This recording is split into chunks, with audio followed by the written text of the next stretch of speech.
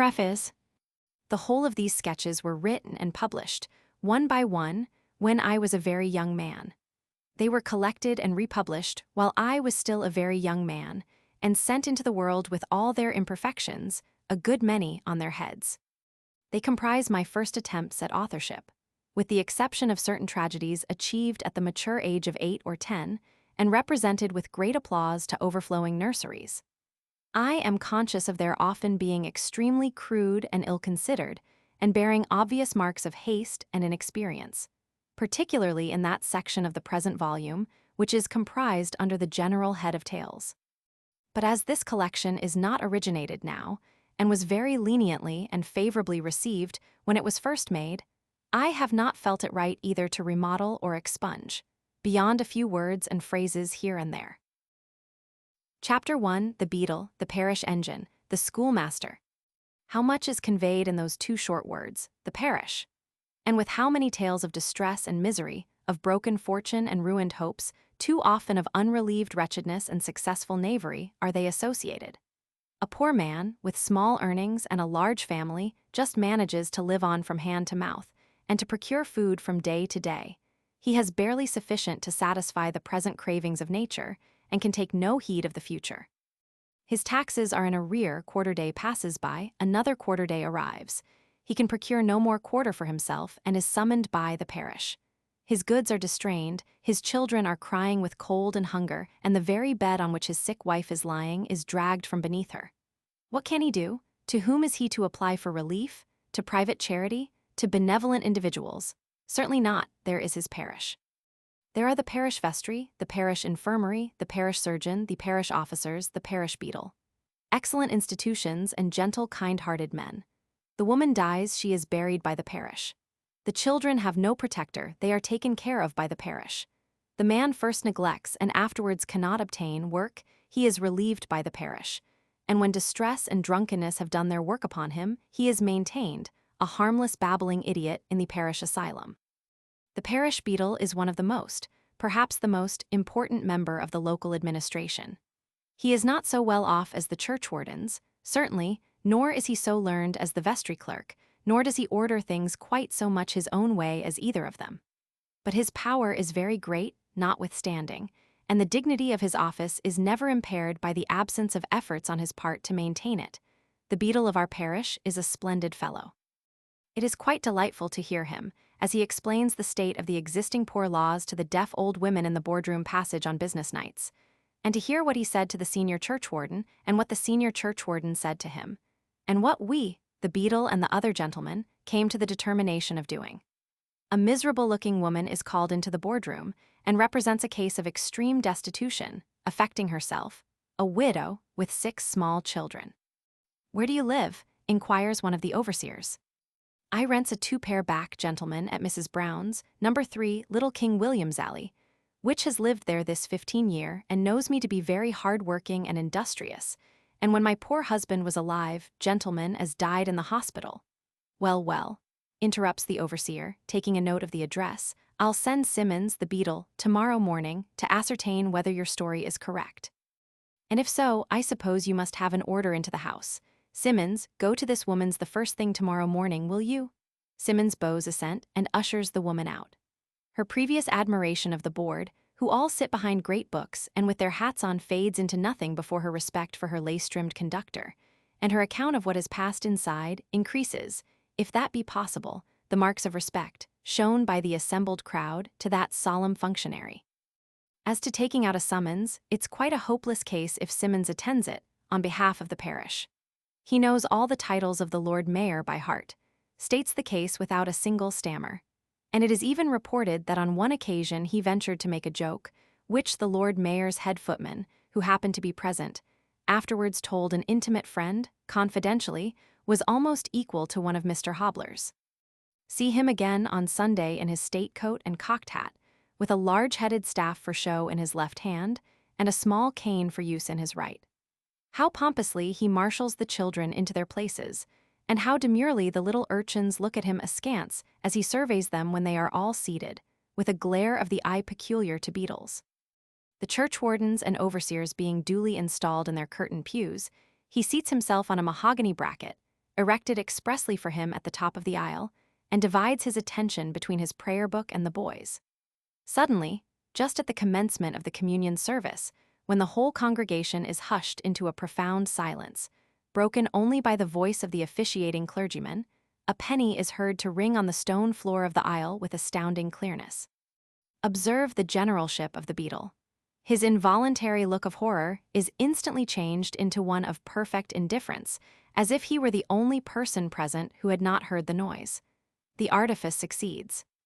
After putting forth his right leg now and then, as a feeler, the victim who dropped the money ventures to make one or two distinct dives after it. And the beadle, gliding softly round, salutes his little round head, when it again appears above the seat, with divers double knocks, administered with the cane before noticed, to the intense delight of 3 young men in an adjacent pew, who cough violently at intervals until the conclusion of the sermon. Such are a few traits of the importance and gravity of a parish beadle, a gravity which has never been disturbed in any case that has come under our observation, except when the services of that particularly useful machine, a parish fire engine, are required. Then indeed all is bustle. 2 little boys run to the beadle as fast as their legs will carry them, and report from their own personal observation that some neighboring chimney is on fire. The engine is hastily got out, and a plentiful supply of boys being obtained and harnessed to it with ropes.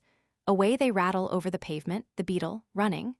We do not exaggerate, running at the side, until they arrive at some house, smelling strongly of soot, at the door of which the beadle knocks with considerable gravity for half an hour. No attention being paid to these manual applications, and the turncock having turned on the water, the engine turns off amidst the shouts of the boys. It pulls up once more at the workhouse, and the beadle pulls up the unfortunate householder next day for the amount of his legal reward. We never saw a parish engine at a regular fire but once. It came up in gallant style, 3 miles and a half an hour at least. There was a capital supply of water, and it was first on the spot. Bang went the pumps. The people cheered. The beadle perspired profusely. But it was unfortunately discovered, just as they were going to put the fire out, that nobody understood the process by which the engine was filled with water, and that 18 boys and a man had exhausted themselves in pumping for 20 minutes without producing the slightest effect. The personages next in importance to the beadle are the master of the workhouse and the parish schoolmaster. The vestry clerk, as everybody knows, is a short, pudgy little man, in black, with a thick gold watch chain of considerable length, terminating in 2 large seals and a key. He is an attorney, and generally in a bustle, at no time more so than when he is hurrying to some parochial meeting, with his gloves crumpled up in one hand and a large red book under the other arm. As to the churchwardens and overseers, we exclude them altogether, because all we know of them is that they are usually respectable tradesmen, who wear hats with brims inclined to flatness, and who occasionally testify in gilt letters on a blue ground, in some conspicuous part of the church, to the important fact of a gallery having been enlarged and beautified, or an organ rebuilt. The master of the workhouse is not, in our parish, nor is he usually in any other, one of that class of men the better part of whose existence has passed away, and who drag out the remainder in some inferior situation, with just enough thought of the past to feel degraded by, and discontented with the present. We are unable to guess precisely to our own satisfaction what station the man can have occupied before. We should think he had been an inferior sort of attorney's clerk, or else the master of a national school. Whatever he was, it is clear his present position is a change for the better. His income is small certainly, as the rusty black coat and threadbare velvet collar demonstrate, but then he lives free of house rent, has a limited allowance of coals and candles, and an almost unlimited allowance of authority in his petty kingdom. He is a tall, thin, bony man, always wears shoes and black cotton stockings with his surtout, and eyes you, as you pass his parlor window, as if he wished you were a pauper, just to give you a specimen of his power. He is an admirable specimen of a small tyrant, morose, brutish, and ill-tempered, bullying to his inferiors, cringing to his superiors, and jealous of the influence and authority of the beadle. Our schoolmaster is just the very reverse of this amiable official. He has been one of those men one occasionally hears of, on whom misfortune seems to have set her mark. Nothing he ever did or was concerned in appears to have prospered. A rich old relation who had brought him up and openly announced his intention of providing for him left him 10,000 L in his will and revoked the bequest in a codicil. Thus unexpectedly reduced to the necessity of providing for himself, he procured a situation in a public office. The young clerks below him died off as if there were a plague among them, but the old fellows over his head, for the reversion of whose places he was anxiously waiting, lived on as if they were immortal. He speculated and lost. He speculated again and won, but never got his money. His talents were great, his disposition easy, generous, and liberal. His friends profited by the one and abused the other. Loss succeeded loss, misfortune crowded on misfortune. Each successive day brought him nearer the verge of hopeless penury, and the quondam friends who had been warmest in their professions grew strangely cold and indifferent. He had children whom he loved, and a wife on whom he doted. The former turned their backs on him, the latter died broken-hearted. He went with the stream. It had ever been his failing, and he had not courage sufficient to bear up against so many shocks. He had never cared for himself, and the only being who had cared for him, in his poverty and distress, was spared to him no longer. It was at this period that he applied for parochial relief. Some kind-hearted man who had known him in happier times chanced to be churchwarden that year, and through his interest he was appointed to his present situation. He is an old man now. Of the many who once crowded round him in all the hollow friendship of boon companionship, some have died, some have fallen like himself, some have prospered, all have forgotten him. Time and misfortune have mercifully been permitted to impair his memory, and use has habituated him to his present condition. Meek, uncomplaining, and zealous in the discharge of his duties, he has been allowed to hold his situation long beyond the usual period, and he will no doubt continue to hold it until infirmity renders him incapable or death releases him. As the gray-headed old man feebly paces up and down the sunny side of the little courtyard between school hours, it would be difficult, indeed, for the most intimate of his former friends to recognize their once gay and happy associate in the person of the pauper schoolmaster. Chapter 2: The Curate, the Old Lady, the Half-Pay Captain. We commenced our last chapter with the beadle of our parish, because we are deeply sensible of the importance and dignity of his office. We will begin the present with the clergyman. Our curate is a young gentleman of such prepossessing appearance and fascinating manners that within 1 month after his first appearance in the parish, half the young lady inhabitants were melancholy with religion and the other half desponding with love. Never were so many young ladies seen in our parish church on Sunday before, and never had the little round angels, faces on Mr. Tompkins's monument in the side aisle, beheld such devotion on earth as they all exhibited. He was about 25 when he first came to astonish the parishioners. He parted his hair on the center of his forehead in the form of a Norman arch, wore a brilliant of the first water on the fourth finger of his left hand, which he always applied to his left cheek when he read prayers, and had a deep sepulchral voice of unusual solemnity. Innumerable were the calls made by prudent mammas on our new curate, and innumerable the invitations with which he was assailed, and which, to do him justice, he readily accepted. If his manner in the pulpit had created an impression in his favor, the sensation was increased tenfold by his appearance in private circles. Pews in the immediate vicinity of the pulpit or reading desk rose in value. Sittings in the center aisle were at a premium. An inch of room in the front row of the gallery could not be procured for love or money, and some people even went so far as to assert that the 3 Miss Browns, who had an obscure family pew just behind the churchwardens, were detected, one Sunday, in the free seats by the communion table, actually lying in wait for the curate as he passed to the vestry. He began to preach extempore sermons, and even grave papas caught the infection. He got out of bed at 12:30 one winter's night to half-baptize a washerwoman's child in a slop basin, and the gratitude of the parishioners knew no bounds. The very churchwardens grew generous, and insisted on the parish defraying the expense of the watchbox on wheels, which the new curate had ordered for himself to perform the funeral service in wet weather. He sent 3 pints of gruel and 1/4 pound of tea to a poor woman who had been brought to bed of 4 small children all at once. The parish were charmed. He got up a subscription for her. The woman's fortune was made. He spoke for 1 hour and 25 minutes at an anti-slavery meeting at the Goat and Boots. The enthusiasm was at its height. A proposal was set on foot for presenting the curate with a piece of plate, as a mark of esteem for his valuable services rendered to the parish. The list of subscriptions was filled up in no time. The contest was, not who should escape the contribution, but who should be the foremost to subscribe. A splendid silver inkstand was made, and engraved with an appropriate inscription. The curate was invited to a public breakfast, at the before-mentioned Goat and Boots. The inkstand was presented in a neat speech by Mr. Gubbins, the ex-churchwarden, and acknowledged by the curate in terms which drew tears into the eyes of all present. The very waiters were melted. One would have supposed that, by this time, the theme of universal admiration was lifted to the very pinnacle of popularity. No such thing.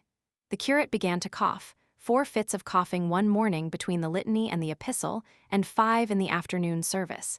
Here was a discovery. The curate was consumptive. How interestingly melancholy. If the young ladies were energetic before, their sympathy and solicitude now knew no bounds. Such a man as the curate, such a dear, such a perfect love to be consumptive, it was too much. Anonymous presents of black currant jam, and lozenges, elastic waistcoats, bosom friends, and warm stockings poured in upon the curate until he was as completely fitted out with winter clothing, as if he were on the verge of an expedition to the North Pole.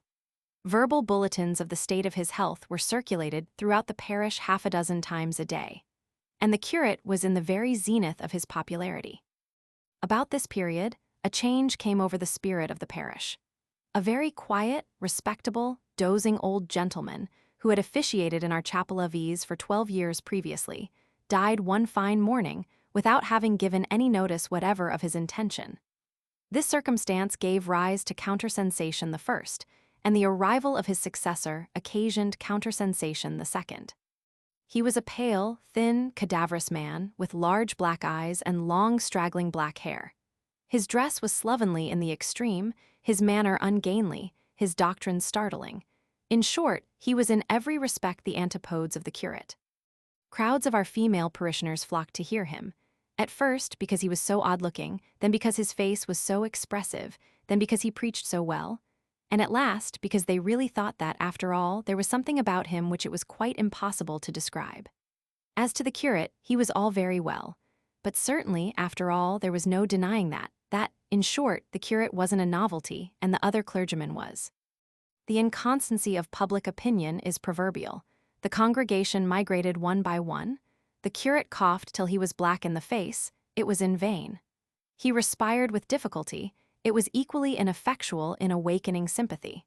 Seats are once again to be had in any part of our parish church, and the chapel of ease is going to be enlarged, as it is crowded to suffocation every Sunday.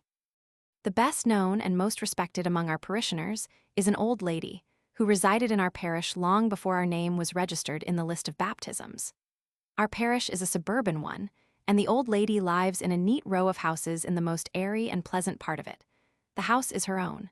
And it, and everything about it, except the old lady herself, who looks a little older than she did 10 years ago, is in just the same state as when the old gentleman was living. The little front parlor, which is the old lady's ordinary sitting room, is a perfect picture of quiet neatness. The carpet is covered with brown holland. The glass and picture frames are carefully enveloped in yellow muslin. The table covers are never taken off, except when the leaves are turpentined and bees waxed, an operation which is regularly commenced every other morning at 9:30, and the little knickknacks are always arranged in precisely the same manner. The greater part of these are presents from little girls whose parents live in the same row. But some of them, such as the 2 old-fashioned watches, which never keep the same time, one being always a quarter of an hour too slow, and the other a quarter of an hour too fast. The little picture of the Princess Charlotte and Prince Leopold as they appeared in the royal box at Drury Lane Theatre, and others of the same class, have been in the old lady's possession for many years. Here the old lady sits with her spectacles on, busily engaged in needlework, near the window in summer time, and if she sees you coming up the steps, and you happen to be a favorite, she trots out to open the street door for you before you knock, and as you must be fatigued after that hot walk, insists on your swallowing 2 glasses of sherry before you exert yourself by talking. If you call in the evening, you will find her cheerful, but rather more serious than usual, with an open Bible on the table, before her, of which Sarah, who is just as neat and methodical as her mistress, regularly reads 2 or 3 chapters in the parlor aloud. The old lady sees scarcely any company, except the little girls before noticed, each of whom has always a regular fixed day for a periodical tea-drinking with her, to which the child looks forward as the greatest treat of its existence. She seldom visits at a greater distance than the next door but one on either side. And when she drinks tea here, Sarah runs out first and knocks a double knock, to prevent the possibility of her Mrs. S. catching cold by having to wait at the door. She is very scrupulous in returning these little invitations, and when she asks Mr. and Mrs. So-and-so to meet Mr. and Mrs. somebody else, Sarah and she dust the urn, and the best china tea service, and the Pope Joan board, and the visitors are received in the drawing-room in great state. She has but few relations, and they are scattered about in different parts of the country, and she seldom sees them. She has a son in India, whom she always describes to you as a fine, handsome fellow, so like the profile of his poor dear father over the sideboard, but the old lady adds, with a mournful shake of the head, that he has always been one of her greatest trials, and that indeed he once almost broke her heart. But it pleased God to enable her to get the better of it, and she would prefer your never mentioning the subject to her again. She has a great number of pensioners, and on Saturday, after she comes back from market, there is a regular levy of old men and women in the passage, waiting for their weekly gratuity. Her name always heads the list of any benevolent subscriptions, and hers are always the most liberal donations to the Winter Coal and Soup Distribution Society. She subscribed £20 towards the erection of an organ in our parish church, and was so overcome the first Sunday the children sang to it, that she was obliged to be carried out by the pew opener. Her entrance into church on Sunday is always the signal for a little bustle in the side aisle, occasioned by a general rise among the poor people, who bow and curtsy until the pew opener has ushered the old lady into her accustomed seat, dropped a respectful curtsy, and shut the door. And the same ceremony is repeated on her leaving church, when she walks home with the family next door but one, and talks about the sermon all the way, invariably opening the conversation by asking the youngest boy where the text was. Thus, with the annual variation of a trip to some quiet place on the seacoast, passes the old lady's life. It has rolled on in the same unvarying and benevolent course for many years now, and must at no distant period be brought to its final close. She looks forward to its termination, with calmness and without apprehension. She has everything to hope and nothing to fear. A very different personage, but one who has rendered himself very conspicuous in our parish, is one of the old lady's next-door neighbors.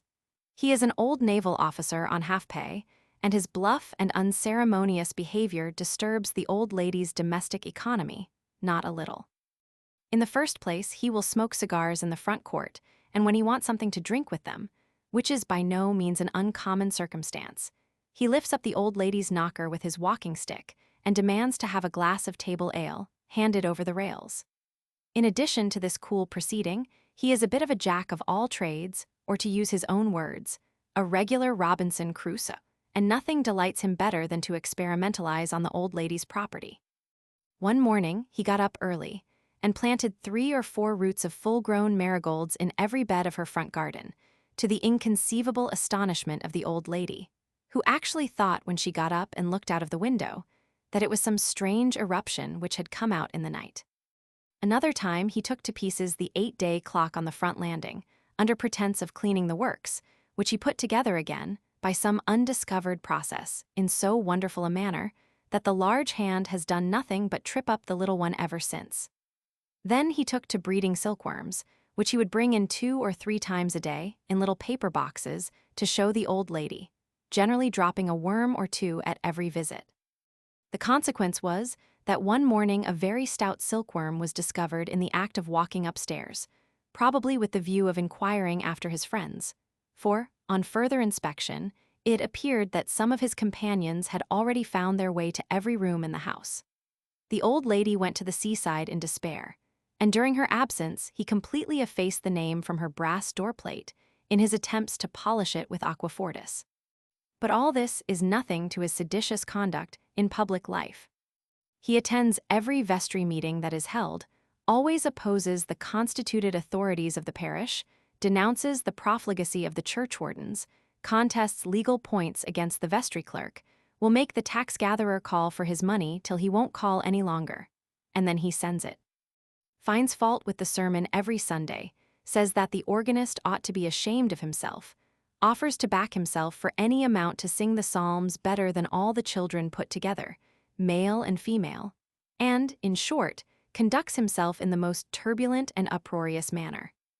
The worst of it is that, having a high regard for the old lady, he wants to make her a convert to his views, and therefore walks into her little parlor with his newspaper in his hand, and talks violent politics by the hour.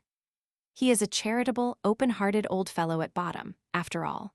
So, although he puts the old lady a little out occasionally, they agree very well in the main, and she laughs as much at each feat of his handiwork when it is all over as anybody else.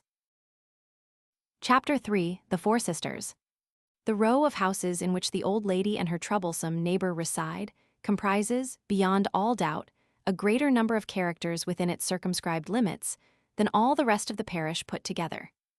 As we cannot, consistently with our present plan, however, extend the number of our parochial sketches beyond 6, it will be better, perhaps, to select the most peculiar and to introduce them at once without further preface. The four Miss Willises, then, settled in our parish 13 years ago. It is a melancholy reflection that the old adage, "Time and tide wait for no man," applies with equal force to the fairer portion of the creation, and willingly would we conceal the fact that even 13 years ago the Miss Willises were far from juvenile.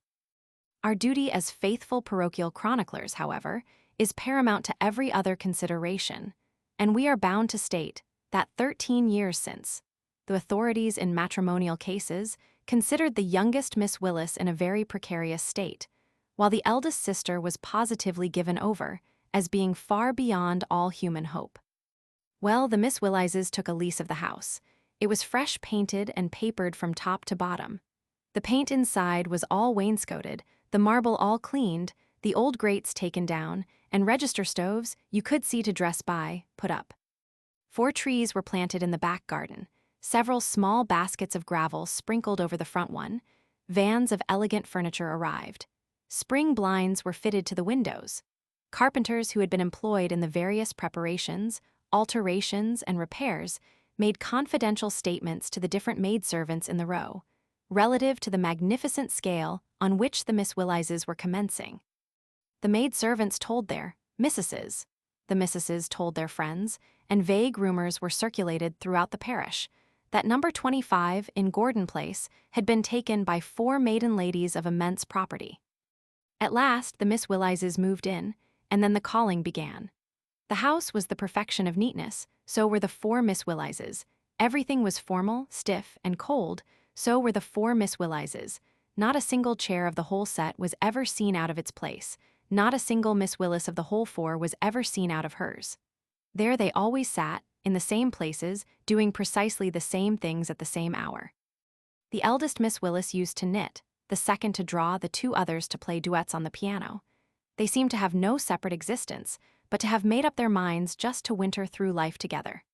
They were 3 long graces in drapery, with the addition, like a school dinner, of another long grace afterwards, the 3 Fates with another sister, the Siamese twins multiplied by 2. The eldest Miss Willis grew bilious, the 4 Miss Willises grew bilious immediately. The eldest Miss Willis grew ill-tempered and religious. The 4 Miss Willises were ill-tempered and religious directly. Whatever the eldest did, the others did, and whatever anybody else did, they all disapproved of, and thus they vegetated, living in polar harmony among themselves, and, as they sometimes went out or saw company in a quiet way at home, occasionally icing the neighbors. 3 years passed over in this way, when an unlooked-for and extraordinary phenomenon occurred. The Miss Willises showed symptoms of summer, the frost gradually broke up, a complete thaw took place. Was it possible one of the 4 Miss Willises was going to be married? Now, where on earth the husband came from, by what feelings the poor man could have been actuated, or by what process of reasoning the 4 Miss Willises succeeded in persuading themselves that it was possible for a man to marry one of them, without marrying them all, are questions too profound for us to resolve. Certain it is, however, that the visits of Mr. Robinson, a gentleman in a public office, with a good salary and a little property of his own, besides, were received, that the 4 Miss Willises were courted in due form by the said Mr. Robinson, that the neighbors were perfectly frantic in their anxiety to discover which of the 4 Miss Willises was the fortunate fair, and that the difficulty they experienced in solving the problem was not at all lessened by the announcement of the eldest Miss Willis. "We are going to marry Mr. Robinson." It was very extraordinary. They were so completely identified, the one with the other, that the curiosity of the whole row, even of the old lady herself, was roused almost beyond endurance. The subject was discussed at every little card table and tea drinking. The old gentleman of silkworm notoriety did not hesitate to express his decided opinion that Mr. Robinson was of Eastern descent, and contemplated marrying the whole family at once. And the row, generally, shook their heads with considerable gravity, and declared the business to be very mysterious. They hoped it might all end well. It certainly had a very singular appearance, but still, it would be uncharitable to express any opinion without good grounds to go upon, and certainly the Miss Willises were quite old enough to judge for themselves, and to be sure people ought to know their own business best, and so forth. At last, one fine morning at 8:15 a.m., 2 glass coaches drove up to the Miss Willises' door, at which Mr. Robinson had arrived in a cab 10 minutes before, dressed in a light blue coat and double-milled kersey pantaloons, white neckerchief, pumps and dress gloves, his manner denoting, as appeared from the evidence of the housemaid at number 23, who was sweeping the doorsteps at the time, a considerable degree of nervous excitement. It was also hastily reported on the same testimony that the cook who opened the door wore a large white bow of unusual dimensions, in a much smarter headdress than the regulation cap, to which the Miss Willises invariably restricted the somewhat excursive tastes of female servants in general. The intelligence spread rapidly from house to house. It was quite clear that the eventful morning had at length arrived.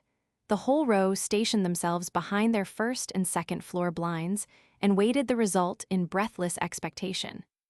At last the Miss Willises' door opened. The door of the first glass coach did the same.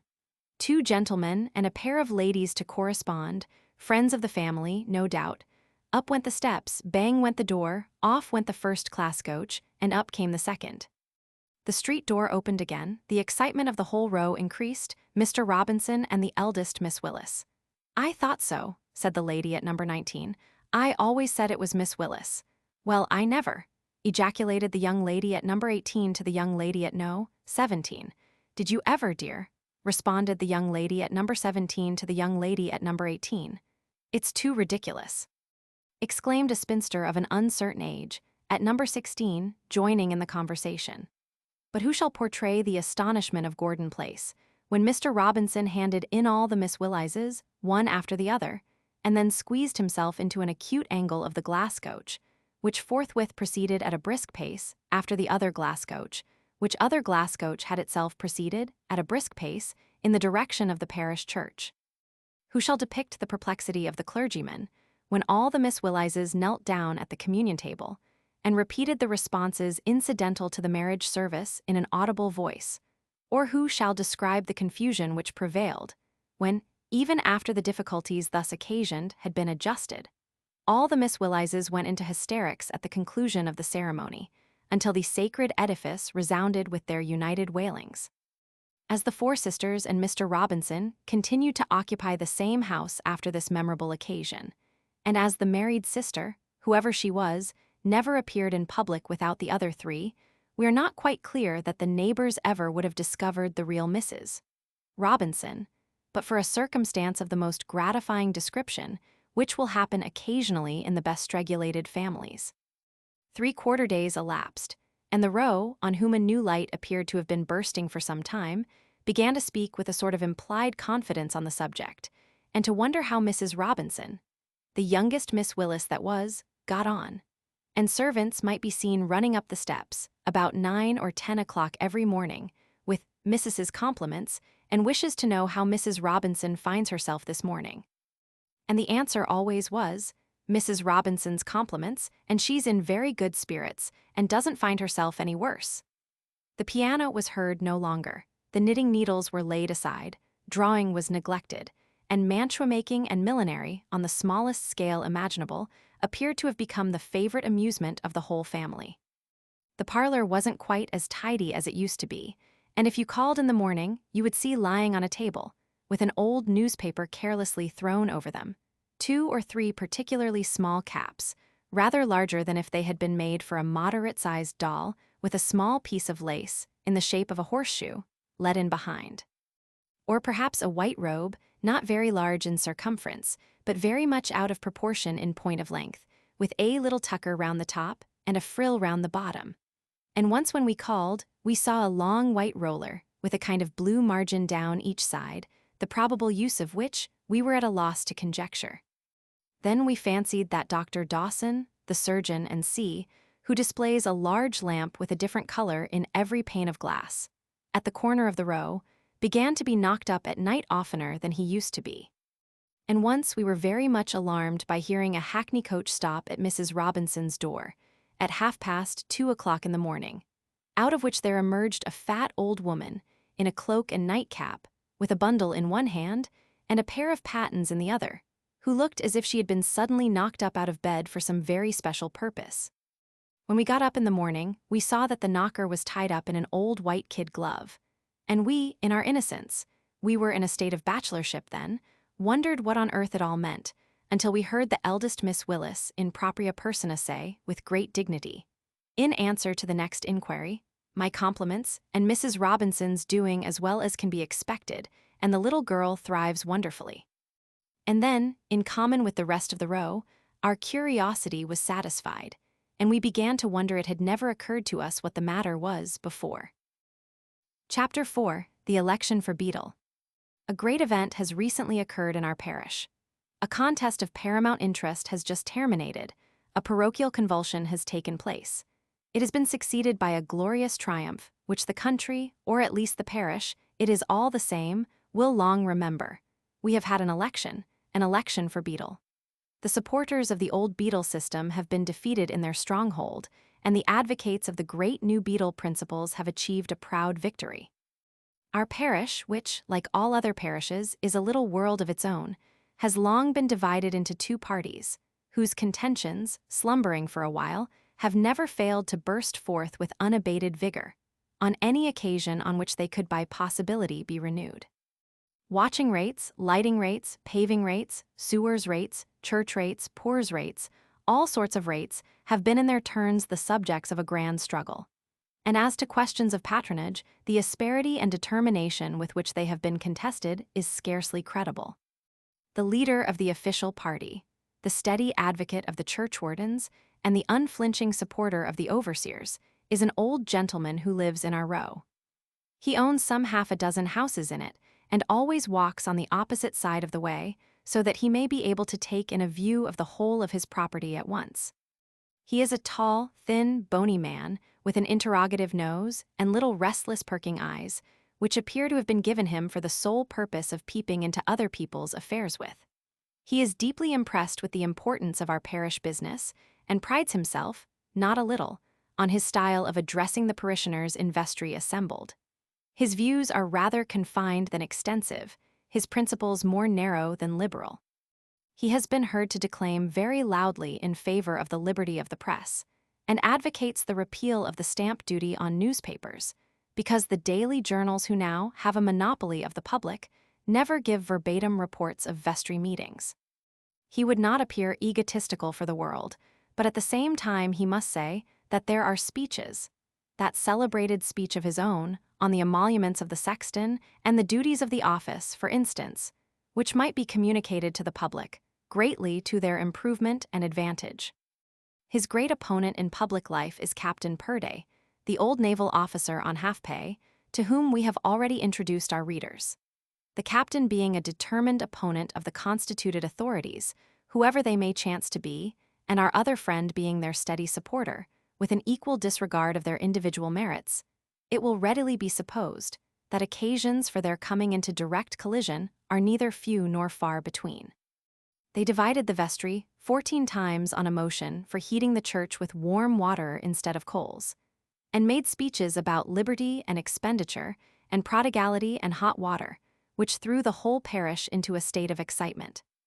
Then the captain, when he was on the visiting committee, and his opponent overseer, brought forward certain distinct and specific charges relative to the management of the workhouse, boldly expressed his total want of confidence in the existing authorities, and moved for a copy of the recipe by which the paupers' soup was prepared, together with any documents relating thereto. This the overseer steadily resisted. He fortified himself by precedent, appealed to the established usage, and declined to produce the papers, on the ground of the injury that would be done to the public service if documents of a strictly private nature, passing between the master of the workhouse and the cook, were to be thus dragged to light on the motion of any individual member of the vestry. The motion was lost by a majority of 2, and then the captain, who never allows himself to be defeated, moved for a committee of inquiry into the whole subject. The affair grew serious. The question was discussed at meeting after meeting, and vestry after vestry.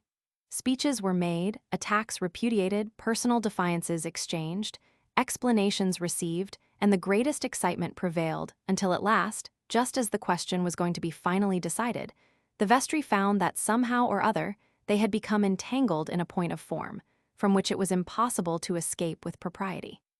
So the motion was dropped, and everybody looked extremely important and seemed quite satisfied with the meritorious nature of the whole proceeding. This was the state of affairs in our parish a week or 2 since, when Symonds, the beadle, suddenly died. The lamented deceased had overexerted himself, a day or 2 previously, in conveying an aged female, highly intoxicated, to the strong room of the workhouse.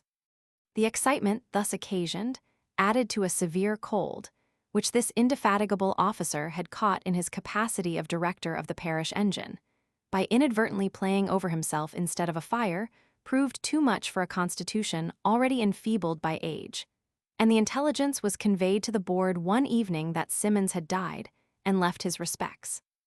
The breath was scarcely out of the body of the deceased functionary when the field was filled with competitors for the vacant office, each of whom rested his claims to public support entirely on the number and extent of his family, as if the office of beadle were originally instituted as an encouragement for the propagation of the human species. Bung for beadle, 5 small children. Hopkins for beadle, 7 small children. Timkins for beadle, 9 small children. Such were the placards in large black letters on a white ground, which were plentifully pasted on the walls and posted in the windows of the principal shops. Timkins's success was considered certain. Several mothers of families half promised their votes, and the 9 small children would have run over the course, but for the production of another placard, announcing the appearance of a still more meritorious candidate. Spruggins for beadle, 10 small children, 2 of them twins, and a wife. There was no resisting this. 10 small children would have been almost irresistible in themselves, without the twins, but the touching parenthesis about that interesting production of nature, and the still more touching allusion to Mrs. Spruggins, must ensure success. Spruggins was the favorite at once, and the appearance of his lady, as she went about to solicit votes, which encouraged confident hopes of a still further addition to the house of Spruggins at no remote period, increased the general prepossession in his favor. The other candidates, Bung alone excepted, resigned in despair. The day of election was fixed, and the canvass proceeded with briskness and perseverance on both sides.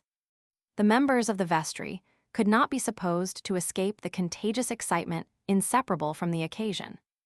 The majority of the lady inhabitants of the parish declared at once for Spruggins, and the quondam overseer took the same side, on the ground that men with large families always had been elected to the office, and that although he must admit that, in other respects, Spruggins was the least qualified candidate of the 2, still it was an old practice, and he saw no reason why an old practice should be departed from.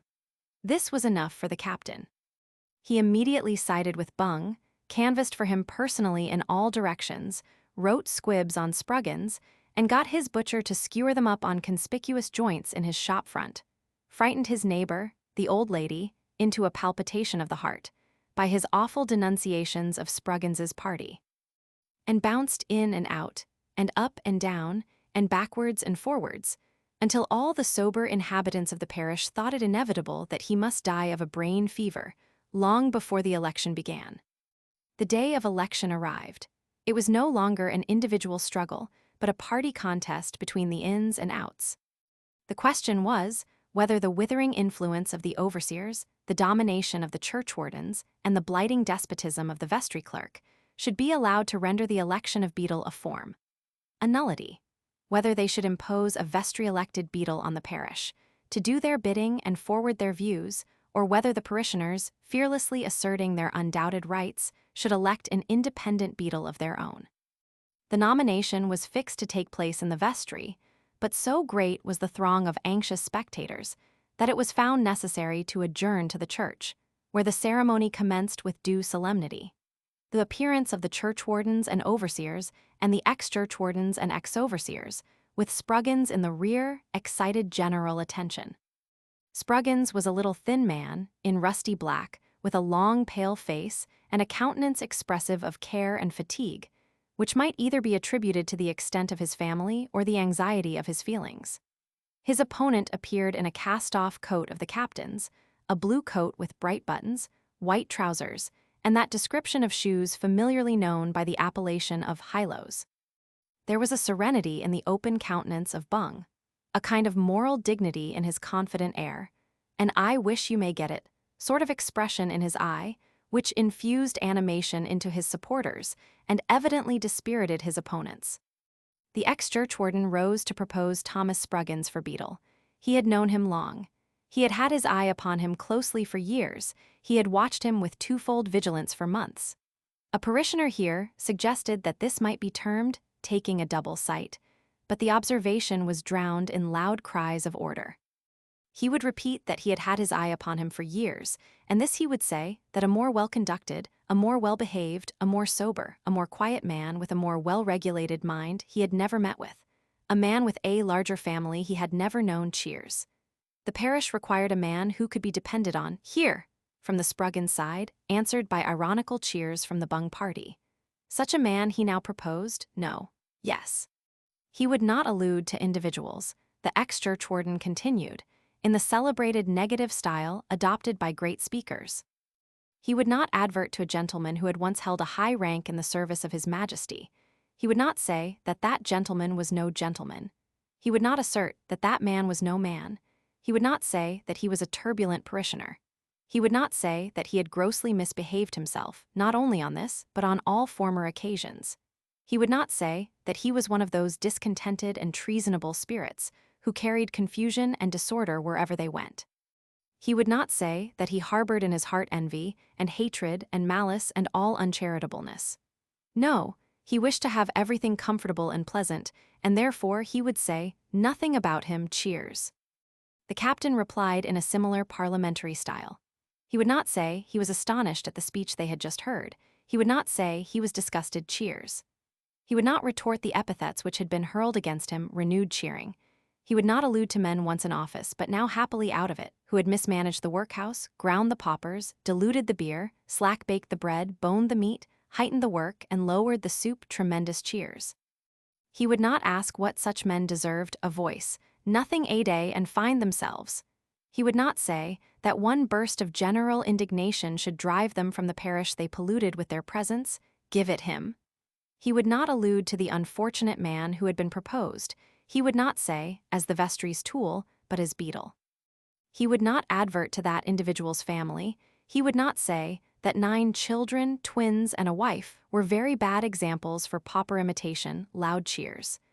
He would not advert in detail to the qualifications of Bung. The man stood before him, and he would not say in his presence what he might be disposed to say of him if he were absent. Here Mr. Bung telegraphed to a friend near him, under cover of his hat, by contracting his left eye and applying his right thumb to the tip of his nose. It had been objected to Bung that he had only 5 children. Here, from the opposition. Well, he had yet to learn that the legislature had affixed any precise amount of infantine qualification to the office of beadle, but taking it for granted that an extensive family were a great requisite, he entreated them to look to facts and compare data about which there could be no mistake. Bung was 35 years of age. Spruggins, of whom he wished to speak with all possible respect, was 50. Was it not more than possible, was it not very probable, that by the time Bung attained the latter age, he might see around him a family, even exceeding in number and extent, that to which Spruggins at present laid claim, deafening cheers and waving of handkerchiefs. The captain concluded, amidst loud applause, by calling upon the parishioners to sound the tocsin, rush to the poll, free themselves from dictation, or be slaves forever. On the following day the polling began, and we never have had such a bustle in our parish since we got up our famous anti-slavery petition, which was such an important one, that the House of Commons ordered it to be printed, on the motion of the member for the district. The captain engaged 2 hackney coaches and a cab for Bung's people, the cab for the drunken voters, and the 2 coaches for the old ladies, the greater portion of whom, owing to the captain's impetuosity, were driven up to the poll and home again, before they recovered from their flurry sufficiently to know, with any degree of clearness, what they had been doing. The opposite party wholly neglected these precautions, and the consequence was that a great many ladies who were walking leisurely up to the church, for it was a very hot day to vote for Spruggins, were artfully decoyed into the coaches and voted for Bung. The captain's arguments, too, had produced considerable effect. The attempted influence of the vestry produced a greater. A threat of exclusive dealing was clearly established against the vestry clerk, a case of heartless and profligate atrocity. It appeared that the delinquent had been in the habit of purchasing 6 pen'orth of muffins, weekly, from an old woman who rents a small house in the parish, and resides among the original settlers. On her last weekly visit, a message was conveyed to her through the medium of the cook, couched in mysterious terms, but indicating with sufficient clearness that the vestry clerk's appetite for muffins, in future, depended entirely on her vote on the beadleship. This was sufficient. The stream had been turning previously, and the impulse thus administered directed its final course. The Bung party ordered 1 shilling's worth of muffins weekly for the remainder of the old woman's natural life. The parishioners were loud in their exclamations, and the fate of Spruggins was sealed. It was in vain that the twins were exhibited in dresses of the same pattern, and nightcaps to match at the church door. The boy in Mrs. Spruggins's right arm, and the girl in her left, even Mrs. Spruggins herself, failed to be an object of sympathy any longer. The majority attained by Bung on the gross poll was 428, and the cause of the parishioners triumphed. Chapter 5: The Broker's Man. The excitement of the late election has subsided, and our parish being once again restored to a state of comparative tranquility, we are enabled to devote our attention to those parishioners who take little share in our party contests or in the turmoil and bustle of public life. And we feel sincere pleasure in acknowledging here that in collecting materials for this task, we have been greatly assisted by Mr. Bung himself, who has imposed on us a debt of obligation which we fear we can never repay. The life of this gentleman has been one of a very checkered description. He has undergone transitions, not from grave to gay, for he never was grave, not from lively to severe, for severity forms no part of his disposition. His fluctuations have been between poverty in the extreme and poverty modified, or, to use his own emphatic language, between nothing to eat and just half enough. He is not, as he forcibly remarks, one of those fortunate men who, if they were to dive under one side of a barge stark naked, would come up on the other with a new suit of clothes on, and a ticket for soup in the waistcoat pocket. Neither is he one of those whose spirit has been broken beyond redemption by misfortune and want. He is just one of the careless, good-for-nothing, happy fellows who float cork-like on the surface for the world to play at hockey with, knocked here and there and everywhere. Now to the right, then to the left, again up in the air, and anon to the bottom, but always reappearing and bounding with the stream buoyantly and merrily along. Some few months before he was prevailed upon to stand a contested election for the office of beadle, necessity attached him to the service of a broker, and on the opportunities he here acquired of ascertaining the condition of most of the poorer inhabitants of the parish, his patron, the captain, first grounded his claims to public support. Chance threw the man in our way a short time since. We were, in the first instance, attracted by his prepossessing impudence at the election. We were not surprised, on further acquaintance, to find him a shrewd, knowing fellow, with no inconsiderable power of observation. And after conversing with him a little, were somewhat struck, as we dare say our readers have frequently been in other cases, with the power some men seem to have, not only of sympathizing with, but to all appearance of understanding feelings to which they themselves are entire strangers. We had been expressing to the new functionary our surprise that he should ever have served in the capacity to which we have just adverted, when we gradually led him into one or two professional anecdotes. As we are induced to think, on reflection, that they will tell better in nearly his own words than with any attempted embellishments of ours, we will at once entitle them. Mr. Bung's narrative. "It's very true, as you say, sir," Mr. Bung commenced, "that a broker's man is not a life to be envied, and in course you know as well as I do, though you don't say it, that people hate and scout 'em because they're the ministers of wretchedness, like, to poor people. But what could I do, sir? The thing was no worse because I did it, instead of somebody else. And if putting me in possession of a house would put me in possession of 3 and 6pence a day, and levying a distress on another man's goods would relieve my distress and that of my family, it can't be expected but what I'd take the job and go through with it. I never liked it, God knows. I always looked out for something else, and the moment I got other work to do, I left it. If there is anything wrong in being the agent in such matters, not the principal, mind you, I'm sure the business, to a beginner like I was, at all events, carries its own punishment along with it. I wished again and again that the people would only blow me up, or pitch into me, that I wouldn't have minded, it's all in my way. But it's the being shut up by yourself in one room for 5 days, without so much as an old newspaper to look at, or anything to see out o' the winder but the roofs and chimneys at the back of the house, or anything to listen to but the ticking, perhaps, of an old Dutch clock, the sobbing of the missus, now and then, the low talking of friends in the next room, who speak in whispers, lest the man should overhear them, or perhaps the occasional opening of the door, as a child peeps in to look at you, and then runs half-frightened away.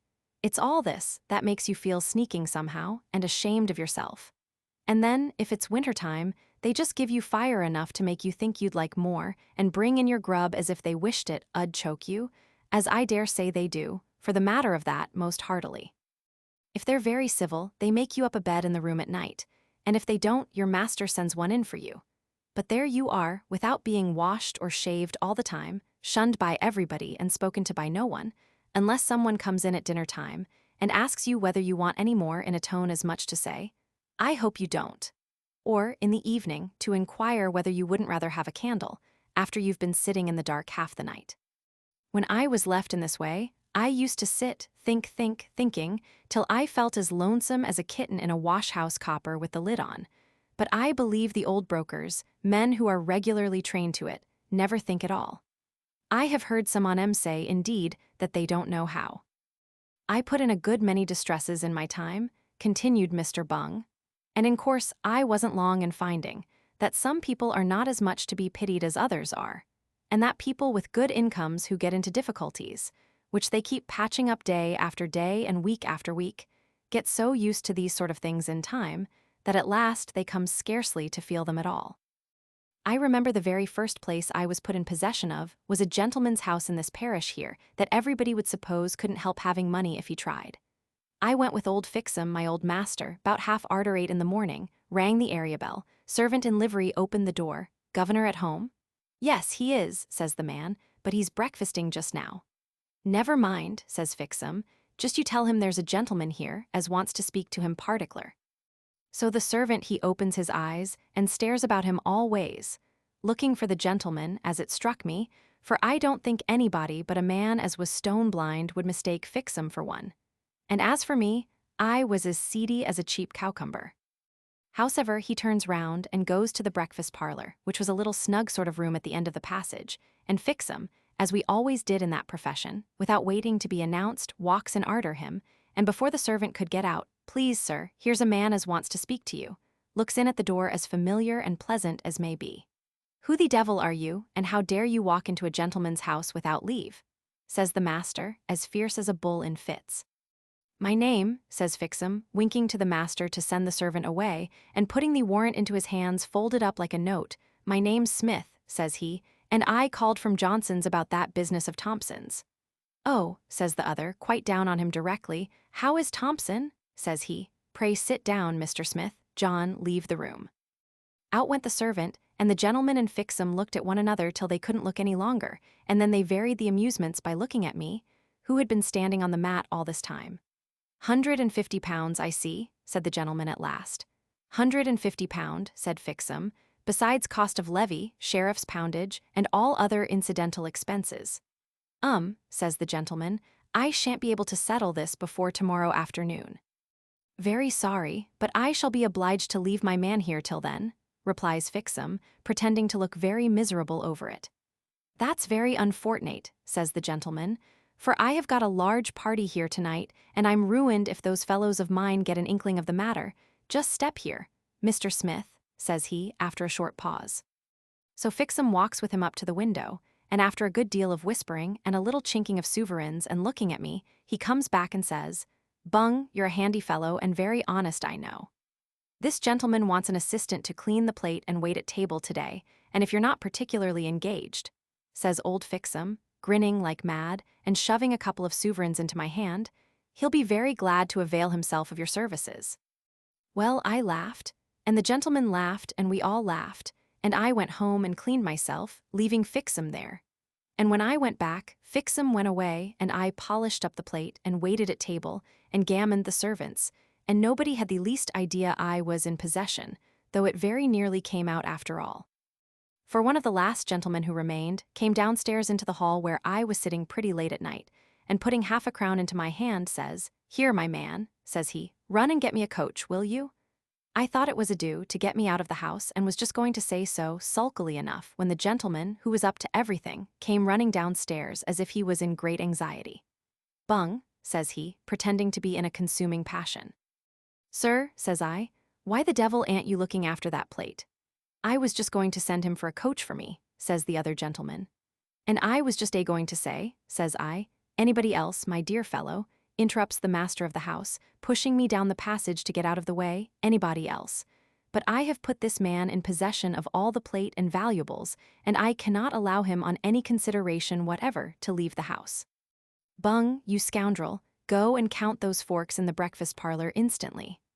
You may be sure I went laughing pretty hearty when I found it was all right. The money was paid next day, with the addition of something else for myself, and that was the best job that I suspect old Fixem too, ever got in that line. But this is the bright side of the picture, sir, after all, resumed Mr. Bung, laying aside the knowing look and flash air with which he had repeated the previous anecdote. And I'm sorry to say, it's the side one sees very, very seldom in comparison with the dark one. The civility which money will purchase is rarely extended to those who have none, and there's a consolation even in being able to patch up one difficulty to make way for another, to which very poor people are strangers. I was once put into a house down George's Yard, that little dirty court at the back of the gasworks, and I never shall forget the misery of them people, dear me. It was a distress for half a year's rent, £2.10, I think. There was only 2 rooms in the house, and as there was no passage, the lodgers upstairs always went through the room of the people of the house as they passed in and out, and every time they did so, which on the average was about 4 times every quarter of an hour, they blowed up quite frightful, for their things had been seized too and included in the inventory. There was a little piece of enclosed dust in front of the house, with a cinder path leading up to the door and an open rainwater butt on one side. A dirty striped curtain, on a very slack string, hung in the window, and a little triangular bit of broken looking-glass rested on the sill inside. I suppose it was meant for the people's use, but their appearance was so wretched and so miserable that I'm certain they never could have plucked up courage to look themselves in the face a second time if they survived the fright of doing so once. There was 2 or 3 chairs that might have been worth in their best days from 8pence to a shilling apiece, a small deal table, an old corner cupboard with nothing in it, and one of those bedsteads which turn up halfway and leave the bottom legs sticking out for you to knock your head against or hang your hat upon. No bed, no bedding. There was an old sack by way of rug before the fireplace, and 4 or 5 children were groveling about among the sand on the floor. The execution was only put in to get him out of the house, for there was nothing to take to pay the expenses, and here I stopped for 3 days, though that was a mere form too. For in course, I knew, and we all knew, they could never pay the money. In one of the chairs, by the side of the place where the fire ought to have been, was an old 'ooman, the ugliest and dirtiest I ever see, who sat rocking herself backwards and forwards, without once stopping, except for an instant now and then, to clasp together the withered hands which, with these exceptions, she kept constantly rubbing upon her knees, just raising and depressing her fingers convulsively, in time to the rocking of the chair. On the other side sat the mother with an infant in her arms, which cried till it cried itself to sleep, and when it woke, cried till it cried itself off again. The old woman's voice I never heard. She seemed completely stupefied, and as to the mother, it would have been better if she had been so too, for misery had changed her to a devil. If you had heard how she cursed the little naked children as was rolling on the floor, and seen how savagely she struck the infant when it cried with hunger, you'd have shuddered as much as I did. There they remained all the time. The children ate a morsel of bread once or twice, and I gave 'em best part of the dinners my missus brought me, but the woman ate nothing. They never even laid on the bedstead, nor was the room swept or cleaned all the time. The neighbors were all too poor themselves to take any notice of 'em, but from what I could make out from the abuse of the woman upstairs, it seemed the husband had been transported a few weeks before. When the time was up, the landlord and old Fixem, too, got rather frightened about the family, and so they made a stir about it and had him taken to the workhouse. They sent the sick couch for the old ooman, and Simmons took the children away at night. The old ooman went into the infirmary and very soon died. The children are all in the house to this day, and very comfortable they are in comparison. As to the mother, there was no taming her at all. She had been a quiet, hard-working woman, I believe, but her misery had actually drove her wild. So after she had been sent to the House of Correction half a dozen times, for throwing inkstands at the overseers, blaspheming the churchwardens, and smashing everybody as come near her, she burst a blood vessel one mornin', and died too.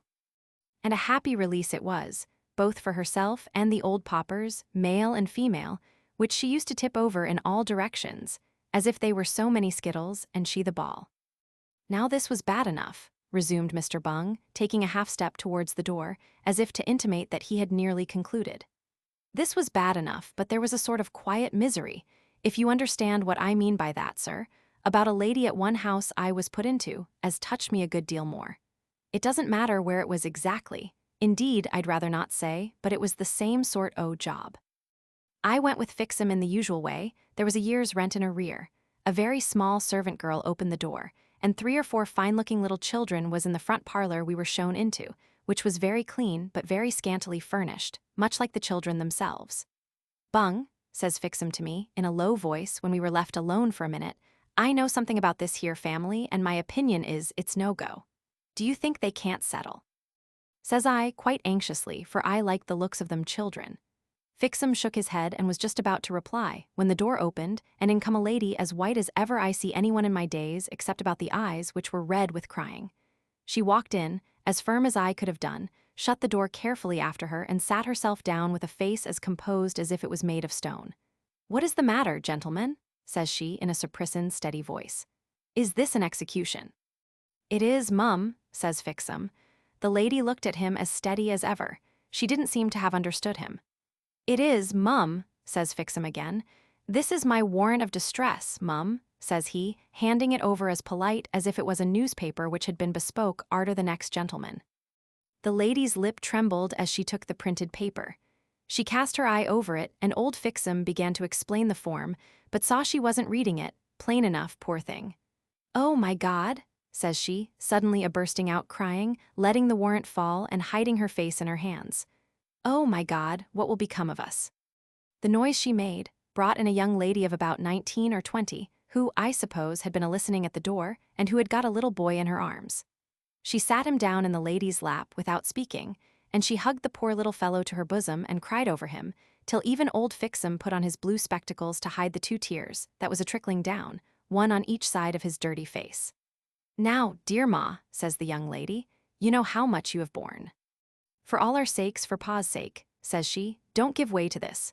"No, no, I woe," says the lady, gathering herself up hastily and drying her eyes. "I am very foolish, but I'm better now, much better." And then she roused herself up, went with us into every room while we took the inventory, opened all the drawers of her own accord, sorted the children's little clothes to make the work easier, and, except doing everything in a strange sort of hurry, seemed as calm and composed as if nothing had happened. When we came downstairs again, she hesitated a minute or two, and at last says, "Gentlemen," says she, "I am afraid I have done wrong, and perhaps it may bring you into trouble. I secreted just now," she says, "the only trinket I have left in the world, here it is." So she lays down on the table a little miniature mounted in gold. "It's a miniature," she says, "of my poor dear father. I little thought once that I should ever thank God for depriving me of the original, but I do, and have done for years back, most fervently. Take it away, sir," she says. "It's a face that never turned from me in sickness and distress, and I can hardly bear to turn from it now, when God knows I suffer both in no ordinary degree." I couldn't say nothing, but I raised my head from the inventory which I was filling up and looked at Fixem. The old fellow nodded to me significantly, so I ran my pen through the mini I had just written and left the miniature on the table. Well, sir, to make short of a long story, I was left in possession, and in possession I remained. And though I was an ignorant man, and the master of the house a clever one, I saw what he never did, but what he would give worlds now, if he had 'em to have seen in time. I saw, sir, that his wife was wasting away, beneath cares of which she never complained and griefs she never told. I saw that she was dying before his eyes. I knew that one exertion from him might have saved her, but he never made it. I don't blame him. I don't think he could rouse himself. She had so long anticipated all his wishes and acted for him that he was a lost man when left to himself. I used to think when I caught sight of her, in the clothes she used to wear, which looked shabby even upon her, and would have been scarcely decent on anyone else, that if I was a gentleman it would wring my very heart to see the woman that was a smart and merry girl when I courted her, so altered through her love for me. Bitter cold and damp weather it was, yet, though her dress was thin, and her shoes none of the best, during the whole 3 days, from morning to night, she was out of doors running about to try and raise the money. The money was raised and the execution was paid out. The whole family crowded into the room where I was when the money arrived. The father was quite happy as the inconvenience was removed. I dare say he didn't know how. The children looked merry and cheerful again. The eldest girl was bustling about, making preparations for the first comfortable meal they had had since the distress was put in, and the mother looked pleased to see them also. But if ever I saw death in a woman's face, I saw it in hers that night. I was right, sir, continued Mr. Bung, hurriedly passing his coat sleeve over his face. The family grew more prosperous and good fortune arrived. But it was too late. Those children are motherless now, and their father would give up all he has since gained, house, home, goods, money, all that he has or ever can have, to restore the wife he has lost. Chapter 6. The Ladies' Societies. Our parish is very prolific in ladies' charitable institutions. In winter, when wet feet are common and colds not scarce, we have the Ladies' Soup Distribution Society, the Ladies' Cold Distribution Society, and the Ladies' Blanket Distribution Society. In summer, when stone fruits flourish and stomach aches prevail, we have the Ladies' Dispensary and the Ladies' Sick Visitation Committee. And all the year round we have the Ladies' Child's Examination Society, the Ladies' Bible and Prayer Book Circulation Society, and the Ladies' Childbed Linen Monthly Loan Society. The two latter are decidedly the most important. Whether they are productive of more benefit than the rest, it is not for us to say, but we can take upon ourselves to affirm, with the utmost solemnity, that they create a greater stir and more bustle than all the others put together. We should be disposed to affirm, on the first blush of the matter, that the Bible and Prayer Book Society is not so popular as the Childbed Linen Society. The Bible and Prayer Book Society has, however, considerably increased in importance within the last year or two, having derived some adventitious aid from the factious opposition of the Child's Examination Society. Which factious opposition originated in manner following. When the young curate was popular, and all the unmarried ladies in the parish took a serious turn, the charity children all at once became objects of peculiar and especial interest. The 3 Miss Browns, enthusiastic admirers of the curate, taught and exercised and examined and re-examined the unfortunate children, until the boys grew pale and the girls consumptive with study and fatigue. The 3 Miss Browns stood it out very well because they relieved each other, but the children, having no relief at all, exhibited decided symptoms of weariness and care. The unthinking part of the parishioners laughed at all this, but the more reflective portion of the inhabitants abstained from expressing any opinion on the subject, until that of the curate had been clearly ascertained. The opportunity was not long wanting. The curate preached a charity sermon on behalf of the charity school, and in the charity sermon aforesaid, expatiated in glowing terms on the praiseworthy and indefatigable exertions of certain estimable individuals. Sobs were heard to issue from the three Miss Browns' pew. The pew opener of the division was seen to hurry down the center aisle to the vestry door, and to return immediately, bearing a glass of water in her hand. A low moaning ensued.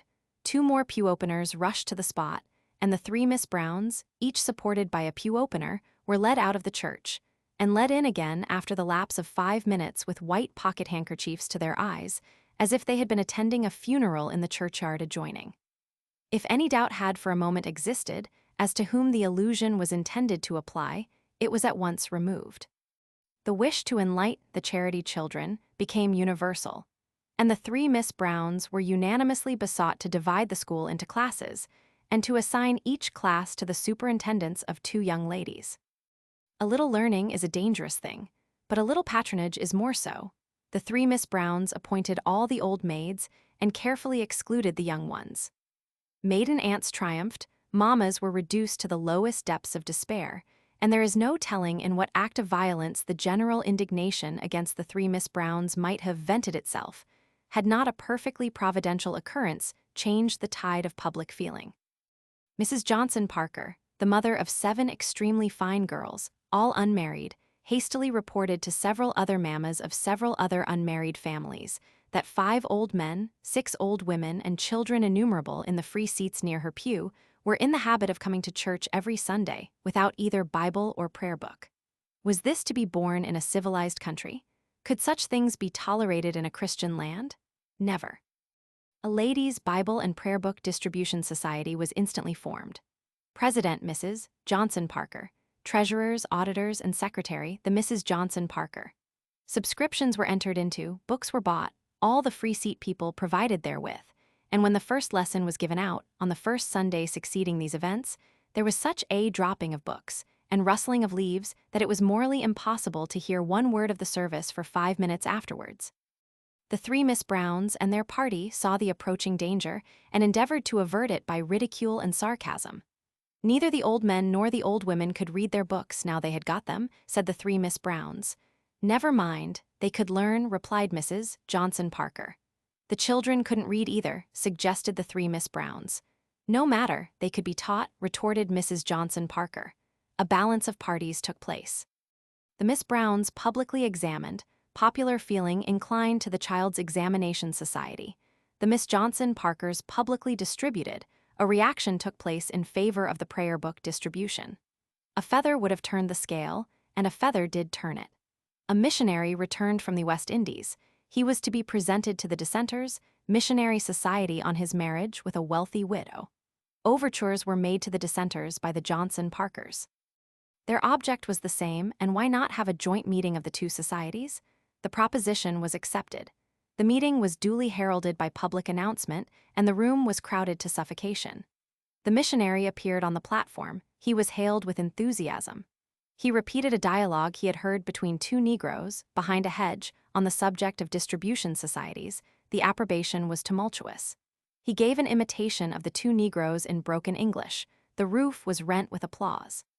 From that period we date, with one trifling exception, a daily increase in the popularity of the distribution society, and an increase of popularity, which the feeble and impotent opposition of the examination party has only tended to augment. Now, the great points about the Child Bedlinen Monthly Loan Society are that it is less dependent on the fluctuations of public opinion than either the distribution or the child's examination, and that, come what may, there is never any lack of objects on which to exercise its benevolence. Our parish is a very populous one, and if anything contributes, we should be disposed to say, rather more than its due share to the aggregate amount of births in the metropolis and its environs. The consequence is that the Monthly Loan Society flourishes and invests its members with a most enviable amount of bustling patronage. The society, whose only notion of dividing time would appear to be its allotment into months, holds monthly tea drinkings, at which the monthly report is received, a secretary elected for the month ensuing, and such of the monthly boxes as may not happen to be out on loan for the month, carefully examined. We were never present at one of these meetings, from all of which it is scarcely necessary to say, gentlemen are carefully excluded. But Mr. Bung has been called before the board once or twice, and we have his authority for stating that its proceedings are conducted with great order and regularity, not more than 4 members being allowed to speak at one time on any pretense whatever. The regular committee is composed exclusively of married ladies, but a vast number of young unmarried ladies of from 18 to 25 years of age, respectively, are admitted as honorary members, partly because they are very useful in replenishing the boxes and visiting the confined, partly because it is highly desirable that they should be initiated, at an early period, into the more serious and matronly duties of afterlife, and partly because prudent mammas have not unfrequently been known to turn this circumstance to wonderfully good account in matrimonial speculations. In addition to the loan of the monthly boxes, which are always painted blue, with the name of the society in large white letters on the lid, the society dispense occasional grants of beef tea and a composition of warm beer, spice, eggs, and sugar, commonly known by the name of candle, to its patients. And here again the services of the honorary members are called into requisition and most cheerfully conceded. Deputations of 2s or 3s are sent out to visit the patients, and on these occasions there is such a tasting of candle and beef tea, such a stirring about of little messes in tiny saucepans on the hob, such a dressing and undressing of infants, such a tying and folding and pinning, such a nursing and warming of little legs and feet before the fire, such a delightful confusion of talking and cooking, bustle, importance, and officiousness, as never can be enjoyed in its full extent but on similar occasions. In rivalry of these two institutions, and as a last expiring effort to acquire parochial popularity, the child's examination people determined, the other day, on having a grand public examination of the pupils. And the large schoolroom of the National Seminary was, by and with the consent of the parish authorities, devoted to the purpose. Invitation circulars were forwarded to all the principal parishioners, including, of course, the heads of the other 2 societies, for whose especial behoof and edification the display was intended, and a large audience was confidently anticipated on the occasion. The floor was carefully scrubbed the day before, under the immediate superintendence of the 3 Miss Browns. Forms were placed across the room for the accommodation of the visitors, specimens in writing were carefully selected, and as carefully patched and touched up until they astonished the children who had written them, rather more than the company who read them. Sums in compound addition were rehearsed and re-rehearsed until all the children had the totals by heart. And the preparations altogether were on the most laborious and most comprehensive scale. The morning arrived. The children were yellow-soaped and flannelled, and towelled till their faces shone again. Every pupil's hair was carefully combed into his or her eyes, as the case might be. The girls were adorned with snow-white tippets, and caps bound round the head by a single purple ribbon. The necks of the elder boys were fixed into collars of startling dimensions. The doors were thrown open, and the Mrs. Brown and Co. were discovered in plain white muslin dresses and caps of the same, the child's examination uniform. The room filled, the greetings of the company were loud and cordial. The distributionists trembled, for their popularity was at stake. The eldest boy fell forward and delivered a propitiatory address from behind his collar. It was from the pen of Mr. Henry Brown. The applause was universal, and the Johnson Parkers were aghast. The examination proceeded with success and terminated in triumph. The Child's Examination Society gained a momentary victory, and the Johnson Parkers retreated in despair. A secret council of the distributionists was held that night with Mrs. Johnson Parker in the chair to consider of the best means of recovering the ground they had lost in the favor of the parish. What could be done? Another meeting. Alas, who was to attend it? The missionary would not do twice, and the slaves were emancipated. A bold step must be taken. The parish must be astonished in some way or other, but no one was able to suggest what the step should be.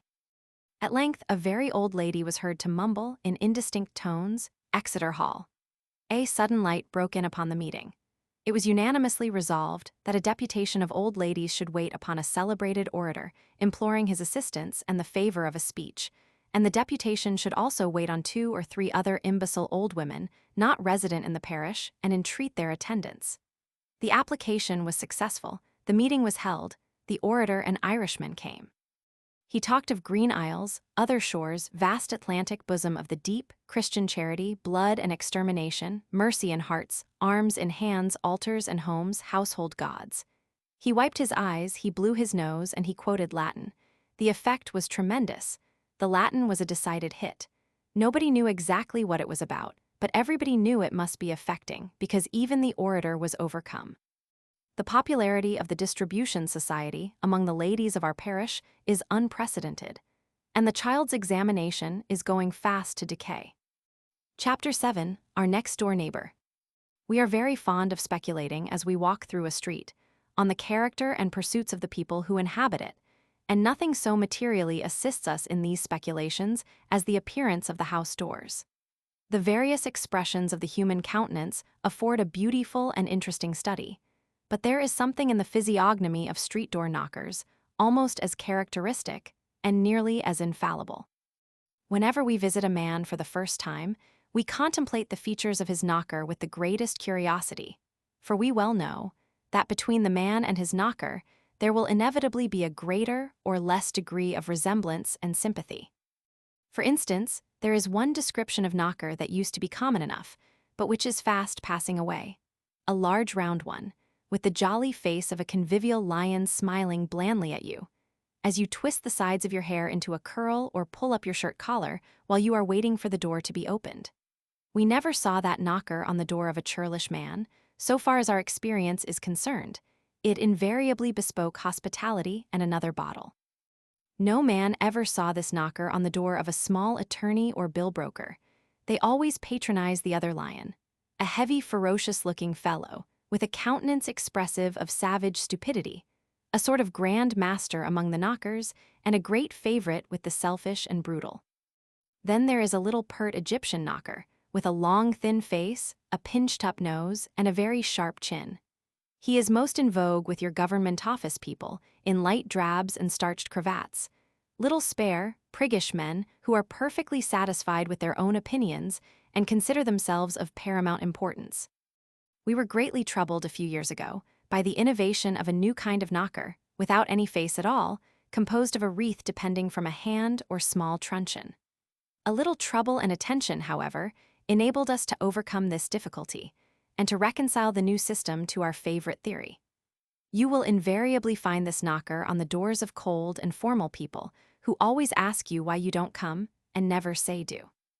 Everybody knows the brass knocker is common to suburban villas and extensive boarding schools, and having noticed this genus, we have recapitulated all the most prominent and strongly defined species. Some phrenologists affirm that the agitation of a man's brain by different passions produces corresponding developments in the form of his skull.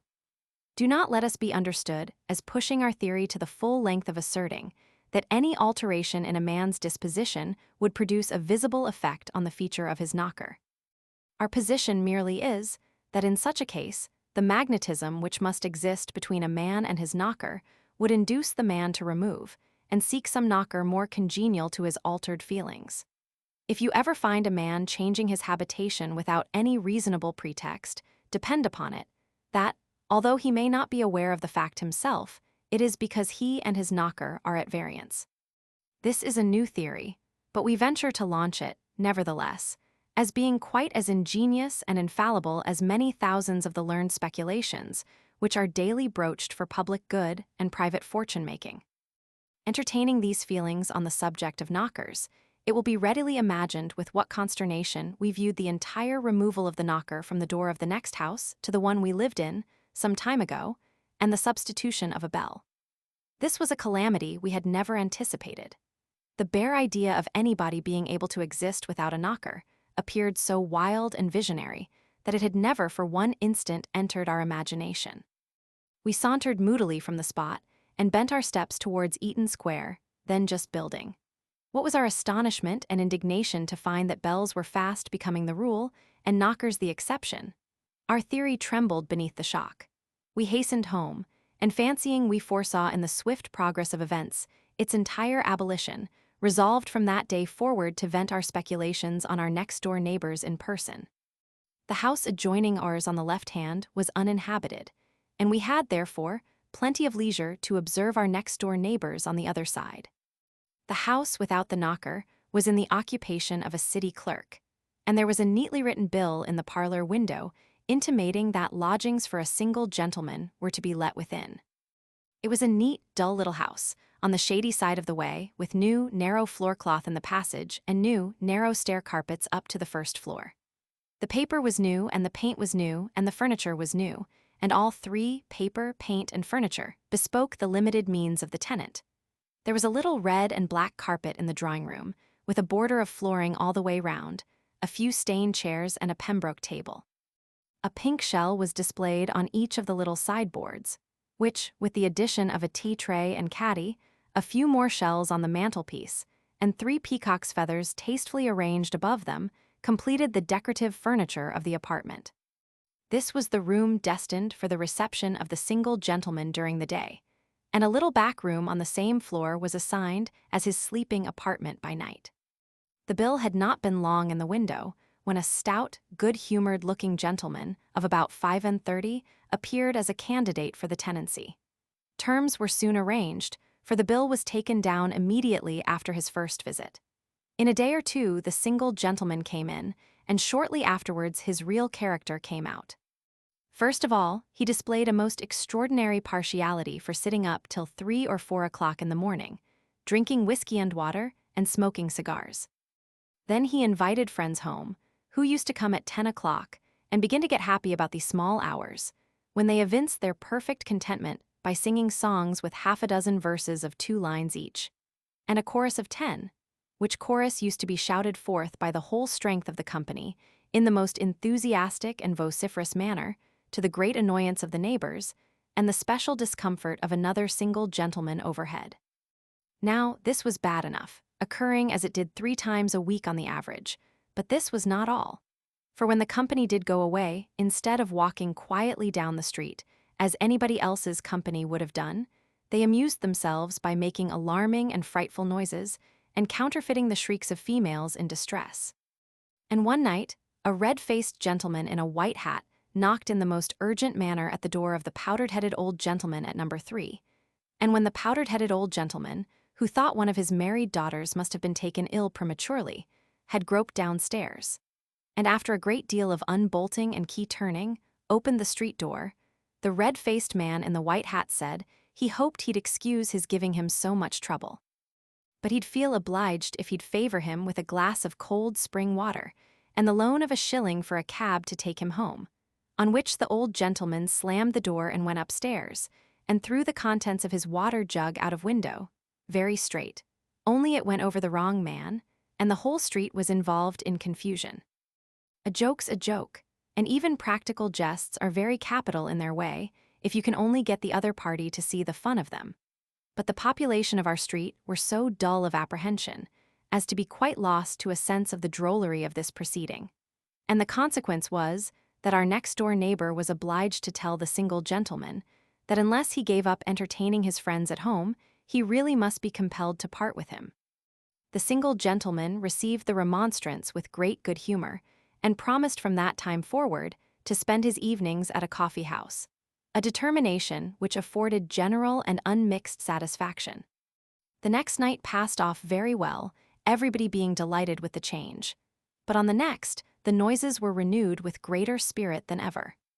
The single gentleman's friends, being unable to see him in his own house every alternate night, had come to the determination of seeing him home every night.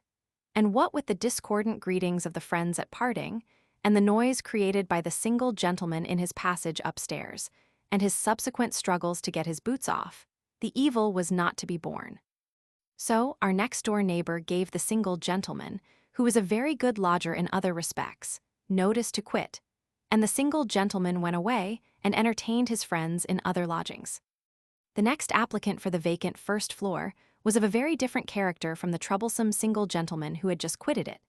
He was a tall, thin young gentleman, with a profusion of brown hair, reddish whiskers, and very slightly developed mustaches. He wore a braided surtout, with frogs behind, light gray trousers and wash-leather gloves, and had altogether rather a military appearance, so unlike the roistering single gentleman. Such insinuating manners, and such a delightful address. So seriously disposed, too. When he first came to look at the lodgings, he inquired most particularly whether he was sure to be able to get a seat in the parish church.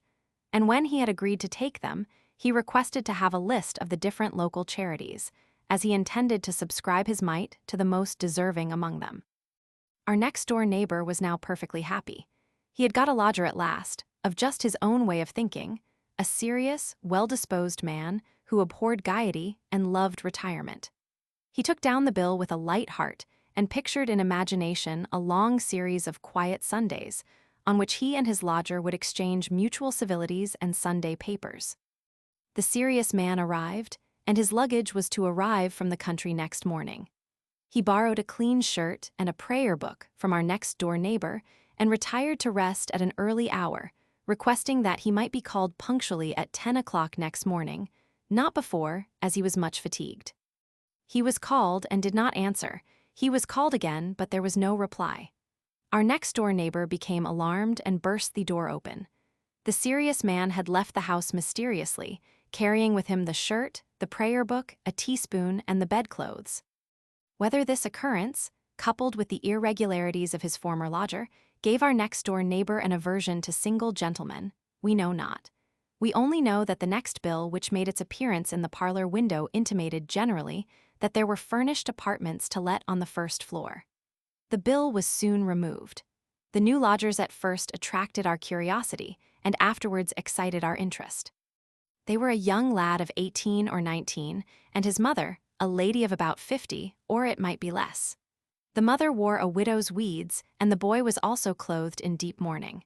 They were poor, very poor, for their only means of support arose from the pittance the boy earned by copying writings and translating for booksellers.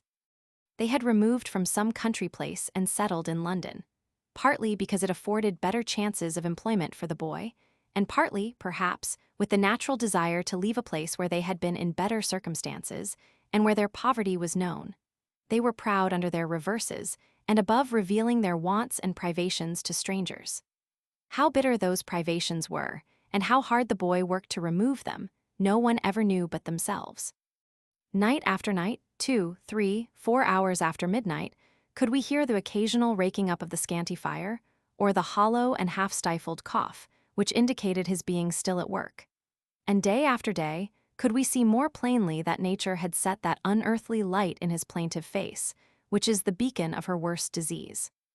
Actuated, we hope, by a higher feeling than mere curiosity, we contrived to establish, first an acquaintance and then a close intimacy with the poor strangers. Our worst fears were realized. The boy was sinking fast. Through a part of the winter and the whole of the following spring and summer, his labors were unceasingly prolonged, and the mother attempted to procure needlework, embroidery, anything for bread. A few shillings now and then were all she could earn. The boy worked steadily on, dying by minutes, but never once giving utterance to complaint or murmur. One beautiful autumn evening, we went to pay our customary visit to the invalid. His little remaining strength had been decreasing rapidly for 2 or 3 days preceding, and he was lying on the sofa at the open window, gazing at the setting sun. His mother had been reading the Bible to him, for she closed the book as we entered and advanced to meet us. "I was telling William," she said, "that we must manage to take him into the country somewhere, so that he may get quite well. He is not ill, you know, but he is not very strong and has exerted himself too much lately." Poor thing! The tears that streamed through her fingers as she turned aside as if to adjust her close widow's cap too plainly showed how fruitless was the attempt to deceive herself. We sat down by the head of the sofa, but said nothing, for we saw the breath of life was passing gently but rapidly from the young form before us. At every respiration, his heart beat more slowly. The boy placed one hand in ours, grasped his mother's arm with the other, drew her hastily towards him, and fervently kissed her cheek. There was a pause. He sunk back upon his pillow and looked long and earnestly in his mother's face. "William, William," murmured the mother after a long interval, "don't look at me so, speak to me, dear." The boy smiled languidly, but an instant afterwards his features resolved into the same cold, solemn gaze. "William, dear William, rouse yourself. Don't look at me so, love, pray don't. "Oh my God, what shall I do?" cried the widow, clasping her hands in agony. "My dear boy, he is dying."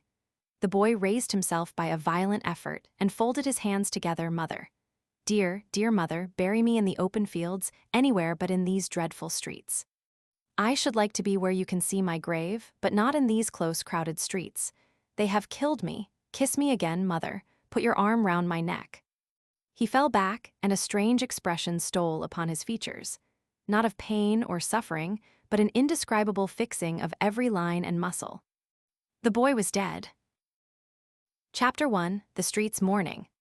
The appearance presented by the streets of London, an hour before sunrise, on a summer's morning, is most striking even to the few whose unfortunate pursuits of pleasure, or scarcely less unfortunate pursuits of business, cause them to be well acquainted with the scene. There is an air of cold, solitary desolation about the noiseless streets, which we are accustomed to see thronged at other times by a busy, eager crowd, and over the quiet, closely shut buildings, which throughout the day are swarming with life and bustle. That is very impressive.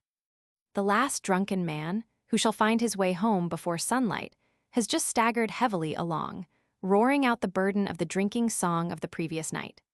The last houseless vagrant whom penury and police have left in the streets has coiled up his chilly limbs in some paved cummer to dream of food and warmth. The drunken, the dissipated, and the wretched have disappeared. The more sober and orderly part of the population have not yet awakened to the labors of the day, and the stillness of death is over the streets. Its very hue seems to be imparted to them, cold and lifeless as they look in the gray, somber light of daybreak. The coach stands in the larger thoroughfares are deserted, the night houses are closed, and the chosen promenades of profligate misery are empty.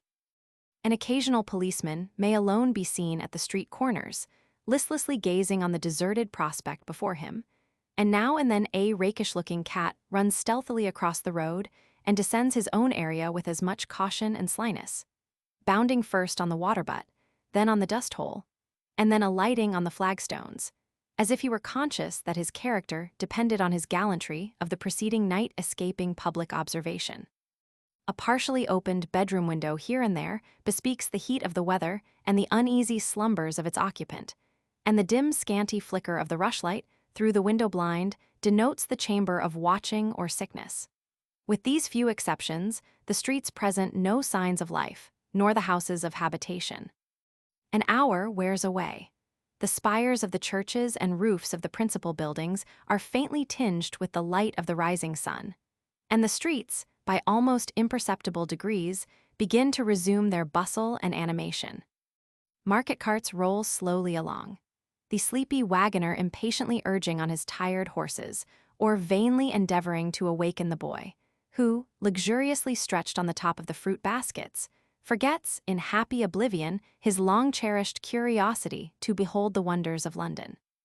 Rough, sleepy-looking animals of strange appearance, something between ostlers and hackney coachmen, begin to take down the shutters of early public houses, and little deal tables, with the ordinary preparations for a street breakfast, make their appearance at the customary stations. Numbers of men and women, principally the latter, carrying upon their heads heavy baskets of fruit, toil down the park side of Piccadilly on their way to Covent Garden, and, following each other in rapid succession, form a long straggling line from thence to the turn of the road at Knightsbridge. Here and there, a bricklayer's laborer, with the day's dinner tied up in a handkerchief, walks briskly to his work, and occasionally a little knot of 3 or 4 schoolboys on a stolen bathing expedition rattle merrily over the pavement, their boisterous mirth contrasting forcibly with the demeanor of the little sweep, who, having knocked and rung till his arm aches, and being interdicted by a merciful legislature from endangering his lungs by calling out, sits patiently down on the doorstep, until the housemaid may happen to awake. Covent Garden Market, and the avenues leading to it, are thronged with carts of all sorts, sizes, and descriptions, from the heavy lumbering wagon, with its 4 stout horses, to the jingling costermonger's cart, with its consumptive donkey. The pavement is already strewed with decayed cabbage leaves, broken hay bands, and all the indescribable litter of a vegetable market. Men are shouting, carts backing, horses neighing, boys fighting, basket women talking, pea-men expatiating on the excellence of their pastry, and donkeys braying. These and 100 other sounds form a compound discordant enough to a Londoner's ears, and remarkably disagreeable to those of country gentlemen who are sleeping at the Hummums for the first time. Another hour passes away, and the day begins in good earnest. The servant of all work, who, under the plea of sleeping very soundly, has utterly disregarded Mrs.'s, ringing for half an hour previously, is warned by master, whom Mrs. has sent up in his drapery to the landing-place for that purpose, that it's 6:30, whereupon she awakes all of a sudden, with well-feigned astonishment, and goes downstairs very sulkily, wishing, while she strikes a light, that the principle of spontaneous combustion would extend itself to coals and kitchen range. When the fire is lighted, she opens the street door to take in the milk, when, by the most singular coincidence in the world, she discovers that the servant next door has just taken in her milk too, and that Mr. Todd's young man over the way is, by an equally extraordinary chance, taking down his master's shutters. The inevitable consequence is that she just steps, milk jug in hand, as far as next door, just to say good morning to Betsy Clark, and that Mr. Todd's young man just steps over the way to say good morning to both of them. And as the aforesaid Mr. Todd's young man is almost as good-looking and fascinating as the baker himself, the conversation quickly becomes very interesting, and probably would become more so, if Betsy Clark's missus, who always will be a-followin' her about, didn't give an angry tap at her bedroom window, on which Mr. Todd's young man tries to whistle coolly, as he goes back to his shop much faster than he came from it.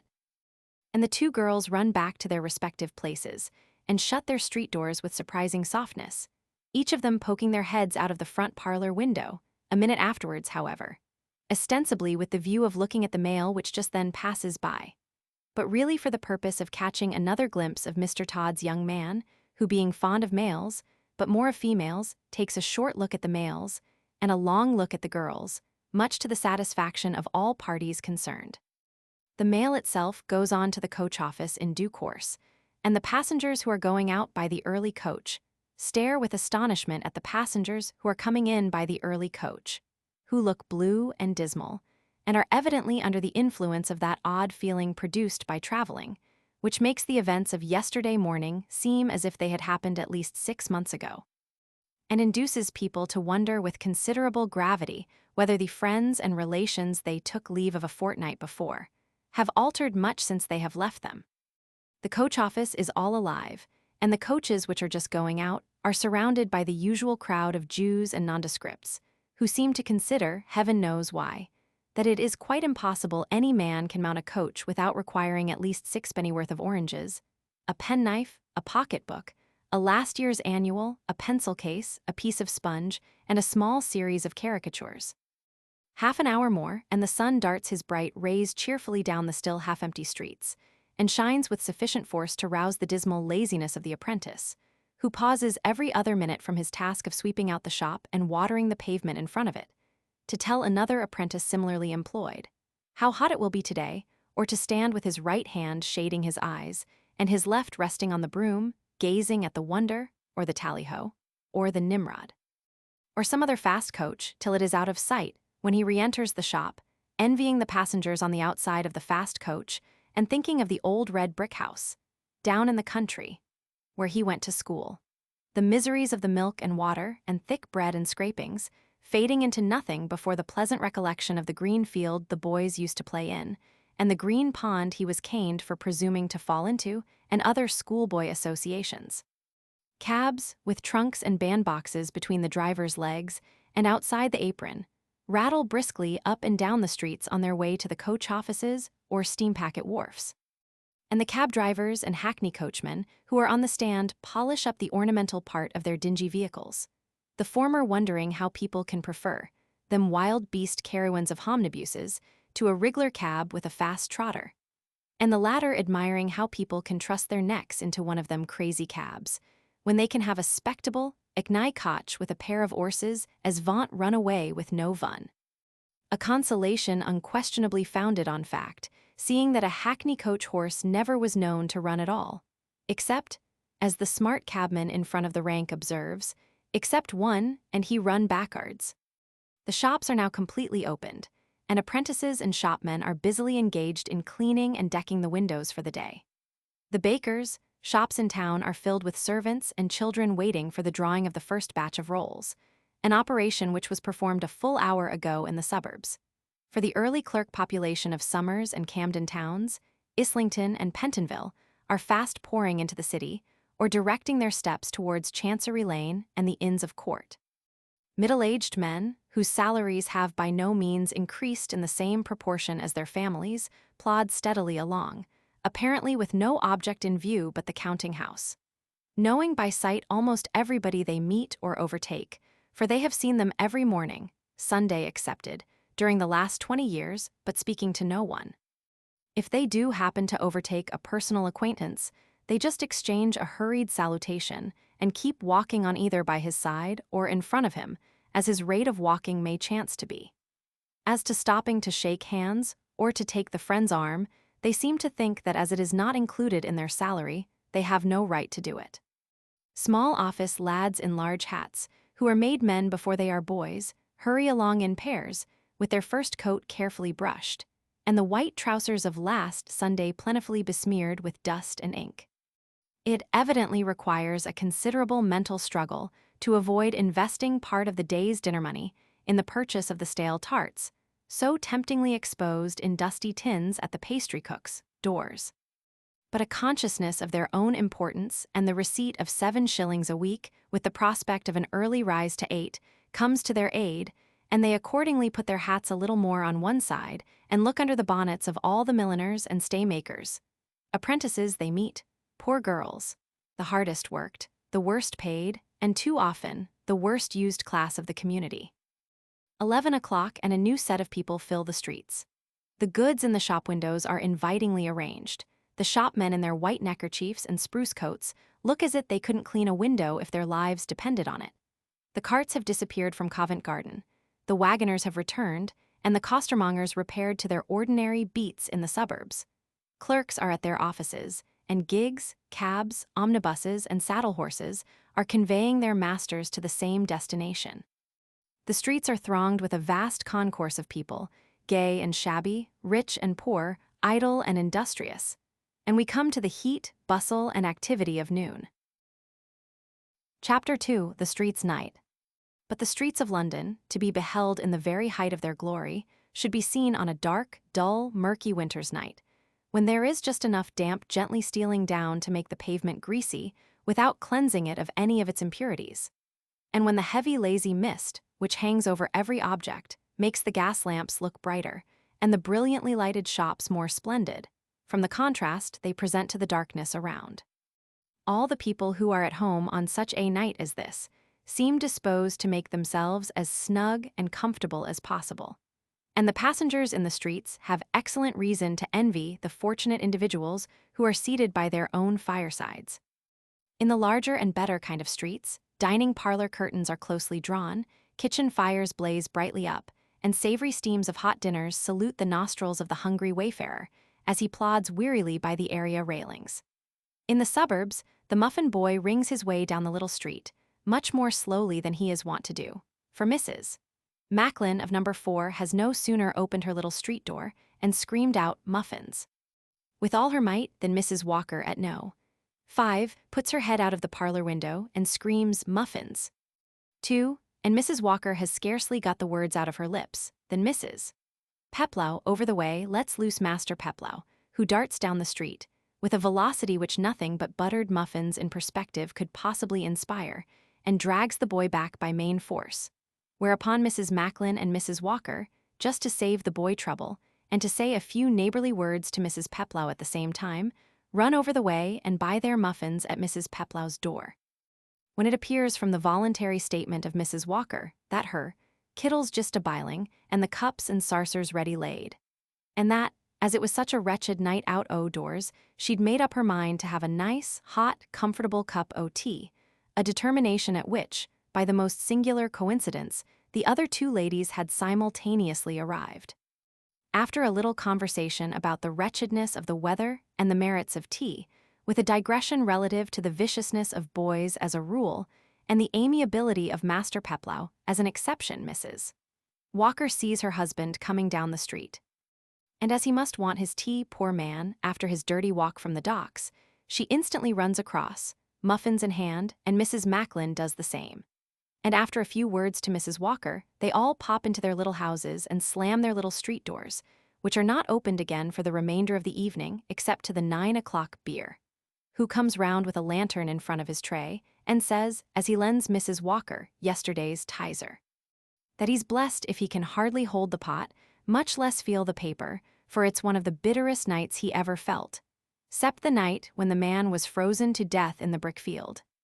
After a little prophetic conversation with the policeman at the street corner, touching a probable change in the weather and the setting in of a hard frost, the 9 o'clock beer returns to his master's house and employs himself for the remainder of the evening in assiduously stirring the taproom fire and deferentially taking part in the conversation of the worthies assembled round it.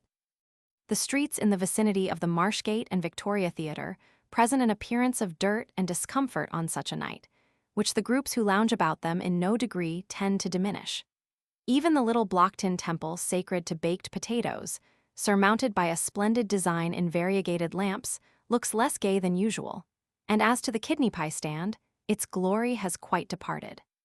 The candle in the transparent lamp, manufactured of old paper, embellished with characters, has been blown out 50 times, so the kidney pie merchant, tired with running backwards and forwards to the next wine vaults to get a light, has given up the idea of illumination in despair, and the only signs of his whereabout are the bright sparks, of which a long, irregular train is whirled down the street every time he opens his portable oven to hand a hot kidney pie to a customer.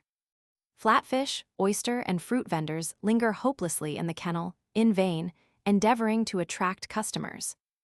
And the ragged boys who usually disport themselves about the streets stand crouched in little knots in some projecting doorway, or under the canvas blind of a cheesemonger's, where great flaring gaslights, unshaded by any glass, display huge piles of blight red and pale yellow cheeses, mingled with little 5-penny dabs of dingy bacon, various tubs of weekly Dorset, and cloudy rolls of best fresh.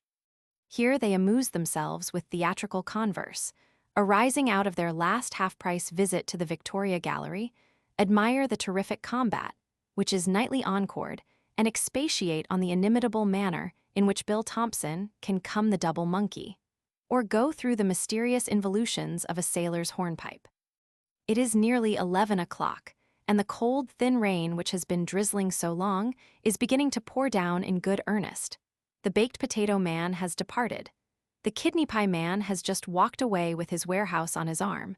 The cheesemonger has drawn in his blind, and the boys have dispersed. The constant clicking of pattens on the slippy and uneven pavement, and the rustling of umbrellas, as the wind blows against the shop windows, bear testimony to the inclemency of the night. And the policeman, with his oilskin cape buttoned closely round him, seems as he holds his hat on his head, and turns round to avoid the gust of wind and rain which drives against him at the street corner, to be very far from congratulating himself on the prospect before him. The little chandler's shop with the cracked bell behind the door, whose melancholy tinkling has been regulated by the demand for quarterns of sugar and half-ounces of coffee, is shutting up. The crowds which have been passing to and fro during the whole day are rapidly dwindling away, and the noise of shouting and quarreling which issues from the public houses is almost the only sound that breaks the melancholy stillness of the night. There was another, but it has ceased. That wretched woman with the infant in her arms, round whose meager form the remnant of her own scanty shawl is carefully wrapped, has been attempting to sing some popular ballad in the hope of wringing a few pence from the compassionate passerby. A brutal laugh at her weak voice is all she has gained. The tears fall thick and fast down her own pale face. The child is cold and hungry, and its low, half-stifled wailing adds to the misery of its wretched mother, as she moans aloud and sinks despairingly down on a cold, damp doorstep. Singing, how few of those who pass such a miserable creature as this think of the anguish of heart, the sinking of soul and spirit, which the very effort of singing produces. Bitter mockery, disease, neglect, and starvation, faintly articulating the words of the joyous ditty that has enlivened your hours of feasting and merriment, God knows how often. It is no subject of jeering. The weak, tremulous voice tells a fearful tale of want and famishing, and the feeble singer of this roaring song may turn away, only to die of cold and hunger. 1 o'clock. Parties returning from the different theaters foot it through the muddy streets. Cabs, hackney coaches, carriages, and theater omnibuses roll swiftly by. Watermen with dim, dirty lanterns in their hands and large brass plates upon their breasts, who have been shouting and rushing about for the last 2 hours, retire to their watering houses to solace themselves with the creature comforts of pipes and purl. The half-price pit and box frequenters of the theaters throng to the different houses of refreshment. And chops, kidneys, rabbits, oysters, stout, cigars, and goes innumerable are served up amidst a noise and confusion of smoking, running, knife clattering, and waiter chattering, perfectly indescribable. The more musical portion of the play-going community betake themselves to some harmonic meeting. As a matter of curiosity, let us follow them thither for a few moments. In a lofty room of spacious dimensions are seated some 80 or 100 guests knocking little pewter measures on the tables and hammering away, with the handles of their knives, as if they were so many trunk-makers. They are applauding a glee, which has just been executed by the 3 professional gentlemen at the top of the center table, one of whom is in the chair, the little pompous man with the bald head just emerging from the collar of his green coat. The others are seated on either side of him, the stout man with the small voice and the thin-faced dark man in black. The little man in the chair is a most amusing personage, such condescending grandeur and such a voice. As the young gentleman near us with the blue stock forcibly remarks to his companion, "Bass, I believe you, he can go down lower than any man, so low sometimes that you can't hear him." And so he does. To hear him growling away, gradually lower and lower down, till he can't get back again, is the most delightful thing in the world, and it is quite impossible to witness unmoved the impressive solemnity with which he pours forth his soul in my Art S in the Iglands, or the brave old Hoke. The stout man is also addicted to sentimentality, and warbles "Fly, fly from the world, my Bessie, with me," or some such song, with ladylike sweetness, and in the most seductive tones imaginable. "Pray give your orders, gentlemen, pray give your orders," says the pale-faced man with the red head, and demands for goes of gin and goes of brandy, and pints of stout, and cigars of peculiar mildness are vociferously made from all parts of the room. The professional gentlemen are in the very height of their glory, and bestow condescending nods, or even a word or two of recognition, on the better-known frequenters of the room, in the most bland and patronizing manner possible. The little round-faced man, with the small brown surtout, white stockings and shoes, is in the comic line. The mixed air of self-denial and mental consciousness of his own powers, with which he acknowledges the call of the chair, is particularly gratifying.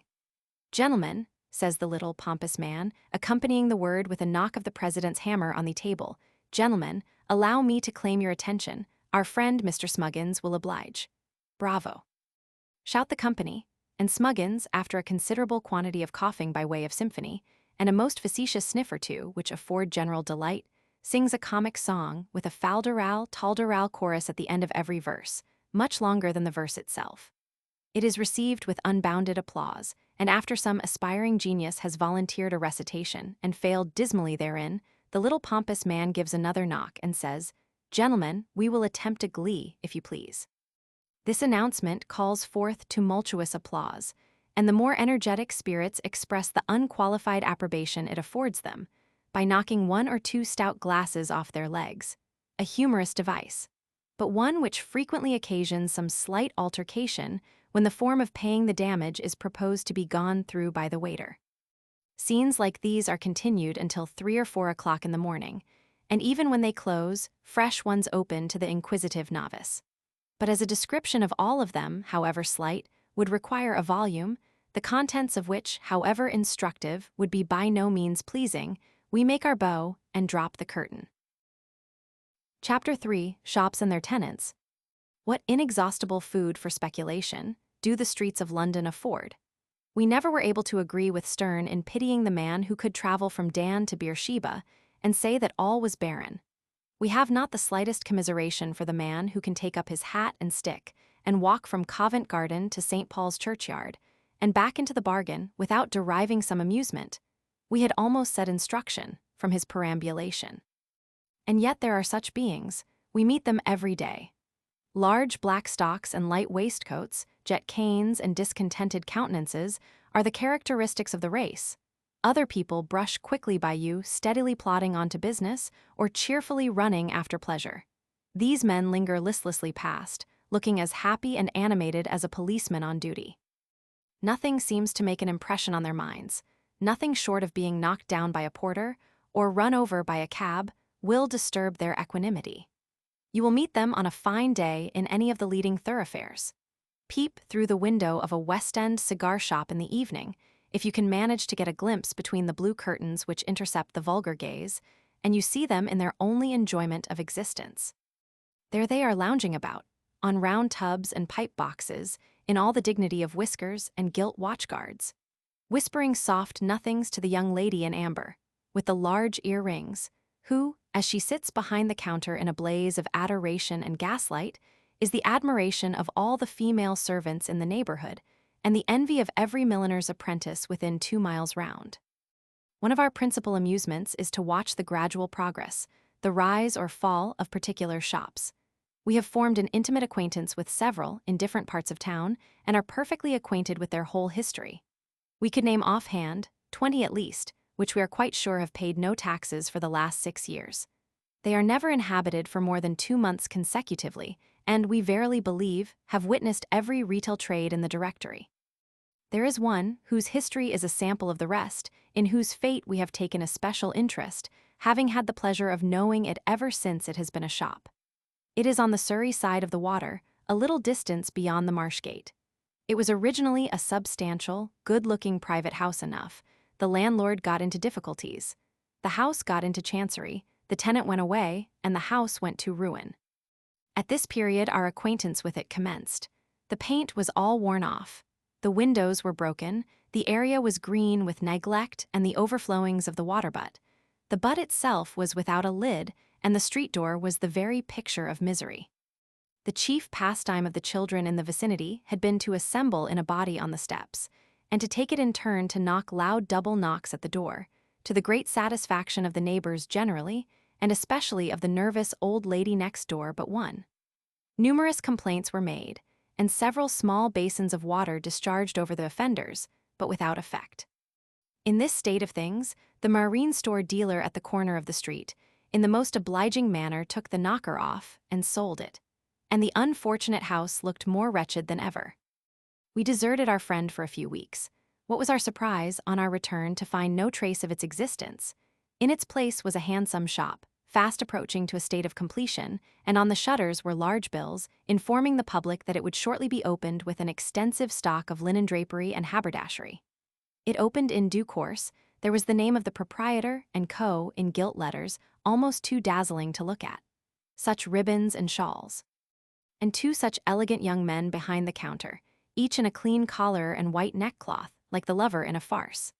As to the proprietor, he did nothing but walk up and down the shop and hand seats to the ladies, and hold important conversations with the handsomest of the young men, who was shrewdly suspected by the neighbors to be the co. We saw all this with sorrow. We felt a fatal presentiment that the shop was doomed, and so it was. Its decay was slow, but sure. Tickets gradually appeared in the windows, then rolls of flannel with labels on them were stuck outside the door. Then a bill was pasted on the street door, intimating that the first floor was to let unfurnished. Then one of the young men disappeared altogether, and the other took to a black neckerchief, and the proprietor took to drinking. The shop became dirty, broken panes of glass remained unmended, and the stock disappeared piecemeal. At last the company's man came to cut off the water, and then the linen draper cut off himself, leaving the landlord his compliments and the key. The next occupant was a fancy stationer. The shop was more modestly painted than before, still it was neat, but somehow we always thought as we passed that it looked like a poor and struggling concern. We wished the man well, but we trembled for his success. He was a widower evidently and had employment elsewhere, for he passed us every morning on his road to the city. The business was carried on by his eldest daughter. Poor girl, she needed no assistance.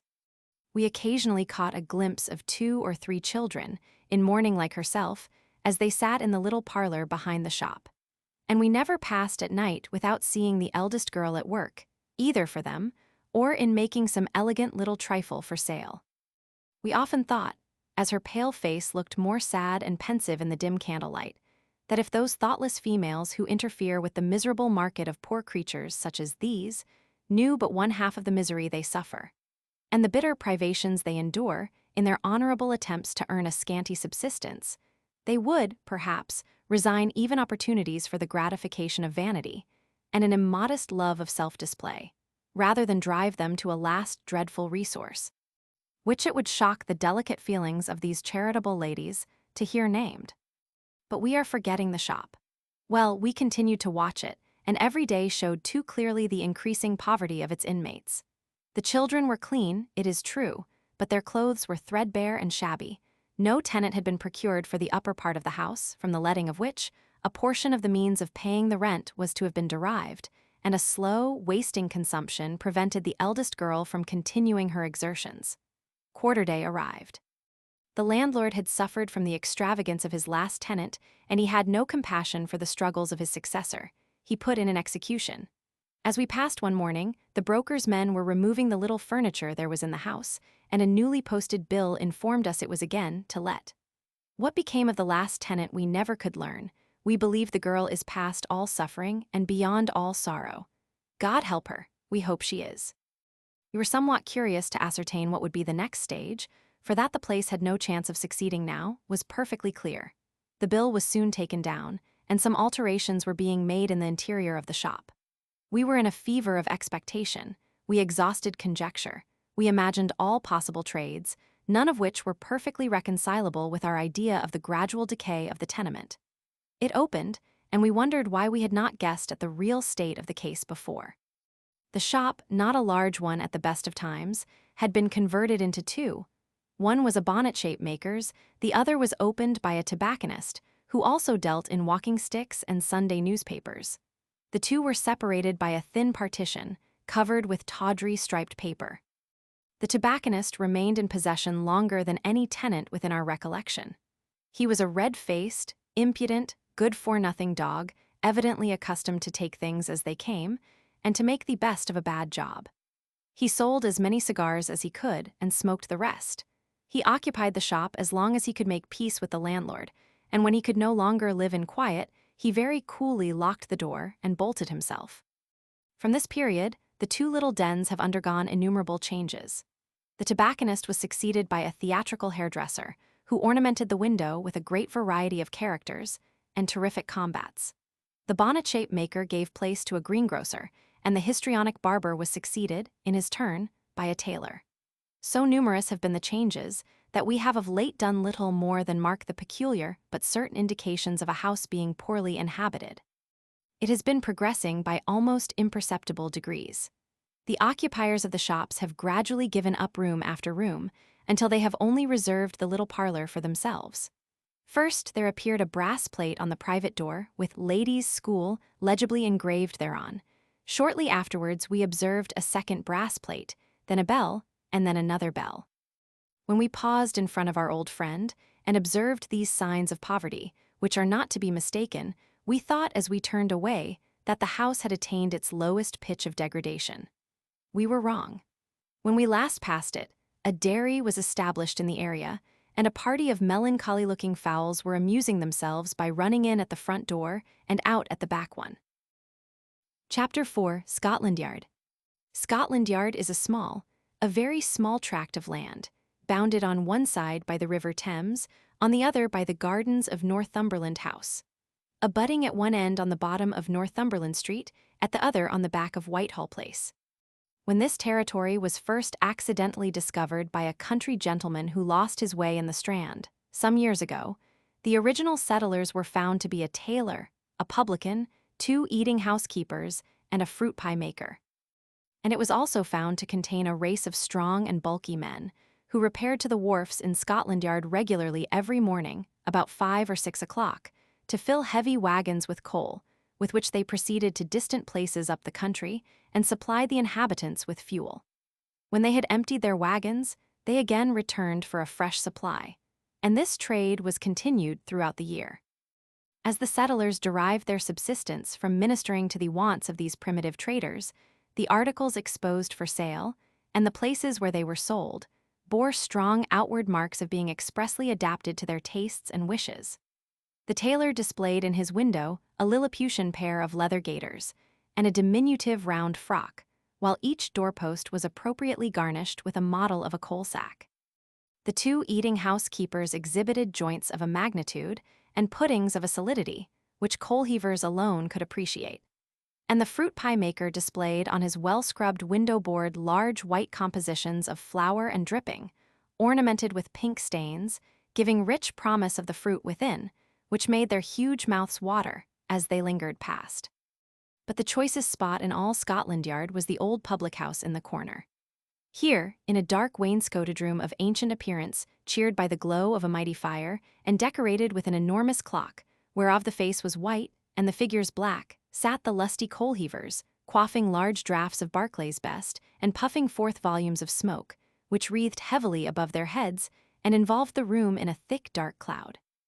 From this apartment might their voices be heard on a winter's night, penetrating to the very bank of the river, as they shouted out some sturdy chorus, or roared forth the burden of a popular song, dwelling upon the last few words with a strength and length of emphasis which made the very roof tremble above them.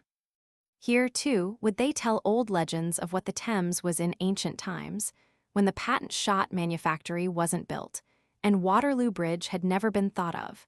And then they would shake their heads with portentous looks, to the deep edification of the rising generation of heavers, who crowded round them, and wondered where all this would end. Whereat the tailor would take his pipe solemnly from his mouth, and say, how that he hoped it might end well. But he very much doubted whether it would or not, and couldn't rightly tell what to make of it. A mysterious expression of opinion, delivered with a semi-prophetic air, which never failed to elicit the fullest concurrence of the assembled company. And so they would go on drinking and wondering till 10 o'clock came, and with it the tailor's wife to fetch him home, when the little party broke up, to meet again in the same room, and say and do precisely the same things on the following evening at the same hour. About this time, the barges that came up the river began to bring vague rumors to Scotland Yard of somebody in the city having been heard to say that the Lord Mayor had threatened in so many words to pull down the old London Bridge and build up a new one. At first these rumors were disregarded as idle tales, wholly destitute of foundation, for nobody in Scotland Yard doubted that if the Lord Mayor contemplated any such dark design, he would just be clapped up in the Tower for a week or two, and then killed off for high treason. By degrees, however, the reports grew stronger and more frequent, and at last a barge, laden with numerous chaldrons of the best Wallsend, brought up the positive intelligence that several of the arches of the old bridge were stopped, and that preparations were actually in progress for constructing the new one. What an excitement was visible in the old tap-room on that memorable night. Each man looked into his neighbor's face, pale with alarm and astonishment, and read therein an echo of the sentiments which filled his own breast. The oldest heaver present proved to demonstration that the moment the piers were removed, all the water in the Thames would run clean off and leave a dry gully in its place. What was to become of the coal barges, of the trade of Scotland Yard, of the very existence of its population? The tailor shook his head more sagely than usual, and grimly pointing to a knife on the table, bid them wait and see what happened. He said nothing, not he, but if the Lord Mayor didn't fall a victim to popular indignation, why he would be rather astonished, that was all. They did wait, barge after barge arrived, and still no tidings of the assassination of the Lord Mayor. The first stone was laid. It was done by a duke, the king's brother. Years passed away, and the bridge was opened by the king himself. In course of time, the piers were removed, and when the people in Scotland Yard got up next morning in the confident expectation of being able to step over to Pedlar's Acre without wetting the soles of their shoes, they found to their unspeakable astonishment that the water was just where it used to be. A result so different from that which they had anticipated from this first improvement produced its full effect upon the inhabitants of Scotland Yard. One of the eating-house keepers began to court public opinion and to look for customers among a new class of people. He covered his little dining tables with white cloths and got a painter's apprentice to inscribe something about hot joints from 12 to 2 in one of the little panes of his shop window. Improvement began to march with rapid strides to the very threshold of Scotland Yard. A new market sprung up at Hungerford, and the police commissioners established their office in Whitehall Place. The traffic in Scotland Yard increased. Fresh members were added to the House of Commons, the metropolitan representatives founded a near cut, and many other foot passengers followed their example. We marked the advance of civilization and beheld it with a sigh. The eating housekeeper who manfully resisted the innovation of tablecloths was losing ground every day as his opponent gained it, and a deadly feud sprung up between them. The genteel one no longer took his evening's pint in Scotland Yard, but drank gin and water at a parlour in Parliament Street. The fruit pie maker still continued to visit the old room, but he took to smoking cigars and began to call himself a pasture cook and to read the papers. The old heavers still assembled round the ancient fireplace, but their talk was mournful, and the loud song and the joyous shout were heard no more. And what is Scotland Yard now? How have its old customs changed? And how has the ancient simplicity of its inhabitants faded away? The old tottering public house is converted into a spacious and lofty wine vaults. Gold leaf has been used in the construction of the letters which emblazon its exterior, and the poet's art has been called into requisition to intimate that if you drink a certain description of ale, you must hold fast by the rail. The tailor exhibits in his window the pattern of a foreign-looking brown surtout, with silk buttons, a fur collar, and fur cuffs. He wears a stripe down the outside of each leg of his trousers, and we have detected his assistants, for he has assistants now, in the act of sitting on the shop-board in the same uniform. At the other end of the little row of houses, a bootmaker has established himself in a brick box, with the additional innovation of a first floor. And here he exposes for sale boots, real Wellington boots, an article which a few years ago none of the original inhabitants had ever seen or heard of. It was but the other day that a dressmaker opened another little box in the middle of the row. And when we thought that the spirit of change could produce no alteration beyond that, a jeweler appeared, and not content with exposing gilt rings and copper bracelets out of number, put up an announcement, which still sticks in his window, that ladies' ears may be pierced within. The dressmaker employs a young lady who wears pockets in her apron, and the tailor informs the public that gentlemen may have their own materials made up. Amidst all this change, and restlessness, and innovation, there remains but one old man who seems to mourn the downfall of this ancient place. He holds no converse with humankind, but, seated on a wooden bench at the angle of the wall which fronts the crossing from Whitehall Place, watches in silence the gambols of his sleek and well-fed dogs. He is the presiding genius of Scotland Yard. Years and years have rolled over his head, but in fine weather or in foul, hot or cold, wet or dry, hail, rain or snow, he is still in his accustomed spot. Misery and want are depicted in his countenance. His form is bent by age, his head is gray with length of trial, but there he sits from day to day, brooding over the past, and thither he will continue to drag his feeble limbs, until his eyes have closed upon Scotland Yard and upon the world together. A few years hence, and the antiquary of another generation, looking into some mouldy record of the strife and passions that agitated the world in these times, may glance his eye over the pages we have just filled. And not all his knowledge of the history of the past, not all his black-letter lore, or his skill in book collecting, not all the dry studies of a long life, or the dusty volumes that have cost him a fortune, may help him to the whereabouts, either of Scotland Yard, or of any one of the landmarks we have mentioned in describing it. Chapter 5, 7 Dials. We have always been of opinion that if Tom King and the Frenchman had not immortalized 7 Dials would have immortalized itself. 7 Dials, the region of song and poetry, first effusions and last dying speeches, hallowed by the names of Catnach and of Pitts, names that will entwine themselves with costermongers and barrel organs, when penny magazines shall have superseded penny yards of song, and capital punishment be unknown. Look at the construction of the place. The Gordian knot was all very well in its way, so was the maze of Hampton Court, so is the maze at the Beulah Spa, so were the ties of stiff white neckcloths, when the difficulty of getting one on was only to be equaled by the apparent impossibility of ever getting it off again. But what involutions can compare with those of 7 Dials? Where is there such another maze of streets, courts, lanes, and alleys?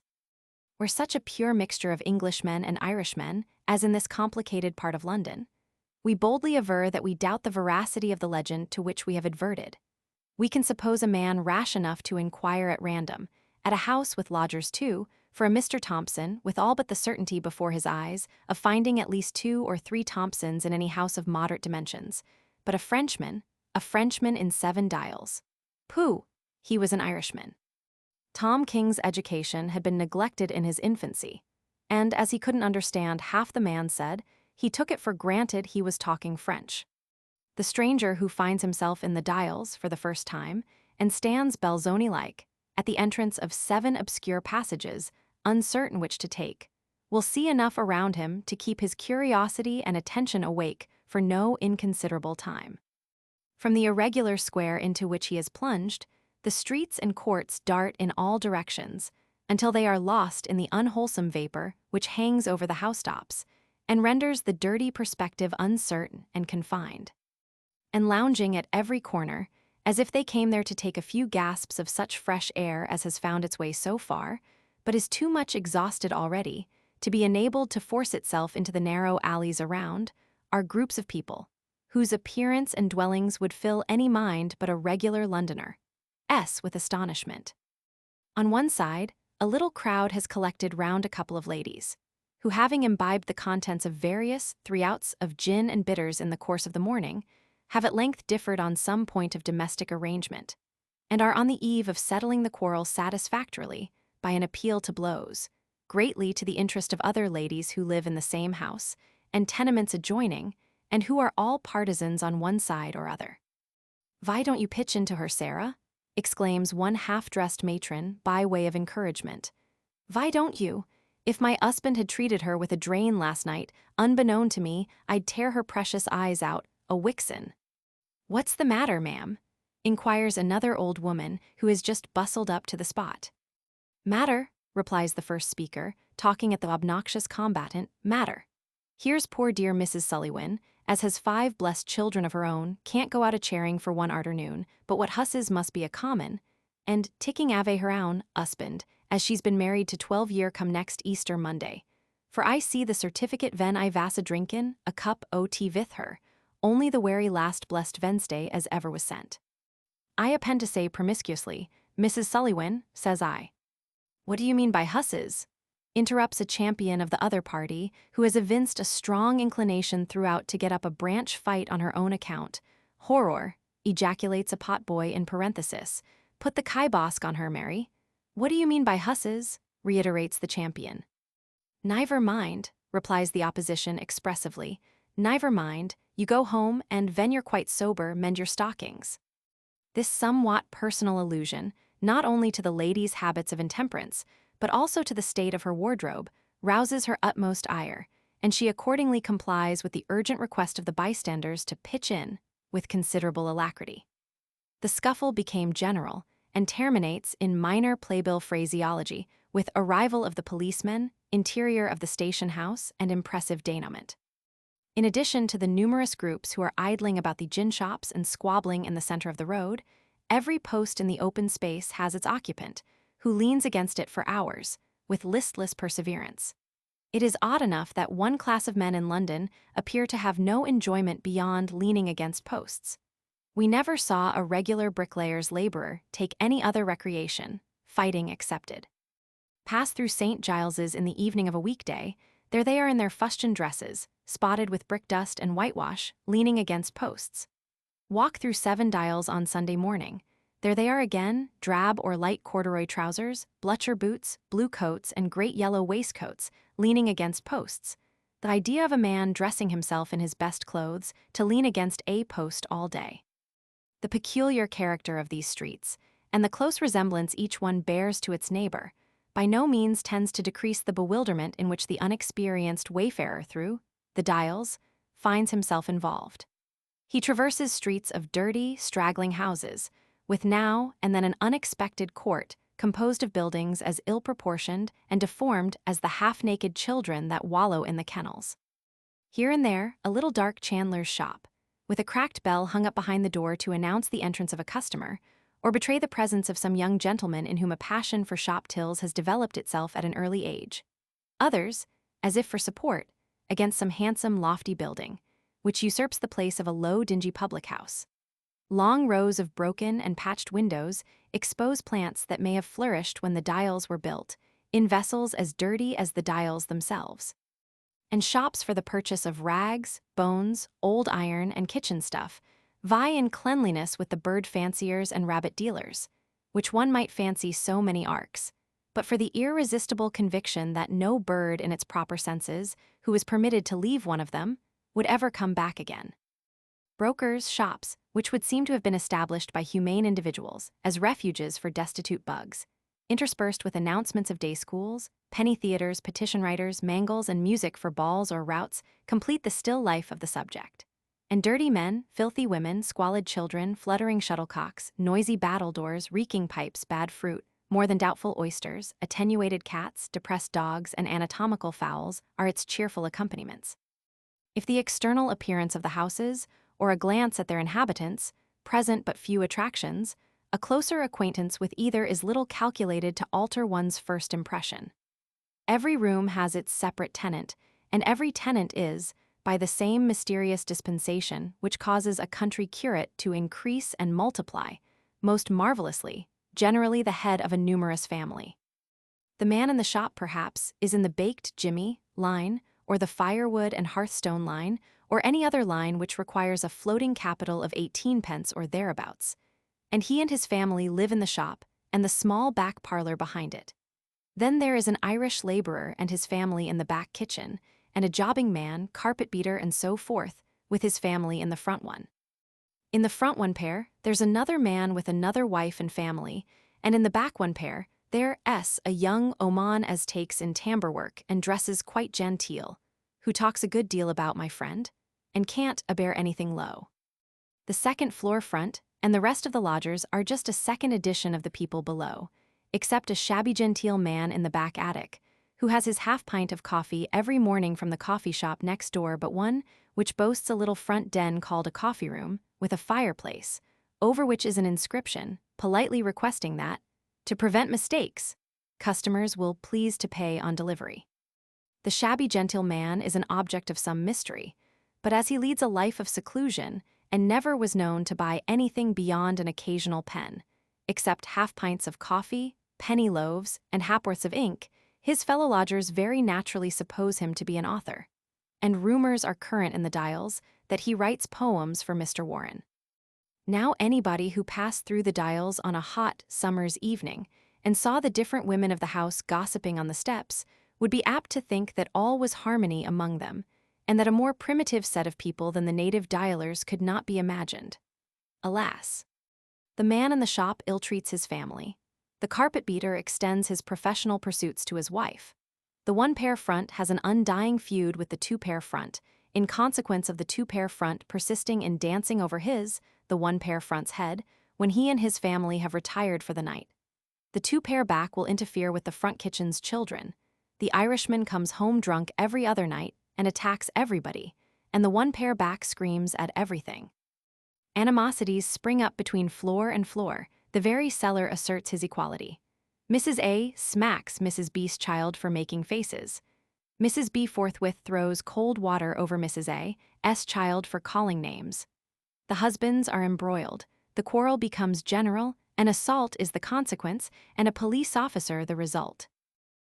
Chapter 6, Meditations in Monmouth Street. We have always entertained a particular attachment towards Monmouth Street, as the only true and real emporium for second-hand wearing apparel. Monmouth Street is venerable from its antiquity and respectable from its usefulness. Holywell Street we despise, the red-headed and red-whiskered Jews who forcibly haul you into their squalid houses and thrust you into a suit of clothes, whether you will or not, we detest. The inhabitants of Monmouth Street are a distinct class, a peaceable and retiring race, who immure themselves for the most part in deep cellars or small back parlors, and who seldom come forth into the world, except in the dusk and coolness of the evening, when they may be seen seated, in chairs on the pavement, smoking their pipes, or watching the gambols of their engaging children as they revel in the gutter, a happy troop of infantine scavengers. Their countenances bear a thoughtful and a dirty cast, certain indications of their love of traffic, and their habitations are distinguished by that disregard of outward appearance and neglect of personal comfort, so common among people who are constantly immersed in profound speculations and deeply engaged in sedentary pursuits. We have hinted at the antiquity of our favorite spot. A Monmouth Street lace coat was a byword a century ago, and still we find Monmouth Street the same. Pilot greatcoats with wooden buttons have usurped the place of the ponderous laced coats with full skirts. Embroidered waistcoats with large flaps have yielded to double-breasted checks with roll collars, and three-cornered hats of quaint appearance have given place to the low crowns and broad brims of the coachman's school. But it is the times that have changed, not Monmouth Street. Through every alteration and every change, Monmouth Street has still remained the burial place of the fashions, and such, to judge from all present appearances, it will remain until there are no more fashions to bury.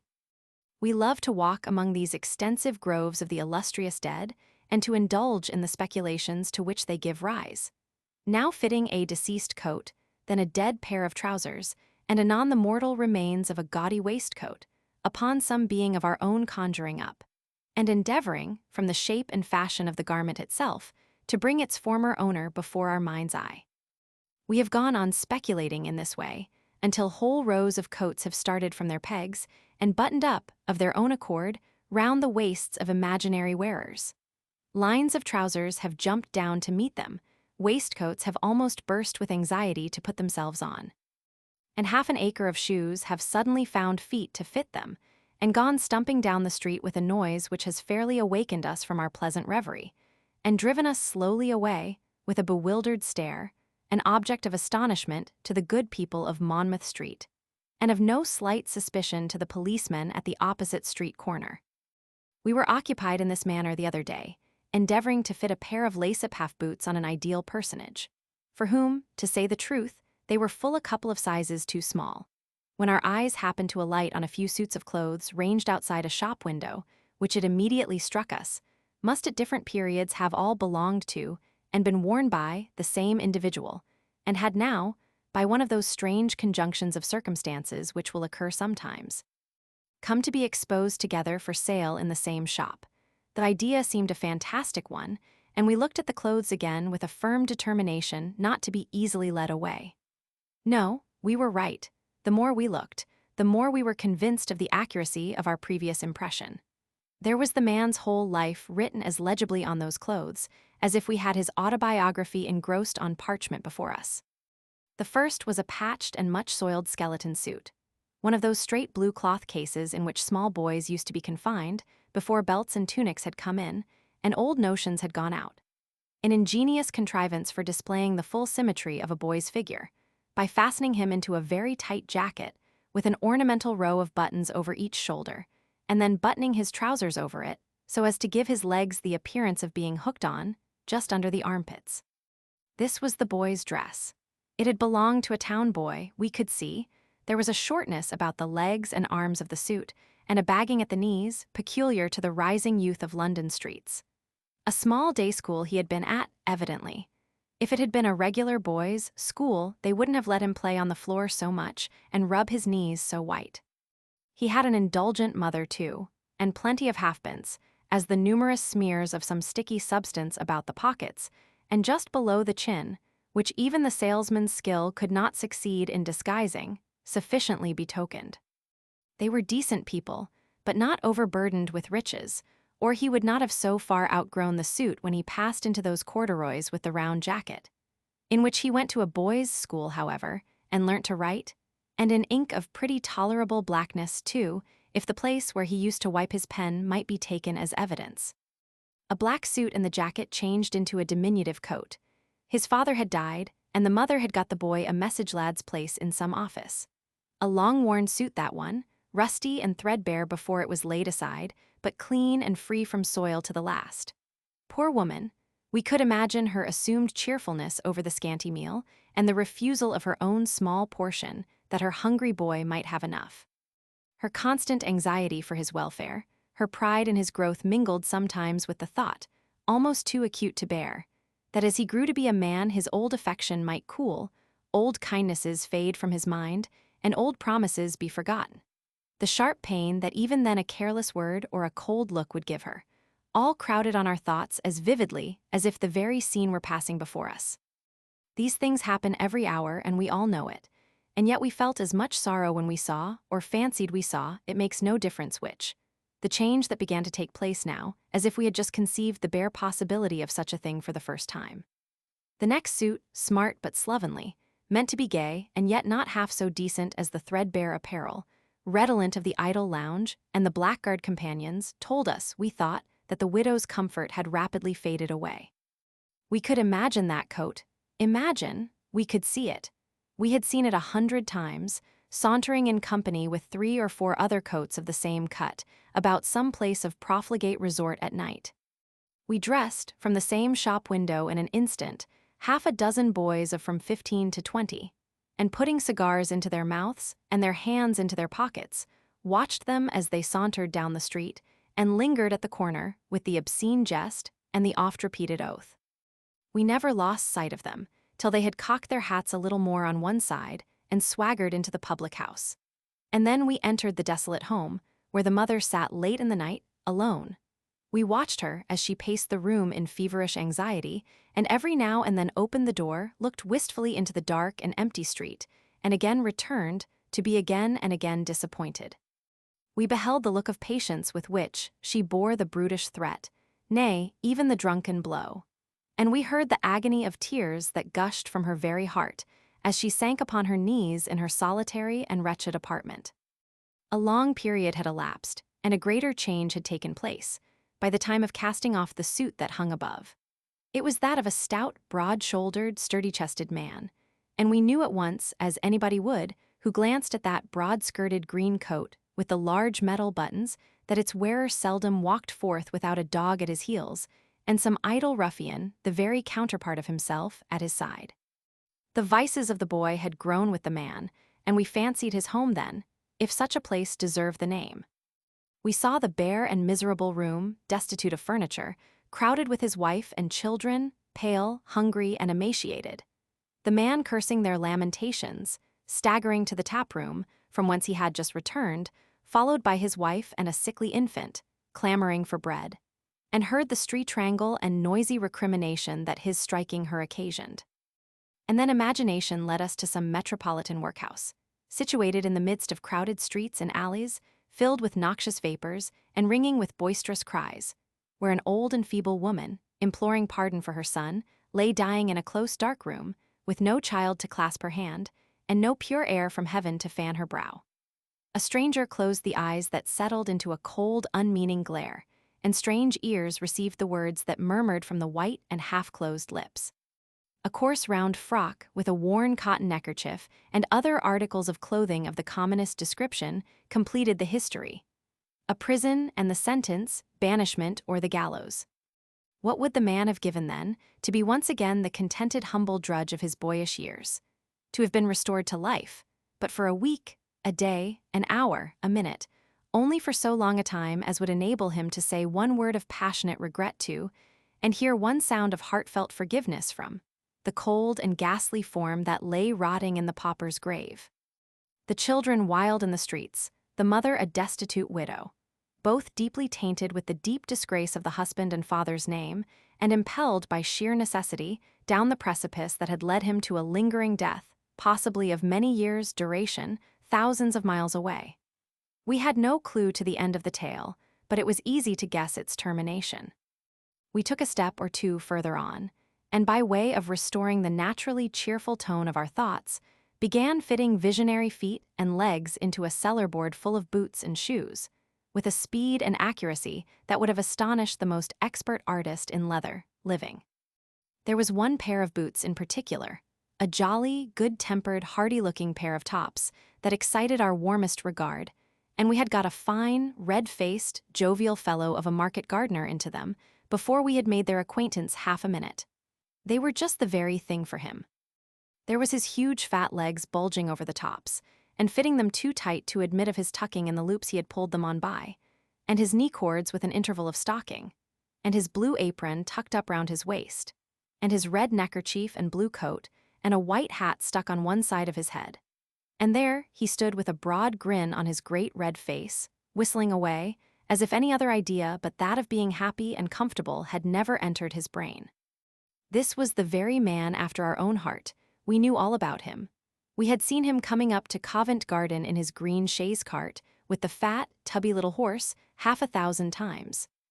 And even while we cast an affectionate look upon his boots, at that instant, the form of a coquettish servant maid suddenly sprung into a pair of Denmark satin shoes that stood beside them. And we at once recognized the very girl who accepted his offer of a ride, just on this side the Hammersmith suspension bridge, the very last Tuesday morning we rode into town from Richmond. A very smart female, in a showy bonnet, stepped into a pair of gray cloth boots, with black fringe and binding, that were studiously pointing out their toes on the other side of the top boots, and seemed very anxious to engage his attention. But we didn't observe that our friend the market gardener appeared at all captivated with these blandishments. For beyond giving a knowing wink when they first began, as if to imply that he quite understood their end and object, he took no further notice of them.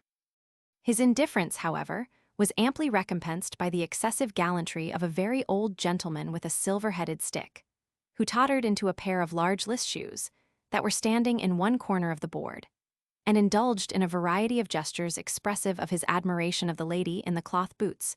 To the immeasurable amusement of a young fellow, we put into a pair of long-quartered pumps, who we thought would have split the coat that slid down to meet him, with laughing. We had been looking on at this little pantomime with great satisfaction for some time, when, to our unspeakable astonishment, we perceived that the whole of the characters, including a numerous corps de ballet of boots and shoes in the background, into which we had been hastily thrusting as many feet as we could press into the service, were arranging themselves in order for dancing, and some music striking up at the moment, to it they went without delay. It was perfectly delightful to witness the agility of the market gardener. Out went the boots, first on one side, then on the other, then cutting, then shuffling, then setting to the Denmark satins, then advancing, then retreating, then going round, and then repeating the whole of the evolutions again, without appearing to suffer in the least from the violence of the exercise. Nor were the Denmark satins a bit behindhand, for they jumped and bounded about in all directions. And though they were neither so regular, nor so true to the time as the cloth boots, still, as they seemed to do it from the heart, and to enjoy it more, we candidly confess that we preferred their style of dancing to the other.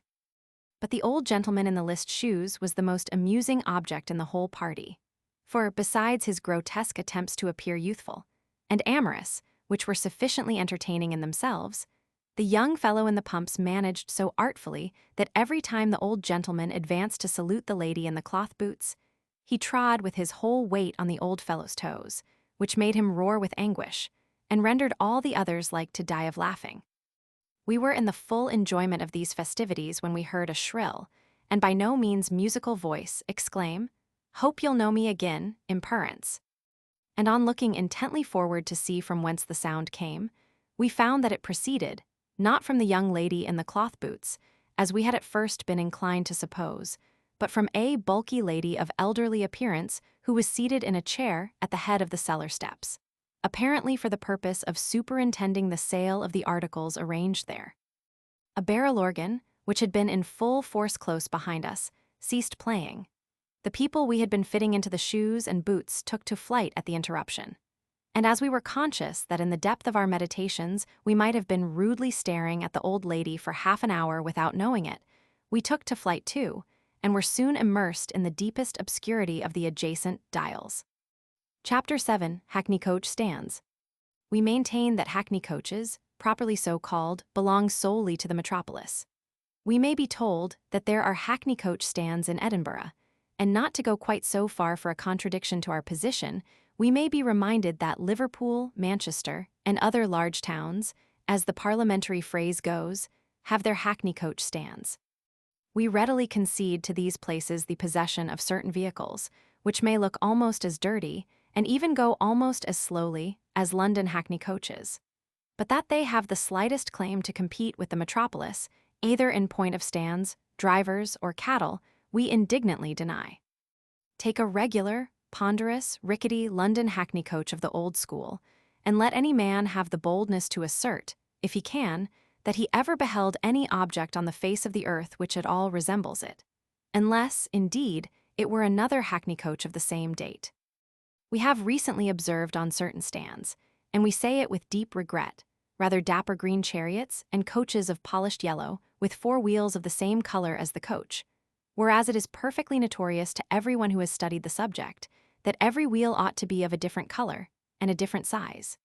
These are innovations, and, like other miscalled improvements, awful signs of the restlessness of the public mind and the little respect paid to our time-honored institutions. Why should hackney coaches be clean? Our ancestors found them dirty and left them so.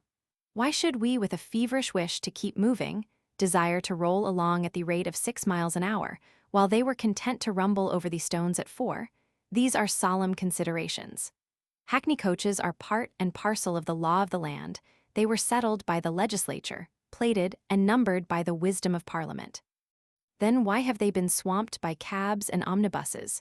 Or why should people be allowed to ride quickly for 8 pence a mile, after Parliament had come to the solemn decision that they should pay a shilling a mile for riding slowly? We pause for a reply, and, having no chance of getting one, begin a fresh paragraph. Our acquaintance with hackney coach stands is of long standing. We are a walking book of fares, feeling ourselves, half-bound, as it were, to be always in the right on contested points. We know all the regular watermen within 3 miles of Covent Garden by sight, and should be almost tempted to believe that all the hackney coach horses in that district knew us by sight too, if 1/2 of them were not blind.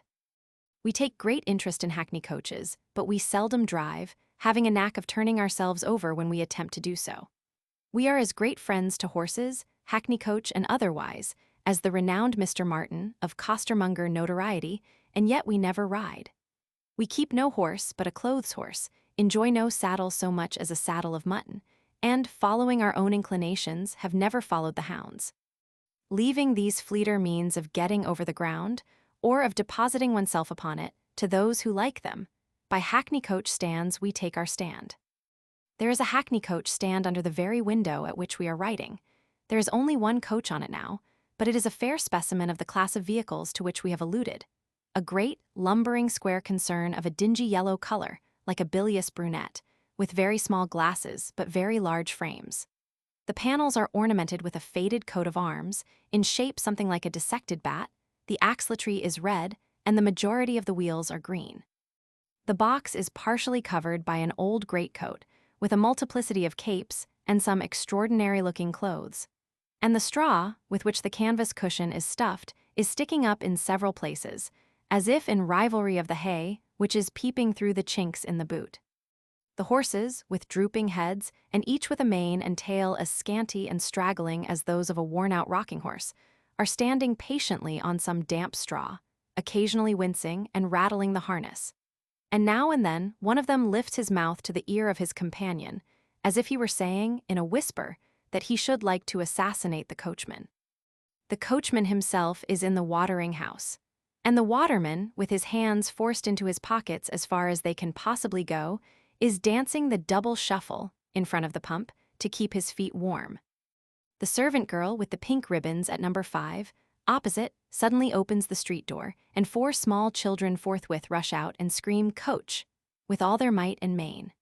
The waterman darts from the pump, seizes the horses by their respective bridles and drags them, and the coach too, round to the house, shouting all the time for the coachman at the very top, or rather very bottom of his voice, for it is a deep bass growl.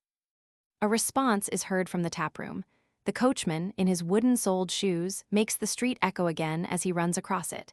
And then there is such a struggling and backing and grating of the kennel to get the coach door opposite the house door that the children are in perfect ecstasies of delight. What a commotion! The old lady, who has been stopping there for the last month, is going back to the country. Out comes box after box, and one side of the vehicle is filled with luggage in no time. The children get into everybody's way, and the youngest, who has upset himself in his attempts to carry an umbrella, is borne off wounded and kicking. The youngsters disappear, and a short pause ensues, during which the old lady is, no doubt, kissing them all round in the back parlor. She appears at last, followed by her married daughter, all the children and both the servants, who, with the joint assistance of the coachman and waterman, manage to get her safely into the coach. A cloak is handed in, and a little basket, which we could almost swear contains a small black bottle and a paper of sandwiches. Up go the steps, bang goes the door. Golden cross, Charing Cross, Tom, says the waterman. Goodbye, Grandma, cry the children. Off jingles the coach at the rate of 3 miles an hour, and the mamma and children retire into the house, with the exception of one little villain, who runs up the street at the top of his speed, pursued by the servant, not ill-pleased to have such an opportunity of displaying her attractions. She brings him back, and after casting 2 or 3 gracious glances across the way, which are either intended for us or the potboy, we are not quite certain which, shuts the door, and the hackney coach stand is again at a standstill. We have been frequently amused with the intense delight with which a servant of all work, who is sent for a coach, deposits herself inside, and the unspeakable gratification which boys, who have been dispatched on a similar errand, appear to derive from mounting the box. But we never recollect to have been more amused with a hackney coach party than one we saw early the other morning in Tottenham Court Road. It was a wedding party, and emerged from one of the inferior streets near Fitzroy Square. There were the bride, with a thin white dress and a great red face, and the bridesmaid, a little dumpy, good-humored young woman, dressed, of course, in the same appropriate costume, and the bridegroom and his chosen friend in blue coats, yellow waistcoats, white trousers, and Berlin gloves to match. They stopped at the corner of the street and called a coach with an air of indescribable dignity. The moment they were in, the bridesmaid threw a red shawl, which she had, no doubt, brought on purpose, negligently over the number on the door, evidently to delude pedestrians into the belief that the hackney coach was a private carriage. And away they went, perfectly satisfied that the imposition was successful, and quite unconscious that there was a great staring number stuck up behind, on a plate as large as a schoolboy's slate. A shilling a mile, the ride was worth 5 at least to them.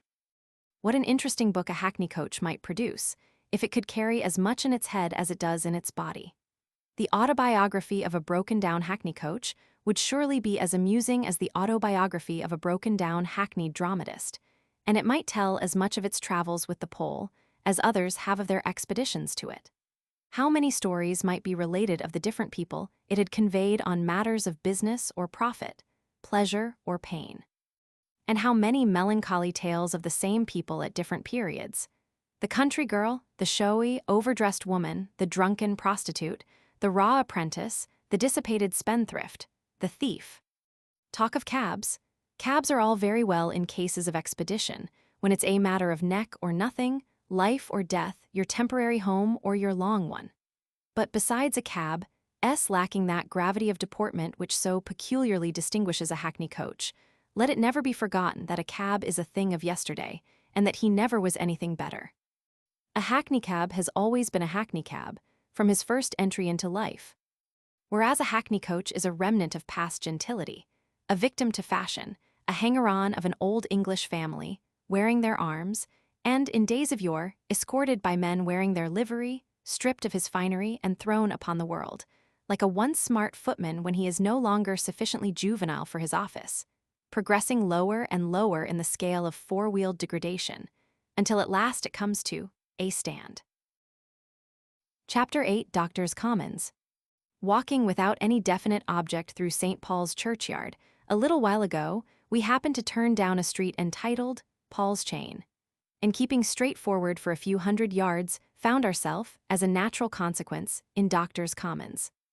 Now Doctors' Commons being familiar by name to everybody, as the place where they grant marriage licenses to lovesick couples and divorces to unfaithful ones, register the wills of people who have any property to leave, and punish hasty gentlemen who call ladies by unpleasant names, we no sooner discovered that we were really within its precincts than we felt a laudable desire to become better acquainted therewith. And as the first object of our curiosity was the court, whose decrees can even unloose the bonds of matrimony, we procured a direction to it, and bent our steps thither without delay. Crossing a quiet and shady courtyard, paved with stone, and frowned upon by old red brick houses, on the doors of which were painted the names of sundry learned civilians, we paused before a small, green-baized, brass-headed nailed door, which, yielding to our gentle push, at once admitted us into an old, quaint-looking apartment, with sunken windows and black carved wainscoting at the upper end of which, seated on a raised platform of semicircular shape, were about a dozen solemn-looking gentlemen. in crimson gowns and wigs. At a more elevated desk in the center sat a very fat and red-faced gentleman in tortoise-shell spectacles, whose dignified appearance announced the judge, and round a long green baize table below, something like a billiard table without the cushions and pockets, were a number of very self-important-looking personages in stiff neckcloths and black gowns with white fur collars, whom we at once set down as proctors. At the lower end of the billiard table was an individual in an armchair, and a wig, whom we afterwards discovered to be the registrar. And seated behind a little desk near the door were a respectable-looking man in black, of about 20 stone weight or thereabouts, and a fat-faced, smirking, civil-looking body, in a black gown, black kid gloves, knee shorts and silks, with a shirt frill in his bosom, curls on his head, and a silver staff in his hand, whom we had no difficulty in recognizing as the officer of the court. The latter, indeed, speedily set our mind at rest upon this point, for advancing to our elbow and opening a conversation forthwith, he had communicated to us in less than 5 minutes that he was the apparitor and the other the court keeper, that this was the Arches court, and therefore the council wore red gowns and the proctors fur collars, and that when the other courts sat there, they didn't wear red gowns or fur collars either, with many other scraps of intelligence equally interesting. Besides these two officers, there was a little thin old man, with long grisly hair, crouched in a remote corner, whose duty, our communicative friend informed us, was to ring a large handbell when the court opened in the morning, and who, for aught his appearance betokened to the contrary, might have been similarly employed for the last 2 centuries at least. The red-faced gentleman in the tortoise-shell spectacles had got all the talk to himself just then, and very well he was doing it, too, only he spoke very fast, but that was habit, and rather thick, but that was good living. So we had plenty of time to look about us. There was one individual who amused us mightily. This was one of the bewigged gentlemen in the red robes, who was straddling before the fire in the center of the court, in the attitude of the brazen colossus, to the complete exclusion of everybody else. He had gathered up his robe behind, in much the same manner as a slovenly woman would her petticoats on a very dirty day, in order that he might feel the full warmth of the fire. His wig was put on all awry, with the tail straggling about his neck. His scanty gray trousers and short black gaiters, made in the worst possible style, imported an additional inelegant appearance to his uncouth person, and his limp, badly starched shirt collar almost obscured his eyes. We shall never be able to claim any credit as a physiognomist again, for, after a careful scrutiny of this gentleman's countenance, we had come to the conclusion that it bespoke nothing but conceit and silliness, when our friend with the silver staff whispered in our ear that he was no other than a doctor of civil law, and heaven knows what besides. So of course we were mistaken, and he must be a very talented man. He conceals it so well, though, perhaps with the merciful view of not astonishing ordinary people too much, that you would suppose him to be one of the stupidest dogs alive. The gentleman in the spectacles having concluded his judgment, and a few minutes having been allowed to elapse to afford time for the buzz of the court to subside, the registrar called on the next cause, which was the office of the judge promoted by Bumble against Sledbury.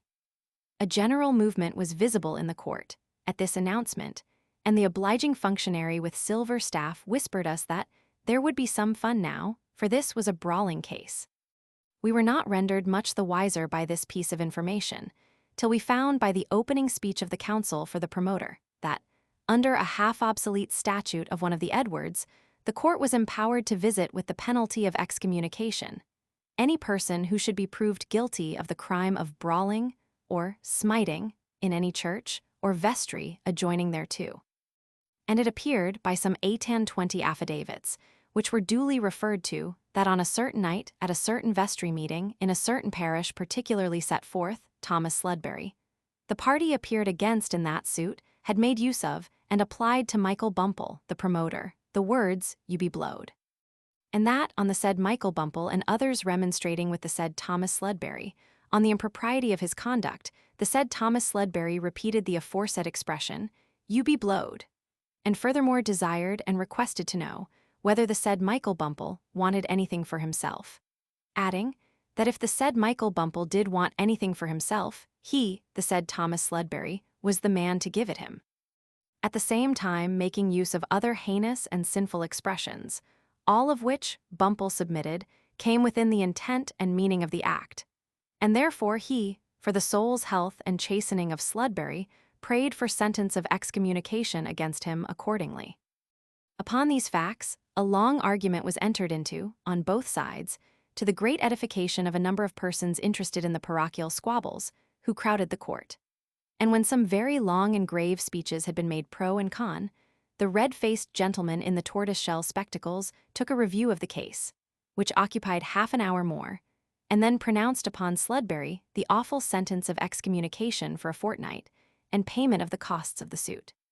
Upon this, Sludberry, who was a little red-faced, sly-looking ginger beer seller, addressed the court, and said, if they'd be good enough to take off the costs and excommunicate him for the term of his natural life instead, it would be much more convenient to him, for he never went to church at all. To this appeal, the gentleman in the spectacles made no other reply than a look of virtuous indignation, and Sludberry and his friends retired. As the man with the silver staff informed us that the court was on the point of rising, we retired too, pondering, as we walked away, upon the beautiful spirit of these ancient ecclesiastical laws, the kind and neighborly feelings they are calculated to awaken, and the strong attachment to religious institutions which they cannot fail to engender. We were so lost in these meditations that we had turned into the street and run up against a door-post before we recollected where we were walking. On looking upwards to see what house we had stumbled upon, the words "Prerogative Office," written in large characters, met our eye, and as we were in a sightseeing humor and the place was a public one, we walked in. The room into which we walked was a long, busy-looking place, partitioned off, on either side, into a variety of little boxes, in which a few clerks were engaged in copying or examining deeds. Down the center of the room were several desks nearly breast-high, at each of which 3 or 4 people were standing, poring over large volumes. As we knew that they were searching for wills, they attracted our attention at once. It was curious to contrast the lazy indifference of the attorneys, clerks who were making a search for some legal purpose, with the air of earnestness and interest which distinguished the strangers to the place, who were looking up the will of some deceased relative, the former pausing every now and then with an impatient yawn, or raising their heads to look at the people who passed up and down the room, the latter stooping over the book and running down column after column of names in the deepest abstraction. There was one little dirty-faced man in a blue apron, who after a whole morning's search, extending some 50 years back, had just found the will to which he wished to refer, which one of the officials was reading to him in a low, hurried voice from a thick vellum book with large clasps. It was perfectly evident that the more the clerk read, the less the man with the blue apron understood about the matter. When the volume was first brought down, he took off his hat, smoothed down his hair, smiled with great self-satisfaction, and looked up in the reader's face with the air of a man who had made up his mind to recollect every word he heard. The first 2 or 3 lines were intelligible enough, but then the technicalities began, and the little man began to look rather dubious. Then came a whole string of complicated trusts, and he was regularly at sea. As the reader proceeded, it was quite apparent that it was a hopeless case, and the little man, with his mouth open and his eyes fixed upon his face, looked on with an expression of bewilderment and perplexity irresistibly ludicrous. A little further on, a hard-featured old man with a deeply wrinkled face was intently perusing a lengthy will with the aid of a pair of horn spectacles, occasionally pausing from his task and slyly noting down some brief memorandum of the bequests contained in it. Every wrinkle about his toothless mouth and sharp, keen eyes told of avarice and cunning. His clothes were nearly threadbare, but it was easy to see that he wore them from choice and not from necessity. All his looks and gestures down to the very small pinches of snuff which he every now and then took from a little tin canister, told of wealth and penury and avarice. As he leisurely closed the register, put up his spectacles, and folded his scraps of paper in a large leathern pocketbook, we thought what a nice hard bargain he was driving with some poverty-stricken legatee, who, tired of waiting year after year until some life interest should fall in, was selling his chance, just as it began to grow most valuable for a 12th part of its worth. It was a good speculation, a very safe one. The old man stowed his pocketbook carefully in the breast of his greatcoat and hobbled away with a leer of triumph. That will had made him 10 years younger at the lowest computation. Having commenced our observations, we should certainly have extended them to another dozen of people at least, had not a sudden shutting up and putting away of the worm-eaten old books warned us that the time for closing the office had arrived, and thus deprived us of a pleasure, and spared our readers an infliction. We naturally fell into a train of reflection as we walked homewards upon the curious old records of likings and dislikings, of jealousies and revenges, of affection defying the power of death and hatred pursued beyond the grave, which these depositories contain. Silent but striking tokens, some of them of excellence of heart and nobleness of soul. Melancholy examples, others, of the worst passions of human nature. How many men, as they lay speechless and helpless on the bed of death, would have given worlds but for the strength and power to blot out the silent evidence of animosity and bitterness, which now stands registered against them in Doctors' Commons. Chapter 9. London Recreations. The wish of persons in the humbler classes of life to ape the manners and customs of those whom fortune has placed above them is often the subject of remark, and not unfrequently of complaint. The inclination may, and no doubt does, exist to a great extent among the small gentility, the would-be aristocrats of the middle classes.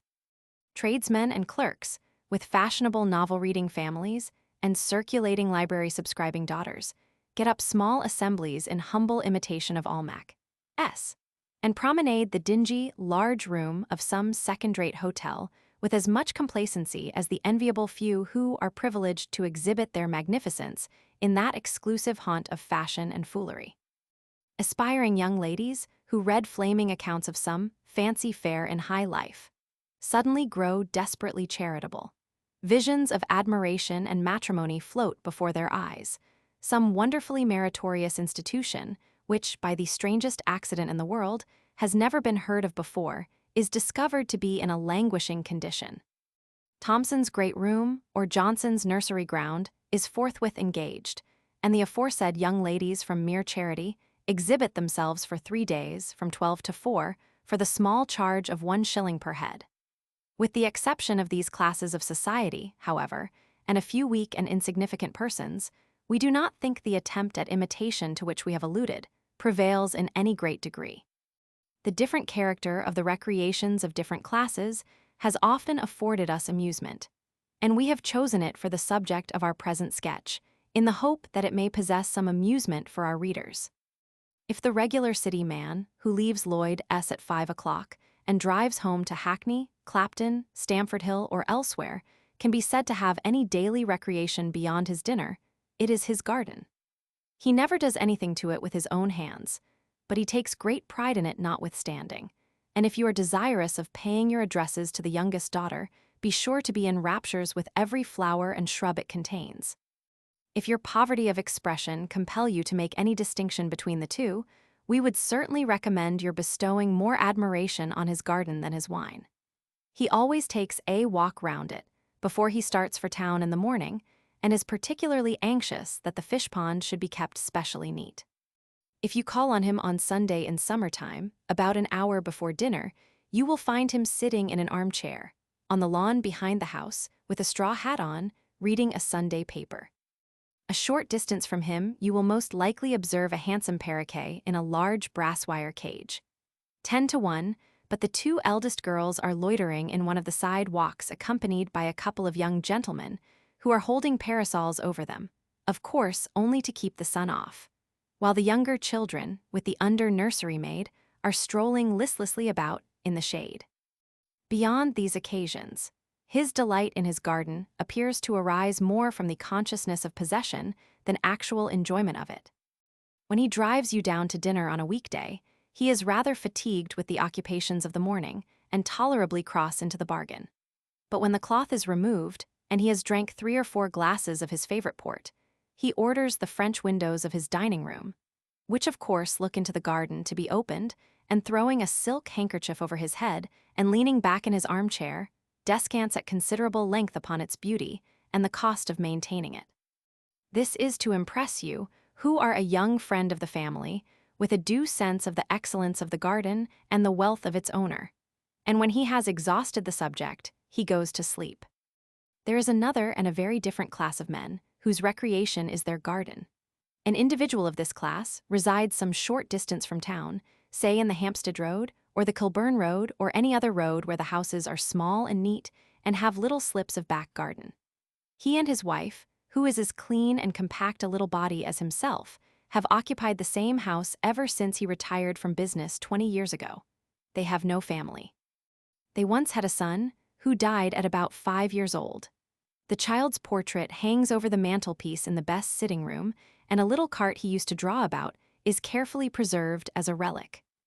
In fine, whether the old gentleman is almost constantly in the garden, and when it is too wet to go into it, he will look out of the window at it by the hour together. He has always something to do there, and you will see him digging and sweeping and cutting and planting with manifest delight. In springtime, there is no end to the sowing of seeds, and sticking little bits of wood over them, with labels which look like epitaphs to their memory. And in the evening, when the sun has gone down, the perseverance with which he lugs a great watering pot about is perfectly astonishing. The only other recreation he has is the newspaper, which he peruses every day, from beginning to end, generally reading the most interesting pieces of intelligence to his wife during breakfast. The old lady is very fond of flowers, as the hyacinth glasses in the parlor window and geranium pots in the little front court testify.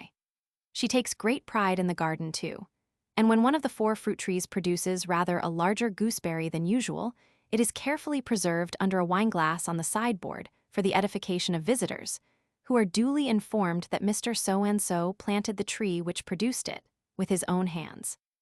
On a summer's evening, when the large watering pot has been filled and emptied some 14 times, and the old couple have quite exhausted themselves by trotting about, you will see them sitting happily together in the little summer house, enjoying the calm and peace of the twilight, and watching the shadows as they fall upon the garden, and gradually growing thicker and more somber, obscure the tints of their gayest flowers. No bad emblem of the years that have silently rolled over their heads, deadening in their course the brightest hues of early hopes and feelings which have long since faded away. These are their only recreations, and they require no more. They have within themselves the materials of comfort and content, and the only anxiety of each is to die before the other. This is no ideal sketch.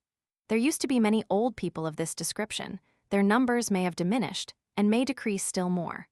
Whether the course female education has taken of late days, whether the pursuit of giddy frivolities and empty nothings has tended to unfit women for that quiet domestic life, in which they show far more beautifully than in the most crowded assembly, is a question we should feel little gratification in discussing. We hope not. Let us turn now to another portion of the London population, whose recreations present about as strong a contrast as can well be conceived. We mean the Sunday pleasurers. And let us beg our readers to imagine themselves stationed by our side in some well-known rural tea gardens. The heat is intense this afternoon, and the people, of whom there are additional parties arriving every moment, look as warm as the tables which have been recently painted, and have the appearance of being red-hot. What a dust and noise! Men and women, boys and girls, sweethearts and married people, babies in arms, and children in chaises, pipes and shrimps, cigars and periwinkles, tea and tobacco. Gentlemen in alarming waistcoats and steel watchguards promenading about 3 abreast with surprising dignity, or as the gentleman in the next box facetiously observes, cutting it uncommon fat. Ladies with great, long, white pocket handkerchiefs like small tablecloths, in their hands, chasing one another on the grass in the most playful and interesting manner, with the view of attracting the attention of the aforesaid gentlemen. Husbands in perspective ordering bottles of ginger beer for the objects of their affections, with a lavish disregard of expense, and the said objects washing down huge quantities of shrimps and winkles, with an equal disregard of their own bodily health and subsequent comfort. Boys, with great silk hats just balanced on the top of their heads, smoking cigars, and trying to look as if they liked them. Gentlemen in pink shirts and blue waistcoats, occasionally upsetting either themselves or somebody else with their own canes. Some of the finery of these people provokes a smile, but they are all clean and happy, and disposed to be good-natured and sociable.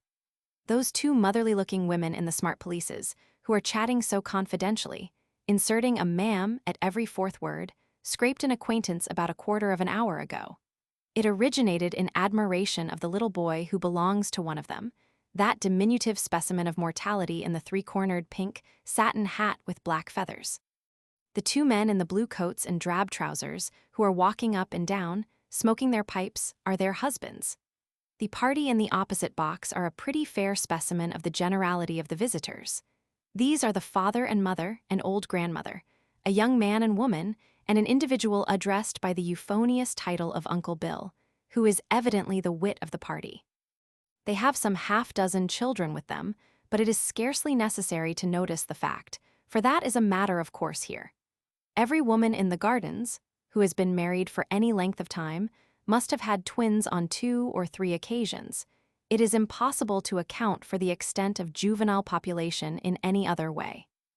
Observe the inexpressible delight of the old grandmother at Uncle Bill's splendid joke of tea for 4, bread and butter for 40, and the loud explosion of mirth which follows his wafering a paper pigtail on the waiter's collar.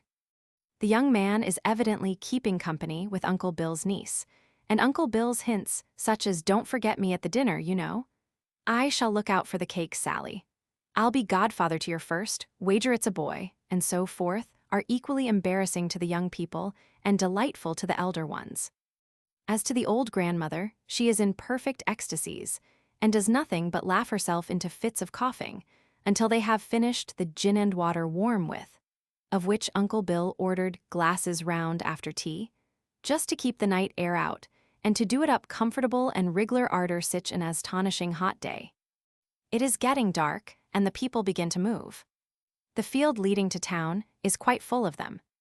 The little hand-chaises are dragged wearily along, the children are tired, and amuse themselves and the company generally by crying, or resort to the much more pleasant expedient of going to sleep.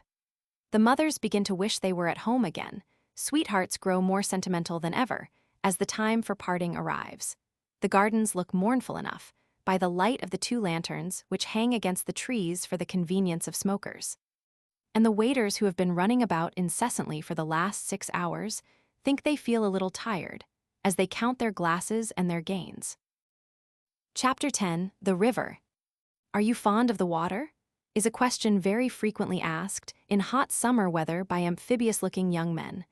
Very, is the general reply. Ain't you? Hardly ever off it, is the response, accompanied by sundry adjectives, expressive of the speaker's heartfelt admiration of that element. Now, with all respect for the opinion of society in general, and cutter clubs in particular, we humbly suggest that some of the most painful reminiscences in the mind of every individual who has occasionally disported himself on the Thames must be connected with his aquatic recreations. Who ever heard of a successful water party? Or, to put the question in a still more intelligible form, who ever saw one? We have been on water excursions out of number, but we solemnly declare that we cannot call to mind one single occasion of the kind, which was not marked by more miseries than anyone would suppose could be reasonably crowded into the space of some 8 or 9 hours. Something has always gone wrong.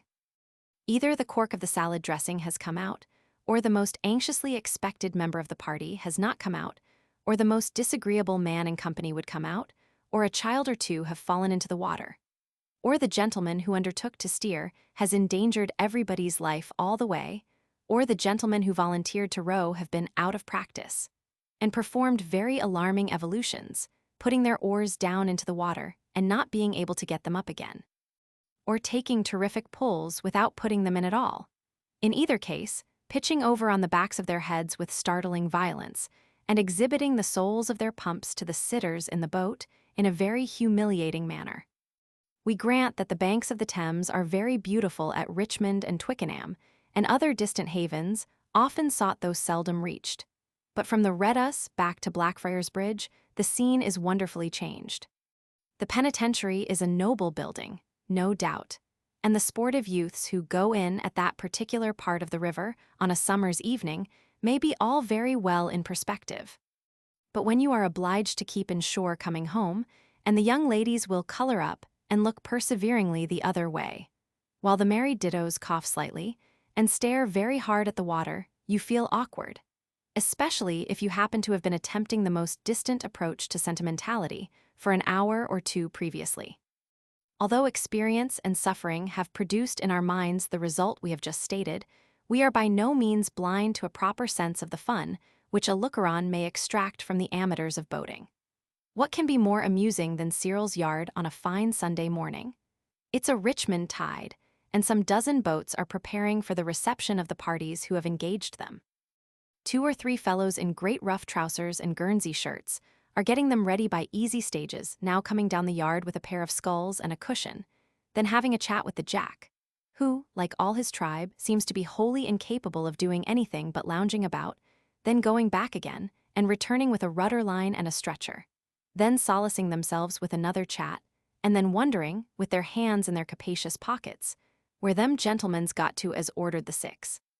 One of these, the head man, with the legs of his trousers carefully tucked up at the bottom, to admit the water, we presume, for it is an element in which he is infinitely more at home than on land, is quite a character, and shares with the defunct oyster-swallower the celebrated name of Dando. Watch him, as taking a few minutes' respite from his toils, he negligently seats himself on the edge of a boat, and fans his broad, bushy chest with a cap scarcely half so furry. Look at his magnificent, though reddish whiskers, and mark the somewhat native humor with which he chaffs the boys and prentices, or cunningly gammons the gentleman into the gift of a glass of gin, of which we verily believe he swallows in one day as much as any 6 ordinary men, without ever being one atom the worse for it.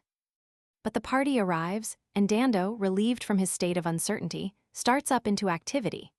They approach in full aquatic costume, with round blue jackets, striped shirts, and caps of all sizes and patterns, from the velvet skullcap of French manufacture to the easy head-dress familiar to the students of the old spelling books, as having, on the authority of the portrait, formed part of the costume of the Reverend Mr. Dilworth. This is the most amusing time to observe a regular Sunday water party. There has evidently been up to this period no inconsiderable degree of boasting on everybody's part relative to his knowledge of navigation. The sight of the water rapidly cools their courage, and the air of self-denial with which each of them insists on somebody else's taking an oar is perfectly delightful. At length, after a great deal of changing and fidgeting, consequent upon the election of a stroke oar, the inability of one gentleman to pull on this side, of another to pull on that, and of a third to pull at all, the boat's crew are seated. "Shove her off," cries the coxswain, who looks as easy and comfortable as if he were steering in the Bay of Biscay. The order is obeyed, the boat is immediately turned completely round and proceeds towards Westminster Bridge, amid such a splashing and struggling as never was seen before, except when the Royal George went down. "Back wider, sir," shouts Dando, "back wider, you sir, aft."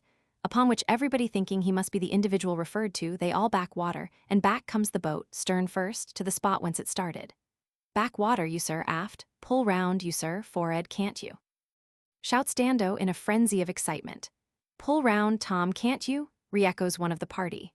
"Tom an't for'ard," replies another. "Yes, he is," cries a third, and the unfortunate young man, at the imminent risk of breaking a blood vessel, pulls and pulls, until the head of the boat fairly lies in the direction of Vauxhall Bridge. "That's right, now pull all on you," shouts Dando again, adding in an undertone to somebody by him, "Blowed if ever I see sich a set of muffs." And away jogs the boat in a zigzag direction, every one of the 6 oars dipping into the water at a different time, and the yard is once more clear, until the arrival of the next party.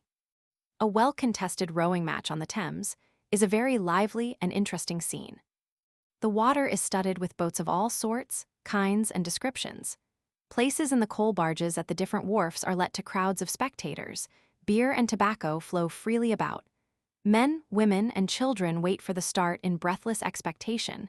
Cutters of 6 and 8 oars glide gently up and down, waiting to accompany their proteges during the race. Bands of music add to the animation, if not to the harmony of the scene. Groups of watermen are assembled at the different stairs, discussing the merits of the respective candidates. And the prize wherry, which is rowed slowly about by a pair of sculls, is an object of general interest. 2 o'clock strikes, and everybody looks anxiously in the direction of the bridge through which the candidates for the prize will come. 2:30, and the general attention which has been preserved so long begins to flag, when suddenly a gun is heard, and a noise of distant hurrahing along each bank of the river. Every head is bent forward. The noise draws nearer and nearer. The boats which have been waiting at the bridge start briskly up the river, and a well-manned galley shoots through the arch. The sitters cheering on the boats behind them, which are not yet visible.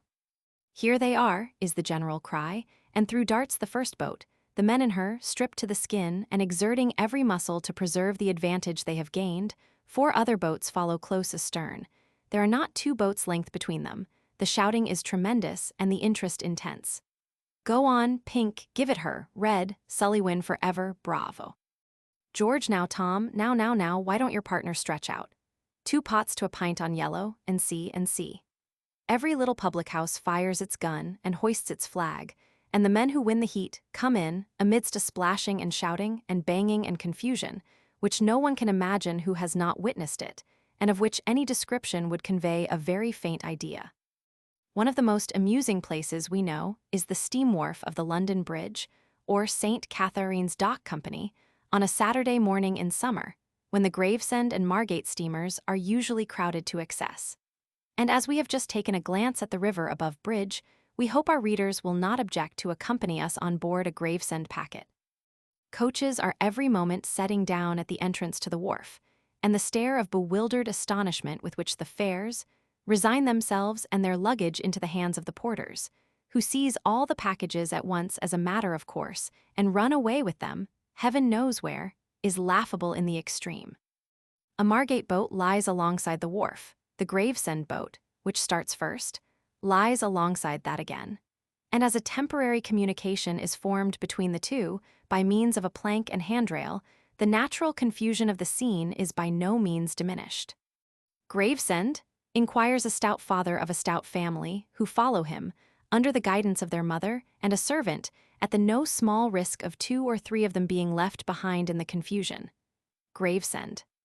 "Pass on, if you please, sir," replies the attendant, "other boat, sir."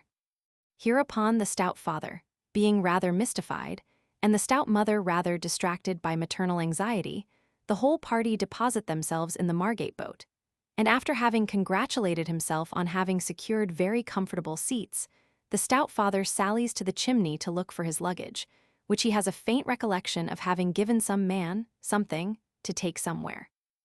No luggage, however, bearing the most remote resemblance to his own, in shape or form, is to be discovered. On which the stout father calls very loudly for an officer, to whom he states the case, in the presence of another father of another family, a little thin man, who entirely concurs with him, the stout father, in thinking that it's high time something was done with these steam companies, and that as the corporation bill failed to do it, something else must. For really people's property is not to be sacrificed in this way, and that if the luggage isn't restored without delay, he will take care it shall be put in the papers, for the public is not to be the victim of these great monopolies. To this, the officer, in his turn, replies that that company, ever since it has been St. Catharine's Dock Company, has protected life and property. That if it had been the London Bridge Wharf Company, indeed, he shouldn't have wondered, seeing that the morality of that company, they being the opposition, can't be answered for by no one. But as it is, he's convinced there must be some mistake, and he wouldn't mind making a solemn oath afore a magistrate that the gentleman'll find his luggage afore he gets to Margate. Here the stout father, thinking he is making a capital point, replies that as it happens he is not going to Margate at all, and that "passenger to Gravesend" was on the luggage in letters of full 2 inches long. On which the officer rapidly explains the mistake, and the stout mother and the stout children and the servant are hurried with all possible dispatch on board the Gravesend boat, which they reach just in time to discover that their luggage is there, and that their comfortable seats are not. Then the bell, which is the signal for the Gravesend boat starting, begins to ring most furiously, and people keep time to the bell by running in and out of our boat at a double-quick pace. The bell stops, the boat starts. People who have been taking leave of their friends on board are carried away against their will, and people who have been taking leave of their friends on shore find that they have performed a very needless ceremony, in consequence of their not being carried away at all. The regular passengers who have season tickets go below to breakfast. People who have purchased morning papers compose themselves to read them, and people who have not been down the river before think that both the shipping and the water look a great deal better at a distance. When we get down about as far as Blackwall and begin to move at a quicker rate, the spirits of the passengers appear to rise in proportion. Old women who have brought large wicker hand baskets with them set seriously to work at the demolition of heavy sandwiches and pass round a wineglass, which is frequently replenished from a flat bottle like a stomach warmer, with considerable glee. Handing it first to the gentleman in the foraging cap, who plays the harp, partly as an expression of satisfaction with his previous exertions, and partly to induce him to play Dummel-Dumdery, for Alec to dance to. Which being done, Alec, who is a damp, earthy child in red worsted socks, takes certain small jumps upon the deck, to the unspeakable satisfaction of his family circle. Girls who have brought the first volume of some new novel in their reticule become extremely plaintive, and expatiate to Mr. Brown or young Mr. O'Brien, who has been looking over them on the blueness of the sky and brightness of the water. On which Mr. Brown or Mr. O'Brien, as the case may be, remarks in a low voice that he has been quite insensible of late to the beauties of nature, that his whole thoughts and wishes have centered in one object alone. Whereupon the young lady looks up, and failing in her attempt to appear unconscious, looks down again, and turns over the next leaf with great difficulty, in order to afford opportunity for a lengthened pressure of the hand. Telescopes, sandwiches, and glasses of brandy and water cold without begin to be in great requisition, and bashful men who have been looking down the hatchway at the engine find, to their great relief, a subject on which they can converse with one another, and a copious 1-2 steam. Wonderful thing steam, sir. Ah, a deep-drawn sigh it is indeed, sir. Great power, sir. Immense, immense. Great deal done by steam, sir. Ah, another sigh at the immensity of the subject, and a knowing shake of the head. You may say that, sir. Still in its infancy, they say, sir. Novel remarks of this kind are generally the commencement of a conversation which is prolonged until the conclusion of the trip, and perhaps lays the foundation of a speaking acquaintance between half a dozen gentlemen, who, having their families at Gravesend, take season tickets for the boat, and dine on board regularly every afternoon.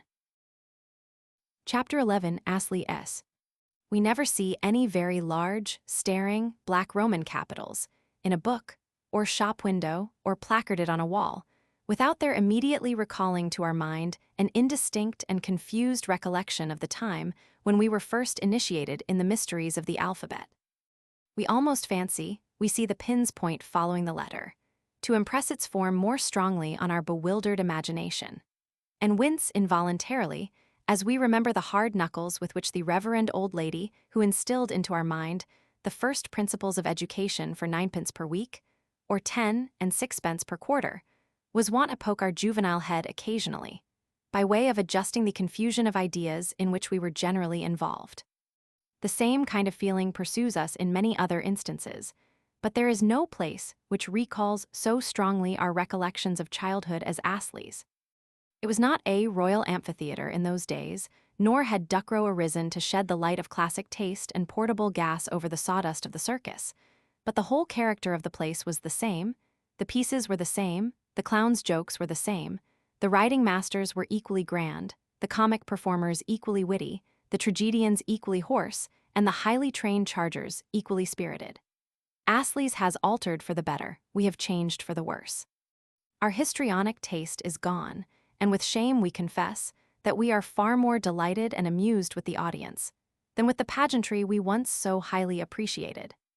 We like to watch a regular Astley's party in the Easter or midsummer holidays, Pa and Ma, and 9 or 10 children, varying from 5'6" to 2'11", from 14 years of age to 4.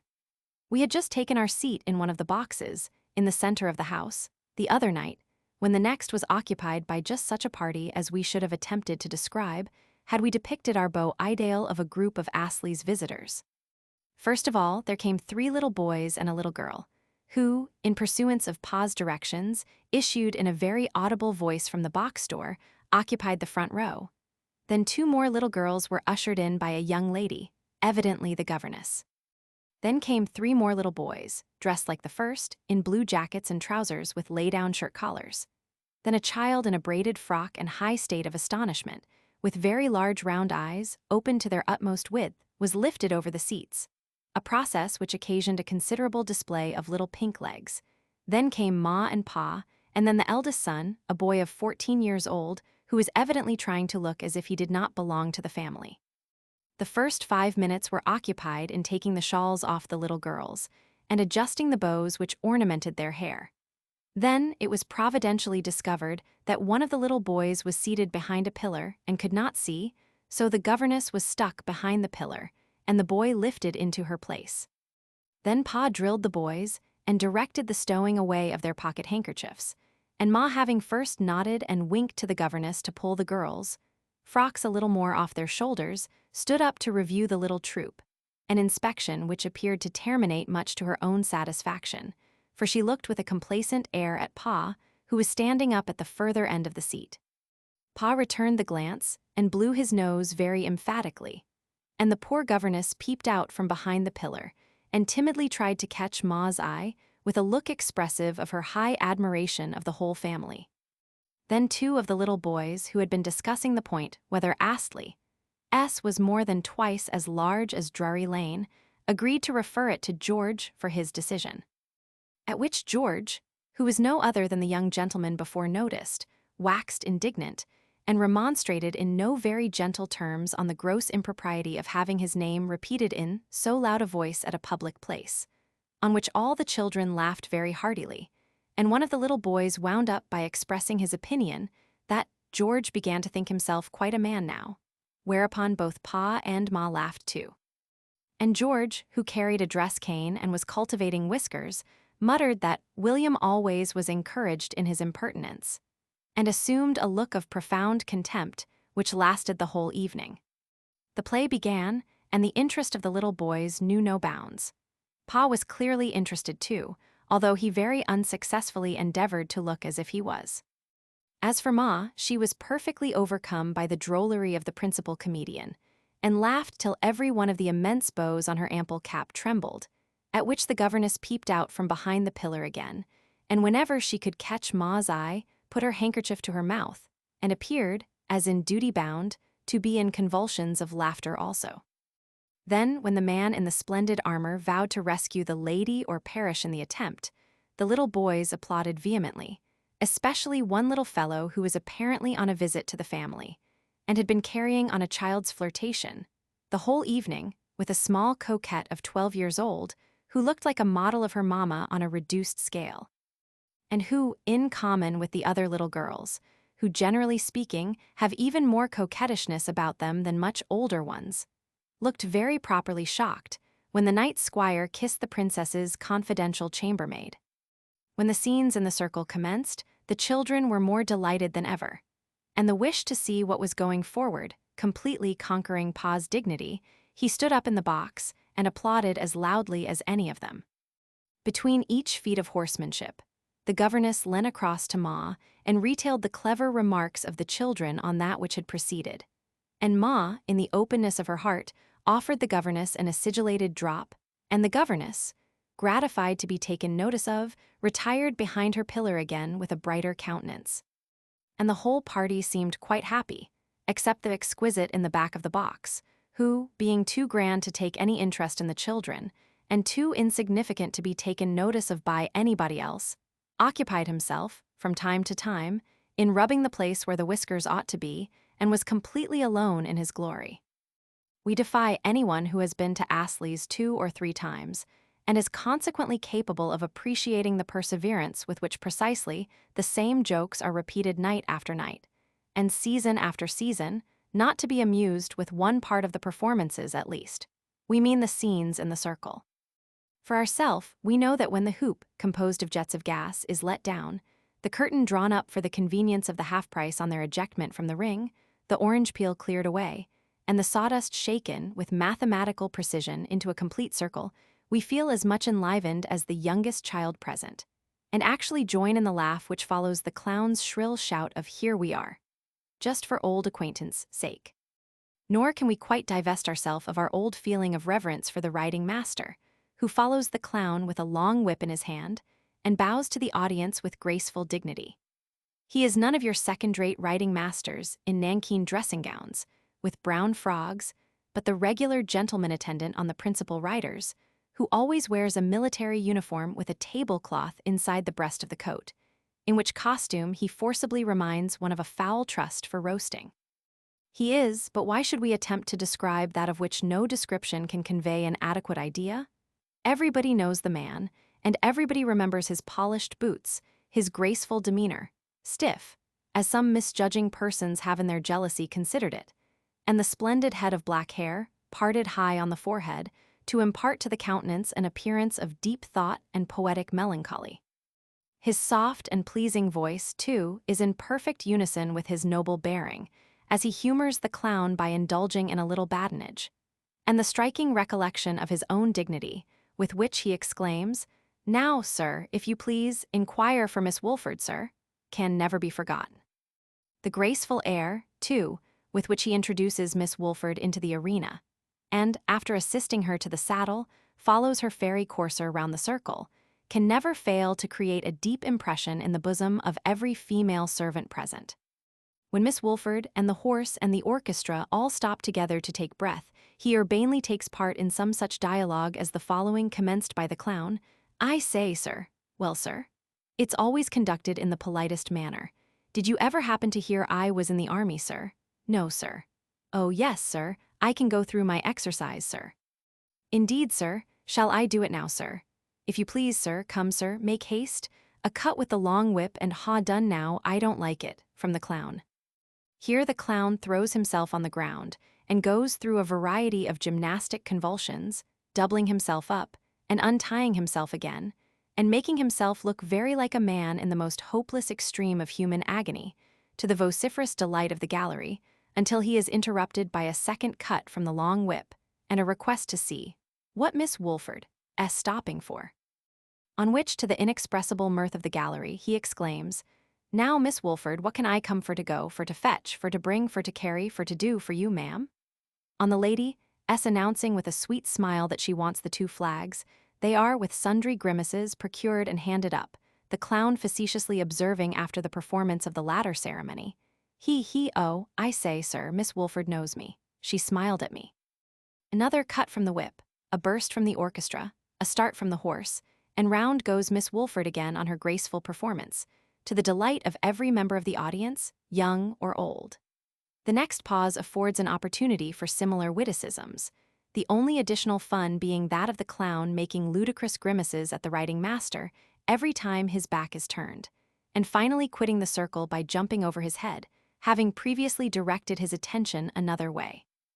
Did any of our readers ever notice the class of people who hang about the stage doors of our minor theaters in the daytime? You will rarely pass one of these entrances without seeing a group of 3 or 4 men conversing on the pavement, with an indescribable public-house parlor swagger and a kind of conscious air peculiar to people of this description. They always seem to think they are exhibiting, the lamps are ever before them. That young fellow in the faded brown coat and very full light green trousers pulls down the wristbands of his check shirt, as ostentatiously as if it were of the finest linen, and cocks the white hat of the summer before last as knowingly over his right eye, as if it were a purchase of yesterday. Look at the dirty white Berlin gloves and the cheap silk handkerchief stuck in the bosom of his threadbare coat. Is it possible to see him for an instant and not come to the conclusion that he is the walking gentleman who wears a blue surtout, clean collar, and white trousers for half an hour, and then shrinks into his worn-out scanty clothes? Who has to boast night after night of his splendid fortune, with the painful consciousness of £1 a week and his boots to find? To talk of his father's mansion in the country, with a dreary recollection of his own 2-pair back, in the new cut. And to be envied and flattered as the favored lover of a rich heiress, remembering all the while that the ex-dancer at home is in the family way, and out of an engagement. Next to him, perhaps, you will see a thin, pale man, with a very long face, in a suit of shining black, thoughtfully knocking that part of his boot which once had a heel, with an ash stick. He is the man who does the heavy business, such as prosy fathers, virtuous servants, curates, landlords, and so forth. By the way, talking of fathers, we should very much like to see some piece in which all the dramatis personae were orphans. Fathers are invariably great nuisances on the stage, and always have to give the hero or heroine a long explanation of what was done before the curtain rose, usually commencing with, "It is now 19 years, my dear child, since your blessed mother." Here the old villain's voice falters. "Confided you to my charge. You were then an infant, and see, or else they have to discover all of a sudden that somebody whom they have been in constant communication with during 3 long acts without the slightest suspicion is their own child. In which case they exclaim, 'Ah, what do I see? This bracelet, that smile, these documents, those eyes, can I believe my senses? It must be. Yes, it is my child, my father,' exclaims the child, and they fall into each other's arms and look over each other's shoulders, and the audience give 3 rounds of applause. To return from this digression, we were about to say that these are the sort of people whom you see talking and attitudinizing outside the stage doors of our minor theaters. At Astley's they are always more numerous than at any other place. There is generally a groom or 2 sitting on the windowsill, and 2 or 3 dirty shabby genteel men in checked neckerchiefs and sallow linen, lounging about, and carrying, perhaps under one arm, a pair of stage shoes badly wrapped up in a piece of old newspaper. Some years ago we used to stand looking, open-mouthed, at these men, with a feeling of mysterious curiosity, the very recollection of which provokes a smile at the moment we are writing. We could not believe that the beings of light and elegance, in milk-white tunics, salmon-colored legs, and blue scarfs, who flitted on sleek cream-colored horses before our eyes at night, with all the aid of lights, music, and artificial flowers, could be the pale, dissipated-looking creatures we beheld by day. We can hardly believe it now. Of the lower class of actors we have seen something, and it requires no great exercise of imagination to identify the walking gentleman with the dirty swell, the comic singer with the public-house chairman, or the leading tragedian with drunkenness and distress. But these other men are mysterious beings, never seen out of the ring, never beheld but in the costume of gods and sylphs. With the exception of Ducrow, who can scarcely be classed among them, who ever knew a rider at Astley's or saw him but on horseback? Can our friend in the military uniform ever appear in threadbare attire or descend to the comparatively unwadded costume of everyday life? Impossible. We cannot, we will not, believe it. Chapter 12, Greenwich Fair. If the parks be the lungs of London, we wonder what Greenwich Fair is, a periodical breaking out, we suppose, a sort of spring rash. A 3 days' fever, which cools the blood for 6 months afterwards, and at the expiration of which London is restored to its old habits of plodding industry, as suddenly and completely as if nothing had ever happened to disturb them. In our earlier days, we were a constant frequenter of Greenwich Fair for years. We have proceeded to, and returned from it, in almost every description of vehicle. We cannot conscientiously deny the charge of having once made the passage in a spring van, accompanied by 13 gentlemen, 14 ladies, an unlimited number of children, and a barrel of beer. And we have a vague recollection of having, in later days, found ourselves the 8th outside, on the top of a hackney coach, at something past 4 o'clock in the morning, with a rather confused idea of our own name or place of residence. We have grown older since then, and quiet and steady, liking nothing better than to spend our Easter and all our other holidays in some quiet nook with people of whom we shall never tire.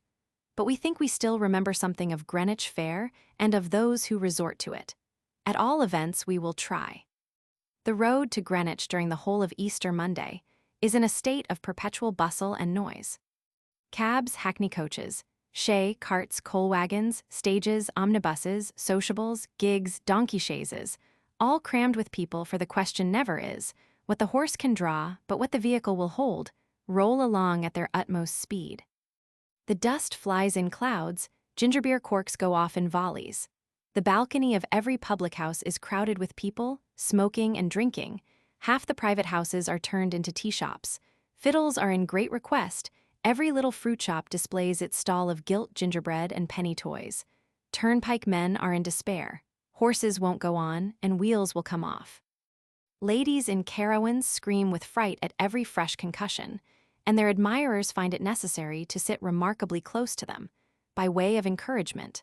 Servants of all work, who are not allowed to have followers and have got a holiday for the day, make the most of their time with the faithful admirer who waits for a stolen interview at the corner of the street every night when they go to fetch the beer. Apprentices grow sentimental, and straw-bonnet makers kind. Everybody is anxious to get on, and actuated by the common wish to be at the fair, or in the park, as soon as possible. Pedestrians linger in groups at the roadside, unable to resist the allurements of the stout proprietress of the Jack-in-the-Box, 3 shies a penny, or the more splendid offers of the man with 3 thimbles and a pea on a little round board, who astonishes the bewildered crowd with some such address as, "Here's the sort o' game to make you laugh 7 years arter you're dead, and turn every air on your Ed Gravith delight.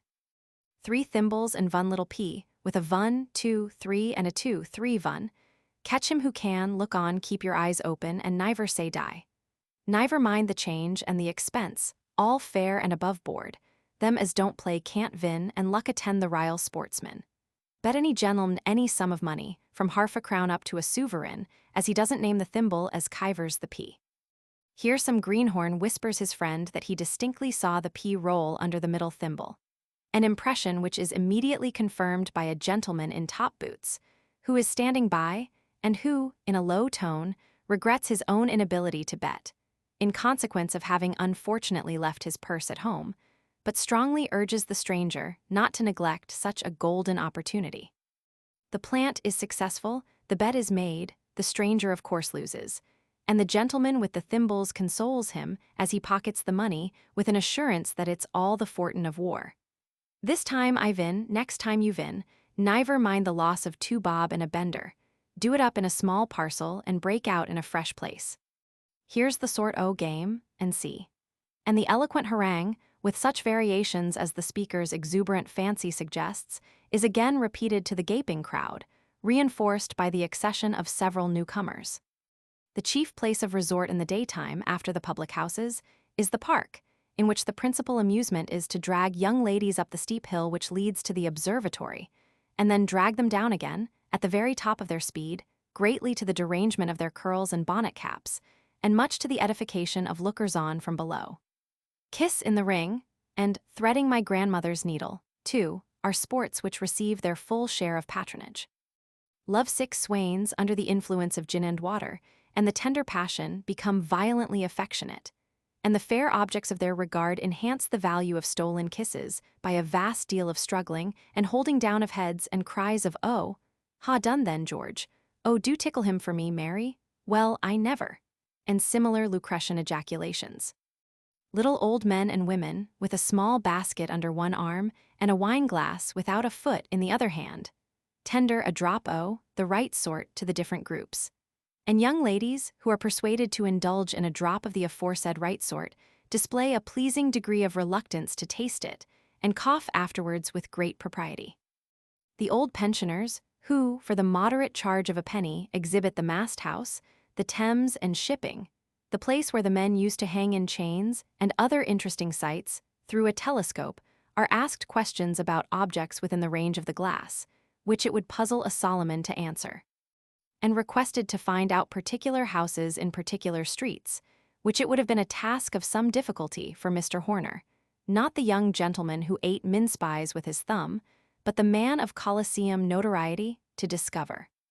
Here and there, where some 3 or 4 couple are sitting on the grass together, you will see a sunburnt woman in a red cloak, telling fortunes and prophesying husbands, which it requires no extraordinary observation to describe, for the originals are before her. Thereupon, the lady concerned laughs and blushes, and ultimately buries her face in an imitation cambric handkerchief, and the gentleman described looks extremely foolish, and squeezes her hand and fees the gypsy liberally. And the gypsy goes away, perfectly satisfied herself, and leaving those behind her perfectly satisfied also. And the prophecy, like many other prophecies of greater importance, fulfills itself in time. But it grows dark. The crowd has gradually dispersed, and only a few stragglers are left behind. The light in the direction of the church shows that the fair is illuminated, and the distant noise proves it to be filling fast. The spot, which half an hour ago was ringing with the shouts of boisterous mirth, is as calm and quiet as if nothing could ever disturb its serenity. The fine old trees, the majestic building at their feet, with the noble river beyond, glistening in the moonlight, appear in all their beauty, and under their most favorable aspect. The voices of the boys, singing their evening hymn, are borne gently on the air. And the humblest mechanic, who has been lingering on the grass so pleasant to the feet that beat the same dull round from week to week in the paved streets of London, feels proud to think, as he surveys the scene before him, that he belongs to the country which has selected such a spot as a retreat for its oldest and best defenders in the decline of their lives.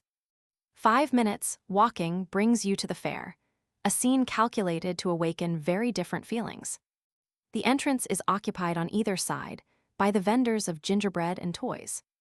The stalls are gaily lighted up, the most attractive goods profusely disposed, and unbonneted young ladies, in their zeal for the interest of their employers, seize you by the coat and use all the blandishments of "do, dear.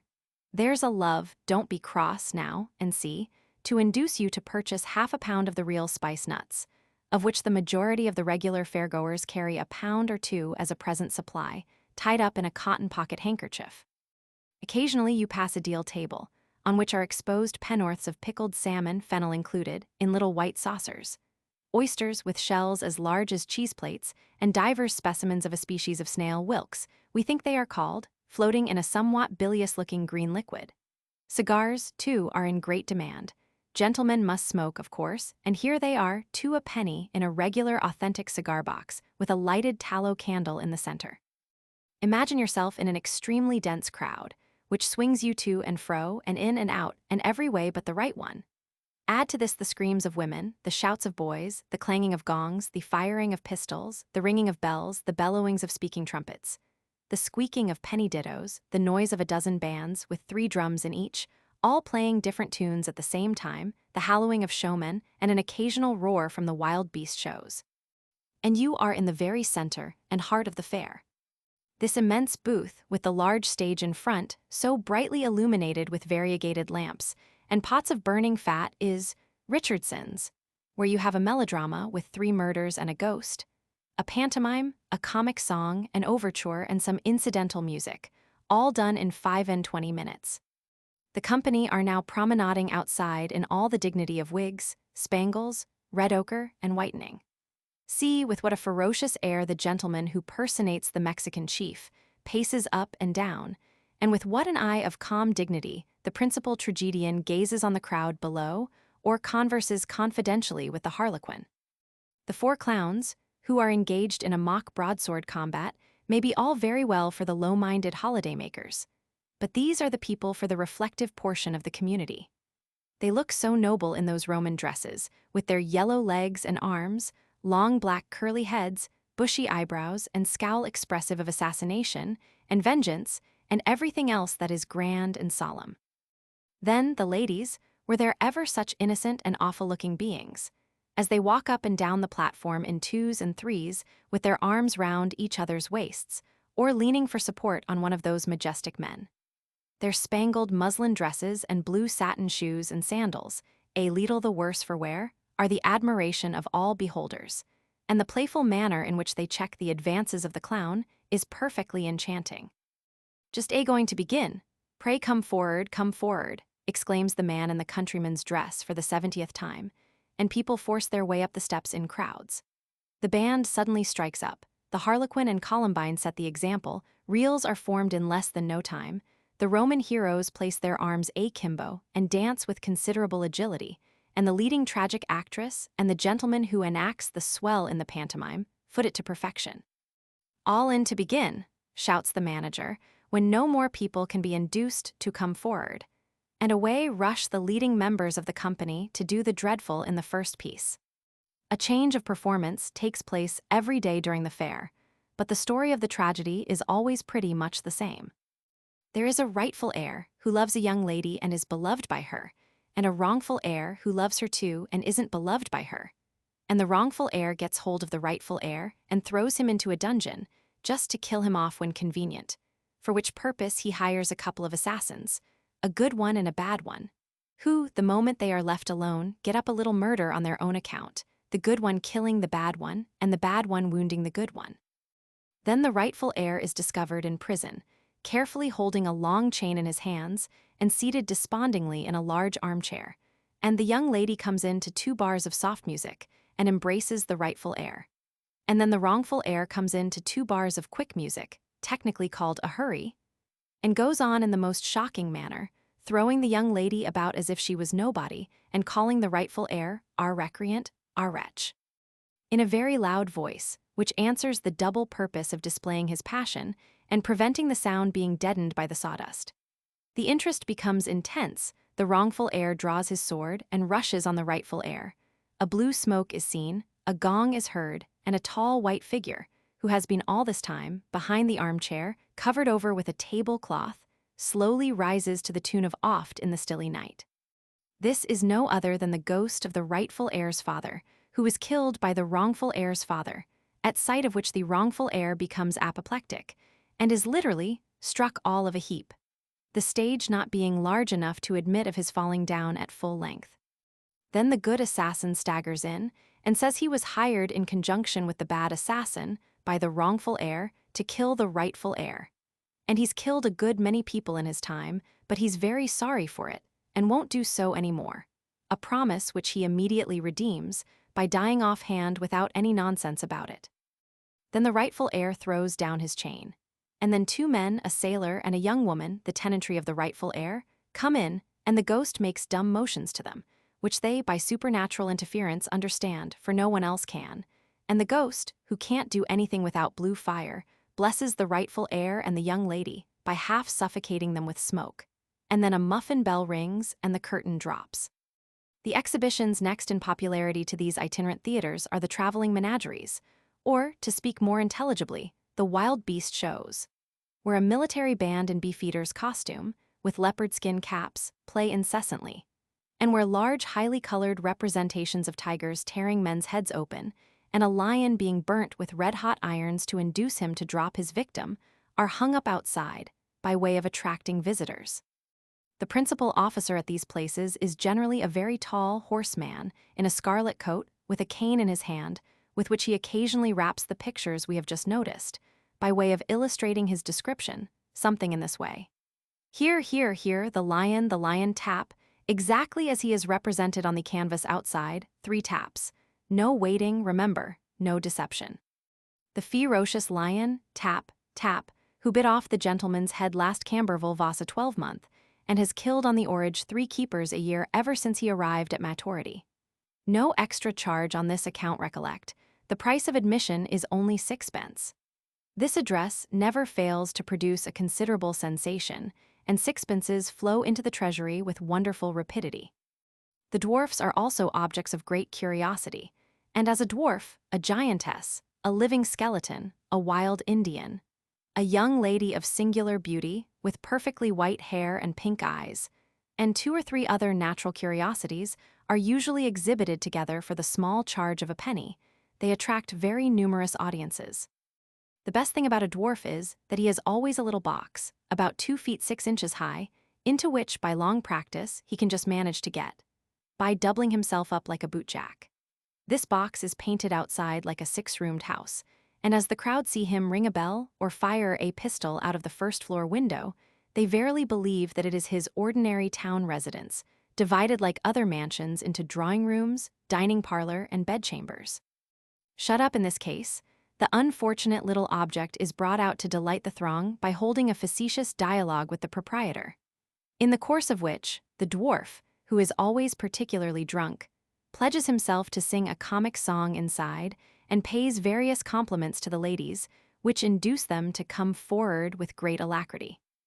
As a giant is not so easily moved, a pair of indescribables of most capacious dimensions and a huge shoe are usually brought out, into which 2 or 3 stout men get all at once, to the enthusiastic delight of the crowd, who are quite satisfied with the solemn assurance that these habiliments form part of the giant's everyday costume. The grandest and most numerously frequented booth in the whole fair, however, is the Crown and Anchor, a temporary ballroom. We forget how many 100 feet long, the price of admission to which is 1 shilling. Immediately on your right hand as you enter after paying your money is a refreshment place, at which cold beef, roast and boiled, French rolls, stout, wine, tongue, ham, even fowls, if we recollect right, are displayed in tempting array. There is a raised orchestra, and the place is boarded all the way down, in patches, just wide enough for a country dance. There is no master of the ceremonies in this artificial Eden. All is primitive, unreserved, and unstudied. The dust is blinding, the heat insupportable, the company somewhat noisy, and in the highest spirits possible. The ladies, in the height of their innocent animation, dancing in the gentlemen's hats, and the gentlemen promenading the gay and festive scene in the ladies' bonnets, or with the more expensive ornaments of false noses and low-crowned, tinderbox-looking hats, playing children's drums and accompanied by ladies on the penny trumpet. The noise of these various instruments, the orchestra, the shouting, the scratchers, and the dancing is perfectly bewildering. The dancing itself beggars description. Every figure lasts about an hour, and the ladies bounce up and down the middle with a degree of spirit which is quite indescribable. As to the gentlemen, they stamp their feet against the ground, every time hands four round begins, go down the middle and up again, with cigars in their mouths and silk handkerchiefs in their hands, and whirl their partners round, nothing loth, scrambling and falling and embracing, and knocking up against the other couples until they are fairly tired out and can move no longer. The same scene is repeated again and again, slightly varied by an occasional row, until a late hour at night, and a great many clerks and prentices find themselves next morning with aching heads, empty pockets, damaged hats, and a very imperfect recollection of how it was they did not get home. Chapter 13, Private Theatres. Richard III, Duke of Gloucester 2L, Earl of Richmond 1L, Duke of Buckingham 15S, Catesby 12S, Tressel 10S 6D, Lord Stanley 5S, Lord Mayor of London 2S 6D. Such are the written placards wafered up in the gentleman's dressing room, or the green room, where there is any, at a private theatre. And such are the sums extracted from the shop till, or overcharged in the office expenditure, by the donkeys who are prevailed upon to pay for permission to exhibit their lamentable ignorance and boobyism on the stage of a private theatre. This they do, in proportion to the scope afforded by the character for the display of their imbecility. For instance, the Duke of Gloucester is well worth £2 because he has it all to himself. He must wear a real sword, and what is better still, he must draw it, several times in the course of the piece. The soliloquies alone are well worth 15 shillings. Then there is the stabbing King Henry, decidedly cheap at 3 and 6pence, that's 18 and 6pence, bullying the coffin-bearers, say 18pence, though it's worth much more, that's £1. Then the love scene with Lady Anne, and the bustle of the fourth act can't be dear at 10 shillings more, that's only £1.10, including the off with his head, which is sure to bring down the applause, and it is very easy to do orf with his head, very quick and loud, then slow and sneeringly, so much for Buckingham. Lay the emphasis on the uck, get yourself gradually into a corner and work with your right hand while you're saying it as if you were feeling your way, and it's sure to do. The tent scene is confessedly worth half a sovereign, and so you have the fight in gratis, and everybody knows what an effect may be produced by a good combat.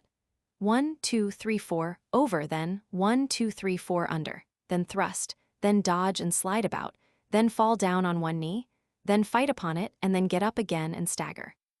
You may keep on doing this as long as it seems to take, say 10 minutes, and then fall down backwards, if you can manage it without hurting yourself, and die game, nothing like it for producing an effect. They always do it at Astley's and Sadler's Wells, and if they don't know how to do this sort of thing, who in the world does? A small child, or a female in white, increases the interest of a combat materially.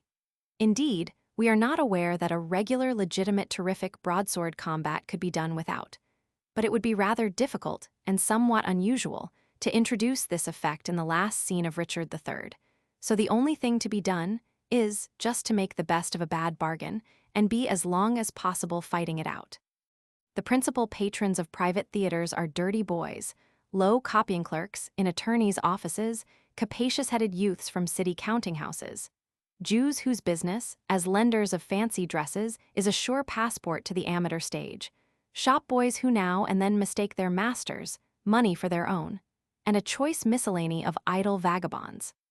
The proprietor of a private theatre may be an ex-scene painter, a low coffee housekeeper, a disappointed eighth-rate actor, a retired smuggler, or uncertificated bankrupt. The theatre itself may be in Catherine Street, Strand, the purlieus of the city, the neighborhood of Gray's Inn Lane, or the vicinity of Sadler's Wells, or it may perhaps form the chief nuisance of some shabby street on the Surrey side of Waterloo Bridge. The lady performers pay nothing for their characters, and it is needless to add, are usually selected from one class of society. The audiences are necessarily of much the same character as the performers, who receive, in return for their contributions to the management, tickets to the amount of the money they pay.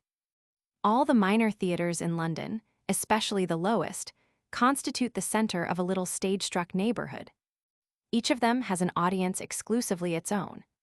And at any you will see dropping into the pit at half price, or swaggering into the back of a box, if the price of admission be a reduced one, divers boys of from 15 to 21 years of age, who throw back their coat and turn up their wristbands, after the portraits of Count d'Orsay, hum tunes and whistle when the curtain is down, by way of persuading the people near them that they are not at all anxious to have it up again, and speak familiarly of the inferior performers as Bill such-a-one, and Ned so-and-so, or tell each other how a new piece called The Unknown Bandit of the Invisible Cavern is in rehearsal, how Mr. Palmer is to play the unknown bandit, how Charlie Scarton is to take the part of an English sailor and fight a broadsword combat with 6 unknown bandits, at one and the same time. One theatrical sailor is always equal to half a dozen men at least. How Mr. Palmer and Charlie Scarton are to go through a double hornpipe in fetters in the second act. How the interior of the invisible cavern is to occupy the whole extent of the stage, and other town-surprising theatrical announcements. These gentlemen are the amateurs, the Richards, Shylocks, Beverleys, and Othellos, the young Dorntons, Rovers, Captain Absolutes, and Charles Surfaces, a private theater. See them at the neighboring public house or the theatrical coffee shop. They are the kings of the place, supposing no real performers to be present, and roll about, hats on one side and arms akimbo, as if they had actually come into possession of 18 shillings a week and a share of a ticket night. If one of them does but know an Astley's supernumerary, he is a happy fellow. The mingled air of envy and admiration with which his companions will regard him, as he converses familiarly with some mouldy-looking man in a fancy neckerchief, whose partially corked eyebrows and half-rouged face testify to the fact of his having just left the stage or the circle, sufficiently shows in what high admiration these public characters are held. With the double view of guarding against the discovery of friends or employers, and enhancing the interest of an assumed character by attaching a high-sounding name to its representative, these geniuses assume fictitious names, which are not the least amusing part of the playbill of a private theater.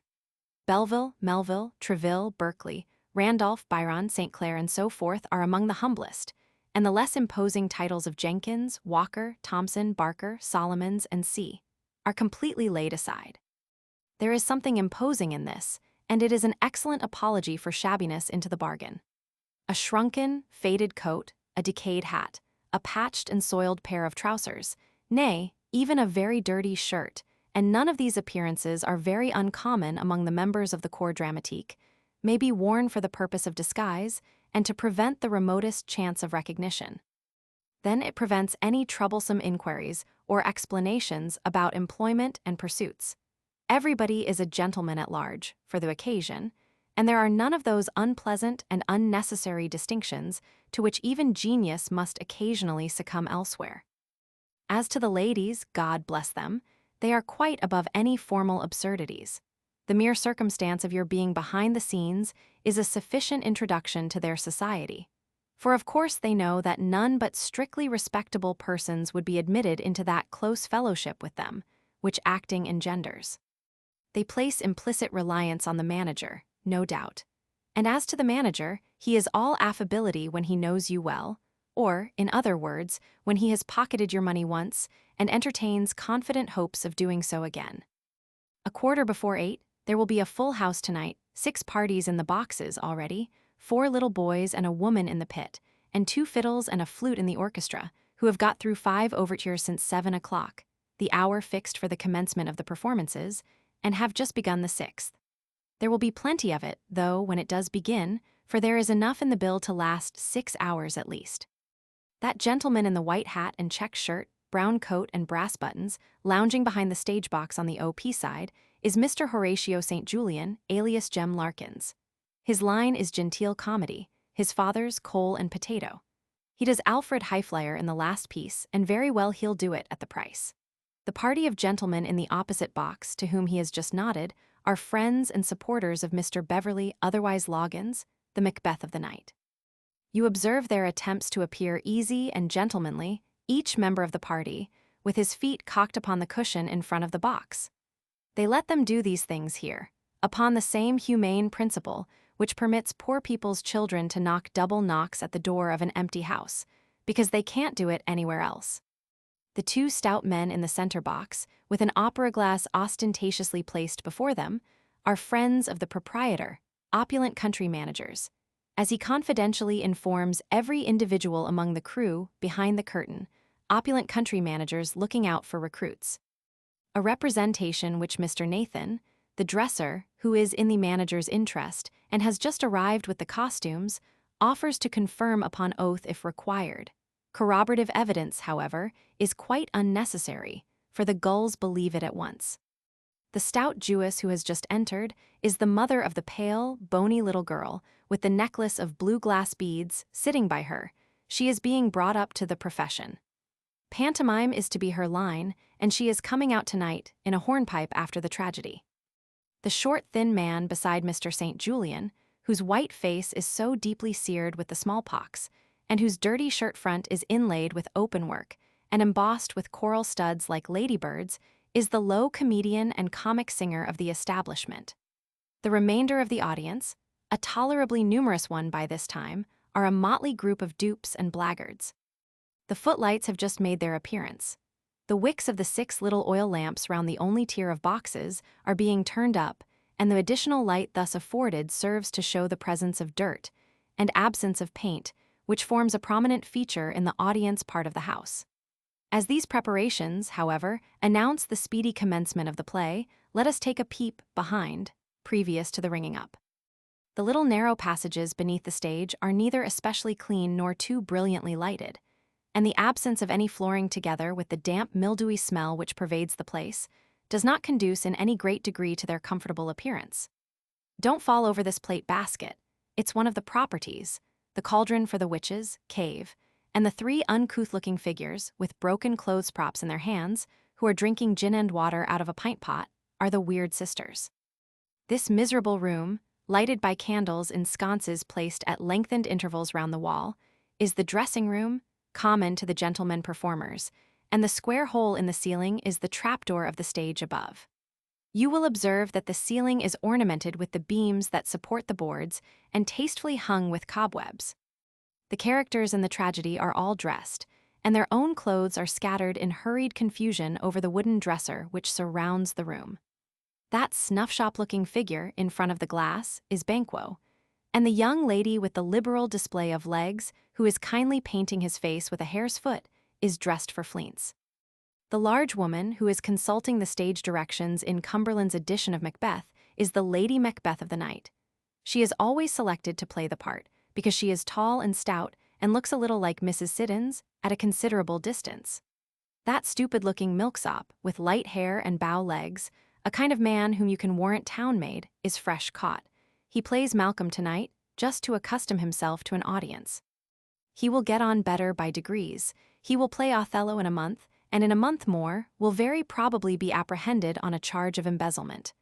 The black-eyed female with whom he is talking so earnestly is dressed for the gentlewoman.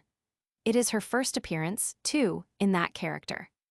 The boy of 14, who is having his eyebrows smeared with soap and whitening, is Duncan, King of Scotland. And the 2 dirty men with the corked countenances, in very old green tunics and dirty drab boots, are the army. "Look sharp below there, gents," exclaims the dresser, a red-headed and red-whiskered Jew, calling through the trap. "They're a-going to ring up. The flute says he'll be blowed if he plays any more, and they're getting precious noisy in front." A general rush immediately takes place to the half-dozen little steep steps leading to the stage, and the heterogeneous group are soon assembled at the side scenes, in breathless anxiety and motley confusion. "Now," cries the manager, consulting the written list which hangs behind the first P.S. Wing, Scene 1, open country, lamps down, thunder and lightning already white. This is addressed to one of the army. "All ready? Very well. Scene 2, front chamber. Is the front chamber down? Yes, very well." Jones to the other army who is up in the flies. "Hallo, wind up the open country when we ring up. I'll take care." Scene 3, back perspective with practical bridge. Bridge ready, white. "Got the trestles there? All right. Very well. Clear the stage." cries the manager, hastily packing every member of the company into the little space there is between the wings and the wall and one wing and another.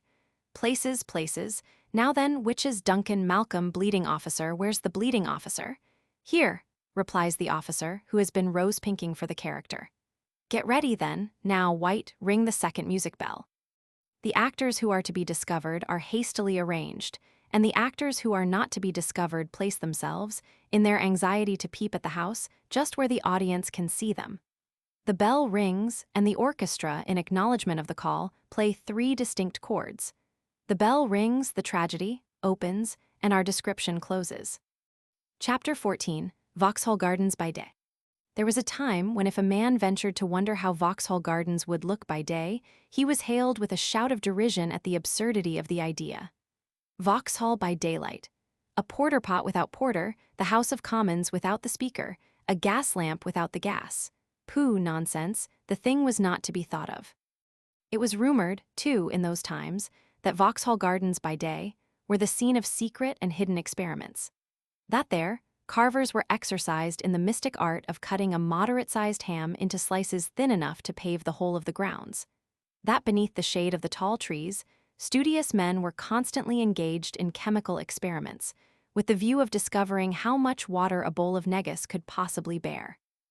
And that in some retired nooks, appropriated to the study of ornithology, other sage and learned men were, by a process known only to themselves, incessantly employed in reducing fowls to a mere combination of skin and bone.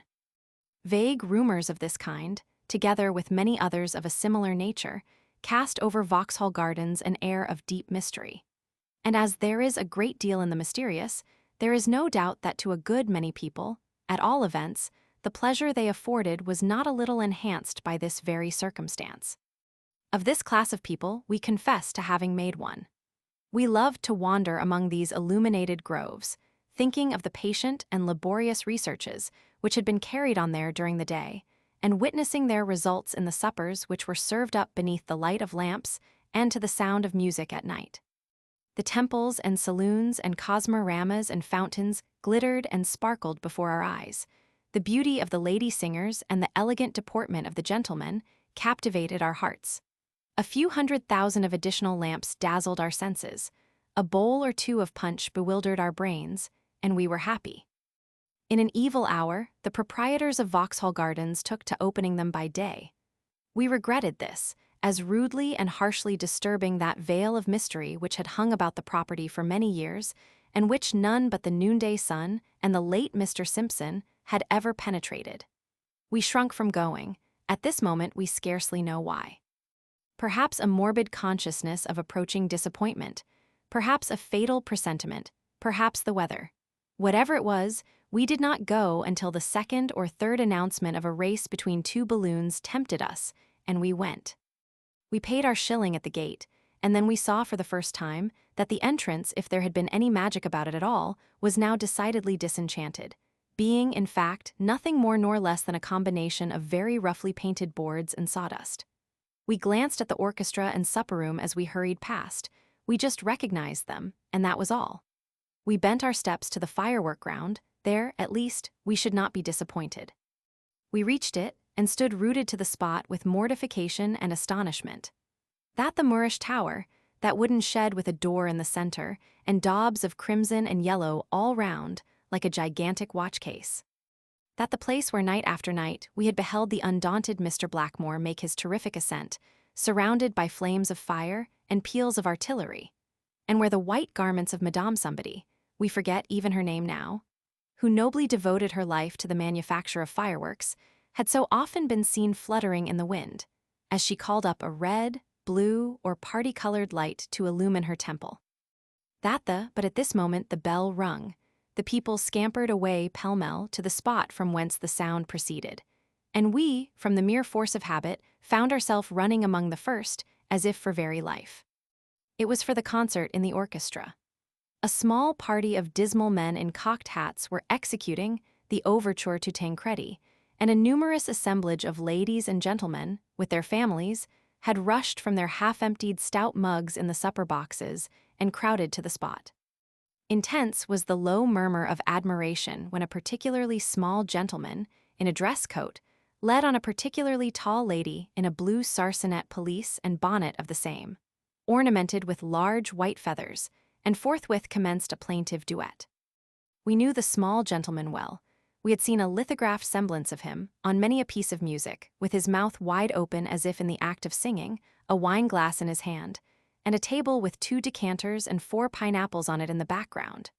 The tall lady, too, we had gazed on, lost in raptures of admiration, many and many a time. How different people do look by daylight, and without punch, to be sure. It was a beautiful duet. First the small gentleman asked a question, and then the tall lady answered it. Then the small gentleman and the tall lady sang together most melodiously. Then the small gentleman went through a little piece of vehemence by himself, and got very tenor indeed, in the excitement of his feelings, to which the tall lady responded in a similar manner.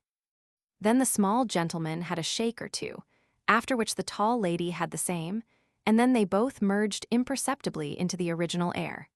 And the band wound themselves up to a pitch of fury, and the small gentleman handed the tall lady out, and the applause was rapturous.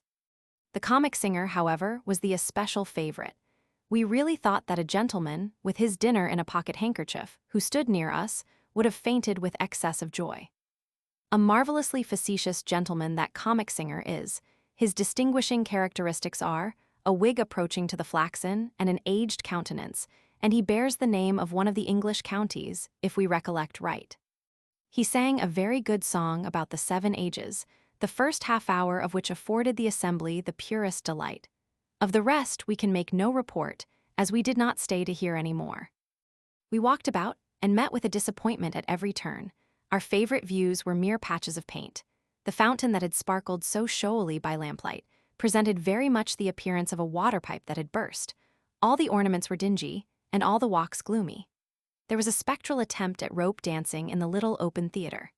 The sun shone upon the spangled dresses of the performers, and their evolutions were about as inspiriting and appropriate as a country dance in a family vault. So we retraced our steps to the firework ground, and mingled with the little crowd of people who were contemplating Mr. Green. Some half-dozen men were restraining the impetuosity of one of the balloons, which was completely filled, and had the car already attached. And as rumors had gone abroad that a lord was going up, the crowd were more than usually anxious and talkative. There was one little man in faded black, with a dirty face and a rusty black neckerchief with a red border, tied in a narrow wisp round his neck, who entered into conversation with everybody, and had something to say upon every remark that was made within his hearing. He was standing with his arms folded, staring up at the balloon, and every now and then vented his feelings of reverence for the aeronaut, by saying, as he looked round to catch somebody's eye, "He's a rum 'un is green. Think this here being up'ards of his 200th ascent.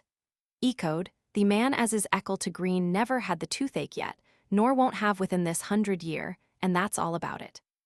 When you meets with real talent, and native, too, encourage it, that's what I say."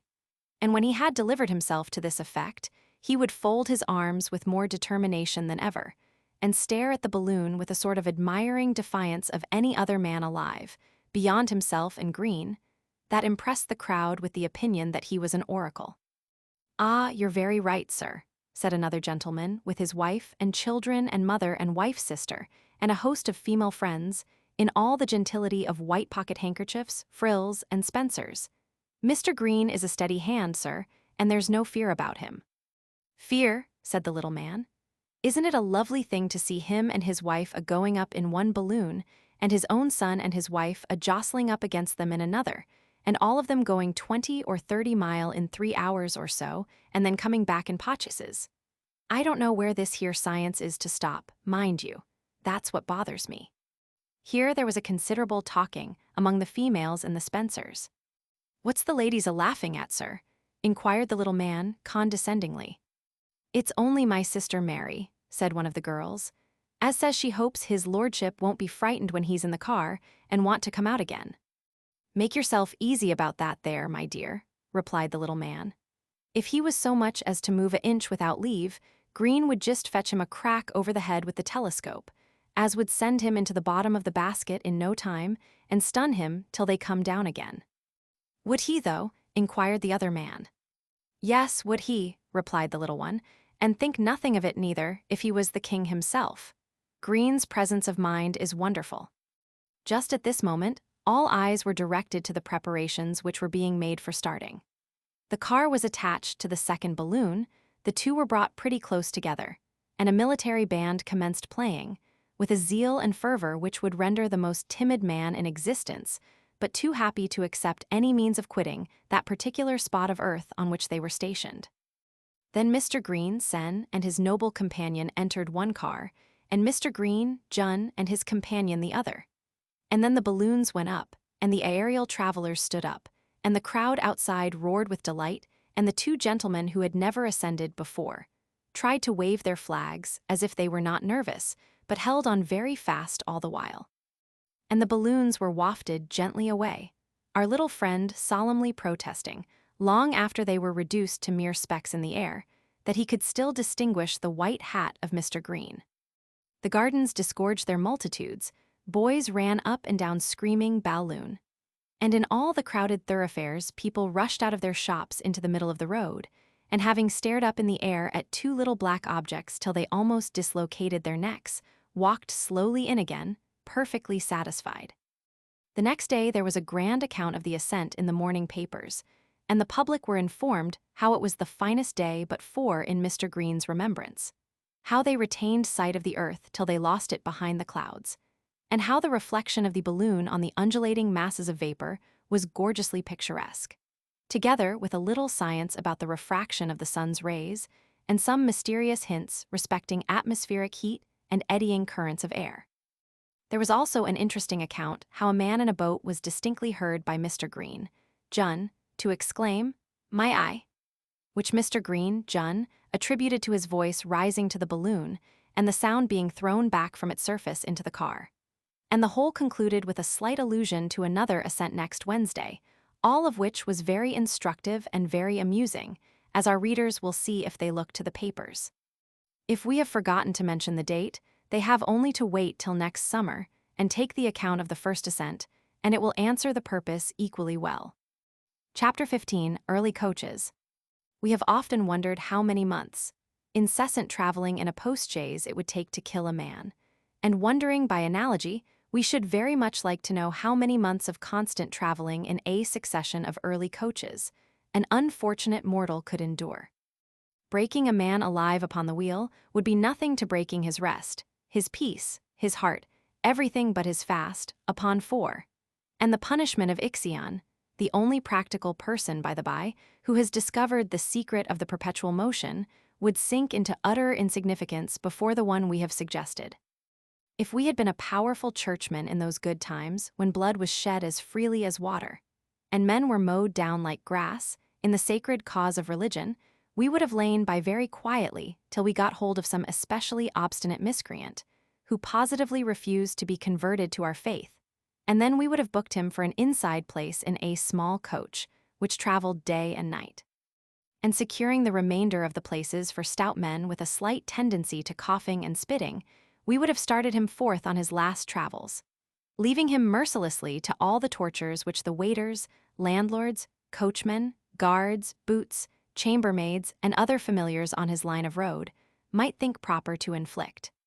Who has not experienced the miseries inevitably consequent upon a summons to undertake a hasty journey?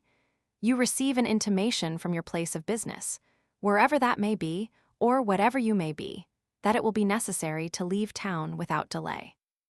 You and your family are forthwith thrown into a state of tremendous excitement. An express is immediately dispatched to the washerwoman's. Everybody is in a bustle. And you, yourself, with a feeling of dignity which you cannot altogether conceal, sally forth to the booking office to secure your place. Here a painful consciousness of your own unimportance first rushes on your mind. The people are as cool and collected as if nobody were going out of town, or as if a journey of 100-odd miles were a mere nothing. You enter a moldy-looking room, ornamented with large posting bills, the greater part of the place enclosed behind a huge, lumbering, rough counter, and fitted up with recesses that look like the dens of the smaller animals in a traveling menagerie, without the bars.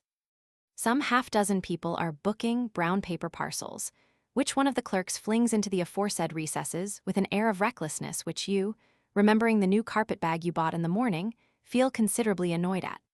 Porters, looking like so many atlases, keep rushing in and out, with large packages on their shoulders. And while you are waiting to make the necessary inquiries, you wonder what on earth the booking office clerks can have been before they were booking office clerks. One of them, with his pen behind his ear and his hands behind him, is standing in front of the fire, like a full-length portrait of Napoleon. The other, with his hat half off his head, enters the passengers' names in the books with a coolness which is inexpressibly provoking, and the villain whistles, actually whistles, while a man asks him what the fare is outside, all the way to Holyhead. In frosty weather, too. They are clearly an isolated race, evidently possessing no sympathies or feelings in common with the rest of mankind. Your turn comes at last, and having paid the fare, you tremblingly inquire, "What time will it be necessary for me to be here in the morning?" 6 o'clock, replies the whistler, carelessly pitching the sovereign you have just parted with into a wooden bowl on the desk. "Rather before than arter," adds the man with the semi-roasted unmentionables, with just as much ease and complacency as if the whole world got out of bed at 5. You turn into the street, ruminating as you bend your steps homewards on the extent to which men become hardened in cruelty by custom. If there be one thing in existence more miserable than another, it most unquestionably is the being compelled to rise by candlelight. If you have ever doubted the fact, you are painfully convinced of your error on the morning of your departure. You left strict orders overnight to be called at 4:30, and you have done nothing all night but doze for 5 minutes at a time, and start up suddenly from a terrific dream of a large church clock with the small hand running round, with astonishing rapidity, to every figure on the dial plate. At last, completely exhausted, you fall gradually into a refreshing sleep. Your thoughts grow confused. The stagecoaches, which have been going off before your eyes all night, become less and less distinct, until they go off altogether. One moment you are driving with all the skill and smartness of an experienced whip. The next you are exhibiting a la Ducrow on the off-leader. Anon you are closely muffled up inside and have just recognized in the person of the guard an old schoolfellow, whose funeral, even in your dream, you remember to have attended 18 years ago. At last you fall into a state of complete oblivion from which you are aroused, as if into a new state of existence, by a singular illusion. You are apprenticed to a trunk-maker. How, or why, or when, or wherefore, you don't take the trouble to inquire. But there you are, pasting the lining in the lid of a portmanteau. Confound that other apprentice in the back shop, how he is hammering. Rap, rap, rap, what an industrious fellow he must be. You have heard him at work for half an hour past, and he has been hammering incessantly the whole time. Rap, rap, rap again, he's talking now, what's that he said? 5 o'clock, you make a violent exertion and start up in bed. The vision is at once dispelled. The trunkmaker's shop is your own bedroom, and the other apprentice your shivering servant, who has been vainly endeavoring to wake you for the last quarter of an hour, at the imminent risk of breaking either his own knuckles or the panels of the door. You proceed to dress yourself with all possible dispatch. The flaring flat candle with the long snuff gives light enough to show that the things you want are not where they ought to be, and you undergo a trifling delay in consequence of having carefully packed up one of your boots in your over-anxiety of the preceding night. You soon complete your toilet, however, for you are not particular on such an occasion, and you shaved yesterday evening. So mounting your Petersham greatcoat and green traveling shawl and grasping your carpet bag in your right hand, you walk lightly downstairs, lest you should awaken any of the family, and after pausing in the common sitting room for one moment, just to have a cup of coffee, the said common sitting room looking remarkably comfortable, with everything out of its place, and strewed with the crumbs of last night's supper. You undo the chain and bolts of the street door, and find yourself fairly in the street. A thaw by all that is miserable. The frost is completely broken up. You look down the long perspective of Oxford Street, the gaslights mournfully reflected on the wet pavement, and can discern no speck in the road to encourage the belief that there is a cab or a coach to be had. The very coachmen have gone home in despair. The cold sleet is drizzling down with that gentle regularity, which betokens a duration of 24 hours at least. The damp hangs upon the housetops and lampposts, and clings to you like an invisible cloak. The water is coming in every area, the pipes have burst, the water butts are running over. The kennels seem to be doing matches against time, pump handles descend of their own accord, horses in market carts fall down, and there's no one to help them up again. Policemen look as if they had been carefully sprinkled with powdered glass. Here and there a milkwoman trudges slowly along, with a bit of list round each foot to keep her from slipping. Boys who don't sleep in the house, and are not allowed much sleep out of it, can't wake their masters by thundering at the shop door and cry with the cold. The compound of ice, snow, and water on the pavement is a couple of inches thick. Nobody ventures to walk fast to keep himself warm, and nobody could succeed in keeping himself warm if he did. It strikes 5:15 as you trudge down Waterloo Place on your way to the Golden Cross, and you discover, for the first time, that you were called about an hour too early. You have not time to go back, there is no place open to go into, and you have therefore no resource but to go forward, which you do, feeling remarkably satisfied with yourself and everything about you. You arrive at the office and look wistfully up the yard for the Birmingham Highflyer, which, for aught you can see, may have flown away altogether, for preparations appear to be on foot for the departure of any vehicle in the shape of a coach. You wander into the booking office, which with the gaslights and blazing fire, looks quite comfortable by contrast. That is to say, if any place can look comfortable at 5:30 on a winter's morning. There stands the identical bookkeeper in the same position as if he had not moved since you saw him yesterday. As he informs you that the coach is up the yard, and will be brought round in about 1/4 hour, you leave your bag and repair to the tap, not with any absurd idea of warming yourself, because you feel such a result to be utterly hopeless, but for the purpose of procuring some hot brandy and water, which you do, when the kettle boils. An event which occurs exactly 2 minutes and a half before the time fixed for the starting of the coach. The first stroke of 6 peals from St. Martin's Church steeple, just as you take the first sip of the boiling liquid. You find yourself at the booking office in 2 seconds, and the tap waiter finds himself much comforted by your brandy and water in about the same period. The coach is out, the horses are in, and the guard and 2 or 3 porters are stowing the luggage away and running up the steps of the booking office and down the steps of the booking office with breathless rapidity. The place, which a few minutes ago was so still and quiet, is now all bustle. The early vendors of the morning papers have arrived, and you are assailed on all sides with shouts of "Times, gentlemen, Times. Here's Cron, Herald, ma'am. Highly interesting murder, gentlemen. Curious case, oh breach, oh promise, ladies." The inside passengers are already in their dens, and the outsides, with the exception of yourself, are pacing up and down the pavement to keep themselves warm. They consist of 2 young men with very long hair, to which the sleet has communicated the appearance of crystallized rats' tails. 1 thin young woman cold and peevish, 1 old gentleman ditto, and something in a cloak and cap, intended to represent a military officer. Every member of the party, with a large stiff shawl over his chin, looking exactly as if he were playing a set of Pan's pipes. "Take off the cloths, Bob," says the coachman, who now appears for the first time in a rough blue greatcoat of which the buttons behind are so far apart that you can't see them both at the same time.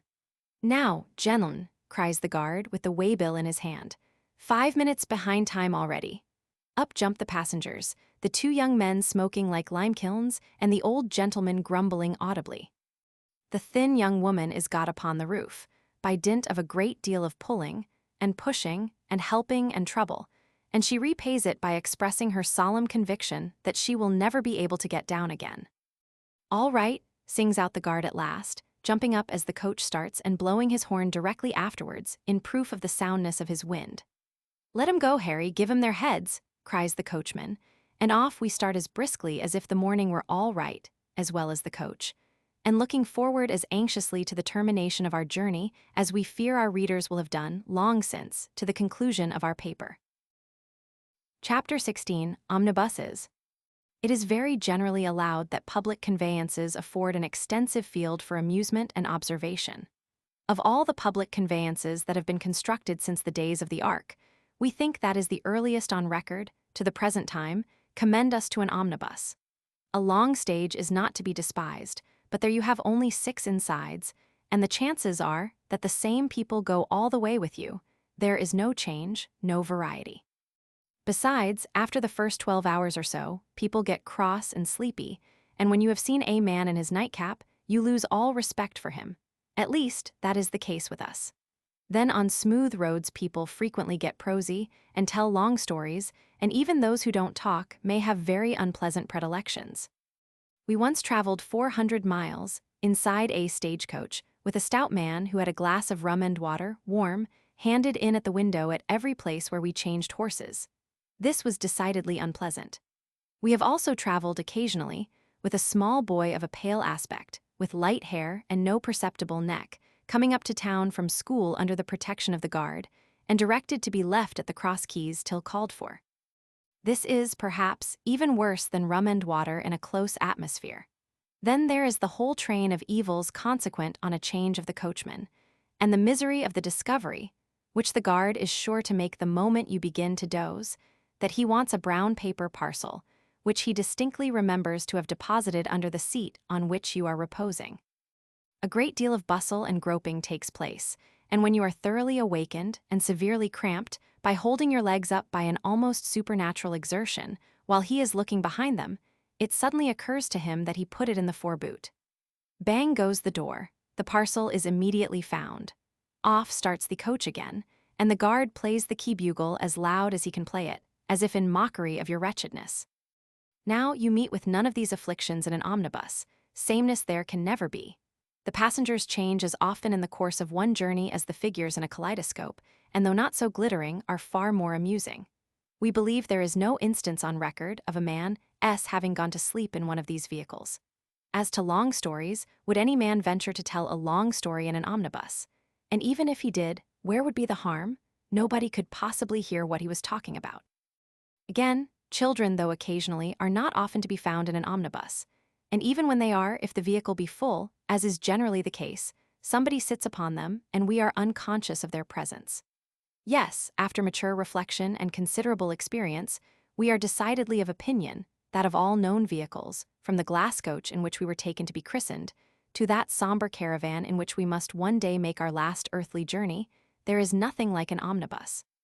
We will back the machine in which we make our daily peregrination from the top of Oxford Street to the city, against any bus on the road, whether it be for the gaudiness of its exterior, the perfect simplicity of its interior, or the native coolness of its cad. This young gentleman is a singular instance of self-devotion. His somewhat intemperate zeal on behalf of his employers is constantly getting him into trouble, and occasionally into the house of correction. He is no sooner emancipated, however, than he resumes the duties of his profession with unabated ardor. His principal distinction is his activity. His great boast is that he can chuck an old gentleman into the bus, shut him in, and rattle off, afore he knows where it's going to, a feat which he frequently performs, to the infinite amusement of every one but the old gentleman concerned, who, somehow or other, never can see the joke of the thing. We are not aware that it has ever been precisely ascertained how many passengers our omnibus will contain. The impression on the cad's mind evidently is that it is amply sufficient for the accommodation of any number of persons that can be enticed into it. "Any room?" cries a hot pedestrian.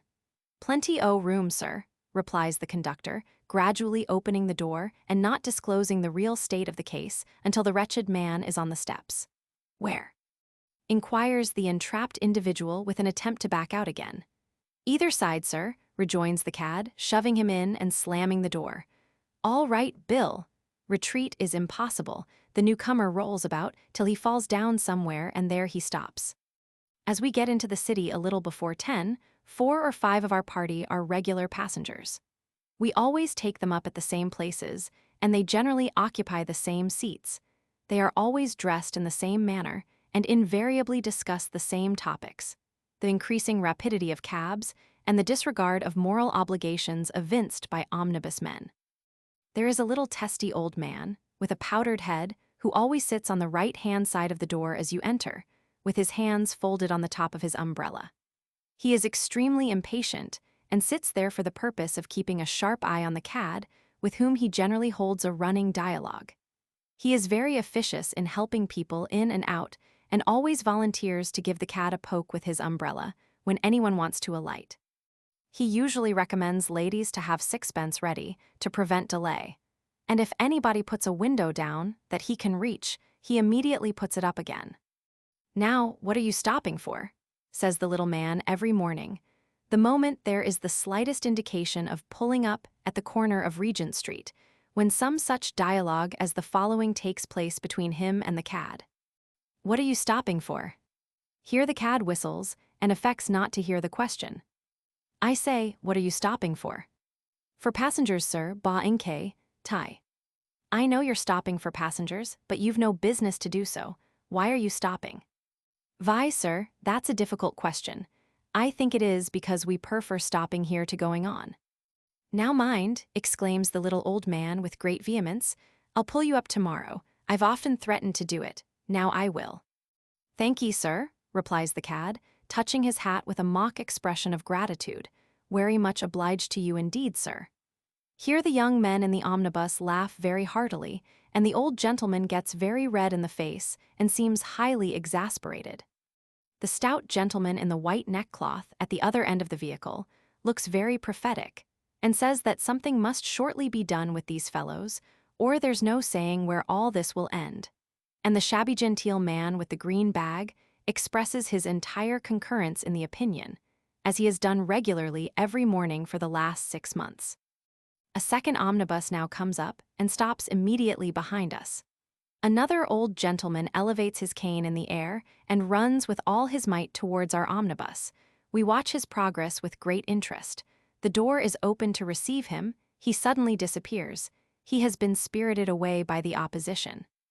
Hereupon the driver of the opposition taunts our people with his having regularly done him out of that old swell. And the voice of the old swell is heard, vainly protesting against this unlawful detention. We rattle off, the other omnibus rattles after us, and every time we stop to take up a passenger, they stop to take him too. Sometimes we get him. Sometimes they get him. But whoever don't get him, say they ought to have had him, and the cads of the respective vehicles abuse one another accordingly. As we arrive in the vicinity of Lincoln's Inn Fields, Bedford Row, and other legal haunts, we drop a great many of our original passengers, and take up fresh ones, who meet with a very sulky reception. It is rather remarkable that the people already in an omnibus always look at newcomers, as if they entertained some undefined idea that they have no business to come in at all. We are quite persuaded the little old man has some notion of this kind, and that he considers their entry as a sort of negative impertinence. Conversation is now entirely dropped. Each person gazes vacantly through the window in front of him, and everybody thinks that his opposite neighbor is staring at him. If one man gets out at Shoe Lane, and another at the corner of Farringdon Street, the little old gentleman grumbles, and suggests to the latter that if he had got out at Shoe Lane too, he would have saved them the delay of another stoppage. Whereupon the young men laugh again, and the old gentleman looks very solemn, and says nothing more till he gets to the bank, when he trots off as fast as he can, leaving us to do the same, and to wish, as we walk away, that we could impart to others any portion of the amusement we have gained for ourselves. Chapter 17. The Last Cab Driver and the First Omnibus Cad. Of all the cabriolet drivers whom we have ever had the honor and gratification of knowing by sight, and our acquaintance in this way has been most extensive, there is one who made an impression on our mind which can never be effaced, and who awakened in our bosom a feeling of admiration and respect, which we entertain a fatal presentiment will never be called forth again by any human being. He was a man of most simple and prepossessing appearance. He was a brown-whiskered, white-hatted, no-coated cabman. His nose was generally red, and his bright blue eye not unfrequently stood out in bold relief against a black border of artificial workmanship. His boots were of the Wellington form, pulled up to meet his corduroy knee-smalls, or at least to approach as near them as their dimensions would admit of, and his neck was usually garnished with a bright yellow handkerchief. In summer he carried in his mouth a flower, in winter a straw slight, but to a contemplative mind certain indications of a love of nature and a taste for botany. His cabriolet was gorgeously painted, a bright red, and wherever we went, city or West End, Paddington or Holloway, north, east, west, or south, there was the red cab, bumping up against the posts at the street corners and turning in and out among hackney coaches and drays and carts and wagons and omnibuses, and contriving by some strange means or other to get out of places which no other vehicle but the red cab could ever by any possibility have contrived to get into at all. Our fondness for that red cab was unbounded. How we should have liked to have seen it in the circle at Astley's. Our life upon it, that it should have performed such evolutions as would have put the whole company to shame, Indian chiefs, knights, Swiss peasants, and all. Some people object to the exertion of getting into cabs, and others object to the difficulty of getting out of them. We think both these are objections which take their rise in perverse and ill-conditioned minds. The getting into a cab is a very pretty and graceful process, which, when well performed, is essentially melodramatic.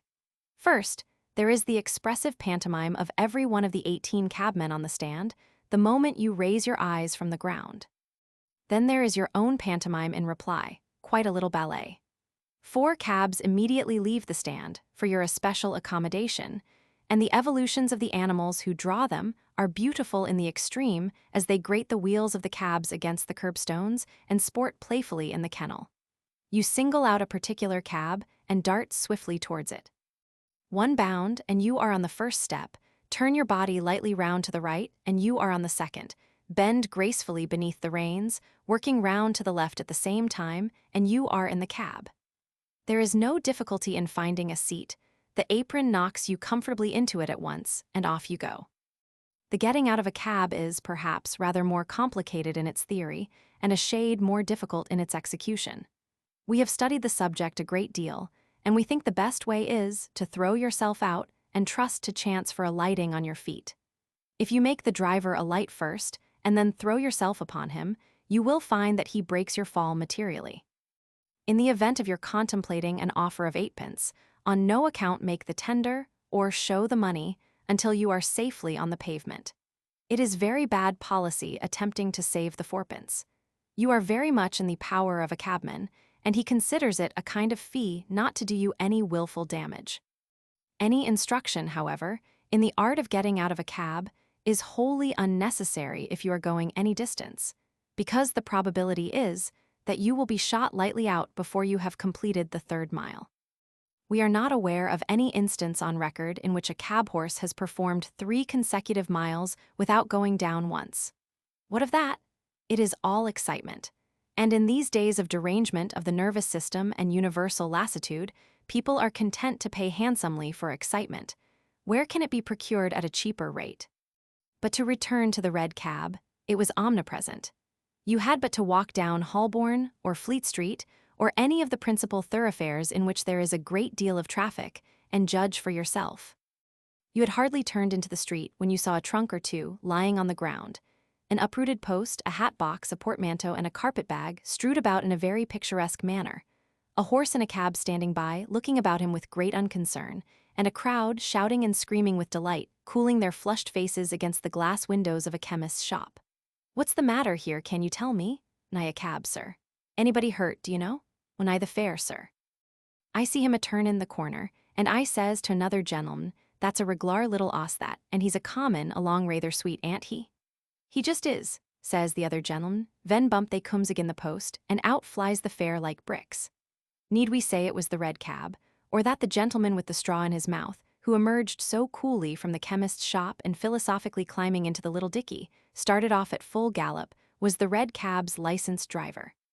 The ubiquity of this red cab, and the influence it exercised over the risible muscles of justice itself, was perfectly astonishing. You walked into the justice room of the mansion house, the whole court resounded with merriment. The Lord Mayor threw himself back in his chair, in a state of frantic delight at his own joke. Every vein in Mr. Hobbler's countenance was swollen with laughter, partly at the Lord Mayor's facetiousness, but more at his own. The constables and police officers were as in duty bound in ecstasies at Mr. Hobbler and the Lord Mayor combined, and the very paupers, glancing respectfully at the beadle's countenance, tried to smile as even he relaxed. A tall, weazen-faced man, with an impediment in his speech, would be endeavoring to state a case of imposition against the red cab's driver. And the red cab's driver, and the Lord Mayor, and Mr. Hobbler would be having a little fun among themselves, to the inordinate delight of everybody but the complainant. In the end, justice would be so tickled with the red cab driver's native humor that the fine would be mitigated, and he would go away full gallop, in the red cab, to impose on somebody else without loss of time. The driver of the red cab, confident in the strength of his own moral principles, like many other philosophers, was wont to set the feelings and opinions of society at complete defiance. Generally speaking, perhaps, he would as soon carry a fare safely to his destination, as he would upset him. Sooner, perhaps, because in that case he not only got the money, but had the additional amusement of running a longer heat against some smart rival. But society made war upon him in the shape of penalties, and he must make war upon society in his own way. This was the reasoning of the red cab driver. So, he bestowed a searching look upon the fare as he put his hand in his waistcoat pocket when he had gone half the mile to get the money ready, and if he brought forth 8pence, out he went. The last time we saw our friend was one wet evening in Tottenham Court Road, when he was engaged in a very warm and somewhat personal altercation with a loquacious little gentleman in a green coat. Poor fellow, there were great excuses to be made for him. He had not received above 18pence more than his fare, and consequently labored under a great deal of very natural indignation.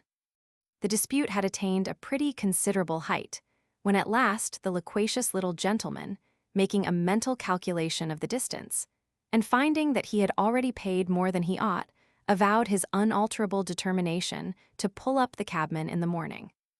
"Now, just mark this, young man," said the little gentleman, "I'll pull you up tomorrow morning." "No, will you, though?" said our friend with a sneer. "I will," replied the little gentleman. "Mark my words, that's all. If I live till tomorrow morning, you shall repent this." There was a steadiness of purpose and indignation of speech about the little gentleman as he took an angry pinch of snuff after this last declaration, which made a visible impression on the mind of the red cab driver. He appeared to hesitate for an instant. It was only for an instant. His resolve was soon taken. "You'll pull me up, will you?" said our friend. "I will," rejoined the little gentleman, with even greater vehemence than before. "Very well," said our friend, tucking up his shirt sleeves very calmly. "There'll be 3 weeks for that. Wery good, that'll bring me up to the middle o' next month. 3 weeks more would carry me on to my birthday, and then I've got £10 to draw. I may as well get board, lodgin', and washin', till then out of the county as pay for it myself, consequently here goes." So, without more ado, the red cab driver knocked the little gentleman down, and then called the police to take himself into custody, with all the civility in the world. A story is nothing without the sequel, and therefore we may state that to our certain knowledge, the board, lodging, and washing were all provided in due course. We happen to know the fact, for it came to our knowledge thus. We went over the House of Correction for the county of Middlesex shortly after to witness the operation of the silent system, and looked on all the wheels with the greatest anxiety in search of our long-lost friend. He was nowhere to be seen, however, and we began to think that the little gentleman in the green coat must have relented, when, as we were traversing the kitchen garden, which lies in a sequestered part of the prison, we were startled by hearing a voice, which apparently proceeded from the wall, pouring forth its soul in the plaintive air of "All Round My Hat," which was then just beginning to form a recognized portion of our national music. We started. "What voice is that?" said we. The governor shook his head. "Sad fellow," he replied, "very sad. He positively refused to work on the wheel, so, after many trials, I was compelled to order him into solitary confinement. He says he likes it very much, though, and I am afraid he does, for he lies on his back on the floor and sings comic songs all day." Shall we add that our heart had not deceived us, and that the comic singer was no other than our eagerly sought friend, the red cab driver? We have never seen him since, but we have strong reason to suspect that this noble individual was a distant relative of a waterman of our acquaintance, who, on one occasion, when we were passing the coach stand over which he presides, after standing very quietly to see a tall man struggle into a cab, ran up very briskly when it was all over, as his brethren invariably do, and, touching his hat, asked, as a matter of course, for a copper for the waterman. Now the fare was by no means a handsome man, and waxing very indignant at the demand, he replied, "Money?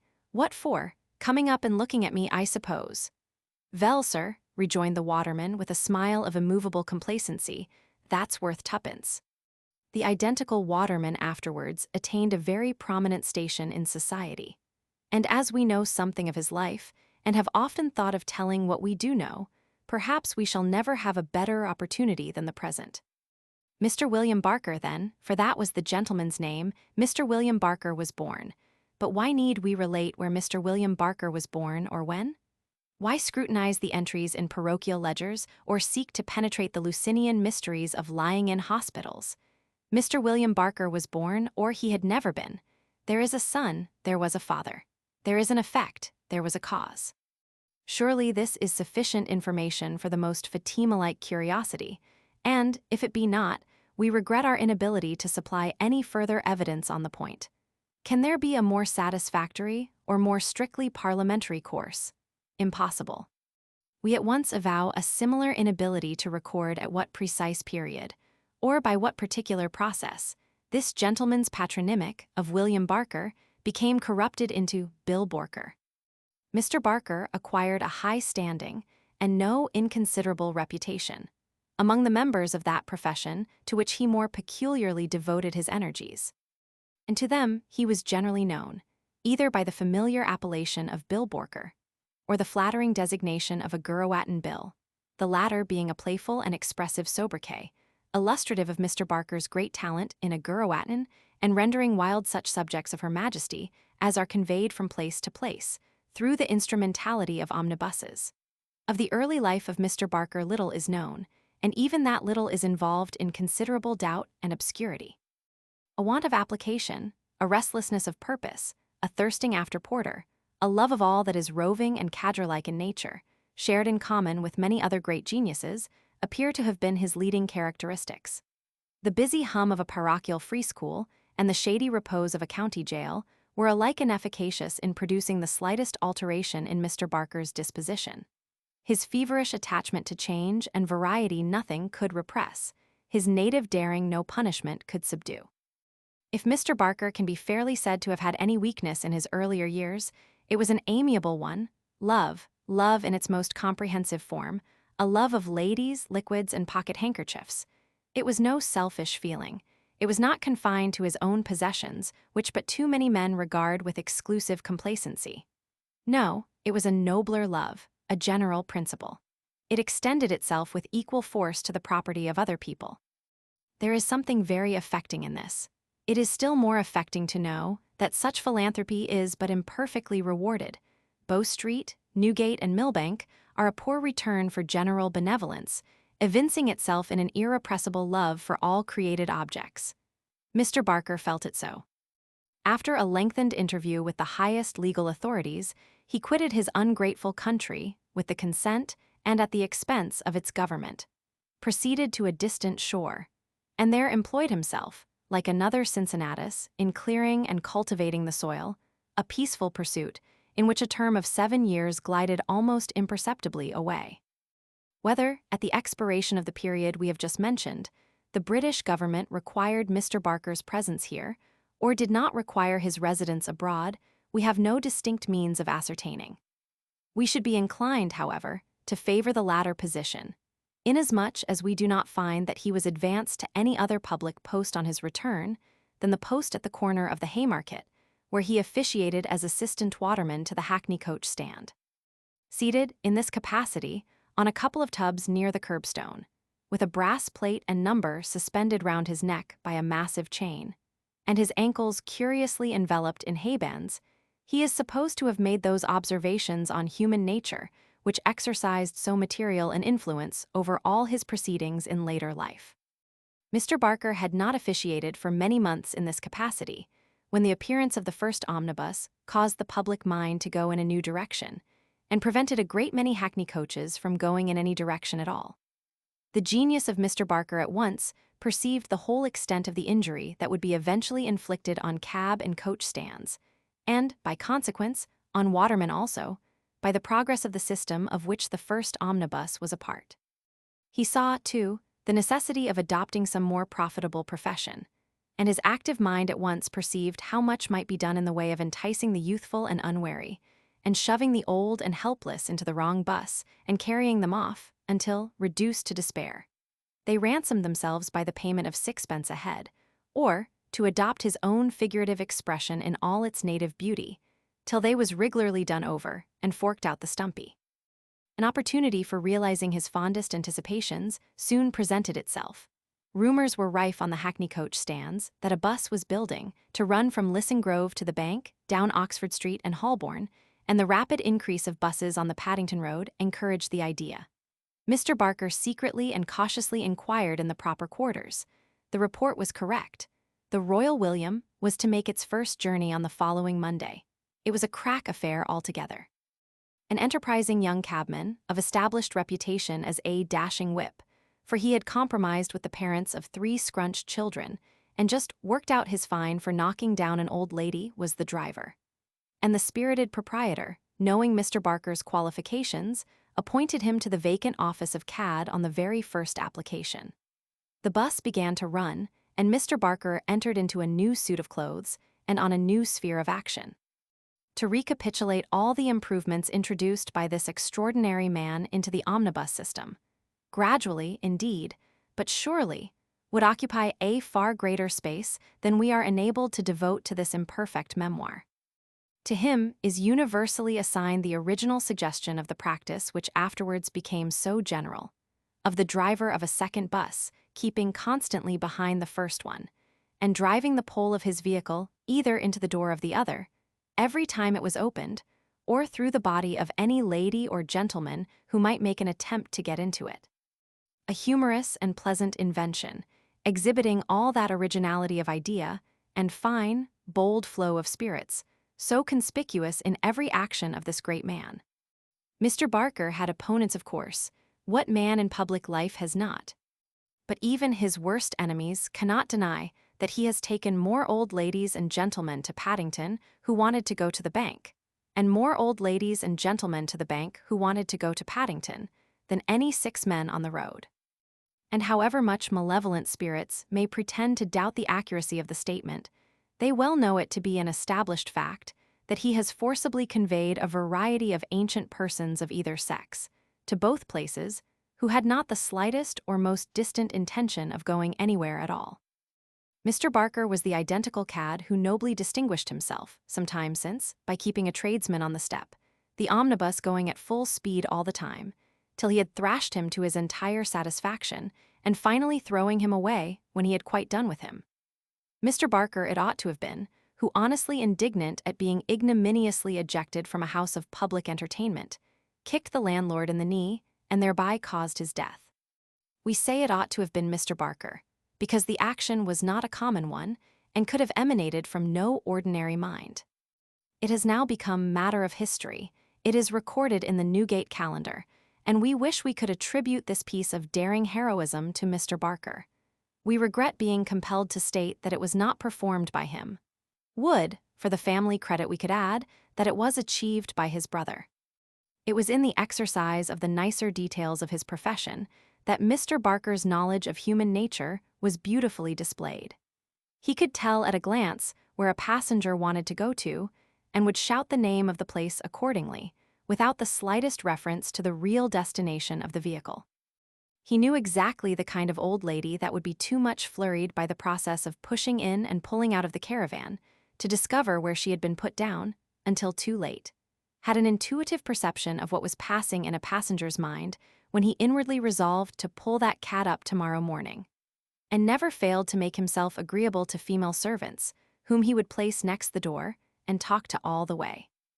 Human judgment is never infallible, and it would occasionally happen that Mr. Barker experimentalized with the timidity or forbearance of the wrong person, in which case a summons to a police office was, on more than one occasion, followed by a committal to prison. It was not in the power of trifles such as these, however, to subdue the freedom of his spirit. As soon as they passed away, he resumed the duties of his profession with unabated ardor. We have spoken of Mr. Barker and of the red cab driver in the past tense. Alas, Mr. Barker has again become an absentee, and the class of men to which they both belonged is fast disappearing. Improvement has peered beneath the aprons of our cabs and penetrated to the very innermost recesses of our omnibuses. Dirt and fustian will vanish before cleanliness and livery. Slang will be forgotten when civility becomes general, and that enlightened, eloquent, sage, and profound body, the magistracy of London, will be deprived of half their amusement and half their occupation. Chapter 18, A Parliamentary Sketch. We hope our readers will not be alarmed at this rather ominous title. We assure them that we are not about to become political, neither have we the slightest intention of being more prosy than usual, if we can help it. It has occurred to us that a slight sketch of the general aspect of the House, and the crowds that resort to it on the night of an important debate, would be productive of some amusement. And as we have made some few calls at the aforesaid house in our time, have visited it quite often enough for our purpose, and a great deal too often for our personal peace and comfort, we have determined to attempt the description. Dismissing from our minds, therefore, all that feeling of awe, which vague ideas of breaches of privilege, surging tatarms, heavy denunciations, and still heavier fees are calculated to awaken, we enter at once into the building and upon our subject. 4:30, and at 5 the mover of the address will be on his legs, as the newspapers announce sometimes by way of novelty, as if speakers were occasionally in the habit of standing on their heads. The members are pouring in, one after the other, in shoals.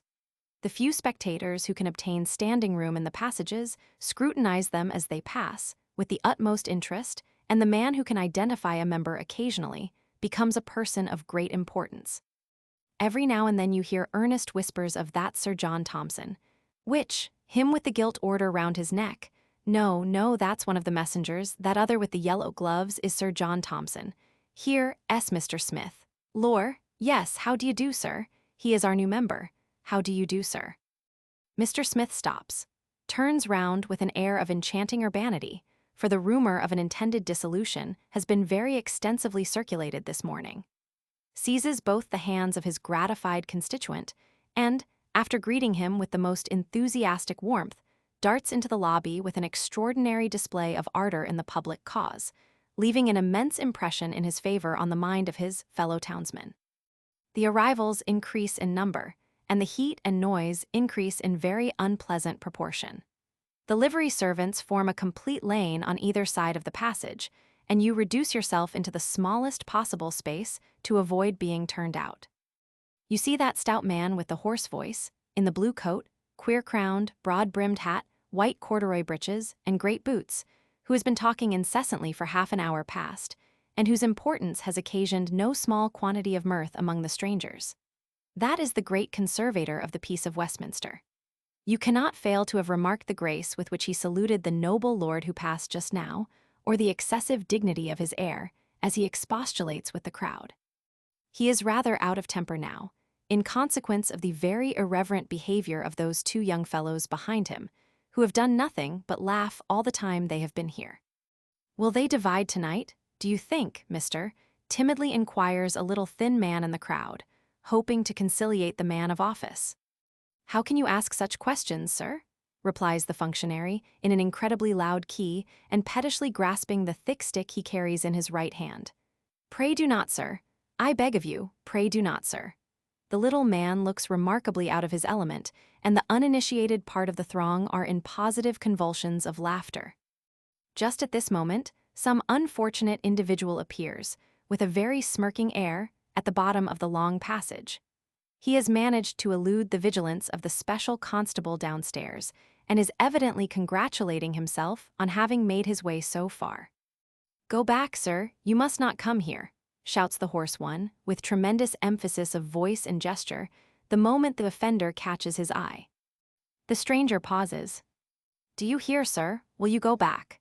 Continues the official dignitary, gently pushing the intruder some half-dozen yards. Come, don't push me, replies the stranger, turning angrily round. I will, sir. You won't, sir. Go out, sir. Take your hands off me, sir.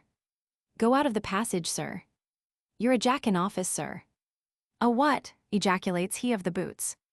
A jack-in-office, sir, and a very insolent fellow, reiterates the stranger, now completely in a passion. Pray do not force me to put you out, sir, retorts the other. Pray do not. My instructions are to keep this passage clear. It's the speaker's orders, sir. D and the speaker, sir, shouts the intruder. Here, Wilson, Collins, gasps the officer, actually paralyzed at this insulting expression, which in his mind is all but high treason. Take this man out, take him out, I say. How dare you, sir? And down goes the unfortunate man 5 stairs at a time, turning round at every stoppage to come back again and denouncing bitter vengeance against the commander-in-chief and all his supernumeraries. "Make way, gentlemen, pray make way for the members, I beg of you," shouts the zealous officer, turning back and preceding a whole string of the liberal and independent. You see this ferocious-looking gentleman, with a complexion almost as sallow as his linen, and whose large black mustache would give him the appearance of a figure in a hairdresser's window, if his countenance possessed the thought which is communicated to those waxen caricatures of the human face divine. He is a militia officer, and the most amusing person in the house. Can anything be more exquisitely absurd than the burlesque grandeur of his air, as he strides up to the lobby, his eyes rolling like those of a Turk's head in a cheap Dutch clock? He never appears without that bundle of dirty papers which he carries under his left arm, and which are generally supposed to be the miscellaneous estimates for 1804 or some equally important documents. He is very punctual in his attendance at the house, and his self-satisfied "Hiar, is not unfrequently the signal for a general titter. This is the gentleman who once actually sent a messenger up to the strangers' gallery in the old House of Commons to inquire the name of an individual who was using an eyeglass, in order that he might complain to the speaker that the person in question was quizzing him. On another occasion, he is reported to have repaired to Bellamy's kitchen, a refreshment room where persons who are not members are admitted on sufferance, as it were, and perceiving 2 or 3 gentlemen at supper, who, he was aware, were not members, and could not in that place very well resent his behavior, he indulged in the pleasantry of sitting with his booted leg on the table at which they were supping. He is generally harmless, though, and always amusing. By dint of patience, and some little interest with our friend the constable, we have contrived to make our way to the lobby, and you can just manage to catch an occasional glimpse of the house, as the door is opened for the admission of members. It is tolerably full already, and little groups of members are congregated together here, discussing the interesting topics of the day. That smart-looking fellow in the black coat with velvet facings and cuffs, who wears his D'Orsay hat so rakishly, is Honest Tom, a metropolitan representative, and the large man in the cloak with the white lining, not the man by the pillar. The other with the light hair hanging over his coat collar behind is his colleague. The quiet, gentlemanly-looking man in the blue surtout, gray trousers, white neckerchief and gloves, whose closely buttoned coat displays his manly figure and broad chest to great advantage, is a very well-known character. He has fought a great many battles in his time, and conquered like the heroes of old, with no other arms than those the gods gave him. The old hard-featured man who is standing near him is really a good specimen of a class of men, now nearly extinct. He is a county member, and has been from time whereof the memory of man is not to the contrary.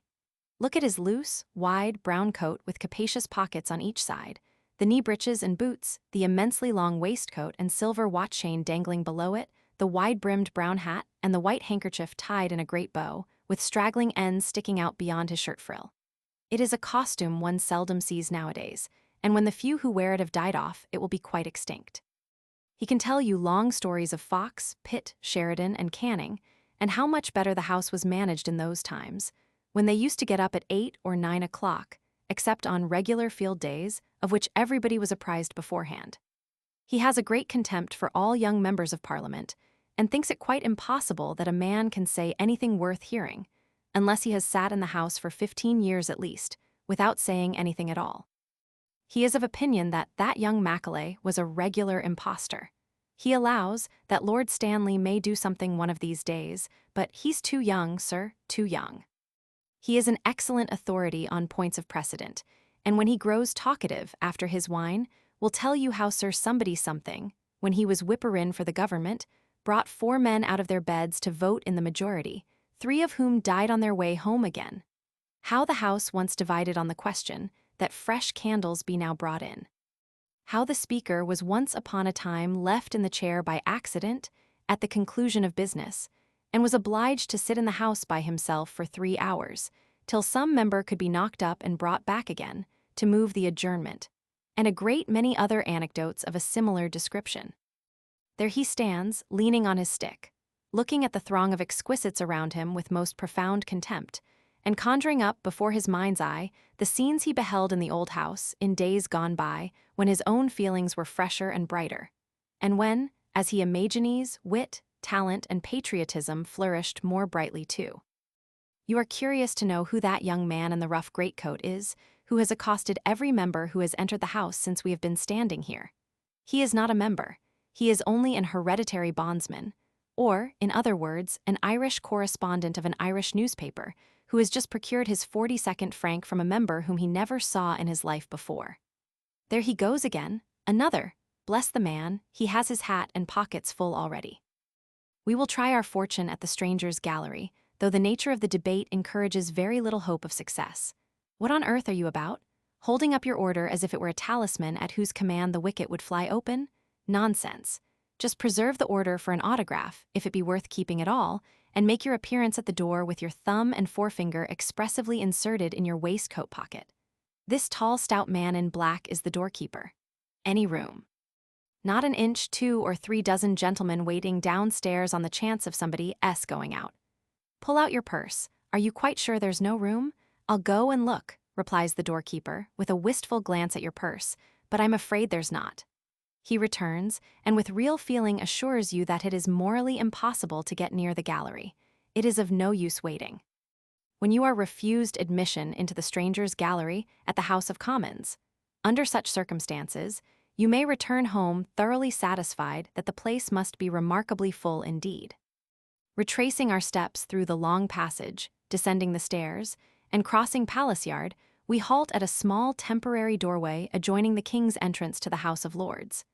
The Order of the Surging Tatarms will admit you into the reporters' gallery, from whence you can obtain a tolerably good view of the house.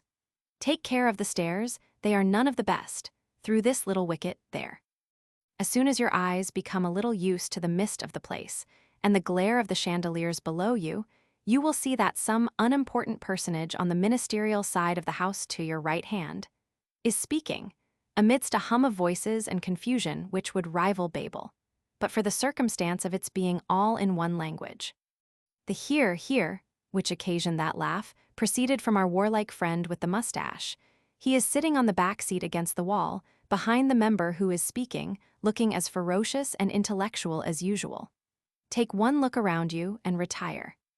The body of the house and the side galleries are full of members, some with their legs on the back of the opposite seat, some with theirs stretched out to their utmost length on the floor, some going out, others coming in, all talking, laughing, lounging, coughing, owing, questioning, or groaning, presenting a conglomeration of noise and confusion to be met with in no other place in existence, not even excepting Smithfield on a market day or a cockpit in its glory.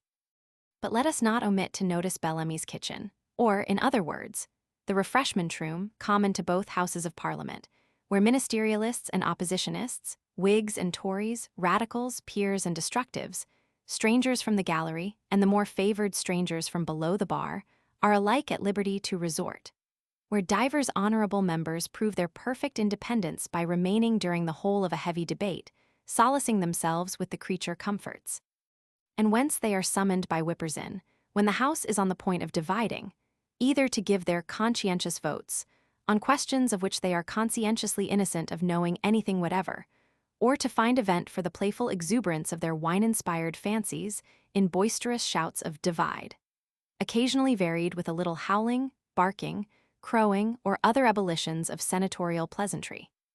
When you have ascended the narrow staircase which, in the present temporary House of Commons, leads to the place we are describing, you will probably observe a couple of rooms on your right hand, with tables spread for dining. Neither of these is the kitchen, although they are both devoted to the same purpose. The kitchen is further on to our left, up these half-dozen stairs. Before we ascend the staircase, however, we must request you to pause in front of this little bar place with the sash windows, and beg your particular attention to the steady, honest-looking old fellow in black, who is its sole occupant. Nicholas, we do not mind mentioning the old fellow's name, for if Nicholas be not a public man, who is? And public men's names are public property. Nicholas is the butler of Bellamy, and has held the same place, dressed exactly in the same manner, and said precisely the same things, ever since the oldest of its present visitors can remember. An excellent servant Nicholas is an unrivaled compounder of salad dressing, an admirable preparer of soda water and lemon, a special mixer of cold grog and punch, and, above all, an unequaled judge of cheese. If the old man have such a thing as vanity in his composition, this is certainly his pride. And if it be possible to imagine that anything in this world could disturb his impenetrable calmness, we should say it would be the doubting his judgment on this important point.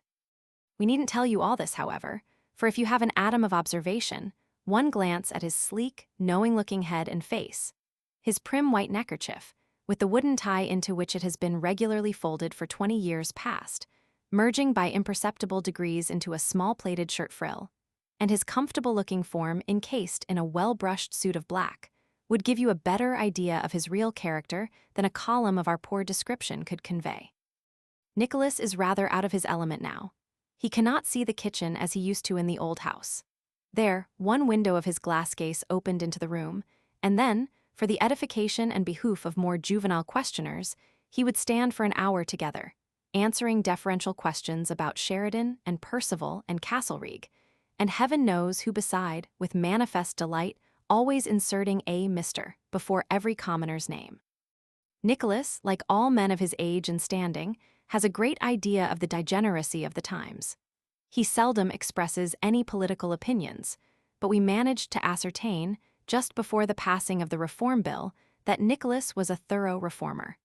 What was our astonishment to discover shortly after the meeting of the first Reformed Parliament that he was a most inveterate and decided Tory. It was very odd. Some men change their opinions from necessity, others from expediency, others from inspiration.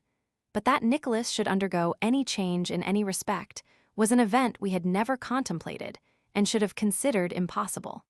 His strong opinion against the clause which empowered the metropolitan districts to return members to Parliament too was perfectly unaccountable.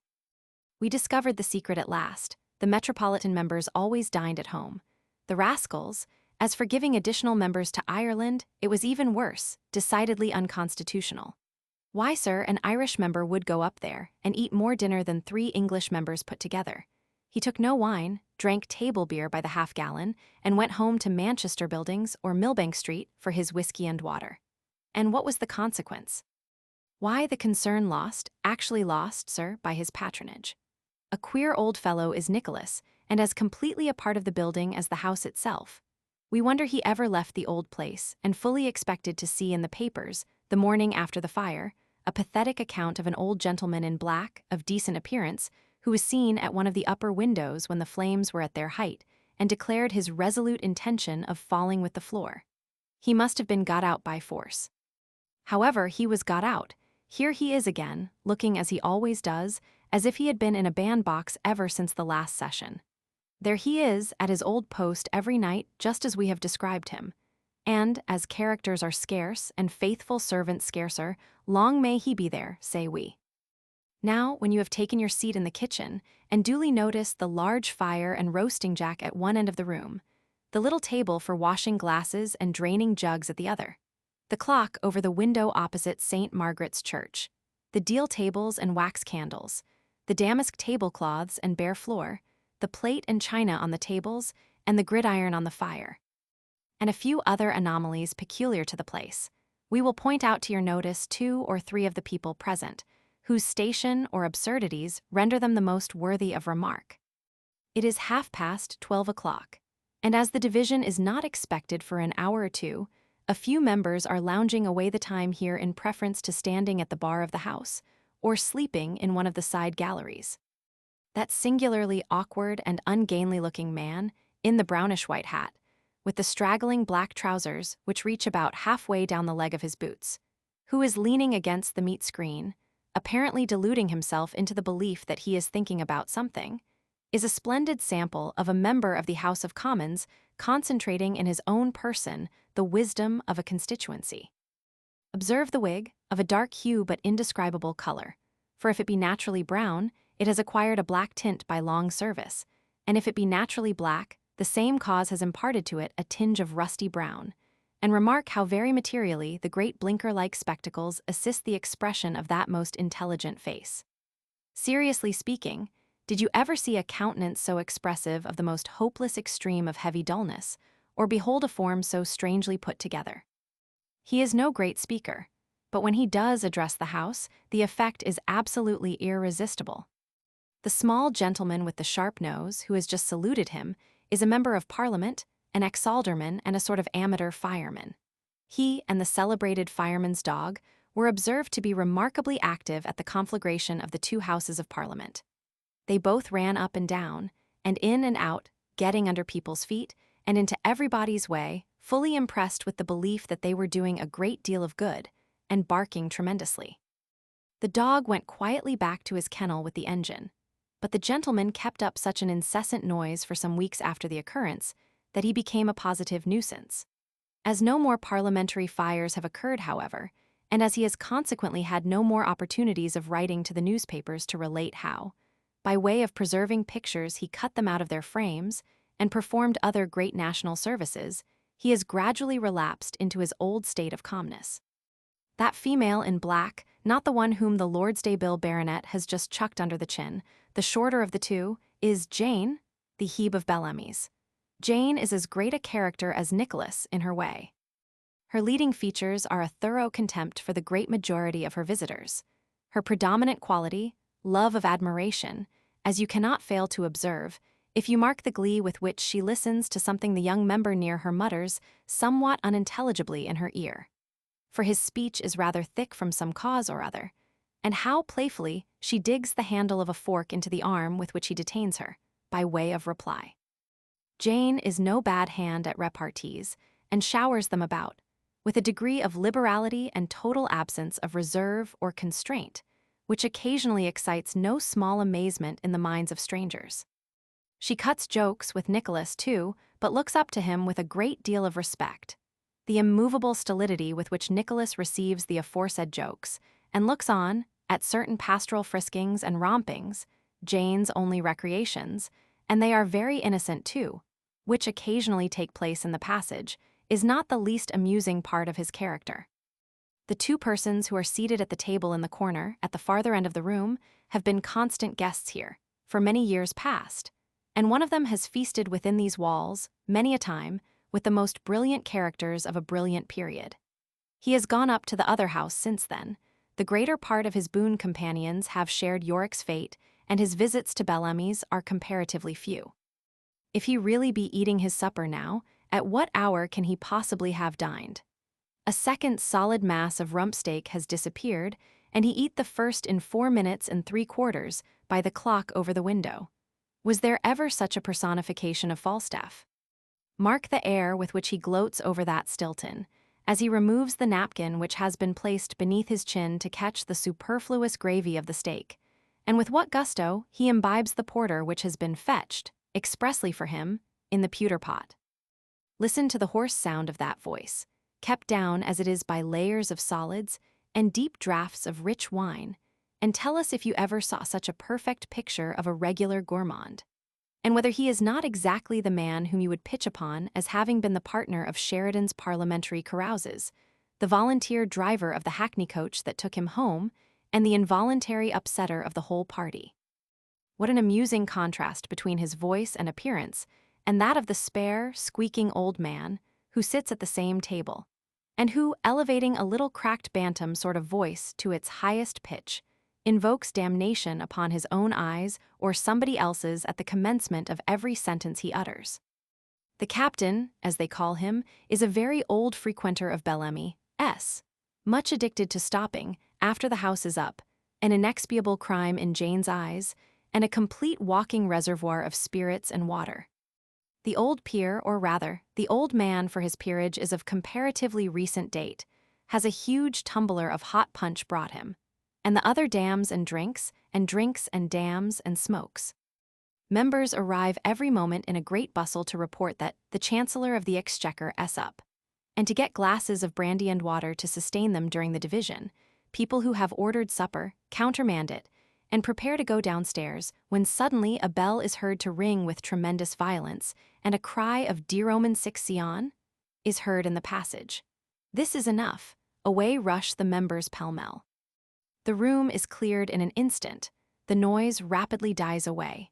You hear the creaking of the last boot on the last stair and are left alone with the Leviathan of rumpsteaks. Chapter 19, Public Dinners. All public dinners in London, from the Lord Mayor's annual banquet at Guildhall to the chimney sweeper's anniversary at White Conduit House, from the goldsmiths to the butchers, from the sheriffs to the licensed victuallers, are amusing scenes. Of all entertainments of this description, however, we think the annual dinner of some public charity is the most amusing. At a company's dinner, the people are nearly all alike, regular old stagers who make it a matter of business and a thing not to be laughed at. At a political dinner, everybody is disagreeable and inclined to speechify, much the same thing by the by, but at a charity dinner you see people of all sorts, kinds, and descriptions. The wine may not be remarkably special, to be sure, and we have heard some hard-hearted monsters grumble at the collection, but we really think the amusement to be derived from the occasion sufficient to counterbalance even these disadvantages. Let us suppose you are induced to attend a dinner of this description, Indigent Orphans' Friends, Benevolent Institution, we think it is. The name of the charity is a line or two longer, but never mind the rest. You have a distinct recollection, however, that you purchased a ticket at the solicitation of some charitable friend, and you deposit yourself in a hackney coach, the driver of which, no doubt that you may do the thing in style, turns a deaf ear to your earnest entreaties to be set down at the corner of Great Queen Street, and persists in carrying you to the very door of the Freemasons, round which a crowd of people are assembled to witness the entrance of the Indigent Orphans' Friends. You hear great speculations as you pay the fare, on the possibility of your being the noble lord who is announced to fill the chair on the occasion, and are highly gratified to hear it eventually decided that you are only a vocalist. The first thing that strikes you on your entrance is the astonishing importance of the committee. You observe a door on the first landing, carefully guarded by two waiters, in and out of which stout gentlemen with very red faces keep running, with a degree of speed highly unbecoming the gravity of persons of their years and corpulency. You pause, quite alarmed at the bustle, and thinking, in your innocence, that 2 or 3 people must have been carried out of the dining room in fits, at least. You are immediately undeceived by the waiter. Upstairs, if you please, sir. This is the committee room. Upstairs you go, accordingly, wondering, as you mount, what the duties of the committee can be, and whether they ever do anything beyond confusing each other and running over the waiters. Having deposited your hat and cloak, and received a remarkably small scrap of pasteboard in exchange, which, as a matter of course, you lose before you require it again, you enter the hall, down which there are 3 long tables for the less distinguished guests, with a cross table on a raised platform at the upper end for the reception of the very particular friends of the indigent orphans. Being fortunate enough to find a plate without anybody's card in it, you wisely seat yourself at once and have a little leisure to look about you. Waiters with wine baskets in their hands are placing decanters of sherry down the tables, at very respectable distances. Melancholy-looking salt cellars and decayed vinegar cruets, which might have belonged to the parents of the indigent orphans in their time, are scattered at distant intervals on the cloth. And the knives and forks look as if they had done duty at every public dinner in London since the accession of George I. The musicians are scraping and grating and screwing tremendously, playing no notes but notes of preparation. And several gentlemen are gliding along the sides of the tables, looking into plate after plate with frantic eagerness, the expression of their countenances growing more and more dismal as they meet with everybody's card but their own. You turn round to take a look at the table behind you, and not being in the habit of attending public dinners, are somewhat struck by the appearance of the party on which your eyes rest. One of its principal members appears to be a little man, with a long and rather inflamed face and gray hair brushed bolt upright in front.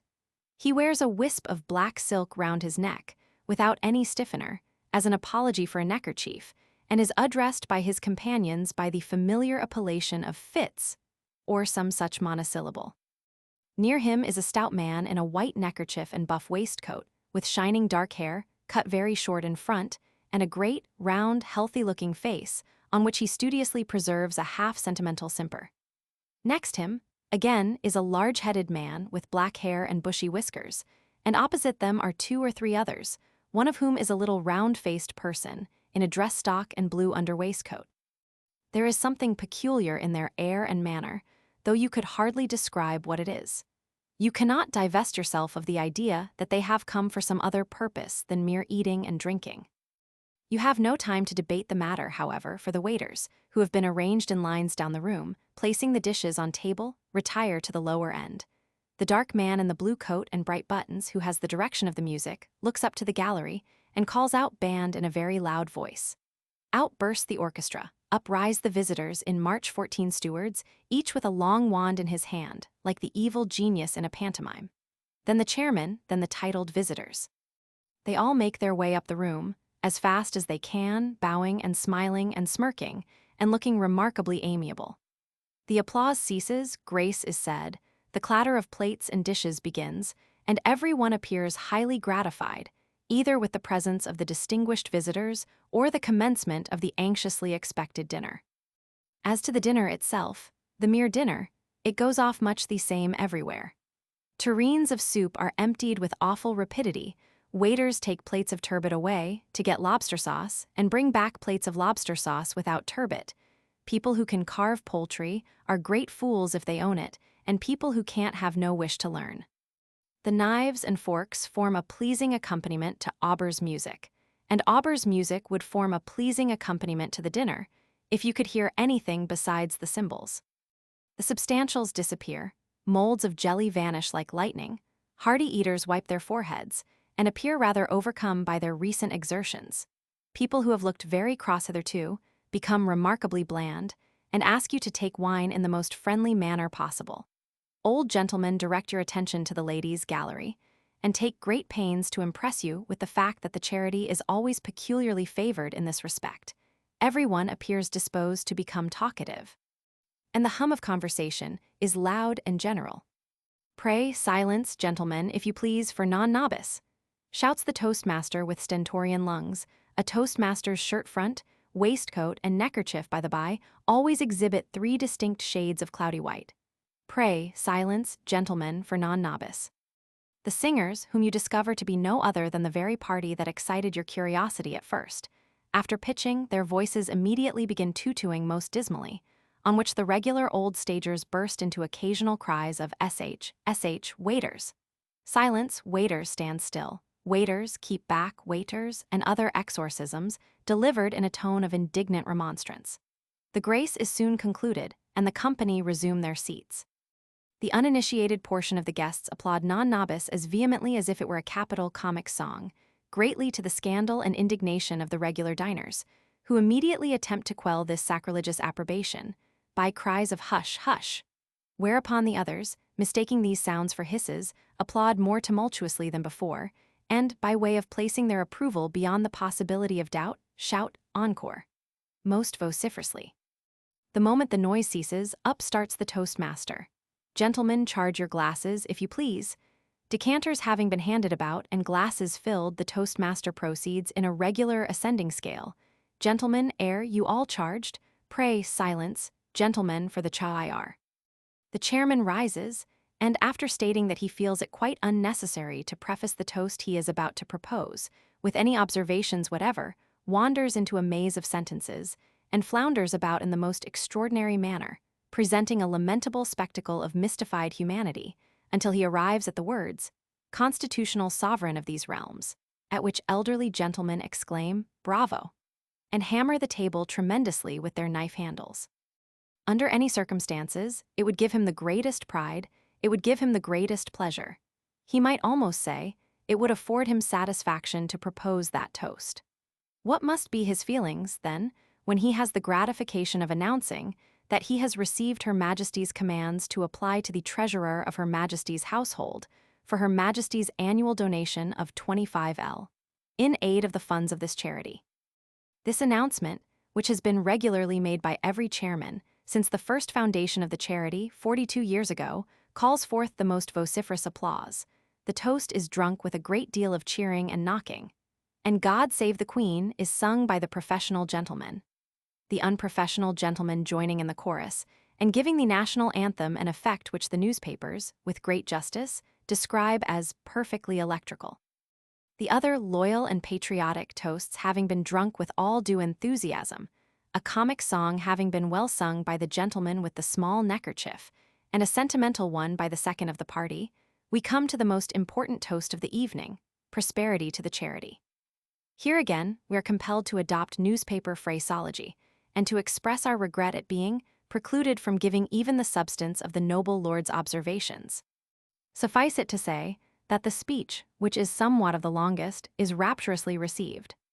And the toast having been drunk, the stewards, looking more important than ever, leave the room, and presently return, heading a procession of indigent orphans, boys and girls, who walk round the room, curtsying and bowing and treading on each other's heels, and looking very much as if they would like a glass of wine apiece, to the high gratification of the company generally, and especially of the lady patronesses in the gallery. Exeunt children and re-enter stewards, each with a blue plate in his hand. The band plays a lively air. The majority of the company put their hands in their pockets and look rather serious, and the noise of sovereigns, rattling on crockery, is heard from all parts of the room. After a short interval, occupied in singing and toasting, the secretary puts on his spectacles and proceeds to read the report and list of subscriptions, the latter being listened to with great attention. Mr. Smith, 1 guinea, Mr. Tompkins, 1 guinea, Mr. Wilson, 1 guinea, Mr. Hickson, 1 guinea, Mr. Nixon, 1 guinea, Mr. Charles Nixon, 1 guinea, Mr. James Nixon, 1 guinea, Mr. Thomas Nixon, £1 1. Lord Fitzbinkle, the chairman of the day, in addition to an annual donation of £15, 30 guineas prolonged knocking. Several gentlemen knock the stems off their wine-glasses in the vehemence of their approbation. Lady Fitzbinkle, in addition to an annual donation of £10, £20, the list being at length concluded, the chairman rises and proposes the health of the secretary, than whom he knows no more zealous or estimable individual. The secretary, in returning thanks, observes that he knows no more excellent individual than the chairman, except the senior officer of the charity, whose health he begs to propose. The senior officer, in returning thanks, observes that he knows no more worthy man than the secretary, except Mr. Walker, the auditor, whose health he begs to propose. Mr. Walker, in returning thanks, discovers some other estimable individual, to whom alone the senior officer is inferior. And so they go on toasting and lauding and thanking, the only other toast of importance being the lady patronesses now present, on which all the gentlemen turn their faces towards the ladies' gallery, shouting tremendously, and little priggish men, who have imbibed more wine than usual, kiss their hands and exhibit distressing contortions of visage. We have protracted our dinner to so great a length that we have hardly time to add one word by way of grace. We can only entreat our readers not to imagine, because we have attempted to extract some amusement from a charity dinner, that we are at all disposed to underrate either the excellence of the benevolent institutions with which London abounds, or the estimable motives of those who support them. Chapter 20, the 1st of May. Now ladies up in the sky parlor, only once a year if you please. Young lady with brass ladle. Sweep sweep SW yep. Illegal watchword. The 1st of May. There is a merry freshness in the sound, calling to our minds 1,000 thoughts of all that is pleasant in nature and beautiful in her most delightful form. What man is there, over whose mind a bright spring morning does not exercise a magic influence, carrying him back to the days of his childish sports, and conjuring up before him the old green field with its gently waving trees, where the birds sang as he has never heard them since, where the butterfly fluttered far more gaily than he ever sees him now, in all his ramblings, where the sky seemed bluer, and the sun shone more brightly, where the air blew more freshly over greener grass, and sweeter-smelling flowers, where everything wore a richer and more brilliant hue than it is ever dressed in now. Such are the deep feelings of childhood, and such are the impressions which every lovely object stamps upon its heart.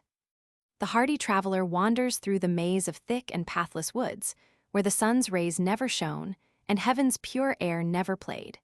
He stands on the brink of the roaring waterfall, and, giddy and bewildered, watches the foaming mass as it leaps from stone to stone, and from crag to crag.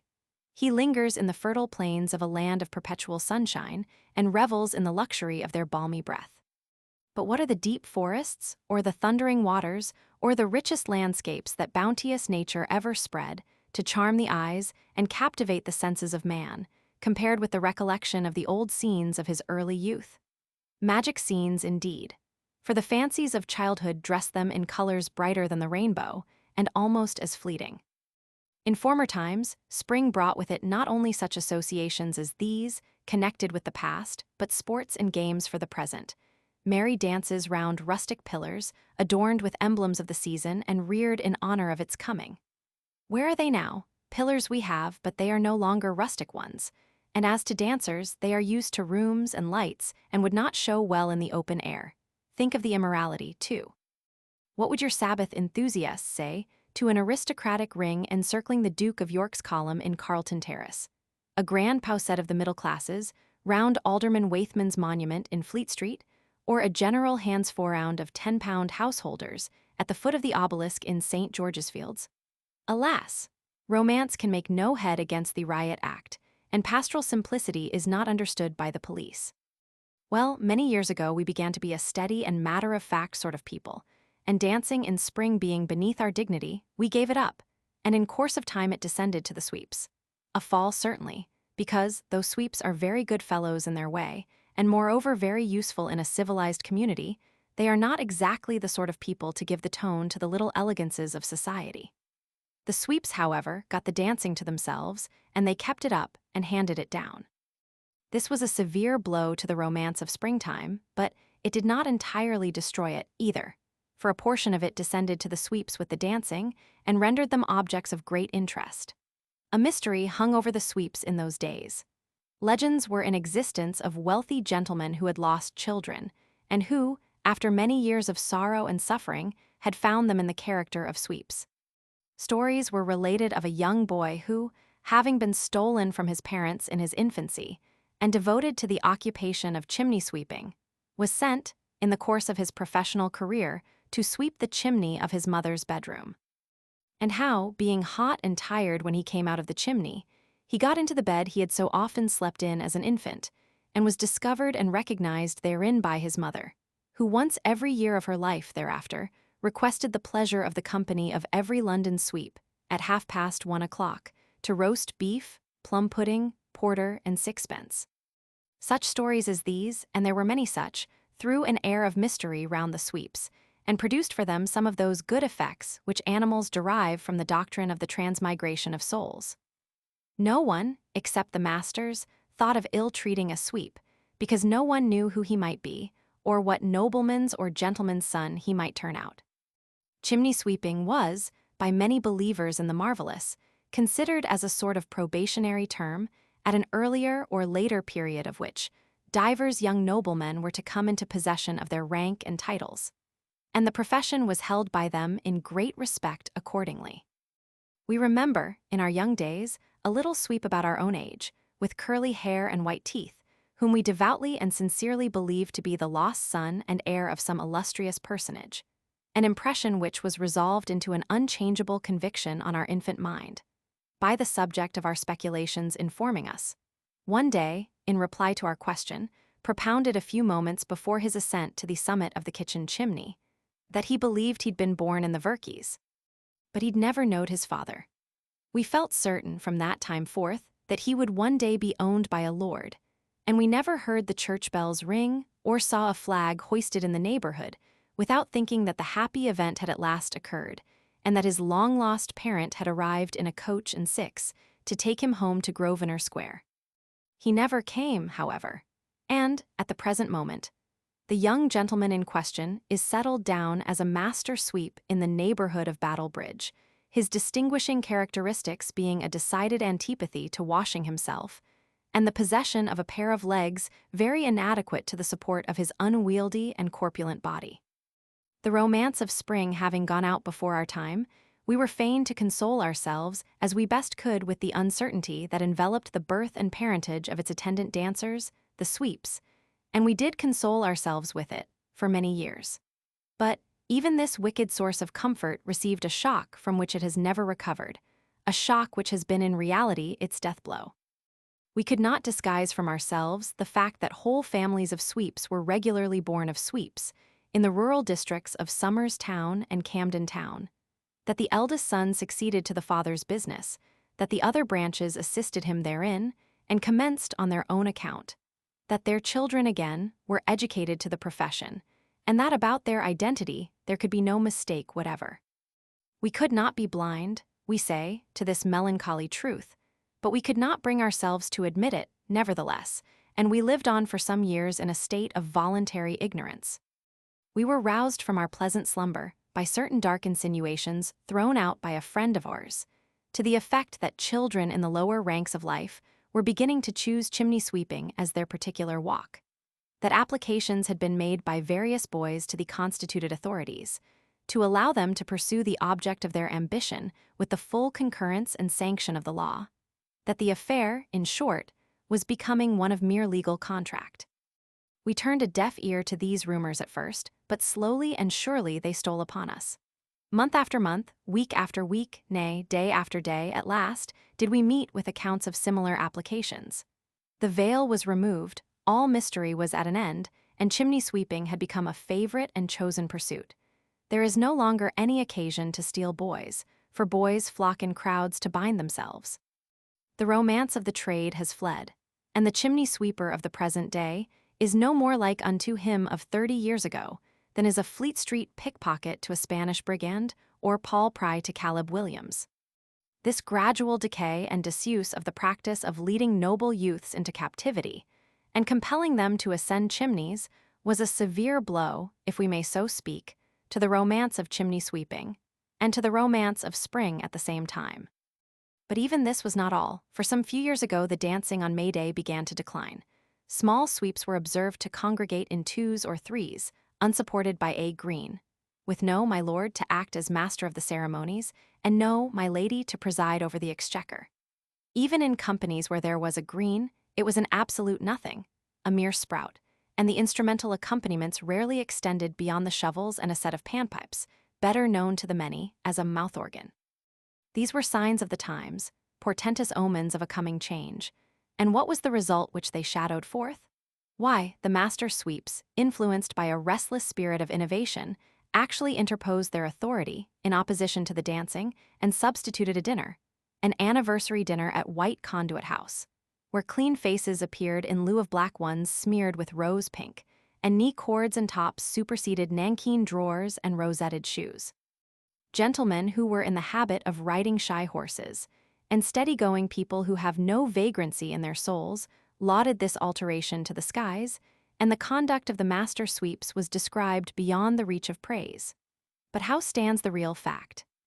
Let any man deny, if he can, that when the cloth had been removed, fresh pots and pipes laid upon the table, and the customary loyal and patriotic toasts proposed, the celebrated Mr. Sluffin of Adam and Eve Court, whose authority not the most malignant of our opponents can call in question, expressed himself in a manner following: that now he'd cotch the cheerman's high, he vished he might be jolly vel blessed if he warn't a-goin' to have his innings, vich he vould say these here obserwations, that how some mischievous coves as knowed nuffin about the consarn had tried to sit people agin the masser swips, and take the shine out o' their bisons, and the bread out o' the traps o' their prosciutto kids, by a mackin, this here remark, as chimbles could be as vel svept by sheenery as by boys, and that the mackin use boys for that their purpose vos barbarous. Varias, he ad been a chummy, he begged the cheerman's parting for usin' such a vulgar expression, more nor 30 year. He might say he'd been born in a chimbly, and he knowed uncommon vel as sheenery vos vus nor no use. And as to curwulty to the boys, everybody in the chimbly line knowed as vel as he did, that they liked the climbin better nor nuffin as vos.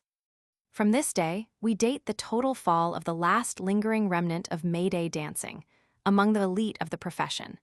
And from this period, we commence a new era in that portion of our spring associations which relates to the 1st of May. We are aware that the unthinking part of the population will meet us here with the assertion that dancing on May Day still continues, that greens are annually seen to roll along the streets, that youths in the garb of clowns precede them, giving vent to the ebullitions of their sportive fancies, and that lords and ladies follow in their wake. Granted, we are ready to acknowledge that in outward show, these processions have greatly improved. We do not deny the introduction of solos on the drum. We will even go so far as to admit an occasional fantasia on the triangle, but here our admissions end. We positively deny that the sweeps have art or part in these proceedings. We distinctly charge the dustmen with throwing what they ought to clear away into the eyes of the public. We accuse scavengers, brickmakers, and gentlemen who devote their energies to the costermongering line with obtaining money once a year under false pretenses. We cling with peculiar fondness to the custom of days gone by and have shut out conviction as long as we could, but it has forced itself upon us, and we now proclaim to a deluded public that the May Day dancers are not sweeps. The size of them, alone, is sufficient to repudiate the idea. It is a notorious fact that the widely spread taste for register stoves has materially increased the demand for small boys, whereas the men, who, under a fictitious character, dance about the streets on the 1st of May nowadays, would be a tight fit in a kitchen flue, to say nothing of the parlor. This is strong presumptive evidence, but we have positive proof, the evidence of our own senses. And here is our testimony.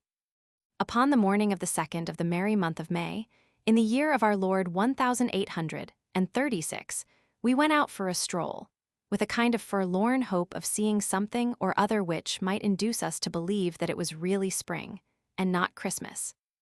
After wandering as far as Copenhagen House, without meeting anything calculated to dispel our impression that there was a mistake in the almanacs, we turned back down Maiden Lane, with the intention of passing through the extensive colony lying between it and Battle Bridge, which is inhabited by proprietors of donkey carts, boilers of horse flesh, makers of tiles, and sifters of cinders. Through which colony we should have passed, without stoppage or interruption, if a little crowd gathered round a shed had not attracted our attention and induced us to pause. When we say a shed, we do not mean the conservatory sort of building, which, according to the old song, Love tenanted when he was a young man, but a wooden house with windows stuffed with rags and paper, and a small yard at the side with one dust cart, 2 baskets, a few shovels, and little heaps of cinders and fragments of china and tiles scattered about it. Before this inviting spot we paused, and the longer we looked, the more we wondered what exciting circumstance it could be that induced the foremost members of the crowd to flatten their noses against the parlor window, in the vain hope of catching a glimpse of what was going on inside.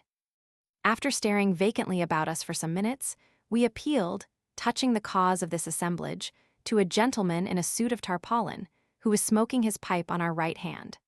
But as the only answer we obtained was a playful inquiry whether our mother had disposed of her mangle, we determined to await the issue in silence.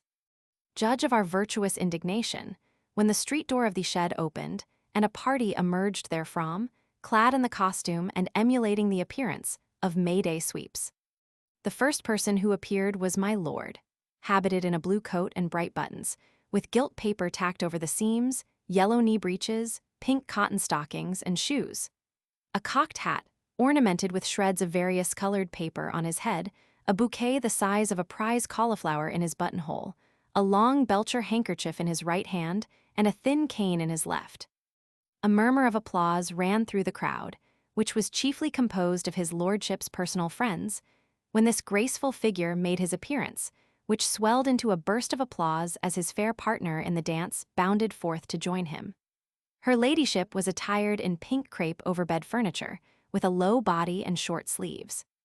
The symmetry of her ankles was partially concealed by a very perceptible pair of frilled trousers, and the inconvenience which might have resulted from the circumstance of her white satin shoes being a few sizes too large was obviated by their being firmly attached to her legs with strong tape sandals.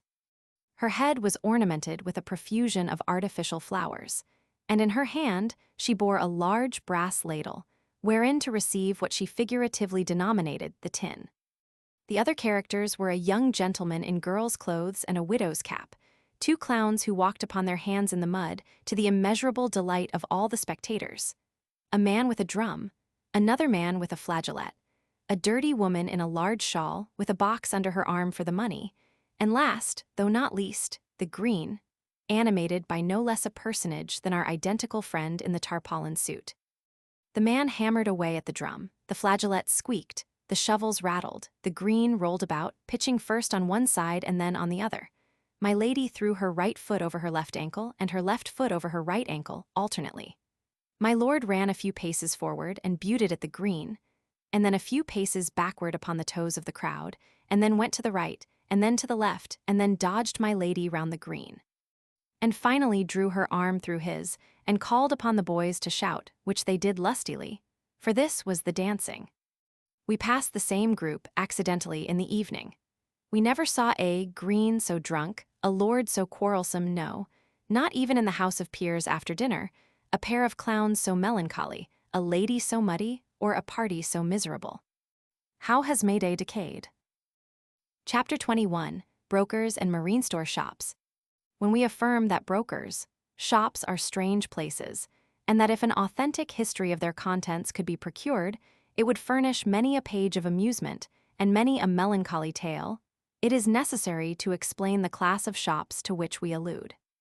Perhaps when we make use of the term broker's shop, the minds of our readers will at once picture large, handsome warehouses, exhibiting a long perspective of French-polished dining tables, rosewood chiffoniers, and mahogany washhand stands, with an occasional vista of a four-post bedstead and hangings, and an appropriate foreground of dining-room chairs.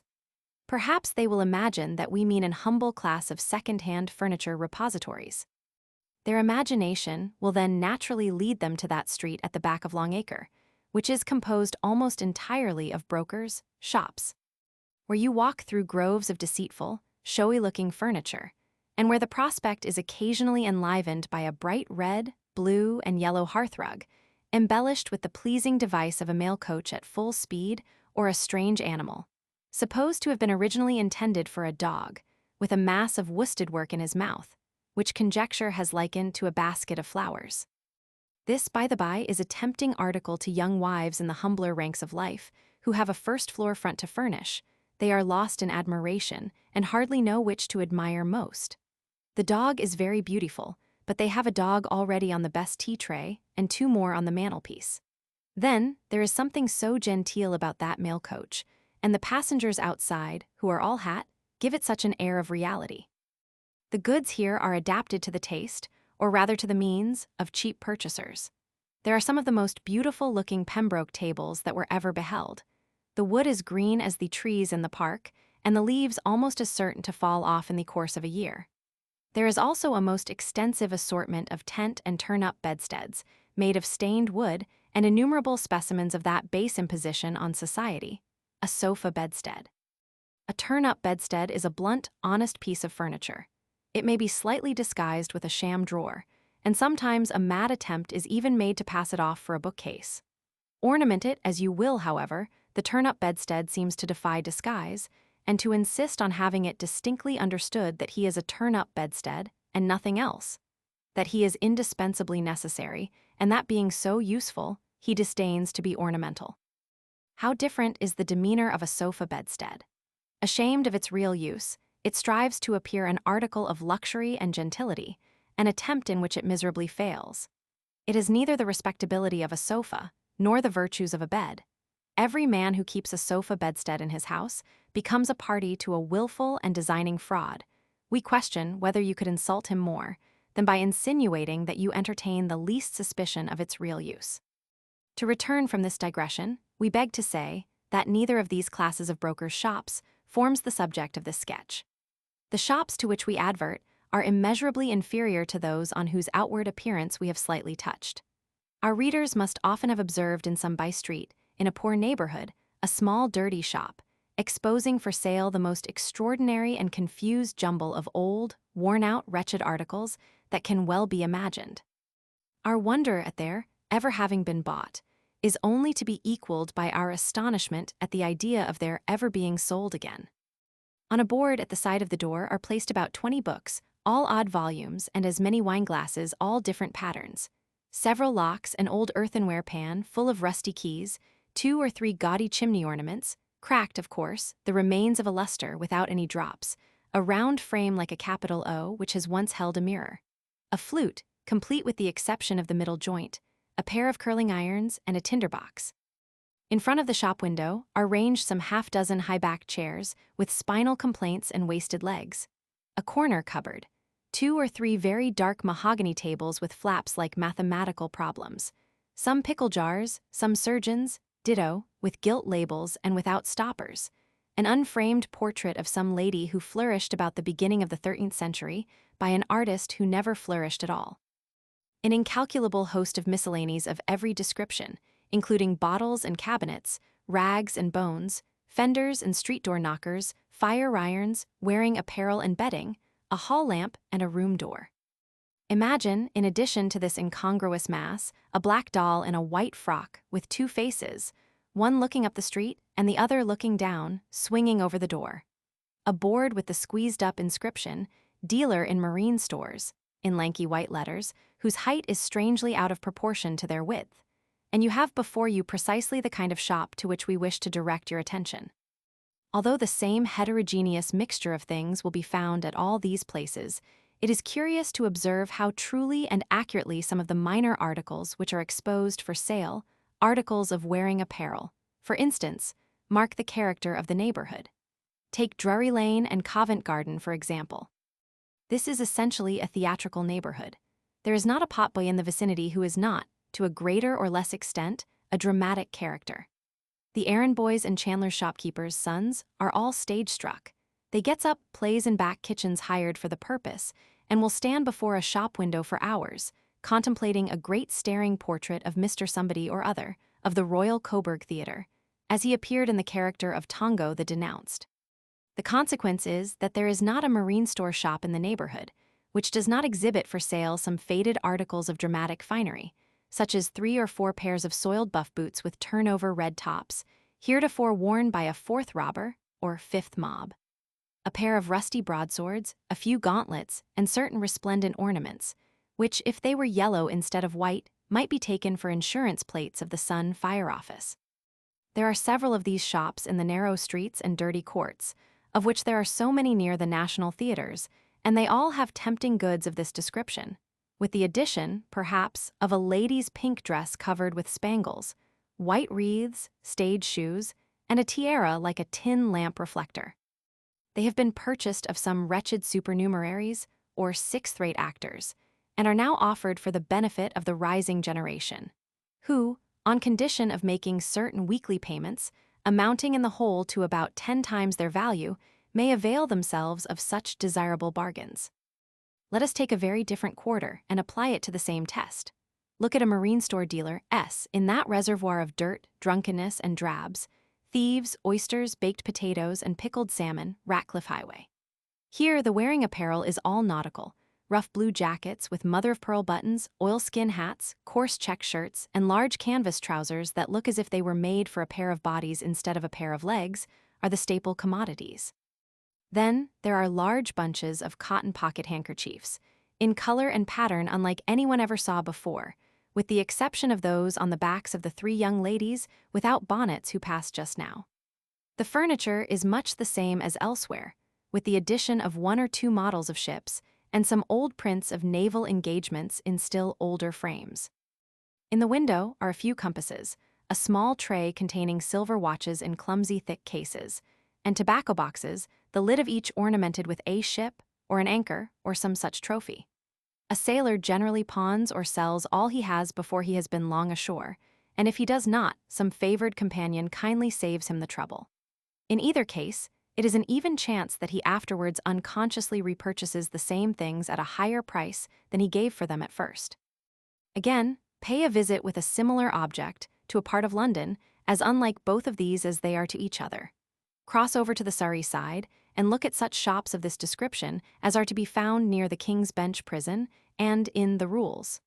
How different, and how strikingly illustrative of the decay of some of the unfortunate residents in this part of the metropolis.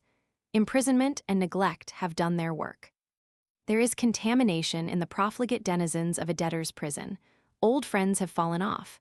The recollection of former prosperity has passed away, and with it all thoughts for the past, all care for the future. First, watches and rings, then cloaks, coats, and all the more expensive articles of dress have found their way to the pawnbrokers. That miserable resource has failed at last, and the sale of some trifling article at one of these shops has been the only mode left of raising a shilling or two to meet the urgent demands of the moment.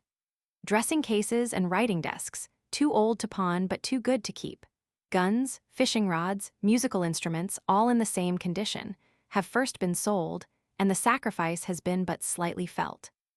But hunger must be allayed, and what has already become a habit is easily resorted to when an emergency arises. Light articles of clothing, first of the ruined man, then of his wife, at last of their children, even of the youngest, have been parted with piecemeal. There they are, thrown carelessly together until a purchaser presents himself, old and patched and repaired, it is true. But the make and materials tell of better days, and the older they are, the greater the misery and destitution of those whom they once adorned. Chapter 22, Gin Shops. It is a remarkable circumstance that different trades appear to partake of the disease to which elephants and dogs are especially liable, and to run stark, staring, raving mad, periodically. The great distinction between the animals and the trades is that the former run mad with a certain degree of propriety. They are very regular in their irregularities. We know the period at which the emergency will arise and provide against it accordingly. If an elephant run mad, we are all ready for him, kill or cure, pills or bullets, calomel in conserve of roses, or lead in a musket barrel. If a dog happen to look unpleasantly warm in the summer months, and to trot about the shady side of the streets with a quarter of a yard of tongue hanging out of his mouth, a thick leather muzzle, which has been previously prepared in compliance with the thoughtful injunctions of the legislature, is instantly clapped over his head, by way of making him cooler, and he either looks remarkably unhappy for the next 6 weeks, or becomes legally insane, and goes mad, as it were, by Act of Parliament. But these trades are as eccentric as comets. Nay, worse, for no one can calculate on the recurrence of the strange appearances which betoken the disease. Moreover, the contagion is general, and the quickness with which it diffuses itself almost incredible.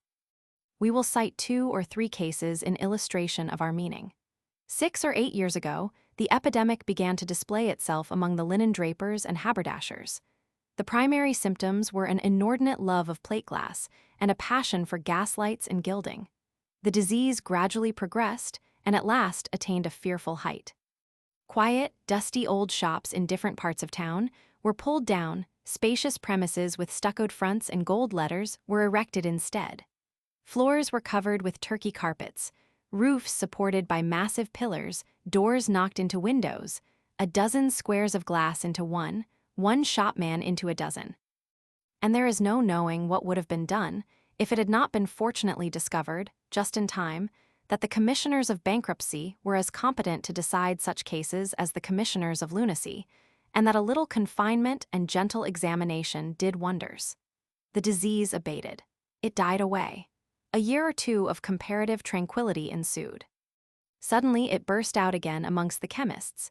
The symptoms were the same, with the addition of a strong desire to stick the royal arms over the shop door and a great rage for mahogany, varnish, and expensive floor cloth. Then the hosiers were infected and began to pull down their shop fronts with frantic recklessness. The mania again died away, and the public began to congratulate themselves on its entire disappearance, when it burst forth with tenfold violence among the publicans and keepers of wine vaults. From that moment it has spread among them with unprecedented rapidity, exhibiting a concatenation of all the previous symptoms. Onward it has rushed to every part of town, knocking down all the old public houses and depositing splendid mansions, stone balustrades, rosewood fittings, immense lamps, and illuminated clocks at the corner of every street. The extensive scale on which these places are established, and the ostentatious manner in which the business of even the smallest among them is divided into branches, is amusing. A handsome plate of ground glass in one door directs you to the counting house, another to the bottle department, a third to the wholesale department, a fourth to the wine promenade, and so forth until we are in daily expectation of meeting with a brandy bell or a whiskey entrance. Then ingenuity is exhausted in devising attractive titles for the different descriptions of gin. And the dram-drinking portion of the community, as they gaze upon the gigantic black and white announcements, which are only to be equaled in size by the figures beneath them, are left in a state of pleasing hesitation between the cream of the valley, the out-and-out, the no mistake, the good for mixing, the real knock-me-down, the celebrated butter gin, the regular flare-up, and a dozen other, equally inviting and wholesome liqueurs. Although places of this description are to be met with in every second street, they are invariably numerous and splendid in precise proportion to the dirt and poverty of the surrounding neighborhood. The gin shops in and near Drury Lane, Holborn, St. Giles's, Covent Garden, and Clare Market are the handsomest in London. There is more of filth and squalid misery near those great thoroughfares than in any part of this mighty city.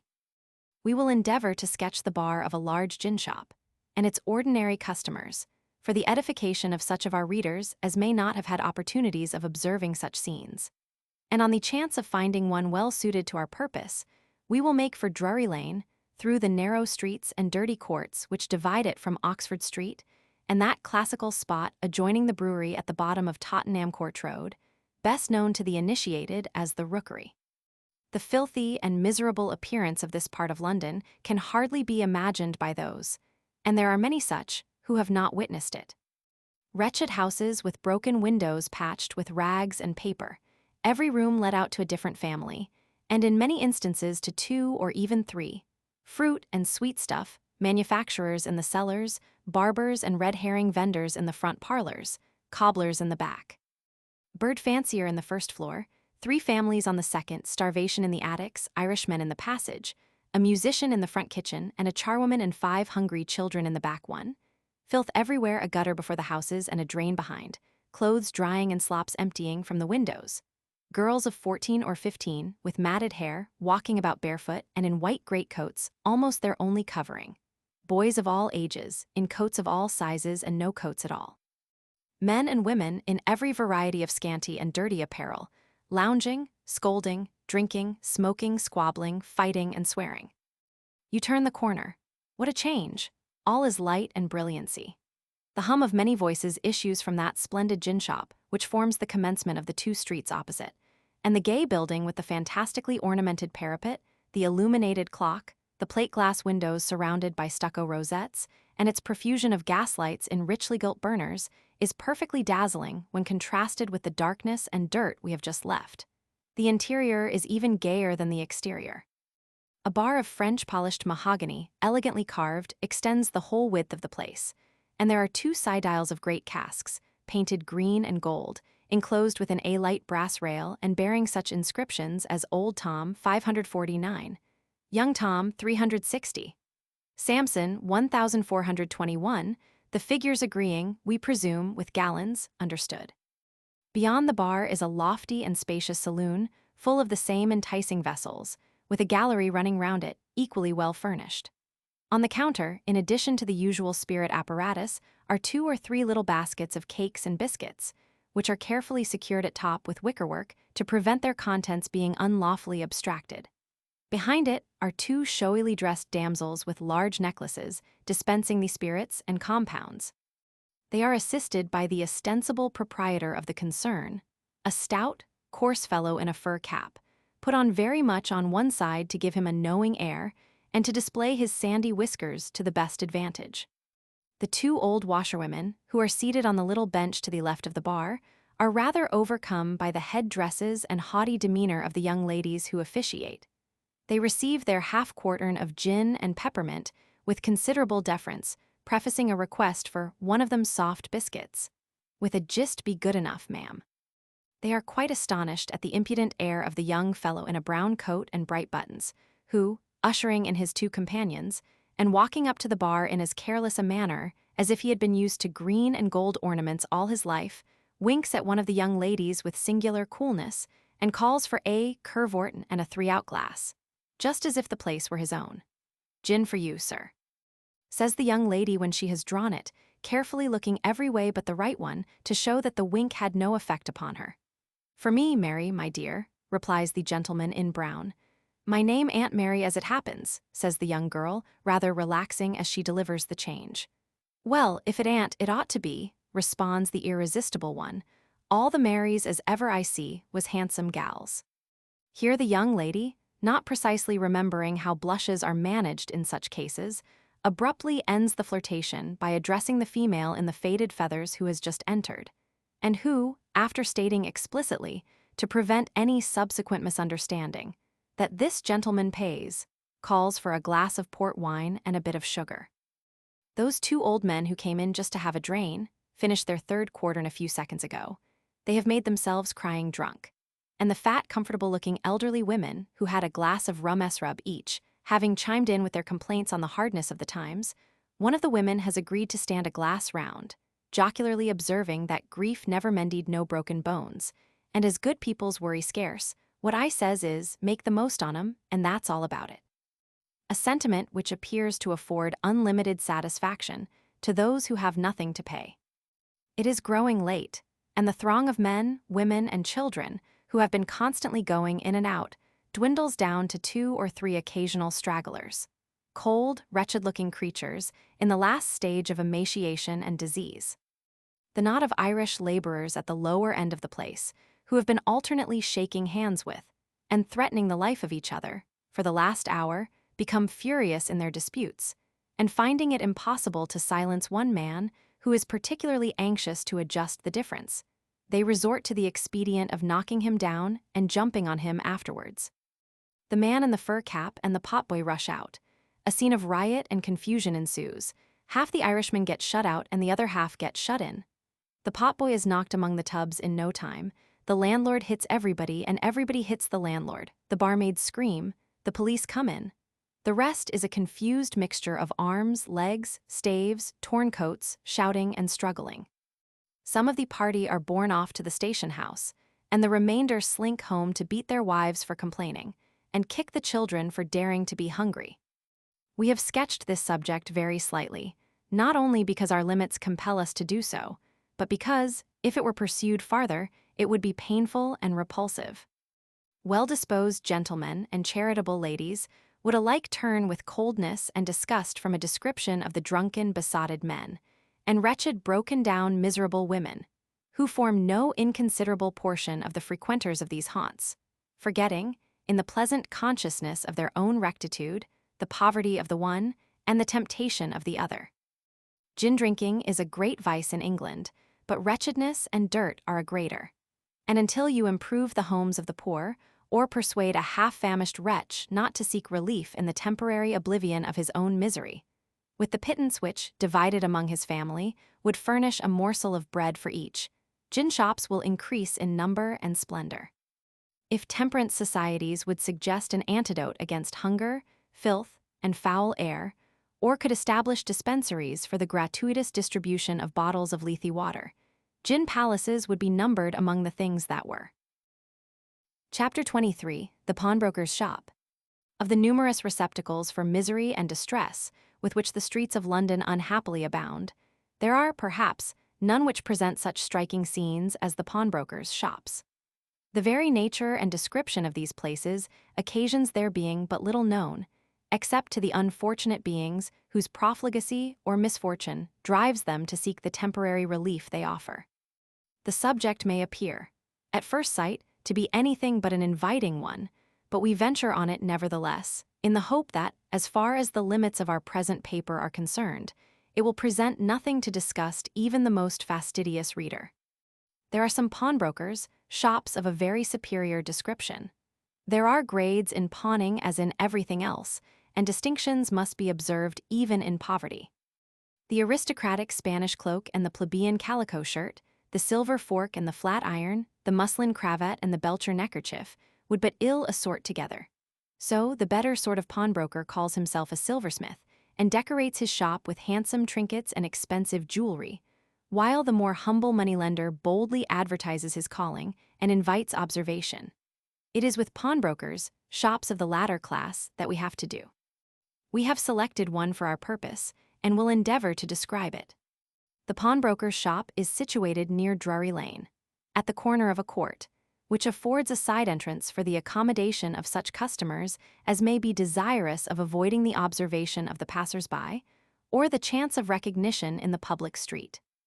It is a low, dirty-looking, dusty shop, the door of which stands always doubtfully, a little way open, half inviting, half repelling the hesitating visitor, who, if he be as yet uninitiated, examines one of the old garnet brooches in the window for a minute or two with affected eagerness, as if he contemplated making a purchase, and then looking cautiously round to ascertain that no one watches him, hastily slinks in, the door closing of itself after him to just its former width. The shop front and the window frames bear evident marks of having been once painted. But what the color was originally, or at what date it was probably laid on, are at this remote period questions which may be asked, but cannot be answered. Tradition states that the transparency in the front door, which displays at night 3 red balls on a blue ground, once bore also, inscribed in graceful waves, the words money advanced on plate, jewels, wearing apparel, and every description of property. But a few illegible hieroglyphics are all that now remain to attest the fact. The plate and jewels would seem to have disappeared together with the announcement, for the articles of stock, which are displayed in some profusion in the window, do not include any very valuable luxuries of either kind. A few old china cups, some modern vases, adorned with paltry paintings of 3 Spanish cavaliers playing 3 Spanish guitars, or a party of boors carousing, each boor with one leg painfully elevated in the air, by way of expressing his perfect freedom and gaiety. Several sets of chessmen, 2 or 3 flutes, a few fiddles, a round-eyed portrait staring in astonishment from a very dark ground. Some gaudily bound prayer books and testaments, 2 rows of silver watches quite as clumsy and almost as large as Ferguson's first. Numerous old-fashioned table and teaspoons, displayed fan-like in half-dozens. Strings of coral with great broad gilt snaps, cards of rings and brooches, fastened and labeled separately like the insects in the British Museum. Cheap silver penholders and snuff boxes with a Masonic star complete the jewelry department. While 5 or 6 beds in smeary clouded ticks, strings of blankets and sheets, silk and cotton handkerchiefs, and wearing apparel of every description form the more useful, though even less ornamental, part of the articles exposed for sale. An extensive collection of planes, chisels, saws, and other carpenters' tools, which have been pledged and never redeemed, form the foreground of the picture. While the large frames full of ticketed bundles, which are dimly seen through the dirty casement upstairs, the squalid neighborhood, the adjoining houses, straggling, shrunken, and rotten, with 1 or 2 filthy, unwholesome-looking heads thrust out of every window, and old red pans and stunted plants exposed on the tottering parapets, to the manifest hazard of the heads of the passers-by, the noisy men loitering under the archway at the corner of the court, or about the gin shop next door, and their wives patiently standing on the curbstone, with large baskets of cheap vegetables slung round them for sale, are its immediate auxiliaries. If the outside of the pawnbroker's shop be calculated to attract the attention, or excite the interest, of the speculative pedestrian, its interior cannot fail to produce the same effect in an increased degree. The front door, which we have before noticed, opens into the common shop, which is the resort of all those customers whose habitual acquaintance with such scenes renders them indifferent to the observation of their companions in poverty. The side door opens into a small passage from which some half-dozen doors, which may be secured on the inside by bolts, open into a corresponding number of little dens or closets which face the counter. Here, the more timid or respectable portion of the crowd shroud themselves from the notice of the remainder, and patiently wait until the gentleman behind the counter, with the curly black hair, diamond ring, and double silver watchguard, shall feel disposed to favor them with his notice. A consummation which depends considerably on the temper of the aforesaid gentleman for the time being. At the present moment, this elegantly attired individual is in the act of entering the duplicate he has just made out, in a thick book. A process from which he is diverted occasionally by a conversation he is carrying on with another young man similarly employed at a little distance from him, whose allusions to that last bottle of soda water last night, and how regularly round my hat he felt himself when the young ooman gave him in charge, would appear to refer to the consequences of some stolen joviality of the preceding evening. The customers generally, however, seem unable to participate in the amusement derivable from this source, for an old, sallow-looking woman, who has been leaning with both arms on the counter with a small bundle before her, for half an hour previously, suddenly interrupts the conversation by addressing the jeweled shopman.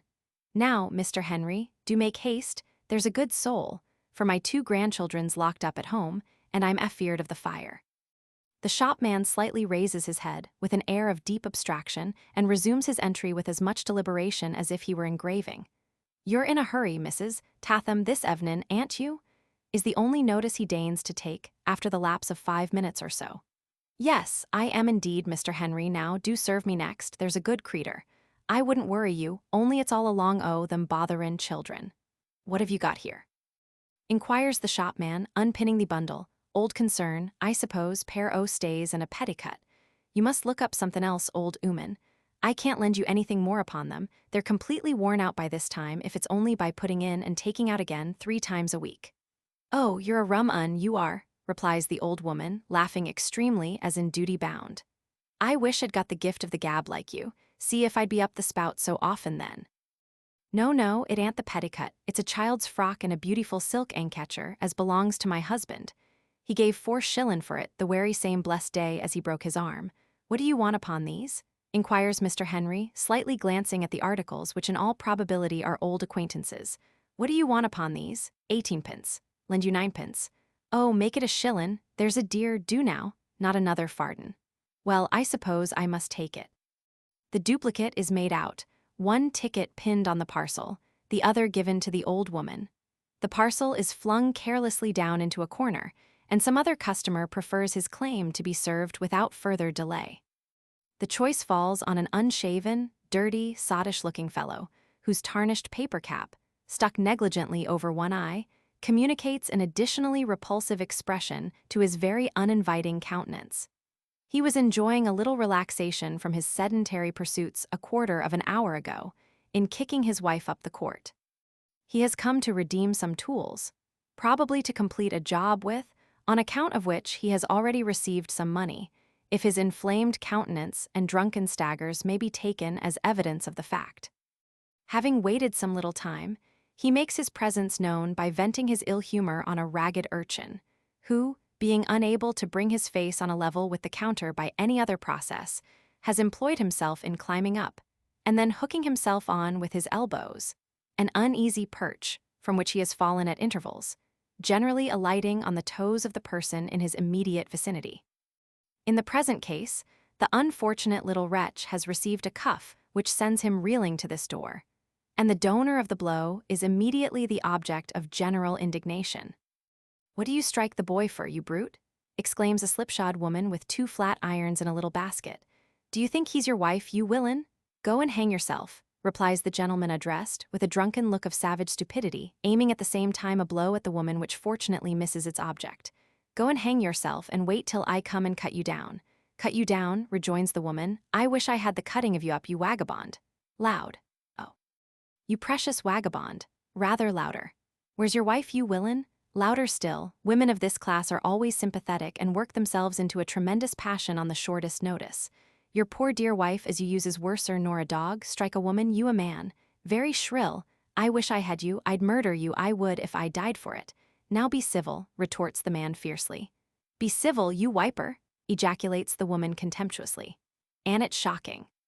She continues, turning round and appealing to an old woman who is peeping out of one of the little closets we have before described, and who has not the slightest objection to join in the attack, possessing, as she does, the comfortable conviction that she is bolted in.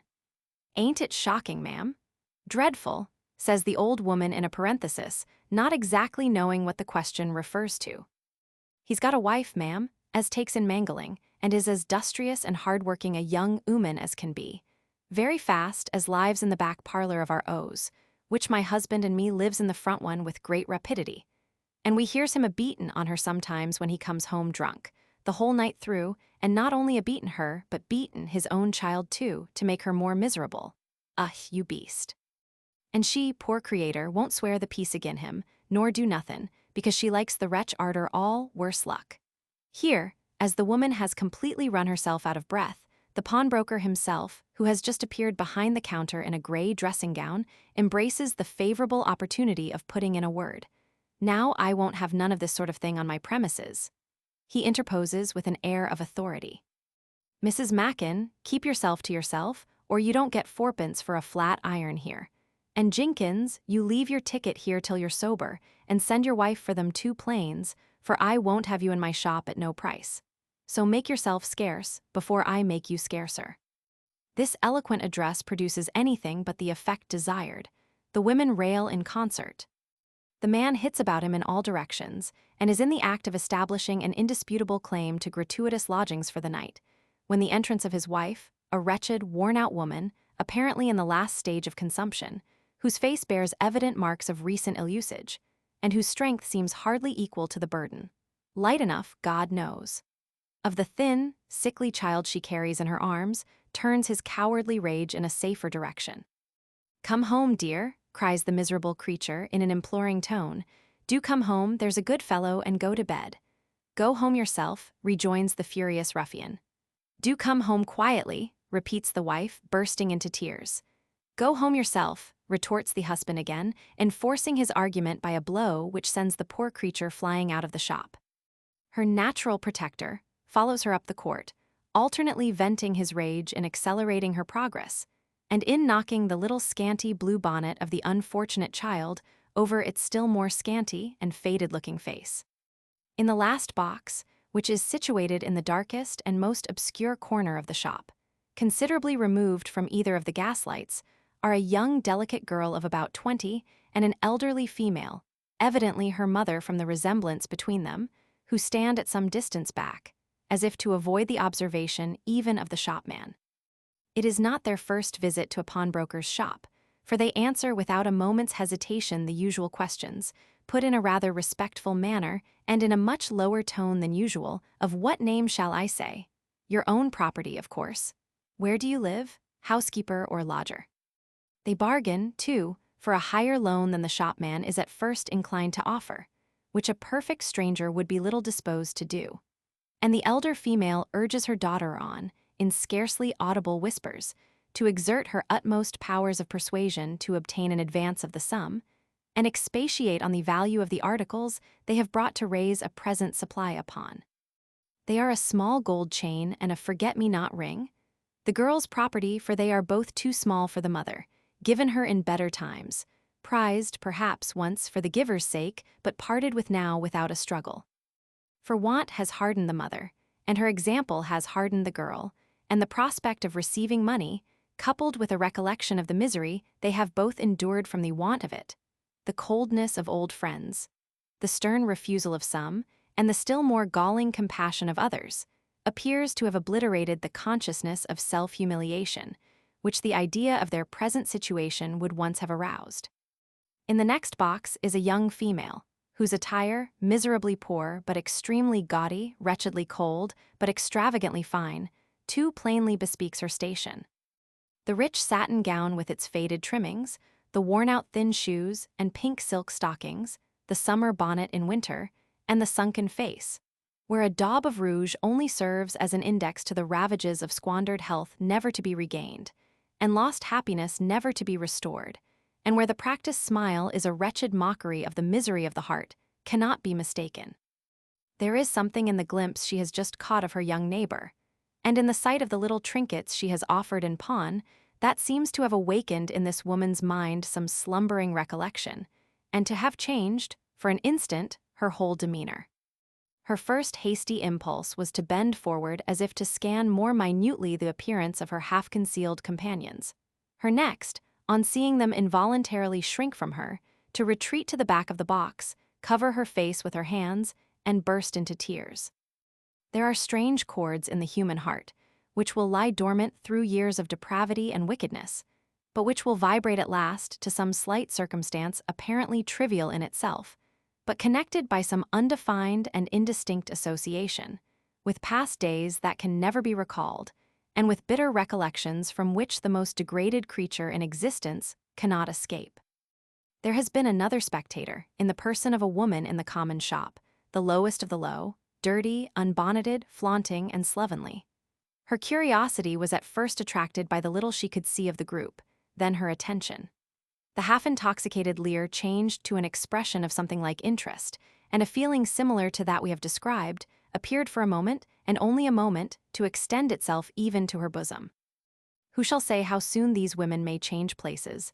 The last has but two more stages, the hospital and the grave. How many females situated as her two companions are, and as she may have been once, have terminated the same wretched course, in the same wretched manner. One is already tracing her footsteps with frightful rapidity. How soon may the other follow her example? How many have done the same?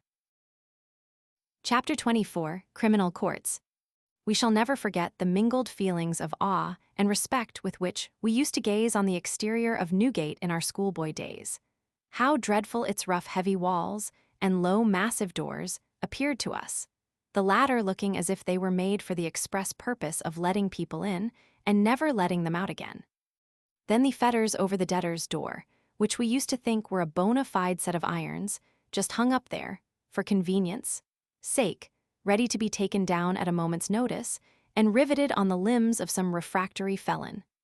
We were never tired of wondering how the hackney coachman on the opposite stand could cut jokes in the presence of such horrors, and drink pots of half and half so near the last drop. Often have we strayed here, in sessions time, to catch a glimpse of the whipping place, and that dark building on one side of the yard, in which is kept the gibbet with all its dreadful apparatus, and on the door of which we half expected to see a brass plate, with the inscription, Mr. Ketch. For we never imagined that the distinguished functionary could by possibility live anywhere else. The days of these childish dreams have passed away, and with them many other boyish ideas of a gayer nature. But we still retain so much of our original feeling, that to this hour we never pass the building without something like a shudder. What London pedestrian is there who has not, at some time or other, cast a hurried glance through the wicket at which prisoners are admitted into this gloomy mansion, and surveyed the few objects he could discern, with an indescribable feeling of curiosity? The thick door, plated with iron and mounted with spikes, just low enough to enable you to see, leaning over them, an ill-looking fellow in a broad-brimmed hat, belcher handkerchief and top boots, with a brown coat, something between a greatcoat and a sporting jacket on his back, and an immense key in his left hand. Perhaps you are lucky enough to pass, just as the gate is being opened. Then you see on the other side of the lodge another gate, the image of its predecessor, and 2 or 3 more turnkeys, who look like multiplications of the first one, seated round a fire which just lights up the whitewashed apartment sufficiently to enable you to catch a hasty glimpse of these different objects. We have a great respect for Mrs. Fry, but she certainly ought to have written more romances than Mrs. Radcliffe. We were walking leisurely down the Old Bailey, some time ago, when, as we passed this identical gate, it was opened by the officiating turnkey. We turned quickly round, as a matter of course, and saw 2 persons descending the steps. We could not help stopping and observing them. They were an elderly woman, of decent appearance, though evidently poor, and a boy of about 14 or 15. The woman was crying bitterly. She carried a small bundle in her hand, and the boy followed at a short distance behind her. Their little history was obvious. The boy was her son, to whose early comfort she had perhaps sacrificed her own, for whose sake she had borne misery without repining, and poverty without a murmur, looking steadily forward to the time when he who had so long witnessed her struggles for himself might be enabled to make some exertions for their joint support. He had formed dissolute connections, idleness had led to crime, and he had been committed to take his trial for some petty theft. He had been long in prison, and after receiving some trifling additional punishment, had been ordered to be discharged that morning. It was his first offense, and his poor old mother, still hoping to reclaim him, had been waiting at the gate to implore him to return home. We cannot forget the boy. He descended the steps with a dogged look, shaking his head with an air of bravado and obstinate determination. They walked a few paces and paused. The woman put her hand upon his shoulder in an agony of entreaty, and the boy sullenly raised his head as if in refusal. It was a brilliant morning, and every object looked fresh and happy in the broad, gay sunlight. He gazed round him for a few moments, bewildered with the brightness of the scene, for it was long since he had beheld anything save the gloomy walls of a prison. Perhaps the wretchedness of his mother made some impression on the boy's heart, perhaps some undefined recollection of the time when he was a happy child, and she his only friend and best companion, crowded on him. He burst into tears, and covering his face with one hand and hurriedly placing the other in his mother's, walked away with her. Curiosity has occasionally led us into both courts at the Old Bailey. Nothing is so likely to strike the person who enters them for the first time as the calm indifference with which the proceedings are conducted. Every trial seems a mere matter of business. There is a great deal of form, but no compassion, considerable interest, but no sympathy. Take the Old Court, for example. There sit the judges, with whose great dignity everybody is acquainted, and of whom therefore we need say no more. Then there is the Lord Mayor in the center, looking as cool as a Lord Mayor can look, with an immense bouquet before him and habited in all the splendor of his office.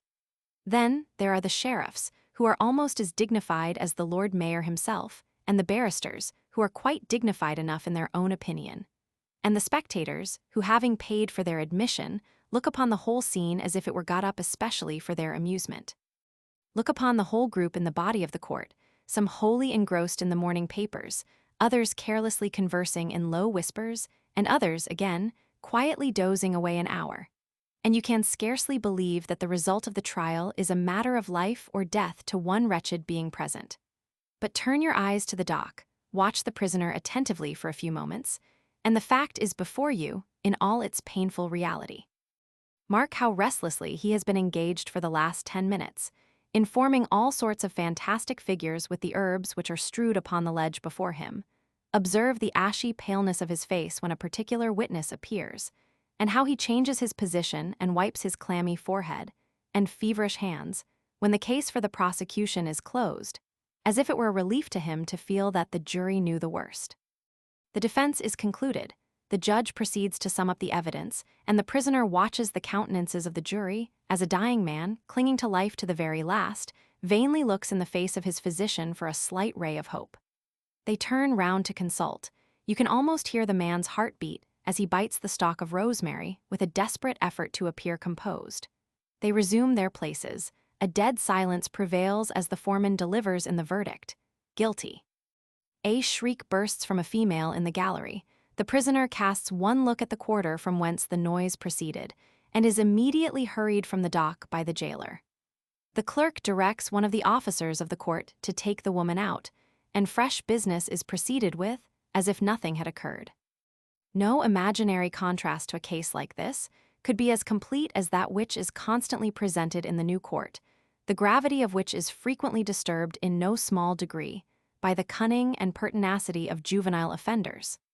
A boy of 13 is tried, say for picking the pocket of some subject of Her Majesty, and the offense is about as clearly proved as an offense can be.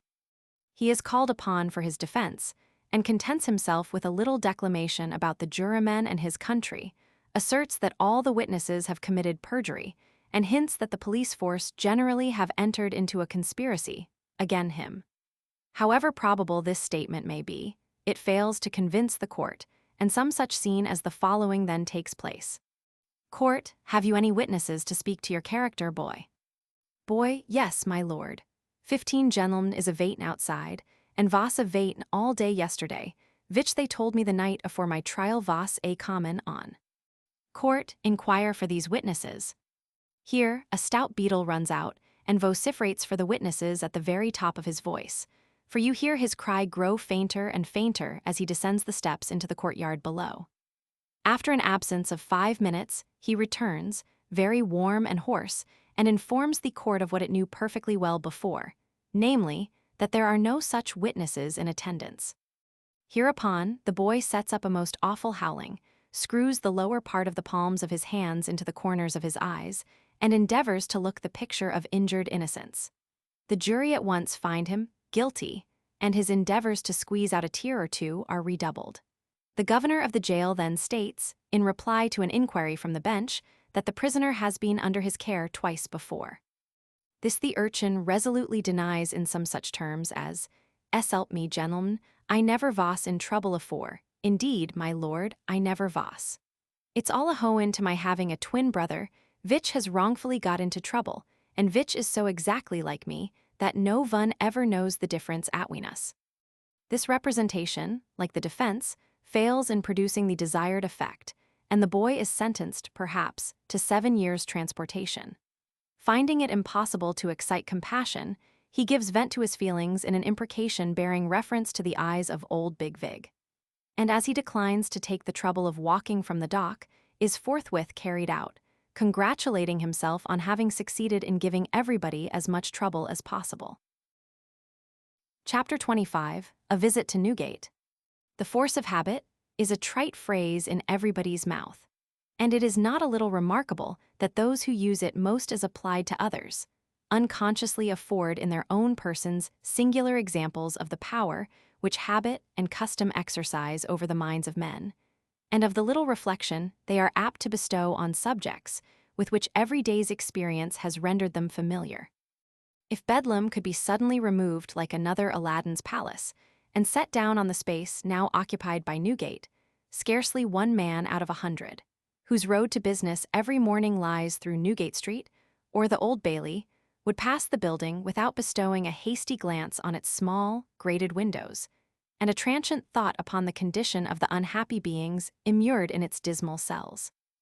And yet these same men day by day, and hour by hour, pass and repass this gloomy depository of the guilt and misery of London, in one perpetual stream of life and bustle, utterly unmindful of the throng of wretched creatures pent up within it, nay, not even knowing, or if they do, not heeding the fact, that as they pass one particular angle of the massive wall with a light laugh or a merry whistle, they stand within 1 yard of a fellow creature, bound and helpless, whose hours are numbered, from whom the last feeble ray of hope has fled forever, and whose miserable career will shortly terminate in a violent and shameful death.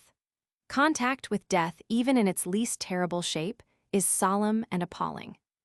How much more awful is it to reflect on this near vicinity to the dying, to men in full health and vigor, in the flower of youth or the prime of life, with all their faculties and perceptions as acute and perfect as your own, but dying, nevertheless, dying as surely, with the hand of death imprinted upon them as indelibly, as if mortal disease had wasted their frames to shadows, and corruption had already begun.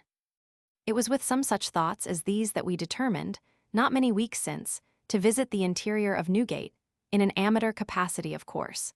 And, having carried our intention into effect, we proceed to lay its results before our readers, in the hope, founded more upon the nature of the subject, than on any presumptuous confidence in our own descriptive powers, that this paper may not be found wholly devoid of interest. We have only to premise that we do not intend to fatigue the reader with any statistical accounts of the prison. They will be found at length in numerous reports of numerous committees and a variety of authorities of equal weight. We took no notes, made no memoranda, measured none of the yards, ascertained the exact number of inches in no particular room, are unable even to report of how many apartments the jail is composed. We saw the prison and saw the prisoners, and what we did see and what we thought we will tell at once in our own way. Having delivered our credentials to the servant who answered our knock at the door of the governor's house, we were ushered into the office, a little room on the right-hand side as you enter, with 2 windows looking into the Old Bailey, fitted up like an ordinary attorney's office or merchant's counting house with the usual fixtures, a wainscoted partition, a shelf or 2, a desk, a couple of stools, a pair of clerks, an almanac, a clock, and a few maps. After a little delay, occasioned by sending into the interior of the prison for the officer whose duty it was to conduct us, that functionary arrived. A respectable-looking man of about 2 or 3 and 50, in a broad-brimmed hat and full suit of black, who, but for his keys, would have looked quite as much like a clergyman as a turnkey. We were disappointed. He had not even top boots on. Following our conductor by a door opposite to that at which we had entered, we arrived at a small room without any other furniture than a little desk, with a book for visitors, autographs, and a shelf, on which were a few boxes for papers, and casts of the heads and faces of the 2 notorious murderers, Bishop and Williams. The former, in particular, exhibiting a style of head and set of features, which might have afforded sufficient moral grounds for his instant execution at any time, even had there been no other evidence against him. Leaving this room also, by an opposite door, we found ourselves in the lodge which opens on the Old Bailey, one side of which is plentifully garnished with a choice collection of heavy sets of irons, including those worn by the redoubtable Jack Sheppard, genuine, and those said to have been graced by the sturdy limbs of the no less celebrated Dick Turpin, doubtful. From this lodge, a heavy oaken gate, bound with iron, studded with nails of the same material, and guarded by another turnkey, opens on a few steps, if we remember right, which terminate in a narrow and dismal stone passage, running parallel with the Old Bailey and leading to the different yards through a number of tortuous and intricate windings, guarded in their turn by huge gates and gratings, whose appearance is sufficient to dispel at once the slightest hope of escape that any newcomer may have entertained, and the very recollection of which, on eventually traversing the place again, involves one in a maze of confusion. It is necessary to explain here that the buildings in the prison, or in other words the different wards, form a square, of which the four sides abut respectively on the Old Bailey, the Old College of Physicians, now forming a part of Newgate Market, the Sessions House, and Newgate Street. The intermediate space is divided into several paved yards, in which the prisoners take such air and exercise as can be had in such a place. These yards, with the exception of that in which prisoners under sentence of death are confined, of which we shall presently give a more detailed description, run parallel with Newgate Street, and consequently from the Old Bailey, as it were, to Newgate Market. The women's side is in the right wing of the prison nearest the Sessions House. As we were introduced into this part of the building first, we will adopt the same order, and introduce our readers to it also. Turning to the right then, down the passage to which we just now adverted, omitting any mention of intervening gates. For if we noticed every gate that was unlocked for us to pass through, and locked again as soon as we had passed, we should require a gate at every comma.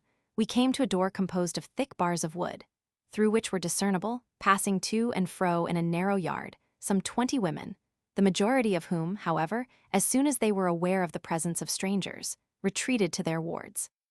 One side of this yard is railed off at a considerable distance, and formed into a kind of iron cage, about 5 feet 10 inches in height, roofed at the top, and defended in front by iron bars, from which the friends of the female prisoners communicate with them. In one corner of this singular-looking den was a yellow, haggard, decrepit old woman, in a tattered gown that had once been black, and the remains of an old straw bonnet, with faded ribbon of the same hue, in earnest conversation with a young girl, a prisoner, of course of about 22. It is impossible to imagine a more poverty-stricken object, or a creature so borne down in soul and body, by excess of misery and destitution, as the old woman. The girl was a good-looking, robust female, with a profusion of hair streaming about in the wind, for she had no bonnet on, and a man's silk pocket-handkerchief loosely thrown over a most ample pair of shoulders. The old woman was talking in that low, stifled tone of voice which tells so forcibly of mental anguish, and every now and then burst into an irrepressible, sharp, abrupt cry of grief, the most distressing sound that ears can hear. The girl was perfectly unmoved. Hardened beyond all hope of redemption, she listened doggedly to her mother's entreaties, whatever they were, and, beyond inquiring after Jem, and eagerly catching at the few halfpence her miserable parent had brought her, took no more apparent interest in the conversation than the most unconcerned spectators.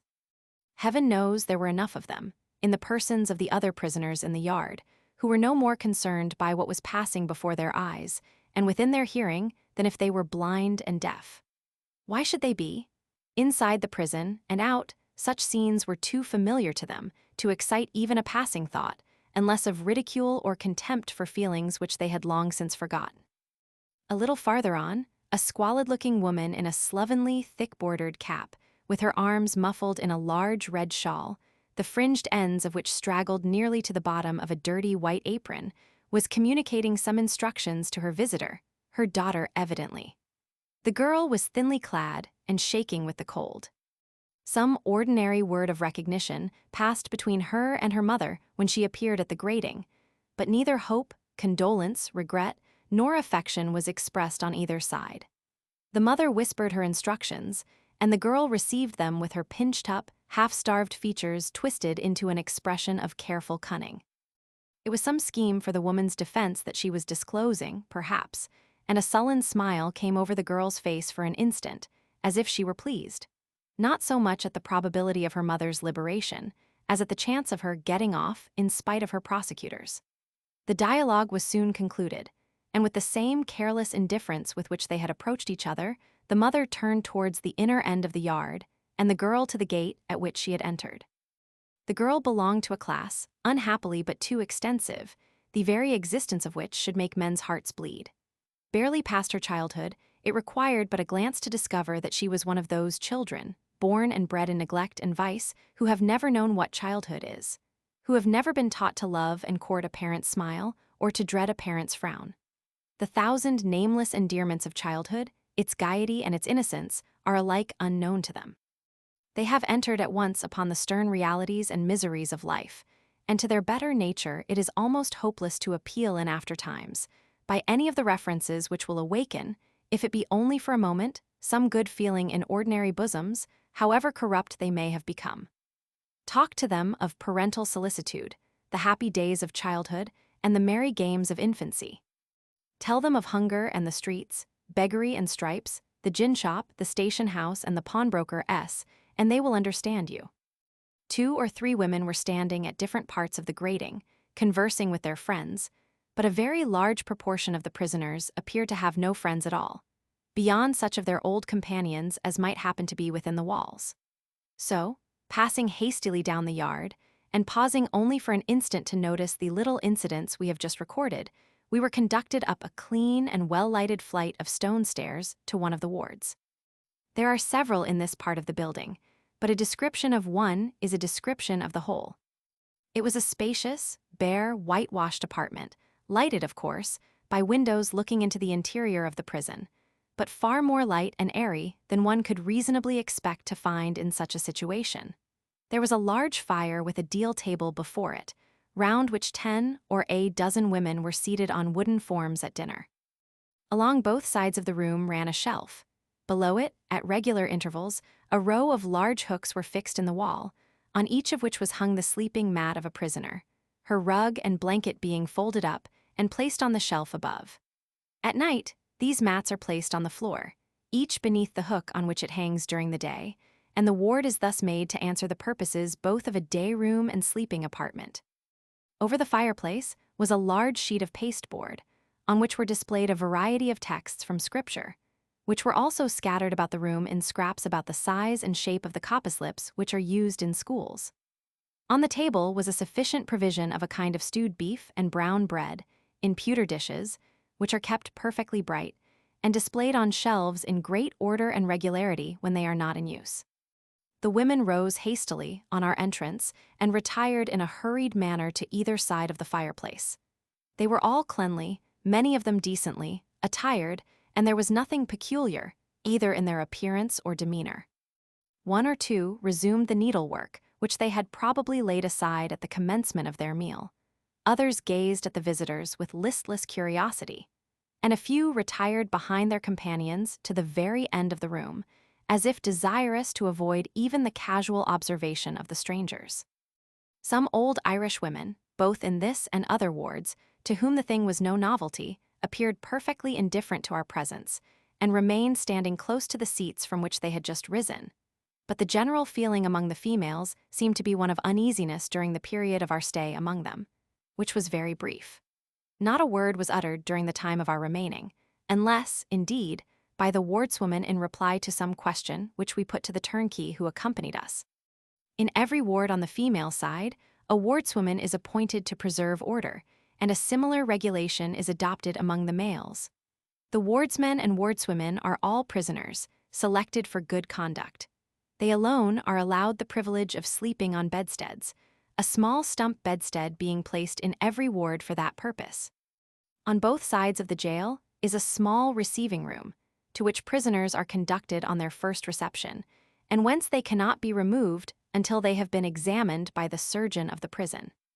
Retracing our steps to the dismal passage in which we found ourselves at first, and which, by the by, contains 3 or 4 dark cells for the accommodation of refractory prisoners, we were led through a narrow yard to the school, a portion of the prison set apart for boys under 14 years of age.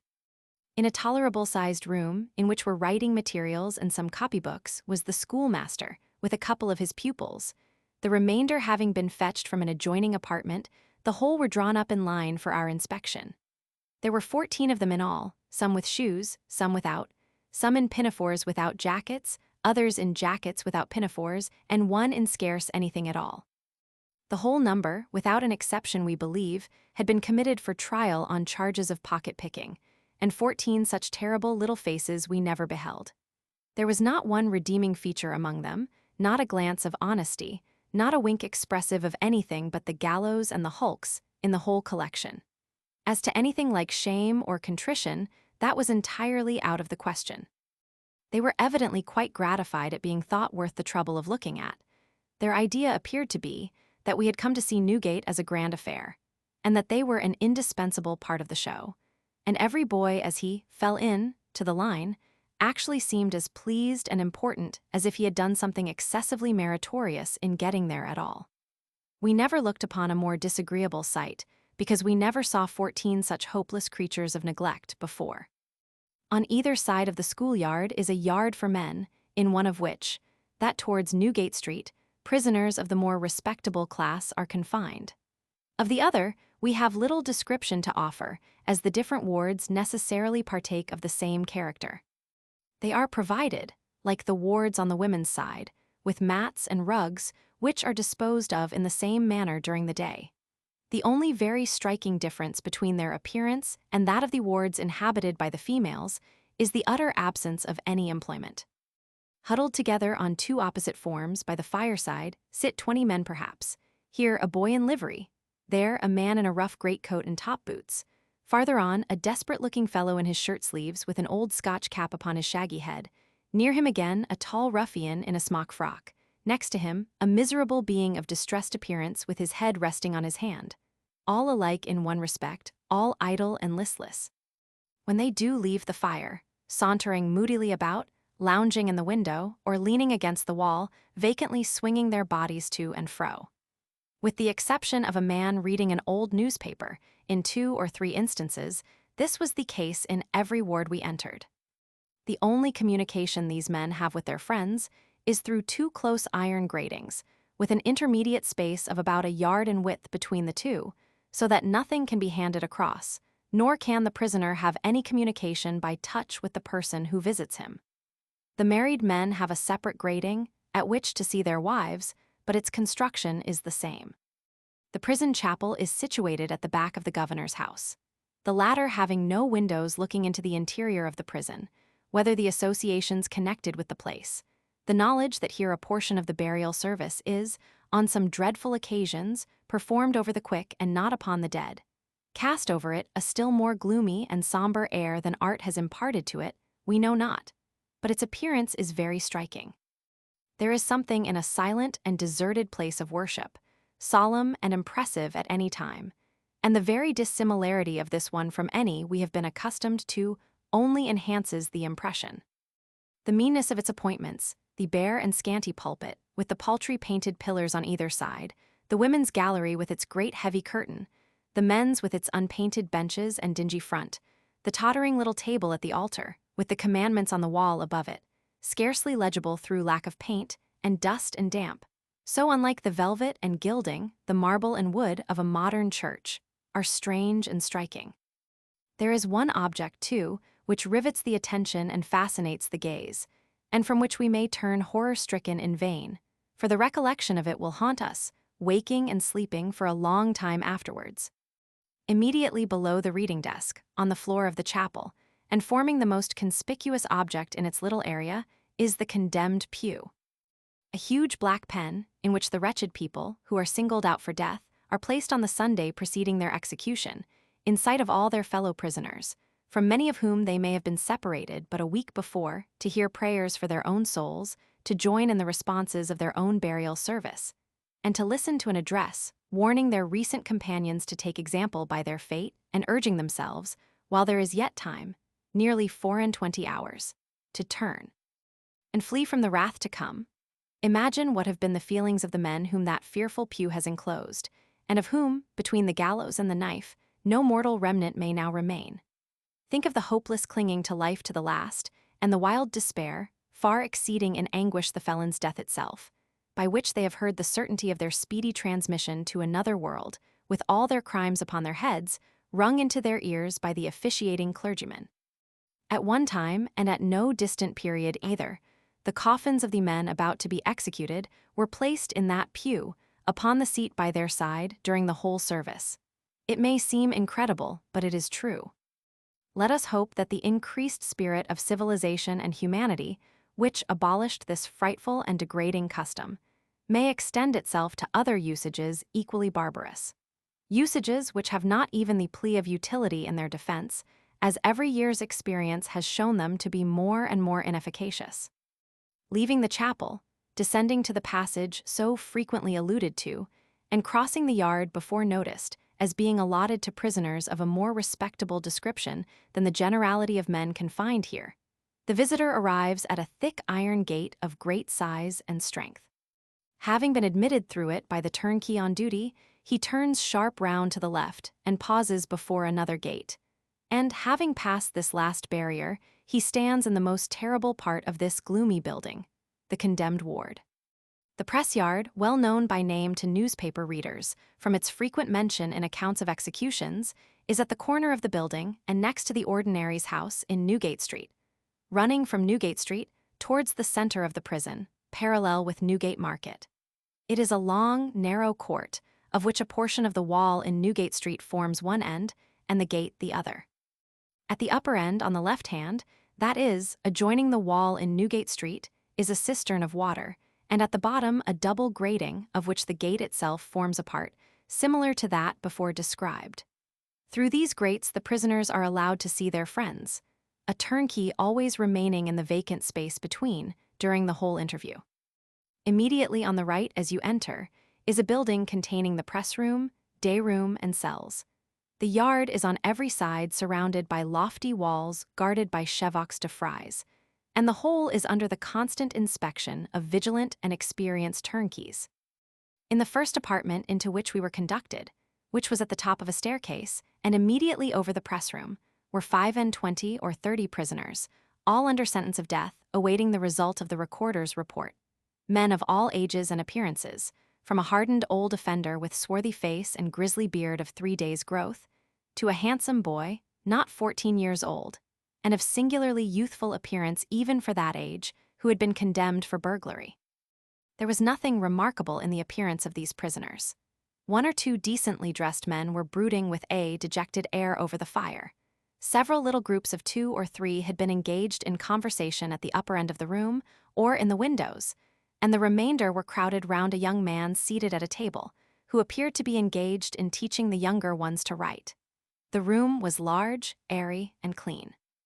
There was very little anxiety or mental suffering depicted in the countenance of any of the men. They had all been sentenced to death, it is true, and the recorder's report had not yet been made. But we question whether there was a man among them, notwithstanding, who did not know that although he had undergone the ceremony, it never was intended that his life should be sacrificed. On the table lay a testament, but there were no tokens of its having been in recent use. In the press room below were 3 men, the nature of whose offense rendered it necessary to separate them, even from their companions in guilt. It is a long, somber room, with 2 windows sunk into the stone wall, and here the wretched men are pinioned on the morning of their execution, before moving towards the scaffold. The fate of one of these prisoners was uncertain, some mitigatory circumstances having come to light since his trial, which had been humanely represented in the proper quarter. The other 2 had nothing to expect from the mercy of the crown, their doom was sealed, no plea could be urged in extenuation of their crime, and they well knew that for them there was no hope in this world. The 2 short ones, the turnkey whispered, were dead men. The man to whom we have alluded as entertaining some hopes of escape was lounging, at the greatest distance he could place between himself and his companions, in the window nearest to the door. He was probably aware of our approach, and had assumed an air of courageous indifference. His face was purposely averted towards the window, and he stirred not an inch while we were present. The other 2 men were at the upper end of the room. One of them, who was imperfectly seen in the dim light, had his back towards us and was stooping over the fire with his right arm on the mantelpiece and his head sunk upon it. The other was leaning on the sill of the farthest window. The light fell full upon him and communicated to his pale, haggard face and disordered hair an appearance which, at that distance, was ghastly. His cheek rested upon his hand, and with his face a little raised and his eyes wildly staring before him, he seemed to be unconsciously intent on counting the chinks in the opposite wall. We passed this room again afterwards. The first man was pacing up and down the court with a firm military step. He had been a soldier in the Foot Guards, and a cloth cap jauntily thrown on one side of his head. He bowed respectfully to our conductor, and the salute was returned. The other 2 still remained in the positions we have described, and were as motionless as statues. A few paces up the yard, and forming a continuation of the building, in which are the 2 rooms we have just quitted, lie the condemned cells. The entrance is by a narrow and obscure staircase leading to a dark passage, in which a charcoal stove casts a lurid tint over the objects in its immediate vicinity and diffuses something like warmth around. From the left-hand side of this passage, the massive door of every cell on the story opens, and from it alone can they be approached. There are 3 of these passages, and 3 of these ranges of cells, one above the other. But in size, furniture, and appearance, they are all precisely alike. Prior to the recorder's report being made, all the prisoners under sentence of death are removed from the day room at 5 o'clock in the afternoon and locked up in these cells, where they are allowed a candle until 10 o'clock, and here they remain until 7 next morning. When the warrant for a prisoner's execution arrives, he is removed to the cells and confined in one of them until he leaves it for the scaffold. He is at liberty to walk in the yard, but both in his walks and in his cell, he is constantly attended by a turnkey who never leaves him on any pretense. We entered the first cell. It was a stone dungeon 8 feet long by 6 wide, with a bench at the upper end, under which were a common rug, a Bible, and prayer book. An iron candlestick was fixed into the wall at the side, and a small high window in the back admitted as much air and light as could struggle in between a double row of heavy, crossed iron bars. It contained no other furniture of any description. Conceive the situation of a man spending his last night on earth in this cell. Buoyed up with some vague and undefined hope of reprieve, he knew not why, indulging in some wild and visionary idea of escaping, he knew not how. Hour after hour of the 3 preceding days allowed him for preparation, has fled with a speed which no man living would deem possible, for none but this dying man can know. He has wearied his friends with entreaties, exhausted the attendants with importunities, neglected in his feverish restlessness the timely warnings of his spiritual consoler. And now that the illusion is at last dispelled, now that eternity is before him and guilt behind, now that his fears of death amount almost to madness, and an overwhelming sense of his helpless, hopeless state rushes upon him, he is lost and stupefied, and has neither thoughts to turn to, nor power to call upon, the Almighty Being, from whom alone he can seek mercy and forgiveness, and before whom his repentance can alone avail. Hours have glided by, and still he sits upon the same stone bench with folded arms, heedless alike of the fast decreasing time before him, and the urgent entreaties of the good man at his side. The feeble light is wasting gradually, and the death-like stillness of the street without, broken only by the rumbling of some passing vehicle which echoes mournfully through the empty yards, warns him that the night is waning fast away. The deep bell of St. Paul's strikes. 1. He heard it. It has roused him. 7 hours left. He paces the narrow limits of his cell with rapid strides, cold drops of terror starting on his forehead, and every muscle of his frame quivering with agony. 7 hours. He suffers himself to be led to his seat, mechanically takes the Bible which is placed in his hand, and tries to read and listen. No, his thoughts will wander. The book is torn and soiled by use, and like the book he read his lessons in, at school, just 40 years ago. He has never bestowed a thought upon it, perhaps, since he left it as a child. And yet the place, the time, the room, nay, the very boys he played with, crowd as vividly before him as if they were scenes of yesterday, and some forgotten phrase, some childish word, rings in his ears like the echo of one uttered but a minute since. The voice of the clergyman recalls him to himself. He is reading from the sacred book its solemn promises of pardon for repentance and its awful denunciation of obdurate men. He falls upon his knees and clasps his hands to pray. Hush! What sound was that? He starts upon his feet. It cannot be 2 yet. Hark, 2 quarters have struck, the 3rd, the 4th. It is. 6 hours left. Tell him not of repentance. 6 hours, repentance for 8 times 6 years of guilt and sin. He buries his face in his hands and throws himself on the bench. Worn with watching and excitement, he sleeps, and the same unsettled state of mind pursues him in his dreams. An insupportable load is taken from his breast. He is walking with his wife in a pleasant field, with the bright sky above them, and a fresh and boundless prospect on every side. How different from the stone walls of Newgate. She is looking, not as she did when he saw her for the last time in that dreadful place, but as she used when he loved her. Long, long ago, before misery and ill-treatment had altered her looks, and vice had changed his nature. And she is leaning upon his arm and looking up into his face with tenderness and affection, and he does not strike her now, nor rudely shake her from him. And oh, how glad he is to tell her all he had forgotten in that last hurried interview, and to fall on his knees before her and fervently beseech her pardon for all the unkindness and cruelty that wasted her form and broke her heart. The scene suddenly changes. He is on his trial again. There are the judge and jury and prosecutors and witnesses, just as they were before. How full the court is what a sea of heads, with a gallows, too, and a scaffold, and how all those people stare at him. Verdict, guilty. No matter, he will escape. The night is dark and cold, the gates have been left open, and in an instant he is in the street, flying from the scene of his imprisonment like the wind. The streets are cleared, the open fields are gained, and the broad, wide country lies before him. Onward he dashes in the midst of darkness, over hedge and ditch, through mud and pool, bounding from spot to spot with a speed and lightness, astonishing even to himself. At length he pauses. He must be safe from pursuit now. He will stretch himself on that bank and sleep till sunrise. A period of unconsciousness succeeds. He wakes cold and wretched. The dull, gray light of morning is stealing into the cell and falls upon the form of the attendant turnkey. Confused by his dreams, he starts from his uneasy bed in momentary uncertainty. It is but momentary. Every object in the narrow cell is too frightfully real to admit of doubt or mistake. He is the condemned felon again, guilty and despairing, and in 2 hours more will be dead. Characters. Chapter 1, Thoughts about People. It is strange with how little notice, good, bad, or indifferent, a man may live and die in London. He awakens no sympathy in the breast of any single person. His existence is a matter of interest to no one save himself. He cannot be said to be forgotten when he dies, for no one remembered him when he was alive. There is a numerous class of people in this great metropolis who seem not to possess a single friend, and whom nobody appears to care for.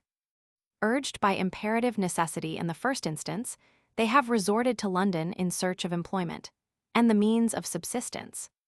It is hard, we know, to break the ties which bind us to our homes and friends, and harder still to efface the 1,000 recollections of happy days and old times, which have been slumbering in our bosoms for years, and only rush upon the mind to bring before it associations connected with the friends we have left, the scenes we have beheld too probably for the last time, and the hopes we once cherished, but may entertain no more. These men, however, happily for themselves, have long forgotten such thoughts. Old country friends have died or emigrated.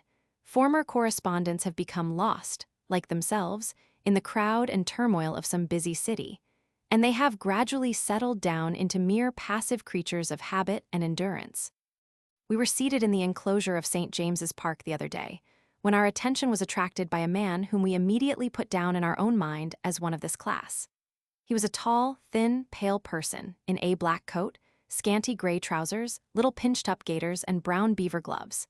He had an umbrella in his hand, not for use, for the day was fine, but evidently because he always carried one to the office in the morning.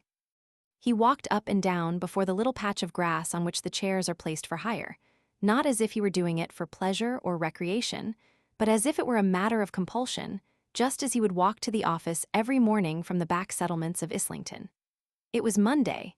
He had escaped for 24 hours from the thraldom of the desk, and was walking here for exercise and amusement, perhaps for the first time in his life. We were inclined to think he had never had a holiday before, and that he did not know what to do with himself. Children were playing on the grass, groups of people were loitering about, chatting and laughing, but the man walked steadily up and down, unheeding and unheeded, his spare, pale face looking as if it were incapable of bearing the expression of curiosity or interest. There was something in the man's manner and appearance which told us, we fancied, his whole life, or rather his whole day, for a man of this sort has no variety of days. We thought we almost saw the dingy little back office into which he walks every morning, hanging his hat on the same peg and placing his legs beneath the same desk. First, taking off that black coat which lasts the year through, and putting on the one which did duty last year, and which he keeps in his desk to save the other. There he sits till 5 o'clock, working on, all day, as regularly as the dial over the mantelpiece, whose loud ticking is as monotonous as his whole existence, only raising his head when someone enters the counting-house, or when, in the midst of some difficult calculation, he looks up to the ceiling as if there were inspiration in the dusty skylight with a green knot in the center of every pane of glass. About 5 or half past, he slowly dismounts from his accustomed stool, and again changing his coat, proceeds to his usual dining place, somewhere near Bucklersbury. The waiter recites the bill of fare in a rather confidential manner, for he is a regular customer, and after inquiring what's in the best cut, and what was up last, he orders a small plate of roast beef with greens and half a pint of porter. He has a small plate today because greens are a penny more than potatoes, and he had 2 breads yesterday, with the additional enormity of a cheese the day before. This important point settled, he hangs up his hat. He took it off the moment he sat down and bespeaks the paper after the next gentleman. If he can get it while he is at dinner, he eats with much greater zest, balancing it against the water bottle and eating a bit of beef and reading a line or two alternately. Exactly at 5 minutes before the hour is up, he produces a shilling, pays the reckoning, carefully deposits the change in his waistcoat pocket, first deducting a penny for the waiter, and returns to the office, from which, if it is not foreign post night, he again sallies forth, in about half an hour. He then walks home, at his usual pace, to his little back room at Islington, where he has his tea, perhaps solacing himself during the meal with the conversation of his landlady's little boy, whom he occasionally rewards with a penny, for solving problems in simple addition. Sometimes there is a letter or two to take up to his employers in Russell Square, and then the wealthy man of business, hearing his voice, calls out from the dining parlor, "Come in, Mr. Smith."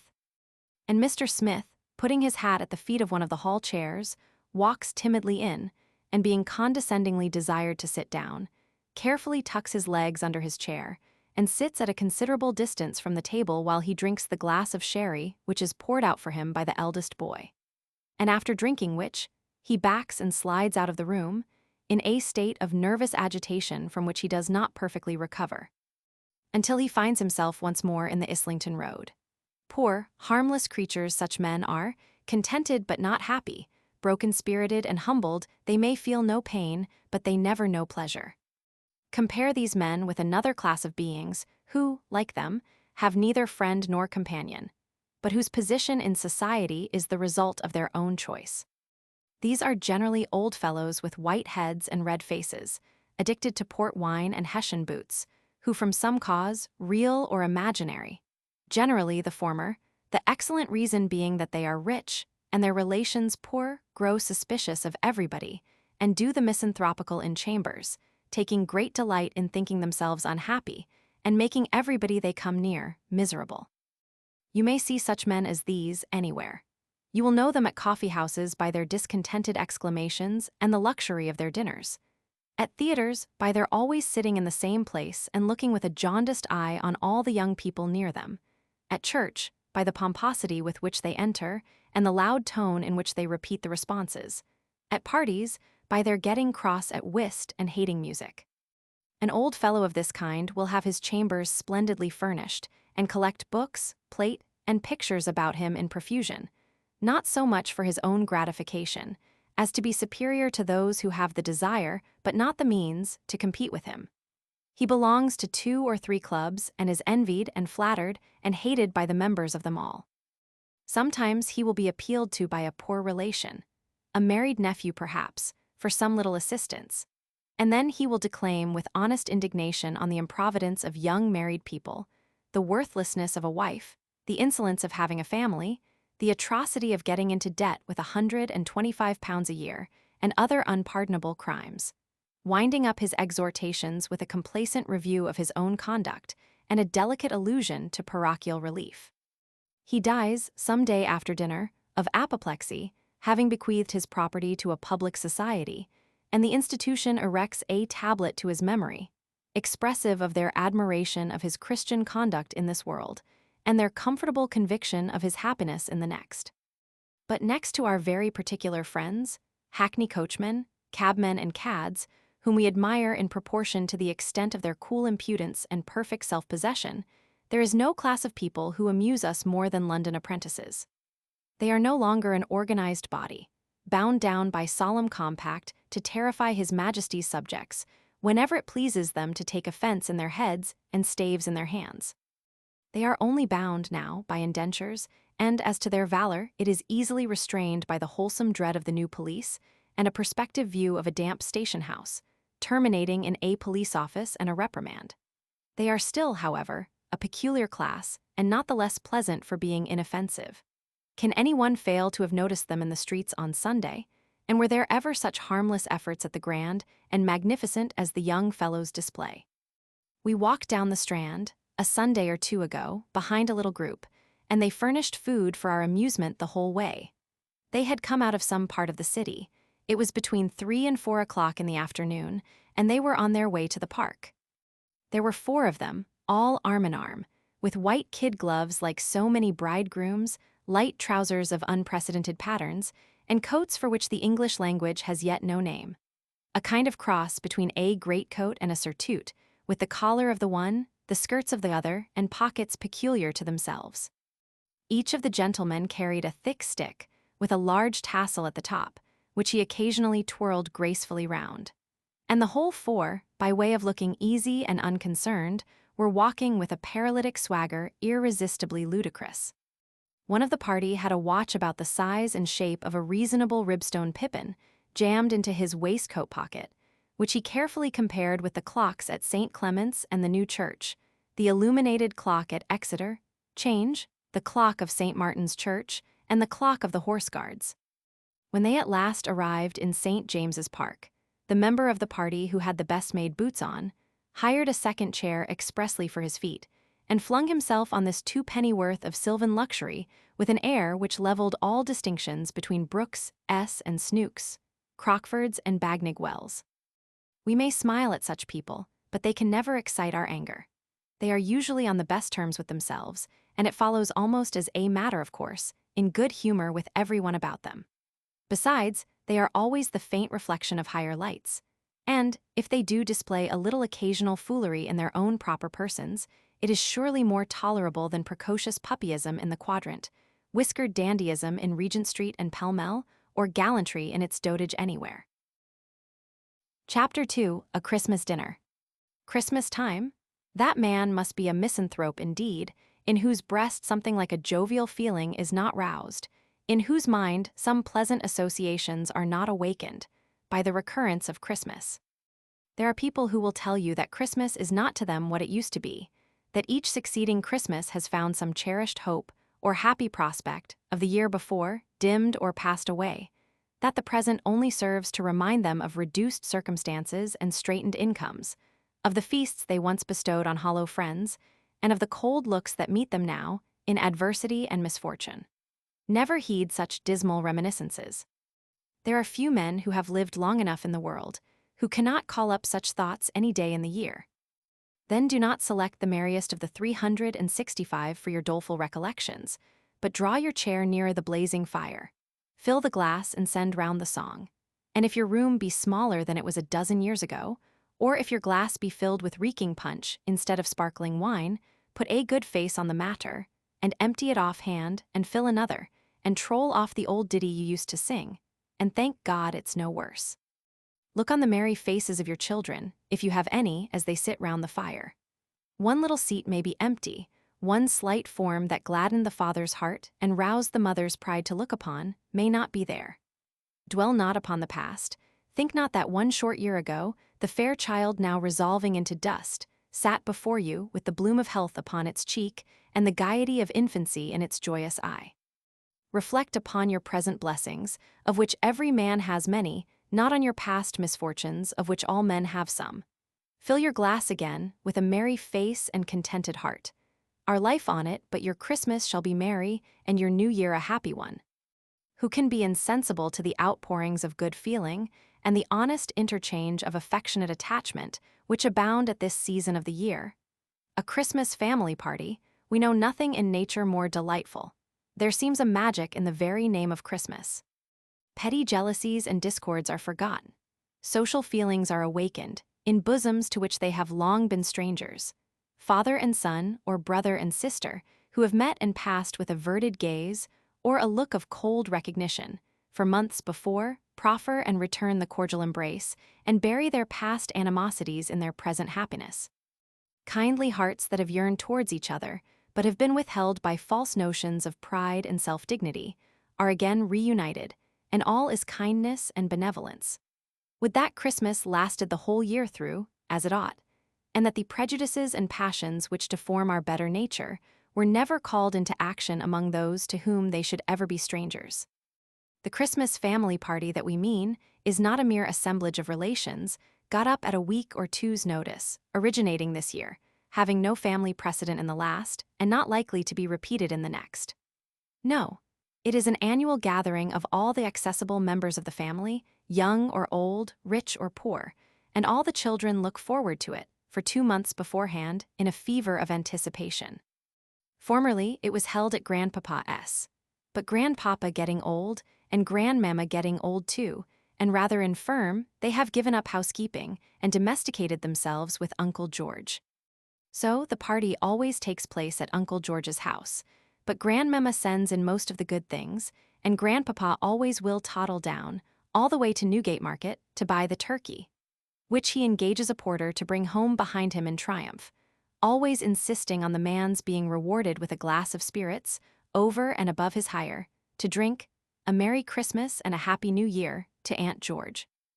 As to Grandmamma, she is very secret and mysterious for 2 or 3 days beforehand, but not sufficiently so, to prevent rumors getting afloat that she has purchased a beautiful new cap with pink ribbons for each of the servants, together with sundry books and penknives and pencil cases for the younger branches.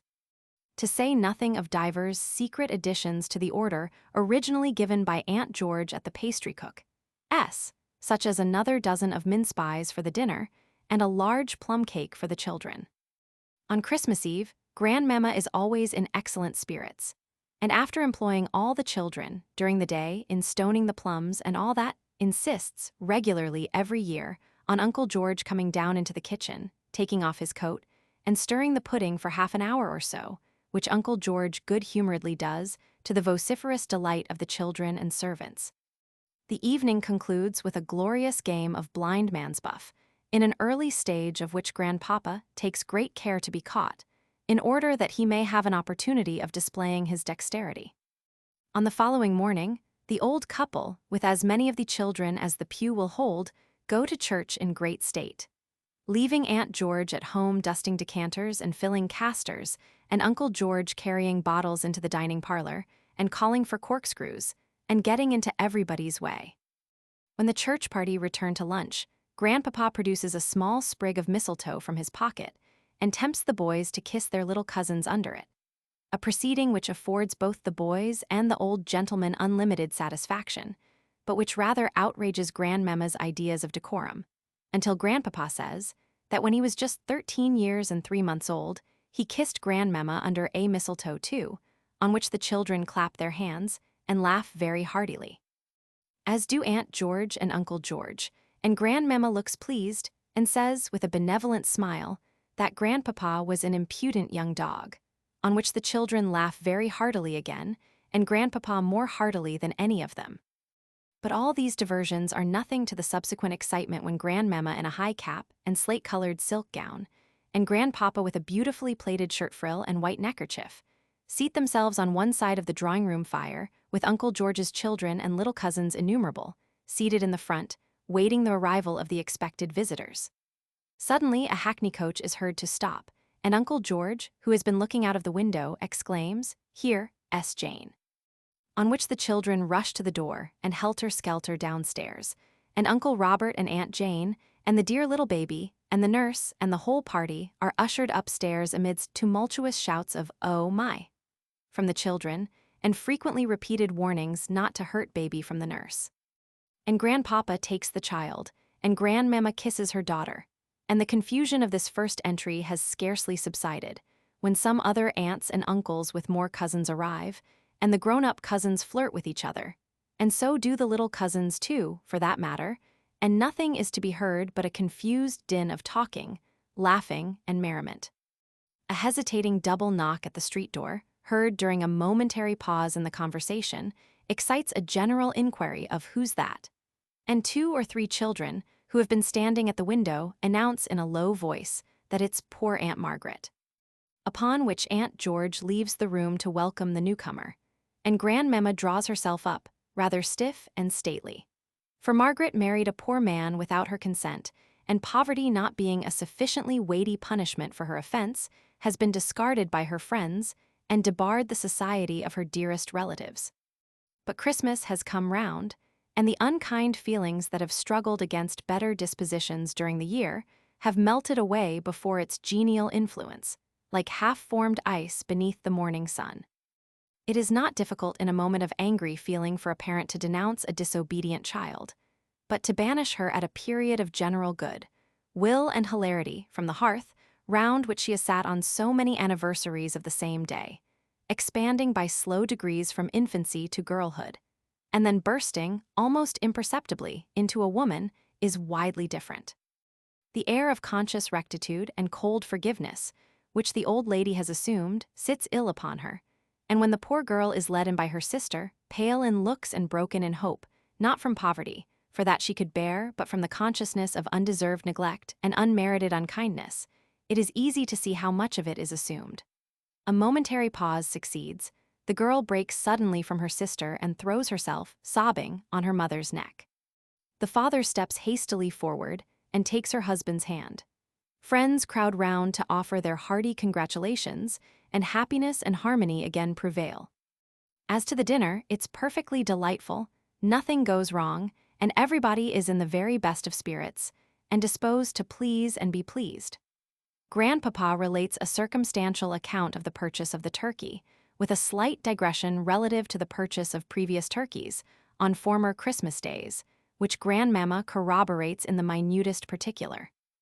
Uncle George tells stories and carves poultry, and takes wine, and jokes with the children at the side table, and winks at the cousins that are making love, or being made love to, and exhilarates everybody with his good humor and hospitality. And when, at last, a stout servant staggers in with a gigantic pudding, with a sprig of holly in the top, there is such a laughing and shouting and clapping of little chubby hands, and kicking up of fat dumpy legs, as can only be equaled by the applause with which the astonishing feat of pouring lighted brandy into mince-pies is received by the younger visitors. Then the dessert, and the wine, and the fun. Such beautiful speeches and such songs from Aunt Margaret's husband, who turns out to be such a nice man and so attentive to Grandmamma. Even Grandpapa not only sings his annual song with unprecedented vigor, but on being honored with an unanimous encore, according to annual custom, actually comes out with a new one which nobody but Grandmamma ever heard before. And a young scapegrace of a cousin, who has been in some disgrace with the old people, for certain heinous sins of omission and commission, neglecting to call, and persisting in drinking Burton ale, astonishes everybody into convulsions of laughter by volunteering the most extraordinary comic songs that ever were heard. And thus the evening passes, in a strain of rational goodwill and cheerfulness, doing more to awaken the sympathies of every member of the party in behalf of his neighbor, and to perpetuate their good feeling during the ensuing year, than half the homilies that have ever been written, by half the divines that have ever lived.